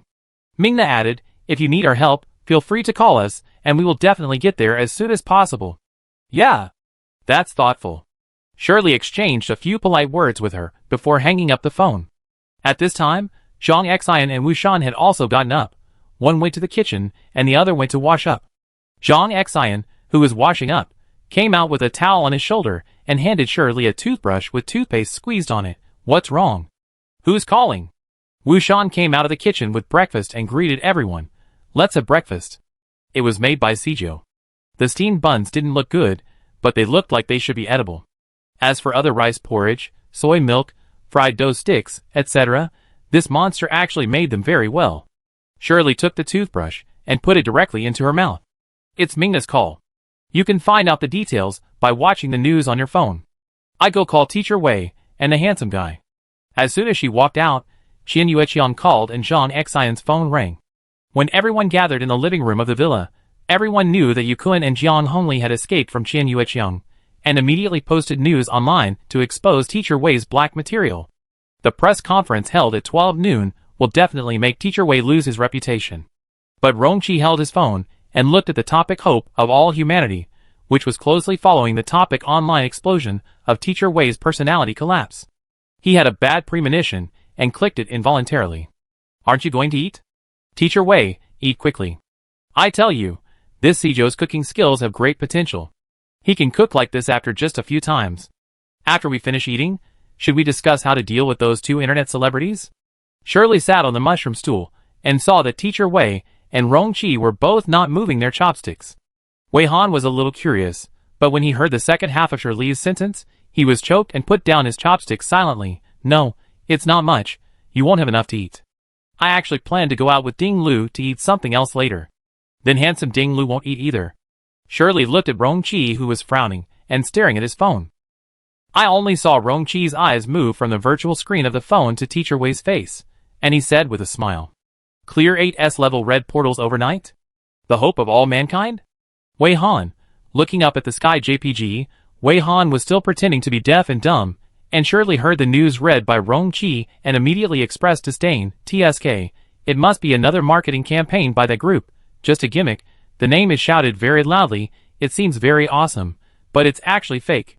In the past, they also boasted about the hope of the Beidou Alliance, our country's Zaiweixing. Oh, there are so many names. Zhang Xian also said, it is said that these are all tricks used by those entertainment companies in the past. The purpose is to launch new traffic, old routine. Don't believe a word of this report. Seeing that they didn't take it seriously, Rong-chi emphasized, it's the official news. Oh, I saw a post. The author's imagination opened up and made an outrageous guess, saying that the hope of all mankind might be revealed to be Teacher Wei in the end. Shirley and Zhang Xian laughed when they heard it. Ha ha ha, are you serious? It's so funny, this imagination is too far-fetched, right? Wu Shan also shook his head vigorously, thinking that the guess was too outrageous. Rong-chi looked at Wei Han. Wei Han nodded calmly. Teacher Wei also thinks it's outrageous. Rong-chi, Chapter 48. Regarding this post that linked the hope of all mankind with Teacher Wei, Rong-chi was not making it up. Some netizens did make such a guess, but the replies under the post were similar to those of Shirley, Zhang Xian and others, and some even rated the guess of this post as the joke of the year. He already knew it in his mind, and he deliberately read out the speculation on the internet to alert Wei Han. Last night, he also reminded her to be careful and not to make too big a move. As a result, she directly made a hope of all mankind, and it was also on the hot search, right under the entry of her personality collapse. Those three people knew nothing, didn't care and laughed, and Wei Han even joined in the fun. Rong-chi sighed with some exhaustion, laughing, still laughing. Teacher Wei, you should be more careful. Handsome Ding Lu, don't be misled by those weird ideas on the internet. Shirley laughed at Rong-chi's guess, and then suddenly remembered, by the way, where is Wei Wei? Isn't she with you? Although Wei Han didn't understand why Shirley suddenly asked where the clone was, she did send the clone out to do something. Doing something outside. After she replied to Shirley, she quietly sent a message to Rong-chi. Okay, I confess, I did it. But I don't think it's a big problem. Rong-chi thought it was a big problem, and the big problem was that the news was officially released. No one else present clicked in to take a closer look, and arbitrarily thought it was a marketing routine and lacked the spirit of verification, but he checked it carefully and confirmed that it was indeed an official certified account. It's not a knockoff, it's not a high imitation account, it's a genuine official account. It seems that she doesn't want others to know about this matter. He won't mention it in front of everyone next time, but when they are alone, he needs to let Wei Han know that this matter is not as simple as she thought. She sometimes really lacks a sense of crisis. The topic was brought back to how to deal with the revelations of Yukun and Jiang Hongli. Qian Yueqiang had contacted Zhang Xian just now and told Zhang Xian her thoughts. She asked Zhang Xian to help tell Teacher Wei some words. Qian Yueqiang contacted me and wanted me to tell her something. Zhang Xian ate quickly and finished her breakfast.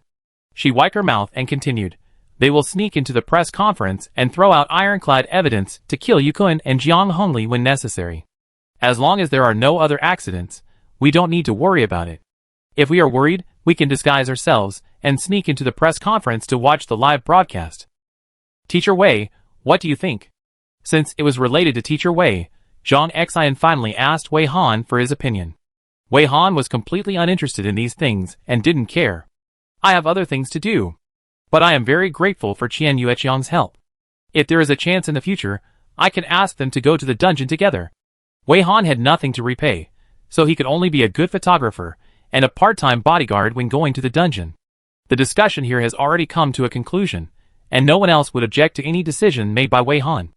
Then I want to watch the press conference. Shirley wanted to go and watch. Sister Xian, are you going? Zhang Xian nodded. Just in case, I go and take a look too. Wu Shan, what about you? Wu Shan pointed at the monster Sijio, who was washing dishes. I taught it to cook more dishes at home.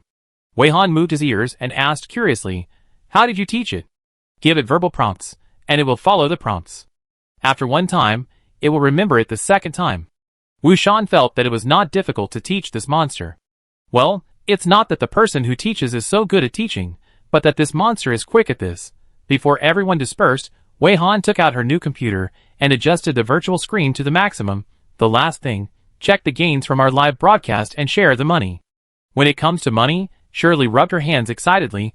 Zhang Xian stared at the 32-inch virtual screen, and Wu Shan took out the shopping list. Rong Qi was a little absent-minded, thinking about what to do if the government came to Wei Han. Mo Hung and Ming Na should also have a share, right? When Wei Han was operating the computer to log into his account, Shirley suddenly thought of the young couple. Yes. Wei Han entered the password. I will list their shares later. You can see who will pay it back. After logging in, Wei Han had not yet clicked into the income interface, and a huge message reminder box popped up, with red text on a white background, as if to prevent others from noticing it. This made everyone present a little dumbfounded. Shirley pointed at the reminder box. What is this? There are words on it. Webmaster Shigui requests to contact you, and begs you to reply after seeing the message. Is this the message reminder from the webmaster? Zhang Xian was shocked, and he also learned something new. The words seem a bit humble. Shirley commented, is it because our live broadcast room is so popular that the webmaster personally thanked us for choosing their platform? Rongqi felt that there might be more than that. He was even more worried. He almost forgot that their live broadcast was also more sensational than expected. Now it's good. Not only will the official side come to us, the live broadcast platform will come to us, and Beidou Xingyue must be planning something. Maybe that imaginative post was made by Beidou Xingyue behind the scenes. It may not be an exaggeration to say that the whole world is looking for Teacher Wei. Wei Han reached out and tapped the virtual screen, opened the message, and entered the dialog box. The dialog box contained a message from the webmaster Shigui. The other party's ID was Comet will shine again. Comet will definitely shine again. Dear Mr. Wei, I really appreciate your choice to live broadcast on this platform. Thank you for your trust and support for this platform. Your arrival makes this platform shine, and I feel honored. Thank you, JPG. Comet will definitely shine again. Dear Mr. Wei, I would like to ask, have you signed a live broadcast platform? Are you interested in a platform? What do you think of our Comet? Are you willing to consider signing a contract with Comet? If you have this plan, please consider our Comet. Comet will definitely shine again. In order to express sincerity, Comet is willing to give up all the share ratios and provide you with the best exposure, customize a dedicated channel for you, and never ask. Your live broadcast frequency, you can start live broadcast whenever you want. If you don't want to start live broadcast, it doesn't matter if you stop broadcasting. More benefits, as long as you ask, Comet will definitely satisfy you. Comet will definitely shine again. Please consider it seriously. In addition, if other platforms want you to cooperate, please read the contracts of those platforms carefully, don't be careless. Comet will definitely shine again. Looking forward to your reply. I wish you a happy life, happiness and health. Everyone has seen the news of this webmaster, and they also know clearly that the webmaster's thanks are secondary. The most important thing is to recruit Wei Han, let Wei Han sign a contract with Comet Platform, and stay on Comet Platform. After reading the message, everyone was silent for a moment, and Shirley took the initiative to speak this. Teacher Wei, what are you going to do? When their live broadcast room attracts huge traffic, there will definitely be a platform that will extend an olive branch. Regarding the solution in this regard, Rongqi mentioned the general idea to Wei Han, hoping that Wei Han can continue to choose Comet Live. But Wei Han's ideas change every day, and he likes to mess around. Rongqi is a little worried now. I only saw Wei Han raised his eyebrows, and typed on the virtual keyboard. The camera is my destiny. Sorry, I can't accept your request. The other party was obviously squatting to reply. As soon as Wei Han's message was sent, a reminder that the other party was typing appeared above the dialog box. The Comet will definitely shine again. Please think about it again. I'm not in a hurry. I can wait as long as you think about it. Rongqi also became nervous. Could it be that she has other platforms that she is more optimistic about? The camera is my destiny. I want to be a shareholder of the Comet platform. Let me invest and become a small director. That's my request. This request successfully paused the input on the dialog box. When Rongqi saw this sentence, she suddenly laughed. So this is what she thought. The other three also gave Wei Han a thumbs up. As expected of Teacher Wei, he either didn't talk or spoke directly. After the input was paused, it continued to scroll. Finally, the Comet will definitely shine again and sent a reply, deal. When will you come to sign the contract? Do you need us to send someone to pick you up? Or sign an online contract? It's all up to you. The camera is my destiny. Send the address. I go there myself. Webmaster Shigui sent the company address with great trepidation, repeatedly confirming that they really didn't need someone to pick up the phone, and almost annoyed Wei Han with his questions. After closing the webmaster's chat box, everyone saw that Wei Han's message bar had been flooded with 99999 plus messages, and vaguely understood why the webmaster's message reminder was so eye-catching. Wei Han was a ruthless person. He directly skipped these messages, and also set a setting to refuse to receive messages from strangers. Finally, I can check the results of the live broadcast with peace of mind. Clicking on the income interface, everyone stared at the income column, and was directly dazzled by the numbers on it. Oh my god! This is tens of millions. It's too much. Shirley almost jumped up. Zhang Xian was delighted. It seemed that the renovation time of the villa could be shortened a little bit. Maybe buying some decent furniture is not a luxury. Wushan added things to the shopping list frantically. Rongqi was also calculating how much money he could earn this time, thinking about saving it. With Wei Han spending money like water, if he needed money urgently, at least he would have some savings. Even Wei Han was a little surprised. A quick look showed that it was about 50 million. She thought that 10 million would be very good. It seems that a lot of it is from rewards. Wei Han looked at the income structure. Subscriptions accounted for 1/3, and the rest were rewards. Click on the reward income column to enter the detailed interface, where you can see the message attached to each reward. It's a bit strange to see the message of the large reward at the top of the list according to the amount of the reward. Use it to buy a lot of furniture. Teacher Wei doesn't even have a place to sit. How can Teacher Wei be wrong like this? Don't let Teacher Wei have no place to sit anymore. Where do you live? Improve your living environment. Wei Han didn't quite understand. What do you mean? Zhang Xian touched his nose and said awkwardly, it seems that when I was live broadcasting, I saw a lot of viewers, and then I mentioned it. When you came here last time, didn't we even have chairs? Wei Han, So you are the woman who made many mysterious people throw away millions of dollars with just one sentence. Wei Han distributed the money in proportion in silence. Considering that the living environment of these people is very bad now, she wanted to give them more, but they refused to take it and only wanted their share. In the end, the 3 players each got 3 million, a total of 9 million.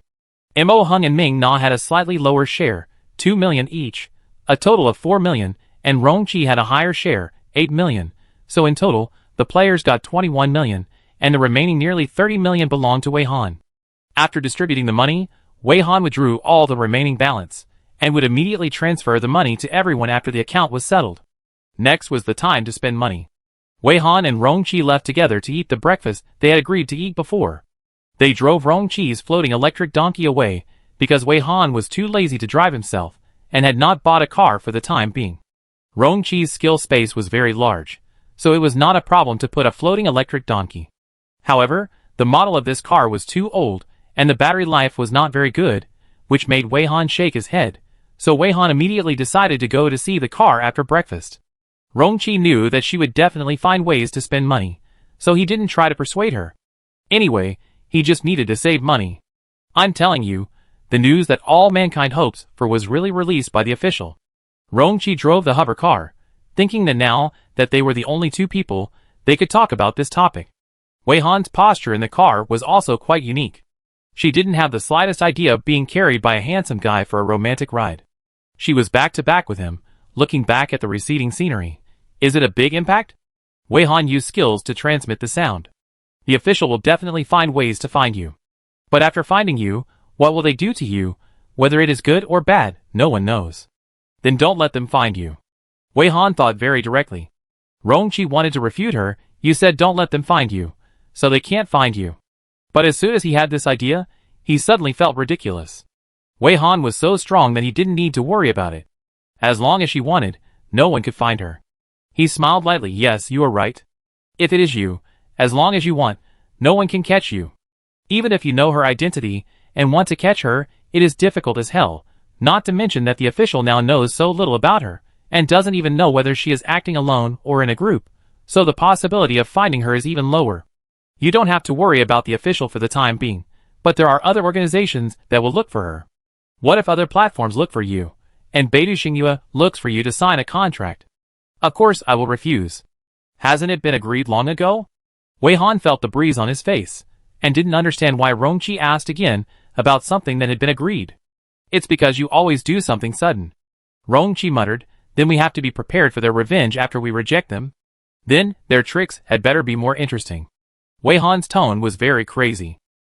According to Rong-chi's experience, what they are most likely to do is to frantically find Wei Han's black spots and frantically step on Wei Han, just like how many negative rumors were spread after he refused to sign the contract. However, as long as Beidou Xingyue doesn't know their true identity, at most they will blacken them on the internet, just competing for traffic, and will not go to the point of hunting them down. Time has gradually come to 10 o'clock in the morning, and the two finally found a suitable place to have breakfast. The topic discussion on the internet is indeed heated.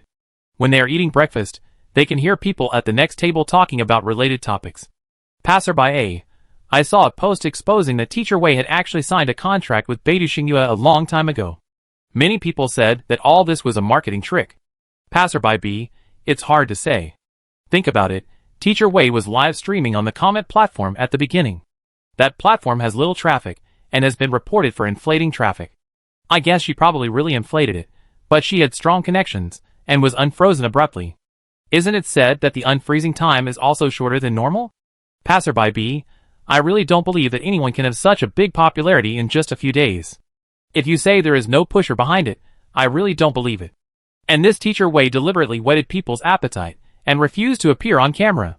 Either you say nothing and don't let people see your back, but she spoke and let people see her back. She was clearly showing herself off camera all the time. Passerby C. That's because you didn't surf the web in time. I followed the live broadcast all the time, and I'm really impressed. Can you please stop talking nonsense? I don't know if it's marketing, but Teacher Wei's live broadcast is indeed worthy of this popularity. I hope she really marketed it. If she did, she would have at least 10 million online viewers this time.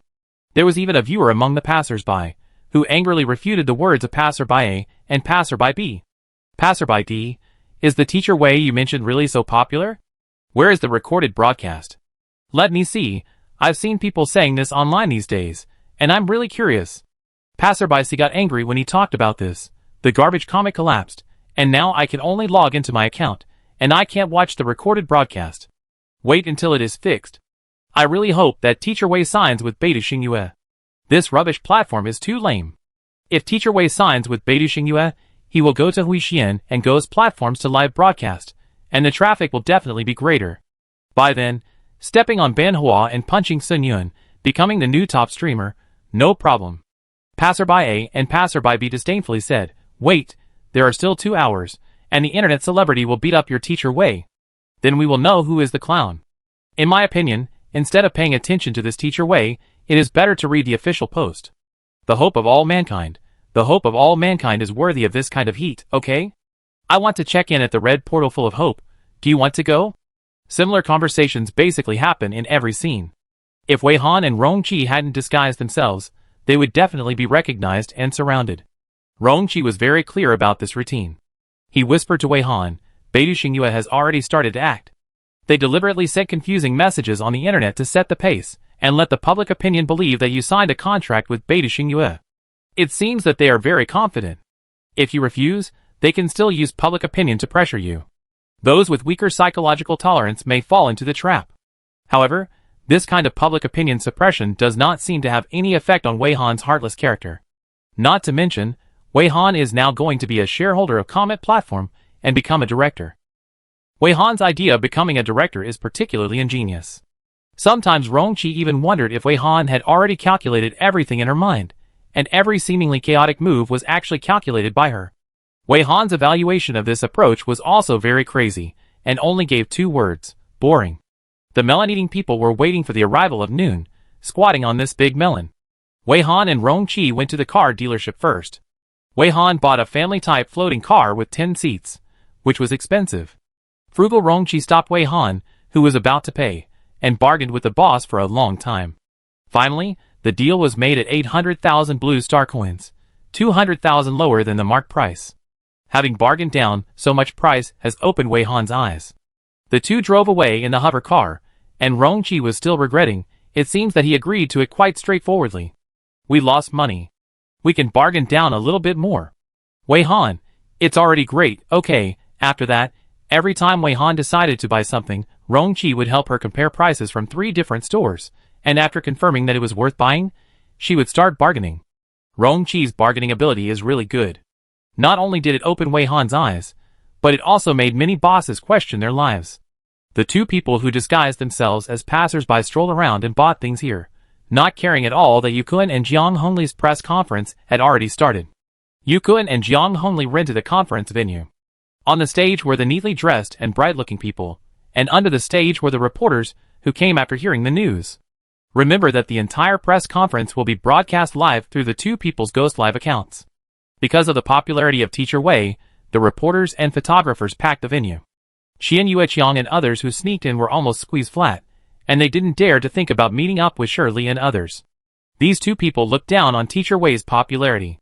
Dared to rent a larger venue. Various short cannons were aimed at the two people on the stage, and some people started live broadcasts, and the live broadcast was hot. The number of people in the live broadcast room increased wildly. In just a few minutes, it had jumped to 100,000 people, and the barrage was jumping wildly. Yukun and Jiang Hongli were browsing their phones before they started asking questions. Seeing the crazy increase in the number of people online, they were extremely satisfied. This will definitely be their peak live broadcast so far. It's really enviable that so many people are paying attention to Teacher Wei, but soon Teacher Wei will become a rat crossing the street that everyone shouts and beats. All this traffic will be transferred to them. At 12 o'clock, Yukun picked up the microphone in front of him, coughed, and adjusted the volume. With his cough, the originally noisy scene became quiet, and everyone looked at the stage together. Seeing the audience quiet down, Yukun curled his lips. Everyone, thank you very much for coming. The press conference is now officially open. Please ask questions in an orderly manner. Let's start with the lady in red on the left. The reporter mentioned by Yukun is their agent. The red-dressed reporter immediately took the microphone and asked, "Excuse me, what did you and Miss Jiang experience after being taken away by Teacher Wei? What kind of Teacher Wei did you meet? Why do you say that Teacher Wei's personality collapsed, and the real situation is disappointing? This is actually the most concerned issue for everyone. What did Teacher Wei do after he completely left the camera? It was a big news at the beginning, which made the number of people in the live broadcast room grow faster." When Yukun was asked these questions, he deliberately showed an indescribable obscurity, and then he spoke with difficulty, "By that Teacher Wei. No, she doesn't deserve to be called a teacher. She is a devil. A scumbag. She colluded with monsters and harmed her fellow human beings." It was so explosive at the beginning that everyone was shocked, and the camera clicked. The barrage in the live broadcast room was full of question marks. He wiped his eyes. "Sorry, I'm emotional. But believe me, no one can have a good attitude towards that scum after experiencing such torture." Then Yukun almost cried and talked about the tragic experience of him and Jiang Hongli after being taken away by Teacher Wei, adding fuel to the fire from a subjective perspective. "We just survived an hour of agony. If it weren't for our firm will, I'm afraid I wouldn't be able to sit here today and expose her evil deeds to the public. Please don't be deceived by her pure and quiet appearance. She is more terrifying than a monster. She said she knew all along what happened to us. So she did it on purpose." Yukun was so excited that he played the cut recording. The recording did contain Wei Han's voice, which added some credibility to his statement. Everyone present was stunned, and the audience in the live broadcast room also gasped wildly. Qian Yueqiang and others squeezed in the crowd and contacted Shirley through their mobile phones. "Try to become what you want to be. Sure. When will we take action? It seems that many people are almost convinced. The people I follow must become top stars. No hurry, wait a little longer, let them show off a little more. Since it is going to be a big deal, it will naturally be more lively." The reporters present were discussing in a low voice. Reporter A: "I didn't expect it. Is it true?" Reporter B: "I've also watched Teacher Wei's live broadcast." "Wait, they just said don't look at Teacher Wei's pure and quiet appearance." "Right. Since you forgot such an important point. They have seen what Teacher Wei looks like." Reporter C: "Although he is miserable, I'm embarrassed. I seem to be more curious about what Teacher Wei looks like, and I always feel that there seems to be some misunderstanding here. Why don't they mention other team members' comments on them? Insidious and cunning, stabbing teammates in the back?" Reporter A: "If you have watched their live broadcast, you should not care about what those team members said. They seem to be famous for their loyalty."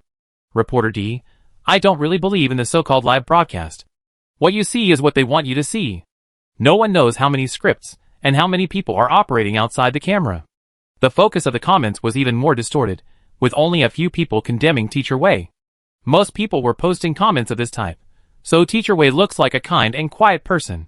It's totally unimaginable from her voice and her speaking style. It's such a contrast.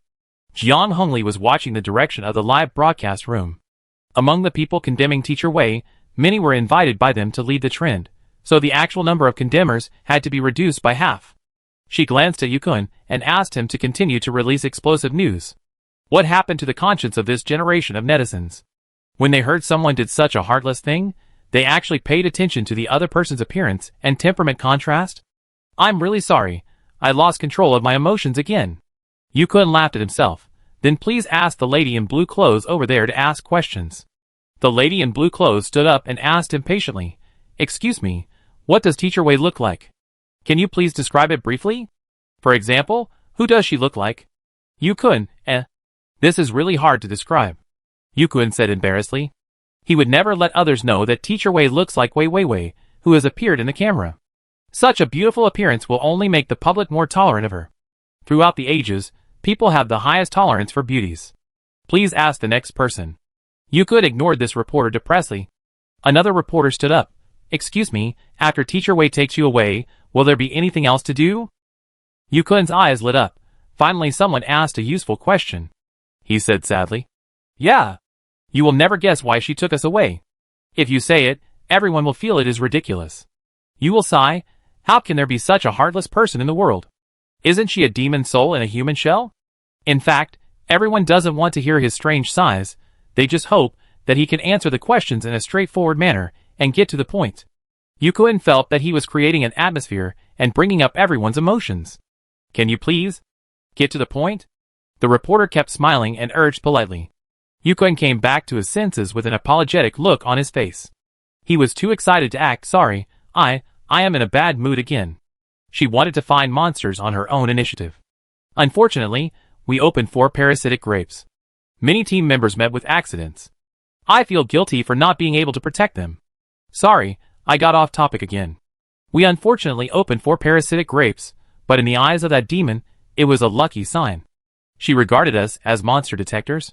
Yukun smiled bitterly. Yes, it's just as you understand. She doesn't treat us as human beings at all, but only as props. Everyone was shocked. To be honest, they really didn't expect that Teacher Wei would take these 2 people away for this purpose. Although they were surprised, thinking of Teacher Wei's tricks during the live broadcast, I actually felt that this was quite in line with Teacher Wei's style. Except that Teacher Wei let the monster tie them up and let the monster's thorns hurt them. There seemed to be no major problems. And it was unknown how much information these 2 people had concealed that was unfavorable to them. The audience began to discuss in a low voice again. Photographer A. I think this reason is a bit cool. Although these 2 people are very miserable. Photographer B. Is this Teacher Wei such a person with personality? I think I can understand why she can attract fans. Photographer C. The more I listen to him, the more I feel that there is something wrong with this person. The credibility of what this person says should be discounted. The style of the barrage is similar. Nyowa, ha ha ha, this is still the familiar Teacher Wei. Poke and sprinkle, as expected of Teacher Wei, he still does things in the usual style, ha ha ha. Is this a collapse of his personality? Isn't this a consolidation of his personality? Trumpet, then I seriously suspect that there is a hidden reason why Teacher Wei asked the monster to stab them. These 2 people don't look like good people. The man who spoke has been acting the whole time. His acting is terrible. Do you really think that others can't see it? Xian Yueqiang has actually been paying attention to the public's reaction. Unexpectedly. It seems not as bad as they thought. They haven't done anything yet, but the public has already started to question Yukun. Finally, when Yukun called the next reporter, the reporter asked a question that made Yukun furious. Excuse me, did you and Miss Jiang do something inappropriate to be treated like this? I think the recording you just played is not very complete. Excuse me, can you play the full version? Yukun was immediately furious. What do you mean? Do you want to say that we were treated like that by that scumbag, or is it our fault? Can you get out of here with your victim-blaming theory? No matter what we did, we shouldn't be treated like this by her, okay? Just as Yukun shouted this angrily, Zhang Xian also saw the opportunity, and took the microphone that just happened to be passed to her. Her sharp eyes fell on Yukun, and she shouted, Since you think so, let everyone see what you have done, and whether you deserve to be treated like this. Who is speaking nonsense? You are talking nonsense without being asked. Do you have any manners? Yukun looked over in the direction of the voice. The distance was a bit far, and he could not see the person who spoke clearly, and did not recognize that the other party was Zhang Xian. Zhang Xian laughed softly. For people like you, even morality does not need to be discussed, but politeness is also needed? This was too absolute, and Shirley immediately applauded Sister Xian warmly. I don't know who started it. After hearing Shirley's applause, more people applauded. For a while, the applause was thunderous. Yukun and Jiang Honglei's faces were livid. They had just heard the voice, and recalled that this should be a member of Teacher Wei's team, a cool sister with a very cold temperament. They actually came. What on earth do they want to do? While Zhang Xian and Shirley were attracting attention, Qian Yueqiang and others squeezed through the crowd and walked up with their evidence. When Yukun and Jiang Hongli noticed them, they had already walked up the steps of the stage. Yukun and Jiang Hongli were surprised for a moment, but soon calmed down. Not wanting to be seen as abnormal, they asked in a calm tone, "You are here too? I am relieved to see that you are okay." Jiang Hongli smiled softly. "We encountered the parasitic grapes here, and we couldn't rush over to find you." Now everyone's eyes were on the stage, and Qian Yueqiang knew that many people were staring at her. Her palms were sweating and her heart was beating fast, but she felt that this should be done by her. Qian Yueqiang took off her hat and walked forward a few steps. Her steps were heavy. These days, she has seen the evidence images recorded by the surviving members of the photography team, and she has been regretting it. She regretted not reminding more people when she ran away. She should have reminded them, but for various reasons, she was only concerned about running away. If she had reminded them, perhaps so many people would not have died. At least the members of the photography team would have survived, and they were all very good people. Why did she not muster up the courage when she could have been bolder? She walked slowly and silently to the center of the stage. No one knew what she wanted to do, and waited quietly. Under the gaze of everyone, she trembled with her hands and took out the projection equipment from the skill space. This was a holographic stereo projection, which could process the image in 3 dimensions. The holographic video was projected. That video would be even more shocking. Yukun and Jiang Hongli were shocked when they saw the projection equipment. Qian Yueqiang, what are you doing? This is our press conference, not your personal show. Qian Yueqiang looked back at them, pulled out a wanton smile, and whispered, "You are finished." Press the play button, the playback starts, and the projection pops up a 3-dimensional picture. It seems that a mirage appears in front of the eyes, and the picture appears in the air, presenting what happened in another time and space here. Whether it is the audience at the scene or the audience in the live broadcast room, they all saw the picture of Yukun and Jiang Hongli after the live broadcast was interrupted under the holographic projection. Seeing that the originally good people suddenly turned into parasitic little grapes and began to attack everyone frantically, screams were endless. In the shaking camera, figures fell one after another. 2 girls struggled to ask Yukun and Jiang Hongli for help, but they ignored the help and only cared about themselves. The screen soon stained the ground with blood, and the body parts were scattered. The injured photography team members rescued the 2 trapped girls. The 2 girls were pierced by the tentacles, and had to crawl to the feet of Yukun and Jiang Hongli, holding the feet of the 2 people with their eyes wide open. The 2 people shook their feet in disgust, and attacked frantically, whipping the 2 bodies beyond recognition. Until suddenly the screen stopped, everything was paused, and the audience heard the sound of footsteps approaching, and realized that the last person to come should be Teacher Wei. The screen was bloody, real and cruel scene after scene. During the broadcast, Yukun and Jiang Hongli tried to rush up to attack Qian Yueqiang, but were blocked by the reporters who rushed up. This move was tantamount to confessing. The truth was so bad that no one could say anything. With the ironclad evidence before their eyes, no matter how much Yukun and Jiang Hongli struggled or said, it was useless. But Qian Yueqiang had just begun to speak.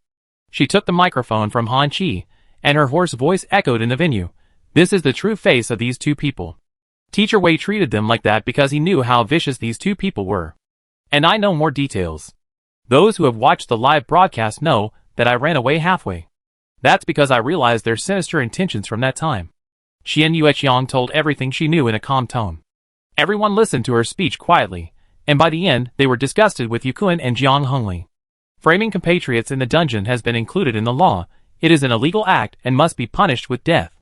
Someone has called the police, and soon someone came to handcuff the 2 and took them away.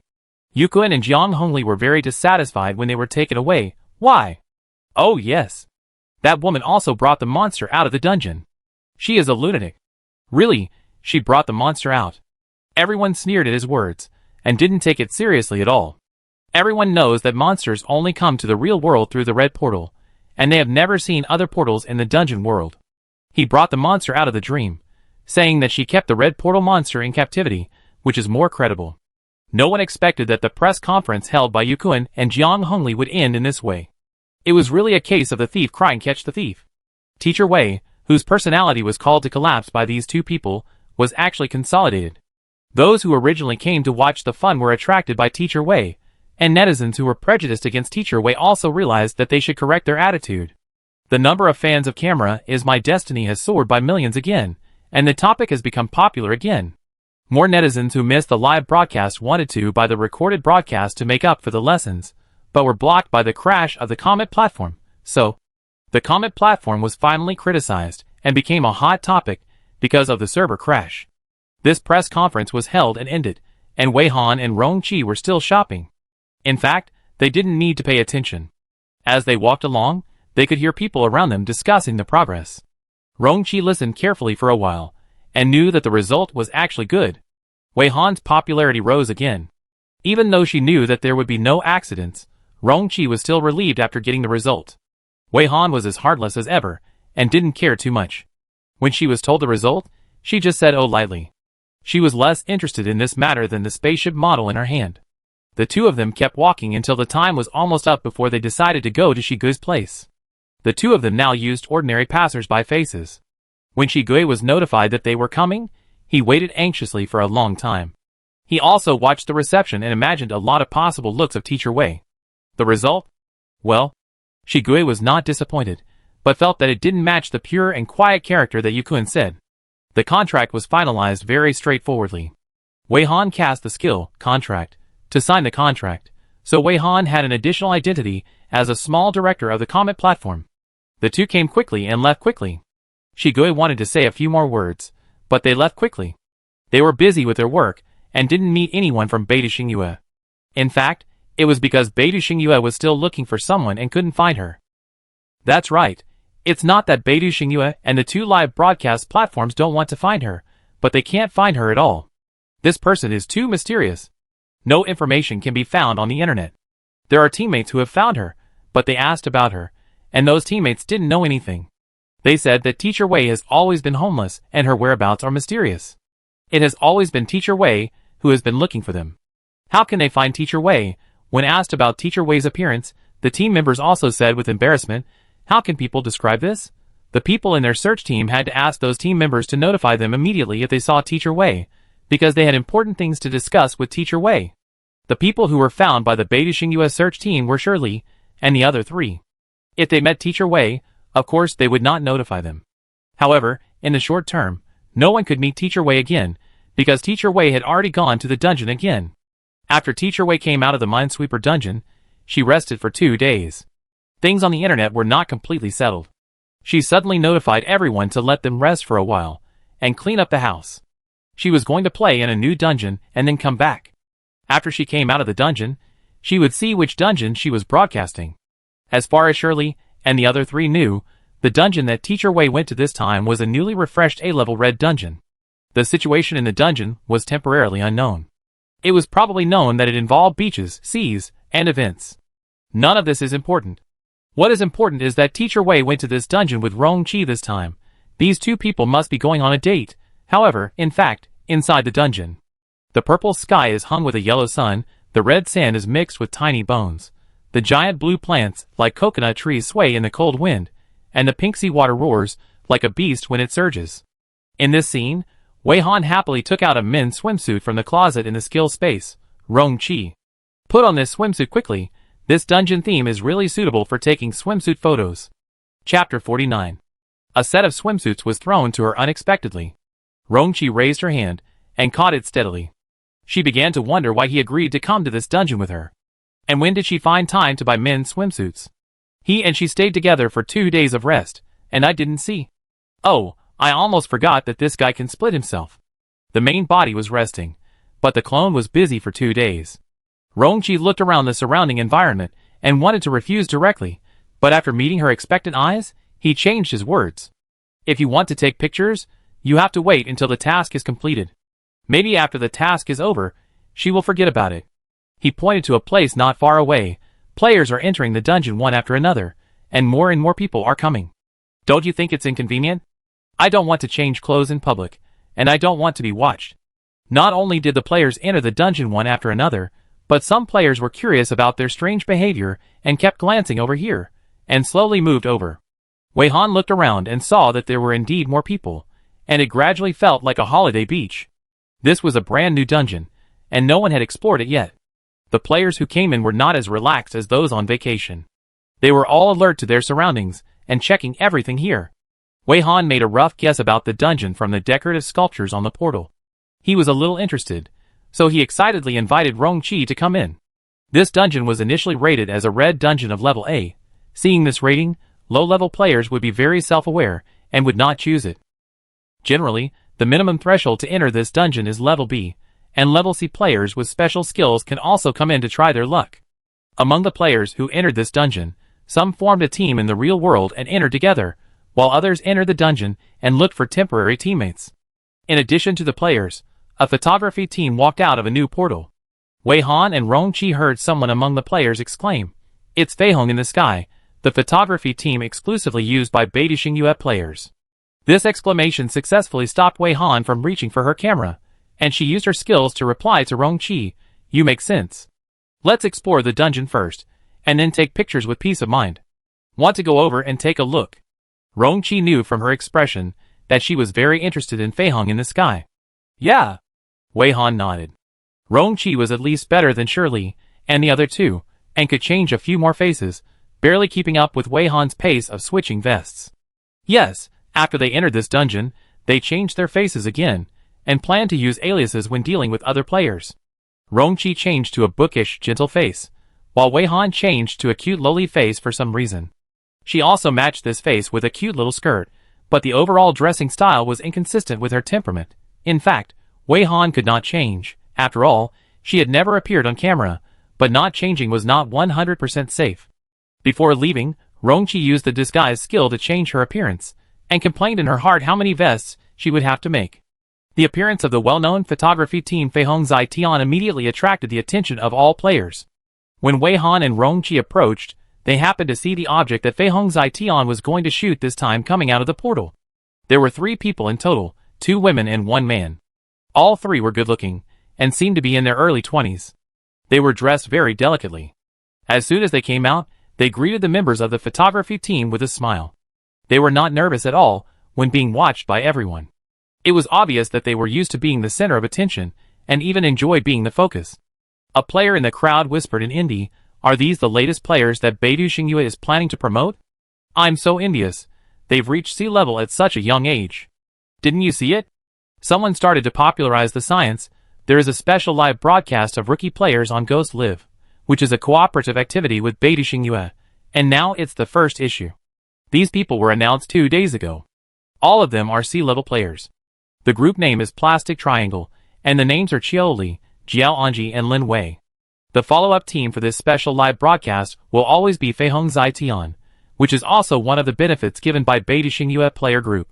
It is said that the number of issues to be held later will be determined based on the popularity of the event. Now they are still actively recruiting players.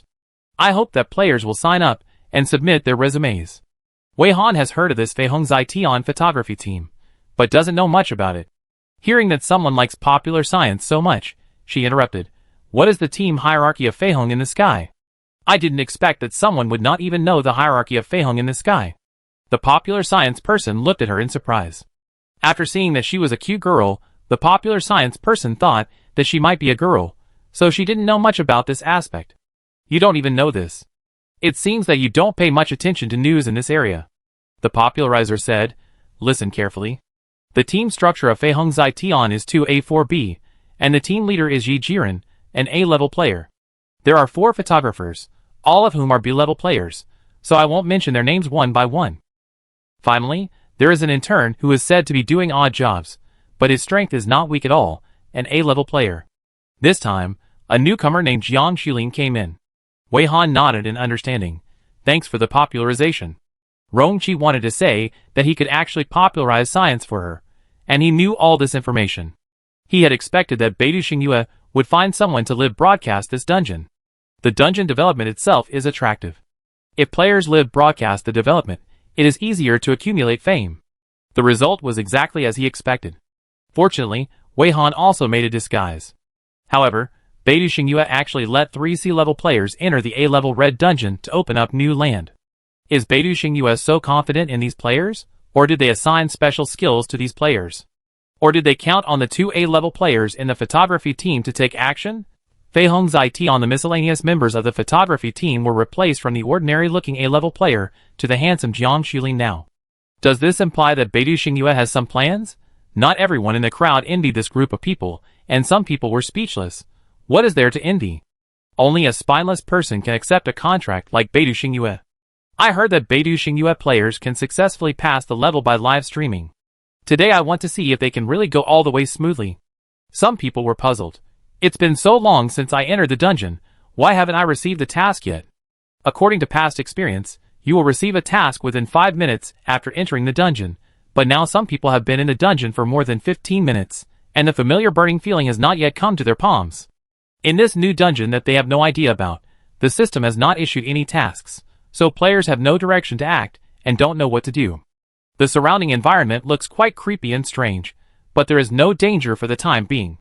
Everyone can only observe the surrounding environment, guess the task, and stay alert to prevent any unexpected attacks from the dark. The red beach and the pink coastline stretch far away, as endless as the pink ocean, and it is impossible to predict how far this beach is. Behind the beach in the distance is a colorful forest. Combined with the blue coconut trees on the beach, it is not difficult to guess that the plants on the mountain are very strange, and it is unknown what kind of danger will lurk. Such an environment makes players wonder if they have come to a dungeon for survival on a deserted island. If the task is to survive, it seems a bit unworthy of the rating difficulty of the A-level red dungeon. Some people kept checking the task panel, just worried that the task had already started, but there was no reminder, so the players didn't know. The task was so tricky that this situation could not be ruled out. While everyone was waiting, new players still entered the dungeon, and the portal flashed in the open space from time to time. Occasionally newcomers would bump into the players waiting in the original place. Wei Han looked at the increase in the number of people, and had some guesses in his mind. Rongqi looked at her expression, and felt that they should have the same idea. At this time, the plastic triangle trio, who had been here for a few minutes, had also finished their preparations, and started the live broadcast.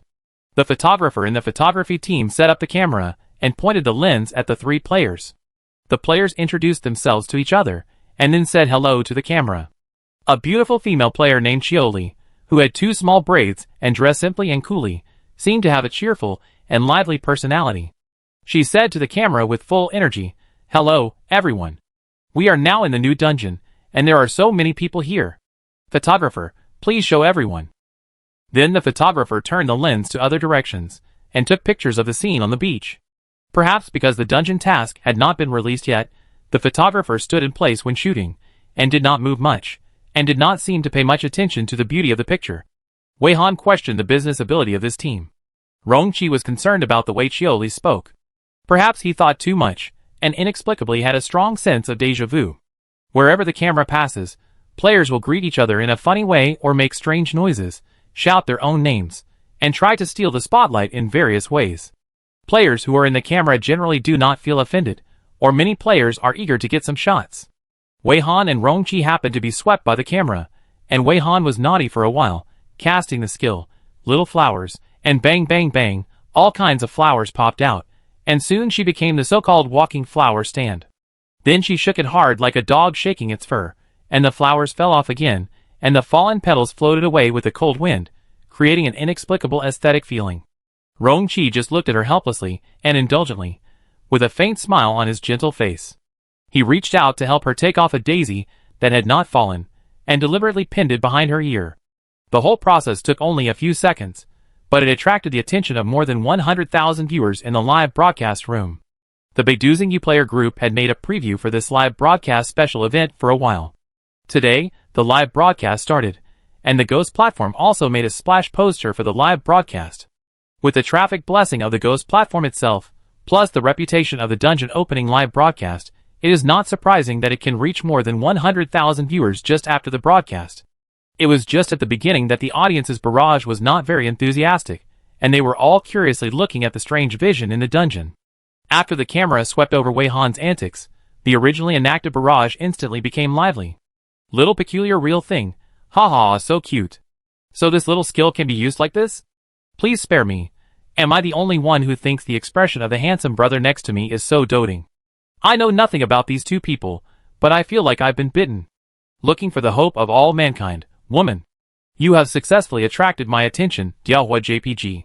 I was pushed in but didn't catch up with Xiaoli and the other self-introduction, blocked the opening screen advertisement, and didn't watch the preview. I don't know who the player anchor in the live broadcast room is. After seeing the two people, I obviously misunderstood something and sent. The following comments appeared. I am here to make up the numbers. Wow, is this the player anchor for this live broadcast? It looks so interesting. Dungeon monsters, you are done. Squat, squat, squat, I will sit down here. I am so excited. What is her name? Where is her boyfriend? Are they not famous on the internet? With this configuration, they should be a well-known internet celebrity couple. Tian Abacus. I will be angry with anyone who dares to say that Xiao Xianhua is useless in the future. Isn't this quite fun? Other viewers noticed the misunderstanding of this part of the audience and corrected it deliberately. When will Teacher Wei start live streaming? No, did you misunderstand something? Those two were just passers-by, not the anchors of this live streaming. The anchors just introduced themselves. Did you miss it? I miss Teacher Wei so much after not seeing him for a day. Didn't you see the splash screen ad? It's usually pushed on the splash screen, right? The splash screen poster has the three anchors of this live streaming. I've been in the human world for 5,000 years. Yes, you're wrong. Although I also hope that these two people are the anchors of this live streaming, they are really just passers-by who were swept by the camera. After this explanation, the audience who originally had misunderstandings were greatly disappointed. Tian Abacus, aren't these two the anchors? Don't do it, talk it over. They are just passers-by. Such interesting people are just passers-by. I'd be relieved if you're not doing well. Didn't they broadcast live? Does any big shot know whether they broadcast live or not? At this time, the camera has returned to Xiaoli and the other two, but the barrage is still entangled in the matter of the two passers-by. Xiaoli and the others have micro-receivers in their ears, which can receive messages from Yi Jiren, the leader of the photography team. Yi Jiren is not only the leader of the team, but also the director and broadcaster of the live broadcast room. While following the barrage of the live broadcast room, he adjusts the actions of the players as needed and communicates through the micro-intercom. Now seeing that the live broadcast room is still entangled in the matter of the two passers-by, Yi Jiren gives a reminder to the three players, asking them to take some actions to attract the attention of the audience. After receiving the instructions, Xiaoli immediately poked out his blue star icon in confusion. It's so strange. We have been in the dungeon for so long. Why is there no task? Sister Jiao, what do you think the task of this dungeon will be? Xiaoli turned to the teammates beside him. Jiao Anji, who was called Sister Jiao by Xiaoli, replied seriously, I have no idea. It looks like a desert island survival setting. Then Brother Wei, what do you think? Xiaoli looked at the other side of him, and this side was the male player named Lin Wei. Lin Wei silently took out the kitchen utensils from the skill space. Then leave the cooking to me. Some of the surrounding players were watching the live broadcast on the spot, and some were drawing things on the beach. And Wei Han and Rong Qi had just counted all the people, and another person came out of a new portal, and the number of people reached 444. At the same time, everyone's palms felt the burning sensation of the task reminder. The task was finally released.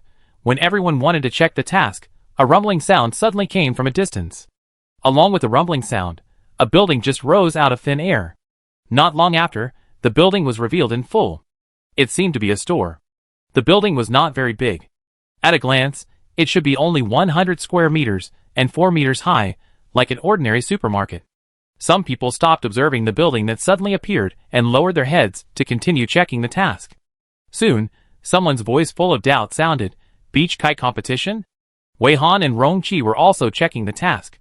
The keyword was indeed the beach kite competition, but the description was a bit long, and there were more other key information. Copy address, Bloody Beach Gamma area. 444 players have arrived. Welcome to the special event copy. This copy event is the beach kite competition.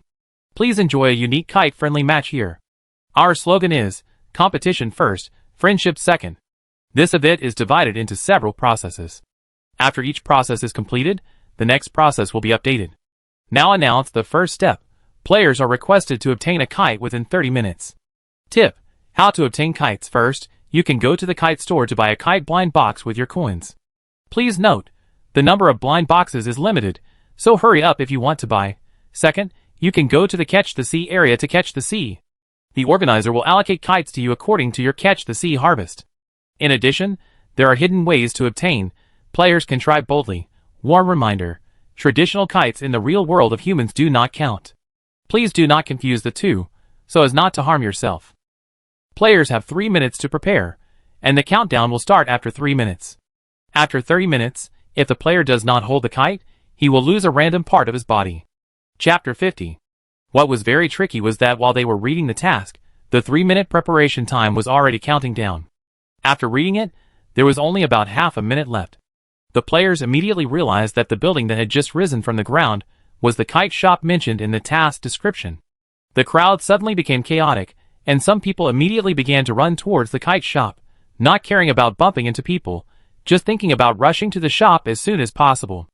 The players all thought at the first time that buying a kite blind box was obviously the safest way to pass the first level. Who knows what the so-called sea hopping in the system is like, not to mention other ways. The number of kite blind boxes is limited, so it's first come first served. The kite shop is about 1 kilometer away. For this kilometer distance, all the players who rushed over used all their strength. The players who are confident to enter this dungeon have some skills, so it's no problem to use some skills to increase speed. For a moment, the bloody beach was like a track and field race, with all the players rushing forward with all their might, and the finish line was the kite shop 1 kilometer away. Including the 3 players who came to this dungeon to broadcast live, Beidou also sprinted. The levels of several people were lower than those of the photography team members, and the camera could easily keep up with them, and could also run in front of them, and shoot from the front. But it was still very difficult to run in front of everyone, and capture the full view of all the players rushing forward. There were many players who were faster than the photography team, and they were not easy for the photography team to catch up. In order to prevent the 3 anchors from embarrassing themselves in front of the audience in the live broadcast room, it is actually wiser not to include the panoramic shot. The 3 anchors were in the back row of the crowd. In order to appear at ease, they deliberately suppressed their rapid breathing, not wanting the audience to find out that they had tried their best but were left behind. As long as the audience did not find out that they had tried their best, even if the audience questioned why they were in the back row, they could explain it by saying that they did not run seriously. An important point was mentioned in the Beidou player training course. Anchors may not be very strong, but they must make the audience think that you are very strong. Don't let the audience know your true strength, and let the audience guess. Maintaining a certain sense of mystery can firmly attract the curiosity of the audience. This is the rule summarized from the photographer named Teacher Wei on the Comet Live broadcast platform. After the meeting, the upper-level leaders discussed and believed that Teacher Wei could be so popular, largely because of her mystery. She may not be really strong, but she is mysterious enough. In addition, the players who traveled with her cooperated with her and successfully caught the curiosity of the audience. If she dropped a little hook at the right time to keep the curiosity of the audience hanging, she would succeed. Because the audience could not see the whole picture, they really could not judge the speed of these people. They could only guess by their calm reactions when they sprinted. Open door delivery. Wow, it looks like they are running very easily. Calabash. Ha! It seems that others are trying their best, but they are just taking a walk, and they are still ahead of so many people. Other players will vomit blood when they see it, right? Prosperity and charm. I really want to see how others run, ha ha ha. From the reaction of the barrage, the audience really misunderstood and thought that the anchors were at ease and ahead of others. But they wanted this kind of misunderstanding. Anyway, as long as they didn't show the camera to the passers-by players, who could know the actual situation in the dungeon, after leaving the dungeon, no one cared about these misunderstandings in the barrage. It takes more than 3 minutes for ordinary people to run 1 kilometer, but the players who enter this dungeon are all higher-level players. After the level is increased, the physical fitness is also improved. With the help of skills, most players can reach the kite shop within 1 minute. The fastest group took only nearly 30 seconds, barely making it to the door of the kite shop before the end of the preparation time. As soon as I rushed into the store, I didn't see the scene inside clearly, and I heard 2 voices talking. It was the sound of a man and a woman talking. The female voice sounded strangely calming. This one actually costs 500 coins. This blind box is divided into grades. The male voice replied with disdain, "Too expensive." The cheapest one costs 100 coins. Don't be so money-grabbing. Is it necessary to make money from the copy? There is a fixed price, no bargaining, and no certainty about what will be opened. He concluded, whether the scope of the blind box is limited to the type of kite, or there are kites in the things opened, it is an uneconomical deal. According to the calculation that 1 coin can be converted into 10,000 blue star coins, 100 coins are equal to 1 million. The female voice did not respond, but said, I just checked, the number of blind boxes is 222. The price is divided into 3 levels, the cheapest 100 coins, only 50, the middle price is 250 coins, 128, and the most expensive 500 coins, 44. The male voice helped to analyze, so no matter how hard the others try, at least half of them still have to use other methods to get the kite. The female voice laughed muffledly. Do you think the other methods mentioned in the task system include stealing other people's kites? The male voice replied, maybe there will be rich people who buy several blind boxes at once. The task description does not limit one person to only buy 1 blind box. They are not the first, they are already the fastest group. How can there be someone faster than them? They didn't find anyone in front of them all the way here. The first group of players all had complicated expressions. After entering the store, they first looked for the 2 figures in the room, wondering who they were and who arrived so early. From their conversation, they seemed to have arrived a long time ago. Not only did they find out the number of blind boxes, but they also made so many analyses. In order to find the 2 figures, everyone looked around the store. It is called a kite store, but the setting inside this building is completely different from the stores in the human world. There were no shelves or cabinets here, and the kites were not hung on the wall in a way that was covered. There were only a few staggered spiral staircases. There were also some thin lines hanging from the ceiling, with a small ball hanging at the end of the line. The thin lines were long and short, and the small balls were of different sizes and colors, surrounding the spiral staircase like an irregular bead curtain. The 2 figures they were looking for were on a spiral staircase, and they were walking down at this time. The man was handsome and gentle, and the woman was cute and charming. At this time, the male player had a small female cape hanging on his arm, and the female player picked up the camera hanging around her neck and squatted with her legs bent to take pictures of the kite store. While filming, the female player was summarizing, the color and size of the blind box have no direct relationship with the price. But I guess the strength of the kite has a lot to do with the price. Then should we buy it? The male player asked. The female player said something shocking.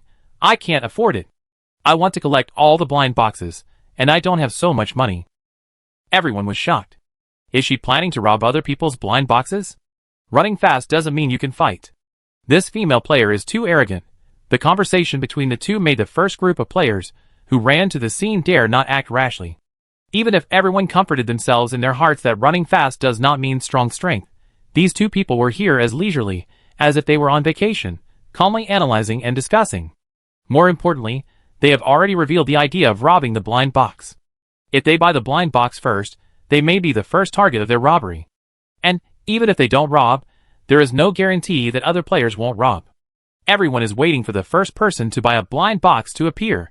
From the conversation between the 2, the players also knew that the blind box was expensive, and those who didn't have money couldn't afford it. If those who couldn't afford it didn't want to get the kite through other means, what else could they do except snatch it? The fastest group of players hesitated and tangled until the follow-up large group arrived, and they hadn't taken any action yet.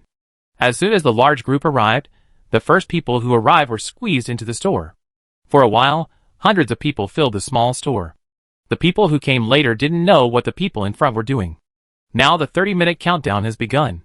Time is very tight, but there is no time to waste.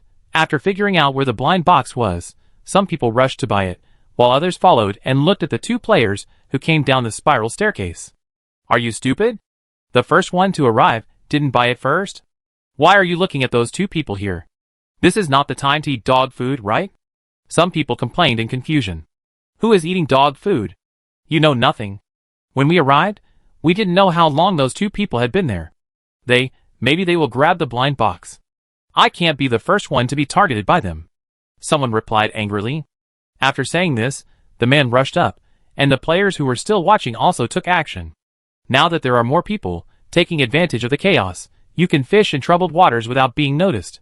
When the 3 anchors of Beiti Xingyue arrived, the store was already in a mess, and everyone was crowding into the store.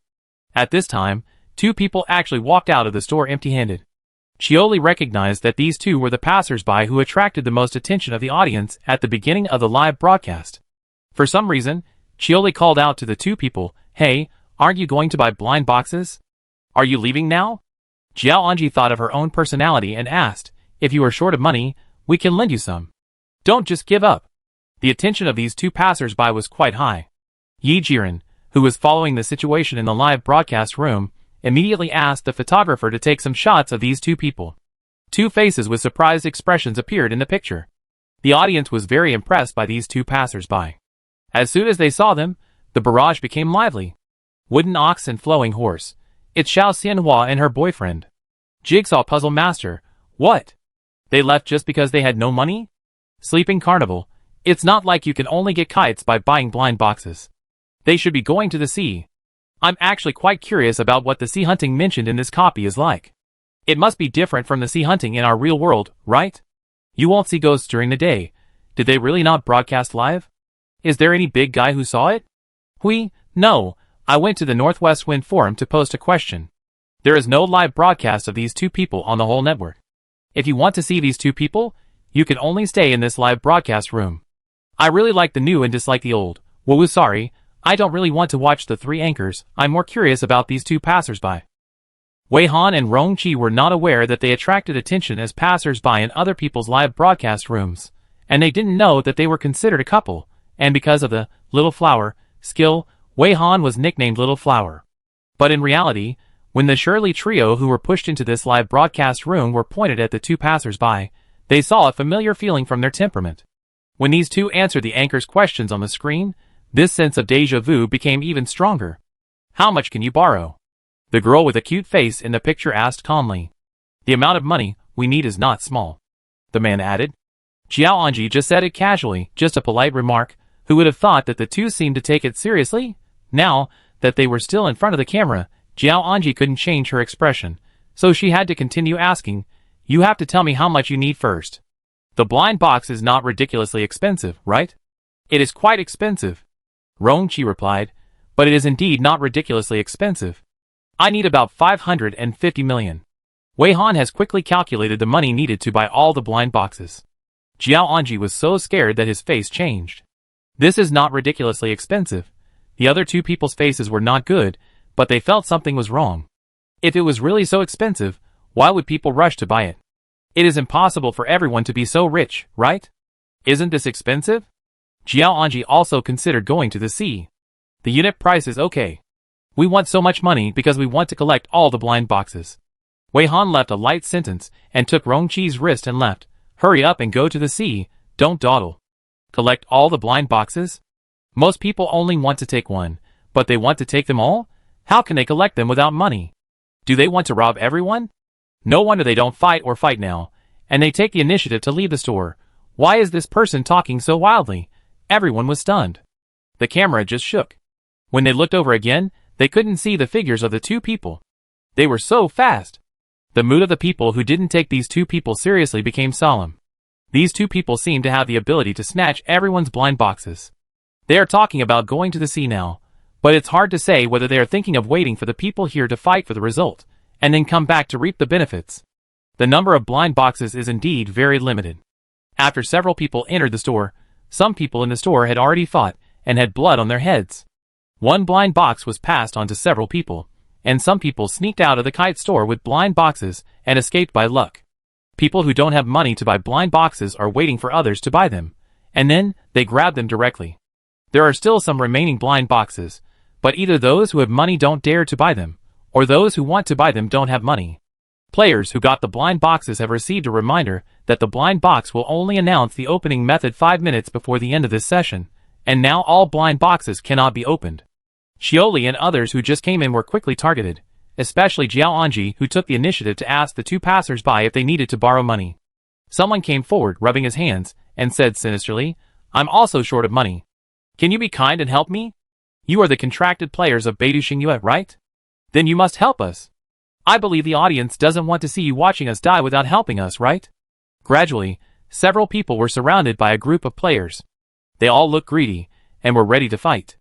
They didn't even care that they were still live streaming. Shioli looked at Jiao Anji with a bit of blame. There was no time to show her personality. Can you say those saintly words in the dungeon? Lin Wei also secretly glared at Jiao Anji. Didn't he know that he had to show his personality according to the occasion and environment? What are you talking about borrowing money for? Even in the real world, you can't easily take the initiative to lend money to others.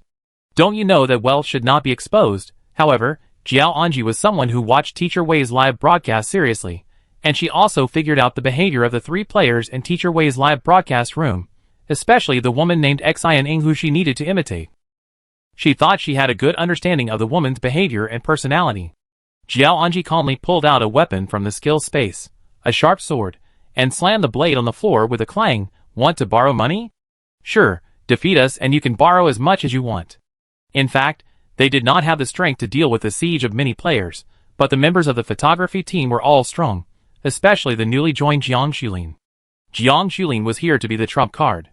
When fighting is needed, the player anchors don't need to take action, just let him perform outside the camera. The other players laughed. Really? That's what you said. We have seen your information. You are a C-level player, right? So confident? You said it, the live broadcast is proof. We beat you up, but it's not like we're framing our compatriots. Don't just go out and report us. One of the players rushed up with a flaming fist. Then I won't be polite. As a result, the fire on the player's fist was extinguished by a stream of water before the player rushed halfway. The player was furious. Who did it? Who is the sneak attack? At this time, Jiang Xulin outside the camera sighed helplessly. The streamer's income is tied to us. I don't want to lend you money.